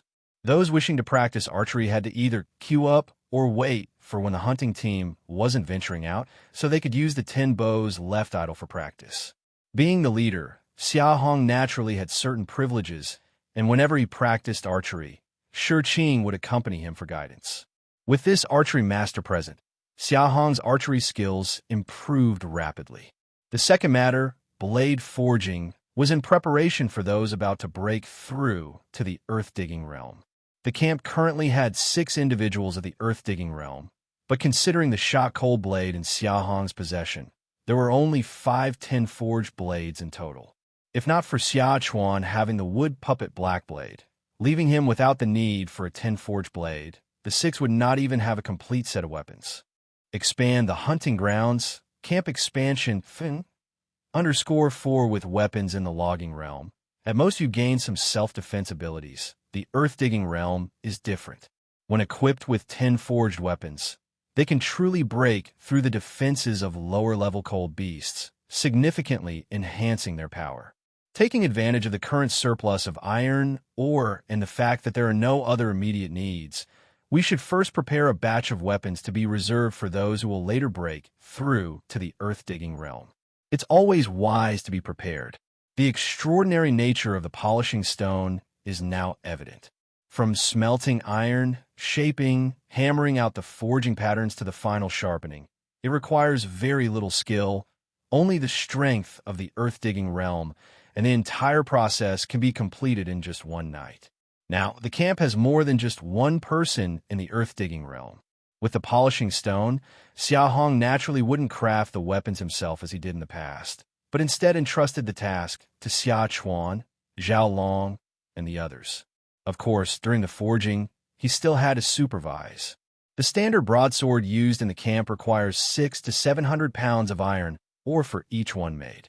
This amount of iron ore is enough for 6 earth-digging realm individuals to dig for a whole day, so waste is definitely not acceptable. Naturally, Xia Hong did not hand over the forging tasks just to be lazy. The main reason was to see if there are any individuals among the current earth-digging realm with a talent for forging. If someone like him, who knows nothing about forging, can easily create 10 forged weapons using a polishing stone, then if someone with a talent for forging takes over, it should be even easier, and they might even forge more powerful weapons on the existing foundation. Unfortunately, after observing Xia Chuan, Luo Yuan, and the 3 Zhao brothers, the 5 of them were clearly only interested in the weapons themselves and did not have any special talent for forging. Xia Hong was not discouraged, however, as talent is often built upon a large population base. Once more people break through to the earth-digging realm, it's only a matter of time before someone with a talent for forging emerges. Of course, Practicing archery individually and forging weapons with Xia Chuan and the others were just things Xia Hong did in his spare time when he stayed at the camp and didn't go out. Currently, hunting and mining remain the primary tasks of the great Xia. There is no need to mention mining, as both coal and iron are essential and in-demand resources. Since there is such an overflow of cold beast meat, it is only logical to allocate more time to mining. Xia Hong intended to hand over the hunting duties to Xia Chuan and the others, so during subsequent hunting trips, to train the hunting team, he would only watch and not take action unless necessary. Perhaps the previous experiment against the snow mane, which nearly ended in failure, had a motivating and mocking effect given by Xia Hong. In the hunts that followed, Xia Chuan, Luo Yuan, and the five of them became much more cautious. Their hunting techniques became increasingly proficient, and their harvest grew increasingly abundant. More importantly, there were no more dangerous situations. Xia Hong observed their rapid improvement and was naturally satisfied, also relaxing the restrictions on the five of them, allowing them to conduct hunting activities as they wished, while he only watched from the side to prevent accidents and gave no advice or orders. After a few attempts, confirming that they indeed possessed the ability to hunt jointly, Xia Hong truly felt at ease and began to intentionally distance himself in subsequent hunts, letting them hunt independently. Half a month later, on the northern side of the Redwood Ridge's outskirts, bang! A full-grown golden-eyed demon sheep crashed to the ground. More than a dozen sharp arrows were embedded in its back. A half-meter-wide animal trap was dragging on its right leg. A white silk thread was tightly wound around its neck. 7 or 8 deep cuts on its abdomen were gushing dark green blood. Xia Chuan, Luo Yuan, and the 3 Zhao brothers were gathered around the demon sheep's corpse, breathing heavily, yet their expressions were excited, their eyes filled with exhilaration, showing no trace of fatigue. Among the 3 Zhao brothers, Zhao, who had the most impulsive personality, as soon as the battle ended, he rushed to the demon sheep's body, pulled out the sharp arrows from its back, and upon discovering that the golden-eyed demon sheep's eyes were intact, his expression became even more excited. He turned to Xia Chuan and the others. Just now, none of those arrows hit the demon sheep's golden eyes. So did the 5 of us slaughter the demon sheep head-on? Upon hearing this, the other 4 did not respond, but the excitement shown in their expressions was no less than Zhao Hu's. The power of the golden-eyed demon sheep was absolutely above that of the snow mane, especially before its eye on the back was mortally wounded. Hiding in the trees and using arrows against the golden-eyed demon sheep is indeed a tried-and-true method, but it doesn't always work. The demon sheep is not stupid and won't just stand still to be shot at. Moreover, cold beasts can climb trees. Without someone facing the demon sheep head-on the ground, just a few archers have no real chance of hunting it, and remarkable archers are also affected by the environment, weather, wind direction, or even personal factors, which can affect their accuracy. It just so happened that this demon sheep inhabited a golden frost tree in a very open area tonight. There were no other suitable large trees nearby for the other 10 to hide in and set up bows, so they had no choice but to choose a farther position. It's not that they didn't want to stand closer. Yuan Cheng and the other 10 only had the strength of the logging realm. If they were too close and got targeted by cold beasts, they wouldn't even have time to run.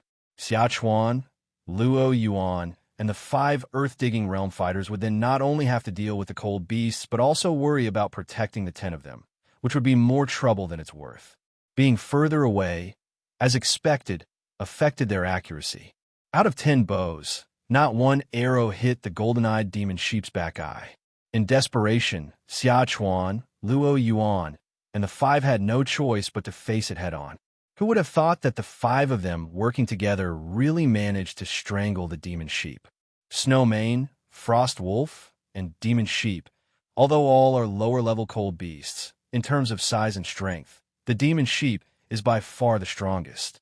The fact that the 5 could slaughter this demon sheep head-on not only proves their strength, but also means they truly have the capability to take over the hunting team from Xia Hong. This is why the 5 are so excited. Is the leader not here? He left earlier on, probably when exploring on the inside again. Such a symbolic moment, and Xia Hong didn't witness it himself, leaving everyone somewhat disappointed. However, after hearing Xia Chuan's subsequent words, Luo Yuan and the others became even more excited. In recent days, Xia Hong had not been accompanying the hunting team, but instead ventured beyond the 500-meter boundary on his own to explore the interior terrain of Redwood Ridge, in preparation for expanding the hunting range of the camp. Let's pack up and head back. 2 pieces of prey tonight are more than enough. Upon hearing Xia Chuan's words, everyone nodded. Earlier, they had already hunted a frost wolf, and with this demon sheep, without Xia Hong leading, managing to hunt 2 cold beasts in one night was already quite impressive. When Xia Hong returns and learns of their success in slaughtering the golden-eyed demon sheep head-on, he will surely be pleased, and he might even hand over the hunting duties to them earlier. Everyone collected the animal trap and the golden-eyed demon sheep from the ground and prepared to set off for home with excitement. Only Luo Yuan turned to look north, thought for a moment, and spoke to Xia Chuan. It's still early before dawn, and this place is close to the territory of Chunyi Camp. I'll go find Chuning to discuss what the leader mentioned earlier. You all go back first. Hearing this, Xia Chuan's eyes lit up, and he nodded immediately. Luo Yuan then left the team and swiftly headed north. The tremendous peril of a North Slope Cliff 3-in-1 mega chapter. If we still can't find them in Redwood Ridge tonight, we'll have to search the northern side of the mountain wall. This Chunyi camp is really well hidden.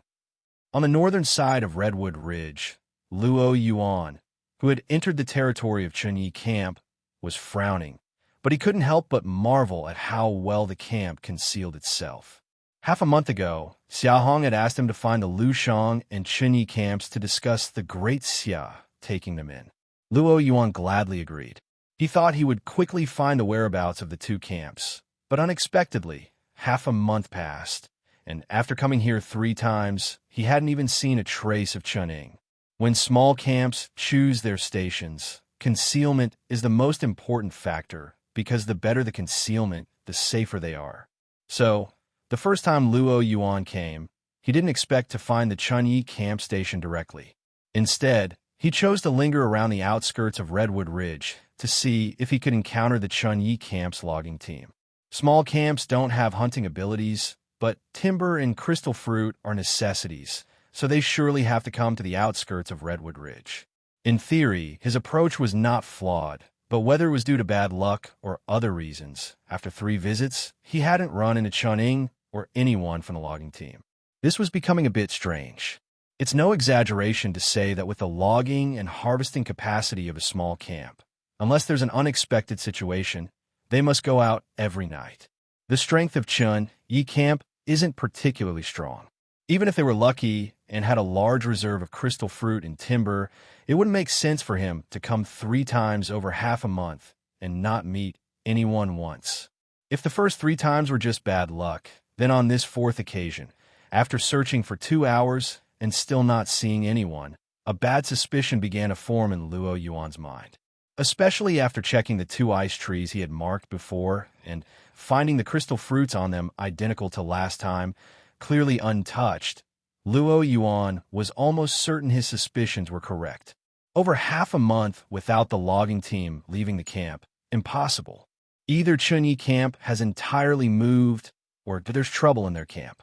The likelihood of the former is small, so it's almost certain there's trouble. Looking around the perimeter of Redwood Ridge, the only one capable of relocating Chunyi camp would be the Great Xia, leaving almost no possibility for a move. If there's trouble in the camp, then there could be many possibilities. The logging team might have been wiped out. Perhaps the cold beast found their station, and they've all met with disaster. Or perhaps a new deceitful monster has appeared, and so on. Luo Yuan walked to the outskirts of Redwood Ridge, staring at the mountain on the east side, his mind abuzz with thoughts, his expression hesitant. While he wasn't sure of the Chunyi camp's exact location, he could ascertain it was north of Great Xia, more precisely on the slope extending from the mountain north of Great Xia Valley. The valley Great Xia took over from Roj is already located in a crevice between 2 mountains. The Tower Mountain, where the Shur camp previously was, as well as the slope where Great Xia is located, all count as extensions from the southern mountain. The sloping extension from the northern mountain stretches for several kilometers, and the Chunyi and Lushang camps are along this slope. Their stations are quite similar to the slope where Great Xia was previously located. Speculating here is useless. Let's go directly over and take a look. If there really is a problem and I can help, I will. If I can't, I'll return to inform the leader. With the camp's current strength, there should be no major issues. After pausing for a moment, the hesitation on Luo Yuan's face gradually faded. He then started to sneak cautiously toward the sloped mountain wall on the east. In the worst case, everyone at Chunyi camp has already met disaster. If luck is slightly better, only the logging team encountered trouble, and the rest are still there, or perhaps they're facing some difficulties that prevent them from going out. No matter the situation, he had to check it out. Otherwise, going back would leave him with no explanation to give to the leader. Not knowing the specifics of Chunyi camp's situation, Luo Yuan didn't dare to act rashly when approaching. Not only were his movements stealthy, but he also stopped every so often to ensure safety before continuing forward. There were still 4 or 5 hours until dawn, so there was plenty of time, and he wasn't in a hurry. It's only about 700 or 800 meters from the outskirts of Redwood Ridge to the mountain wall. Being extremely cautious, Luo Yuan took more than half an hour to cover the distance. Once he reached the mountain wall, he didn't rush to search, but first carefully observed his surroundings. On the north side of the Great Xia Mountain, the highest point is directly above the valley. The mountain wall slope extending here is just over 100 meters at its peak. After looking around beneath the mountain wall and finding no obvious cave traces, Luo Yuan cautiously climbed up a steep wall to take a higher vantage point. Small camps lack strong individuals from the earth-digging realm, so they can only occupy natural caves. Thus, it's unlikely for a station to be set up high. But there's always an exception to every rule, and there may be natural caves high up some mountains, such as the Tower Mountain, where the Sure camp initially was. Having exerted a great deal of effort, Luo Yuan finally managed to climb the slope. After catching a slight breath, he gazed toward the northern side of the sloped mountain wall. With one glance, his scalp immediately went numb, and his expression froze as if he had seen a ghost, his face filled with extreme terror and astonishment. What did Luo Yuan see? On the north slope of the mountain wall, a large group of densely packed silver creatures was sprawled out. Hello, everyone! As we wrap up this video, I want to share a quick note. I have a Patreon account. If you'd like to support me and enjoy on-demand audiobooks, you can become a Patreon member. Alternatively, you can check out my Google Drive link, which has 500-plus novel audiobooks available through my Ko-fi or Patreon shop. I appreciate your support.